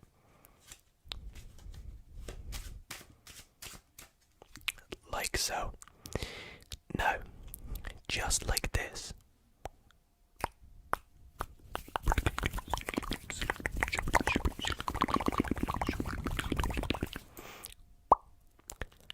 I have found your card. You see, your card is the top card, the Five of Hearts. Oh, that's not your card. Okay, well, if your card's not the top card, maybe your card's not the bottom card either, the Three of Spades, and maybe your card is probably not this card here, the Seven of Clubs. So instead, what's that? One of these cards was your card. Which one? Was it oh, it must have been the Five of Clubs, right? Oh, that wasn't the Five of Clubs before. Well then, where on earth is your card? Wait, what's that? There's one card face down in the deck. Was that your card? The Three of Spades. What just happened there? So for this next trick, I'm actually going to be needing the help of four very important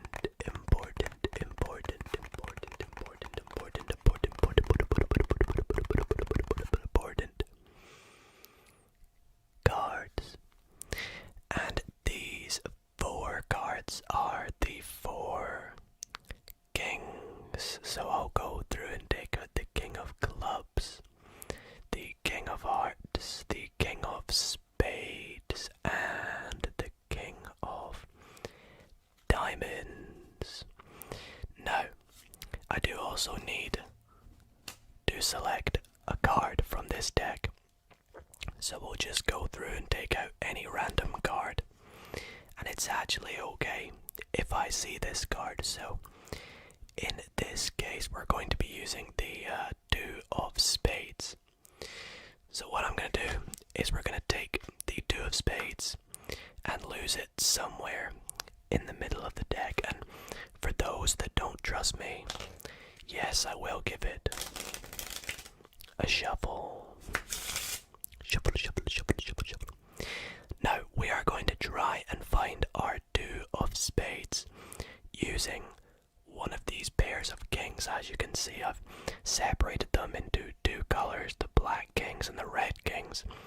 So which color shall we use to help us find our card?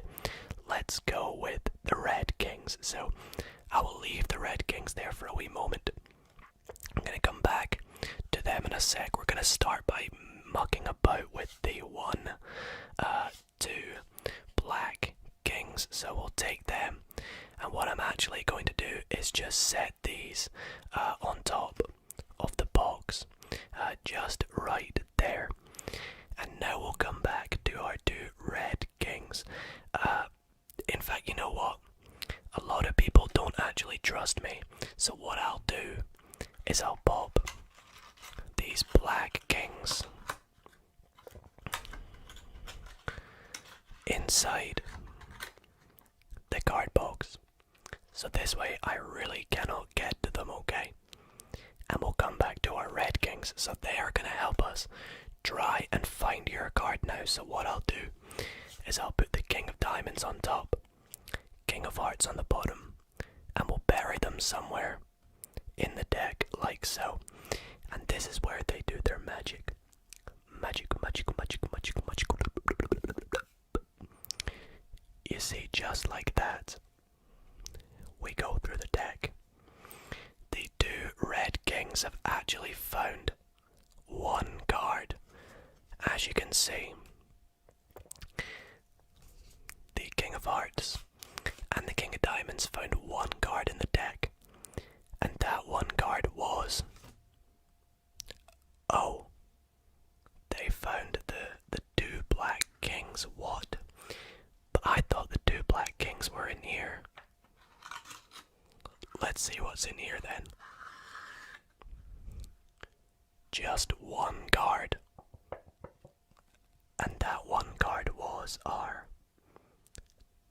2 of spades.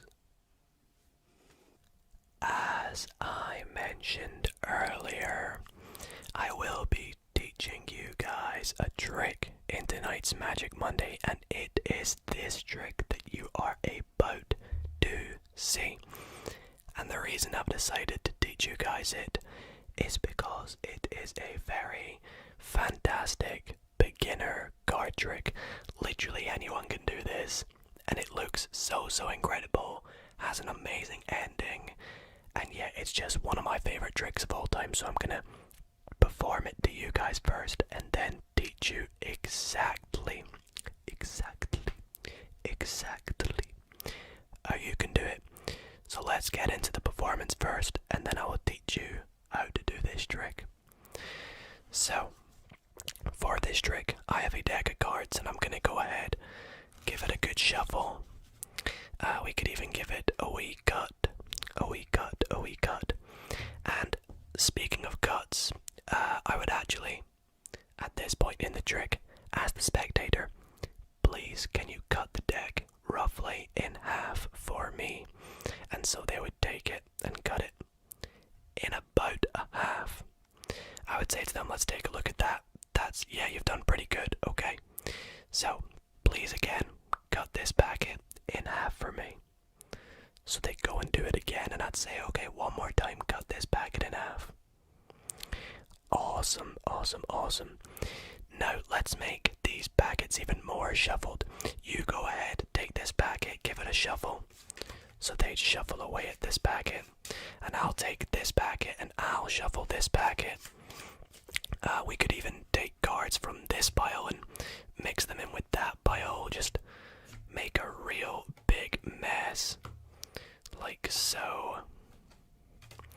And when they're happy, we will stop and continue on with the trick. Now this next part of the trick, the spectator can do entirely themselves. And what we're going to do is muck up the piles even more in such a way like so. We will take this pile here, take 3 cards, move them to the bottom, and then put 1 card on top of all the other piles. And then do the same with 2, 3, and 4. So they pick up this packet, move 3 to the bottom, and set 1 on top of the other piles. Move on to pile number 3. Take 3 cards, put them to the bottom. Set 1 on top of the other piles. And move on to the 4th and final pile. Put 3 to the bottom. And set 1 card on top of every other piles. So we have created a very big mess here in all of these piles. However, this is a magic trick, and as you can expect, there is probably some element of magic involved. And that is this. You ready?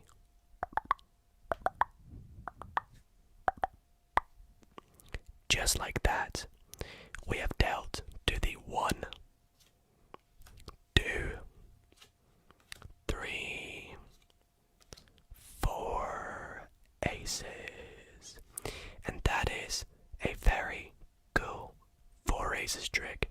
And I'm going to get straight into teaching you how you can do this trick. So guys, for this trick, you want to go ahead and start off the trick. There is a bit of a setup. So before you actually perform the trick, you want to go through and take out the 4 aces from your deck of cards. Now it doesn't have to be the 4 aces, you can pick any 4 of a kind. I just picked the 4 aces because, well, they're the coolest cards in the deck, right? And you want to start by putting those cards on top of your deck, like so. Now I'd recommend setting them up, going red, black, it just looks a bit nicer at the end of the trick. And whatever card is on the bottom will be the last ace you reveal. So I like to make it the ace of spades, but you can do whatever you want. And now you're ready to begin the trick.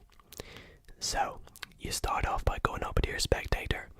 Now you don't have to do this next step, it's completely optional, but you can give the deck a false cut or a false shuffle if you know any. I give it a riffle shuffle.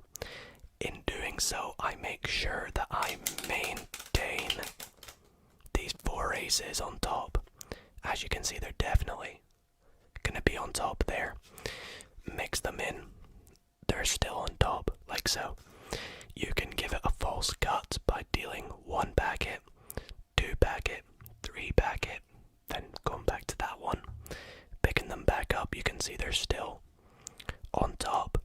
Just do whatever you want to the deck, but keep those aces on top.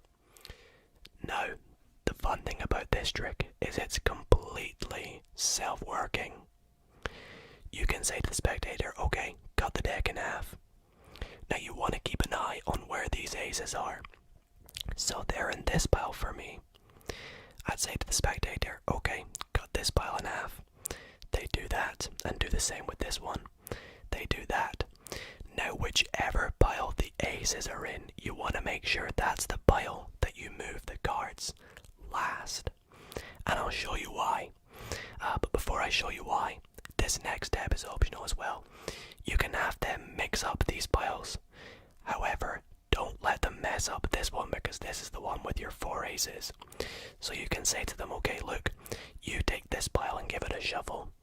And whilst they're shuffling this pile, you can take this pile and give it a false shuffle by shuffling it, then just putting this back to the top. And that'll keep the 4 aces on top. But again, you don't have to do this.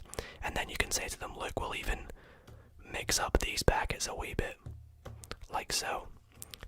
Doesn't really matter, it's completely up to you. As long as the 4 aces are on top of this pile, then you're all good. So you say to them, go to this packet, take 3, put it to the bottom, and what you're doing in doing this is setting 1 random card on top of the other piles. So where our aces are, there's now 1 random card on top of the 4 aces. And you can kind of see where this is going. So now there are 2 cards on top of the 4 aces. Pile number 3. You do it again and there will be 3 random cards on top of the 4 aces. We can take a look and show you. We got the 4 aces and then 3 random cards on top. And then all they're doing when they do this step here is getting rid of those 3 random cards and then setting 1 ace on top of all the other piles. And that one will remain on top of that pile. And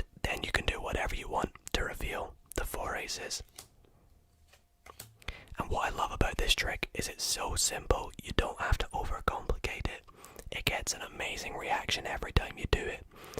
And yeah, it's just very, very fun to learn, very fun to perform, and it's such a cool trick. So best of luck performing this trick, guys.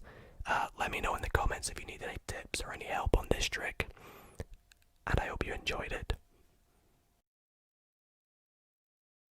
For this next trick, I have actually gone ahead and made a bit of a prediction, and I'm going to set that prediction just under the card box, like so. We'll get back to that a little later on, shall we say.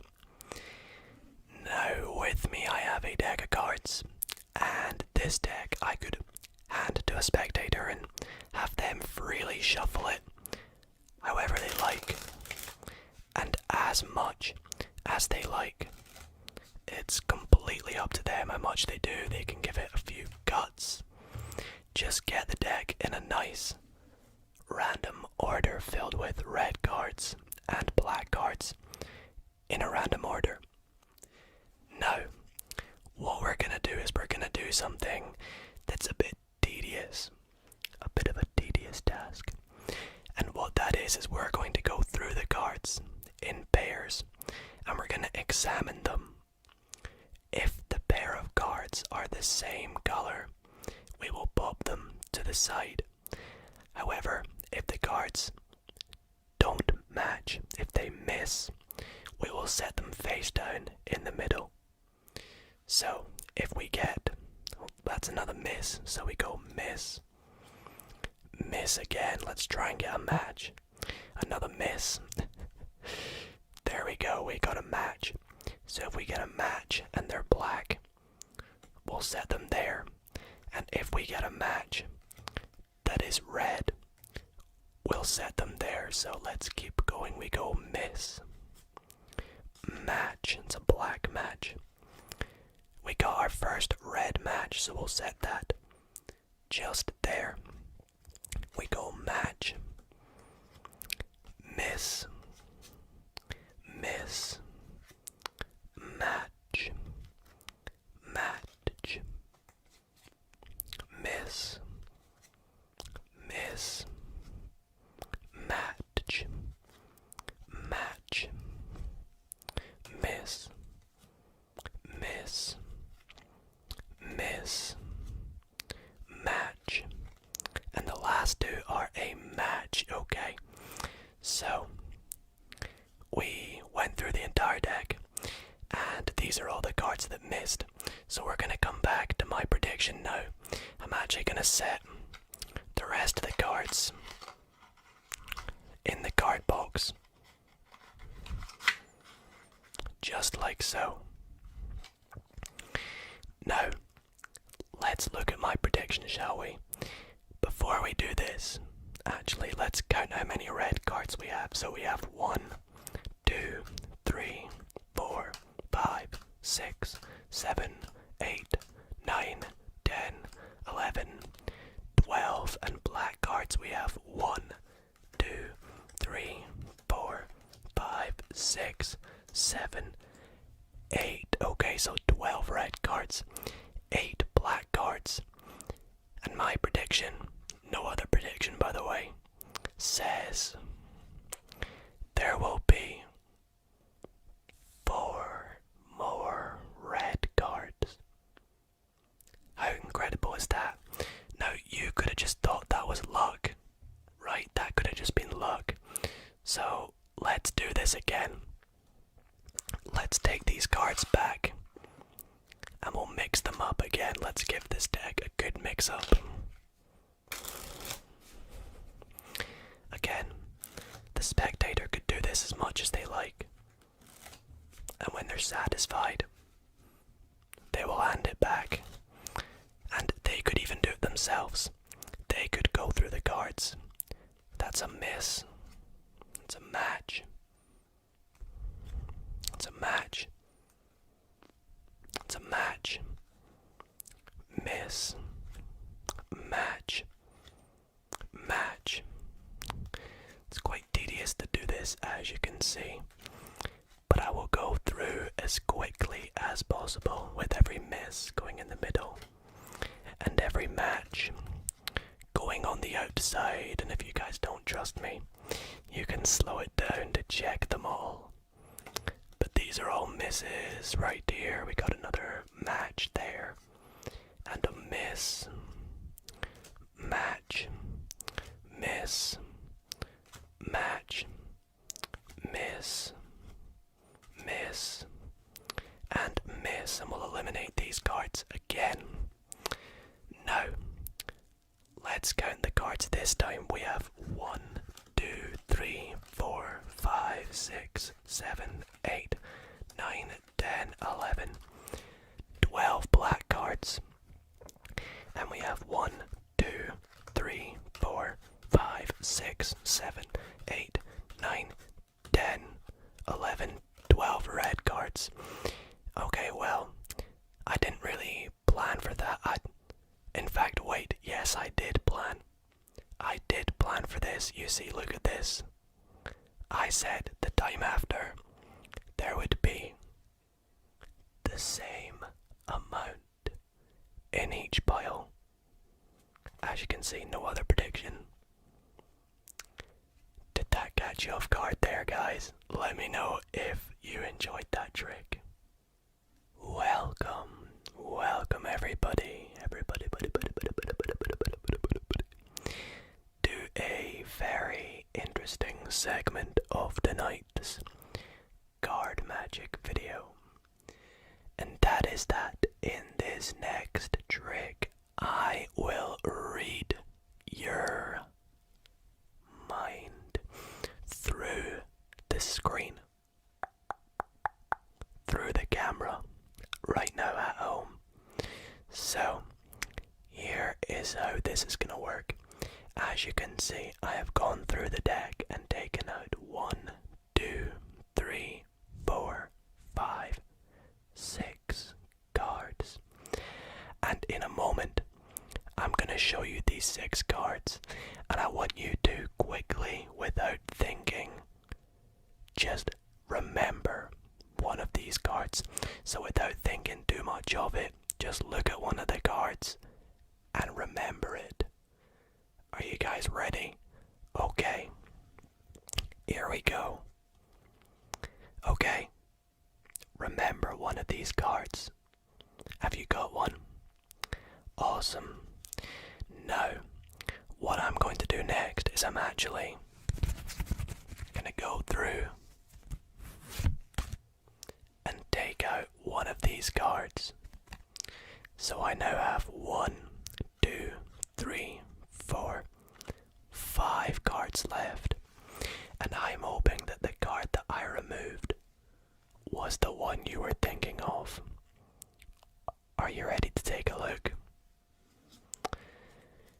These are the cards I have left. Do you see your card, or did I remove it?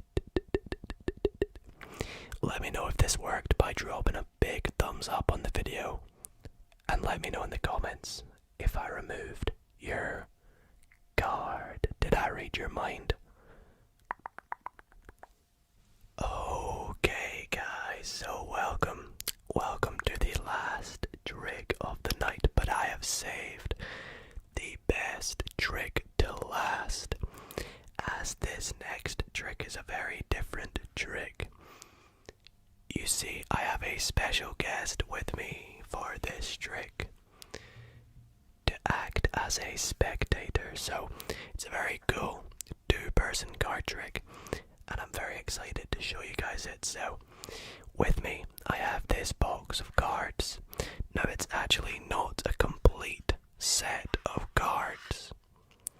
I only have a few cards with me tonight, and we'll get into what they are a little bit later on in the trick. But what we're gonna do with these cards is we can go ahead and give the cards a bunch of cuts. We can cut these cards as much as we like. In fact, I can have my spectator do this. For those who don't trust me, that's right, give them a good cut as many times as you like. And when you're happy, are you happy? Good, okay.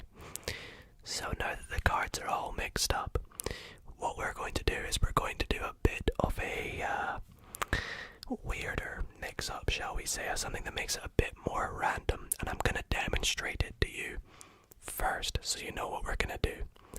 So I would like you to go through these cards, dealing them down, and you can either choose to set the cards down, or you can flip the cards over. So one at a time, set them down, maybe flip some over, and when you get to the last couple cards, or whenever you feel like stopping, make sure you flip over the rest of the cards and set them down. So I'll do one more example for you. Say you decide you want to set them down, flip one over, set down, flip over, set down, flip over, set down, flip over. Even if you get to one card left, always flip over the last card or last couple cards. So go ahead, do this as much as you would like. That's right. Flip some over, set some down, and whenever you feel like stopping, just flip the rest over. Great.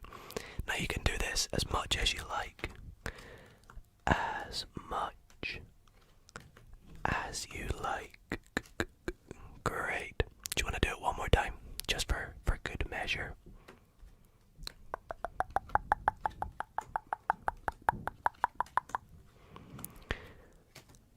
Okay, awesome. Are you happy? Yeah.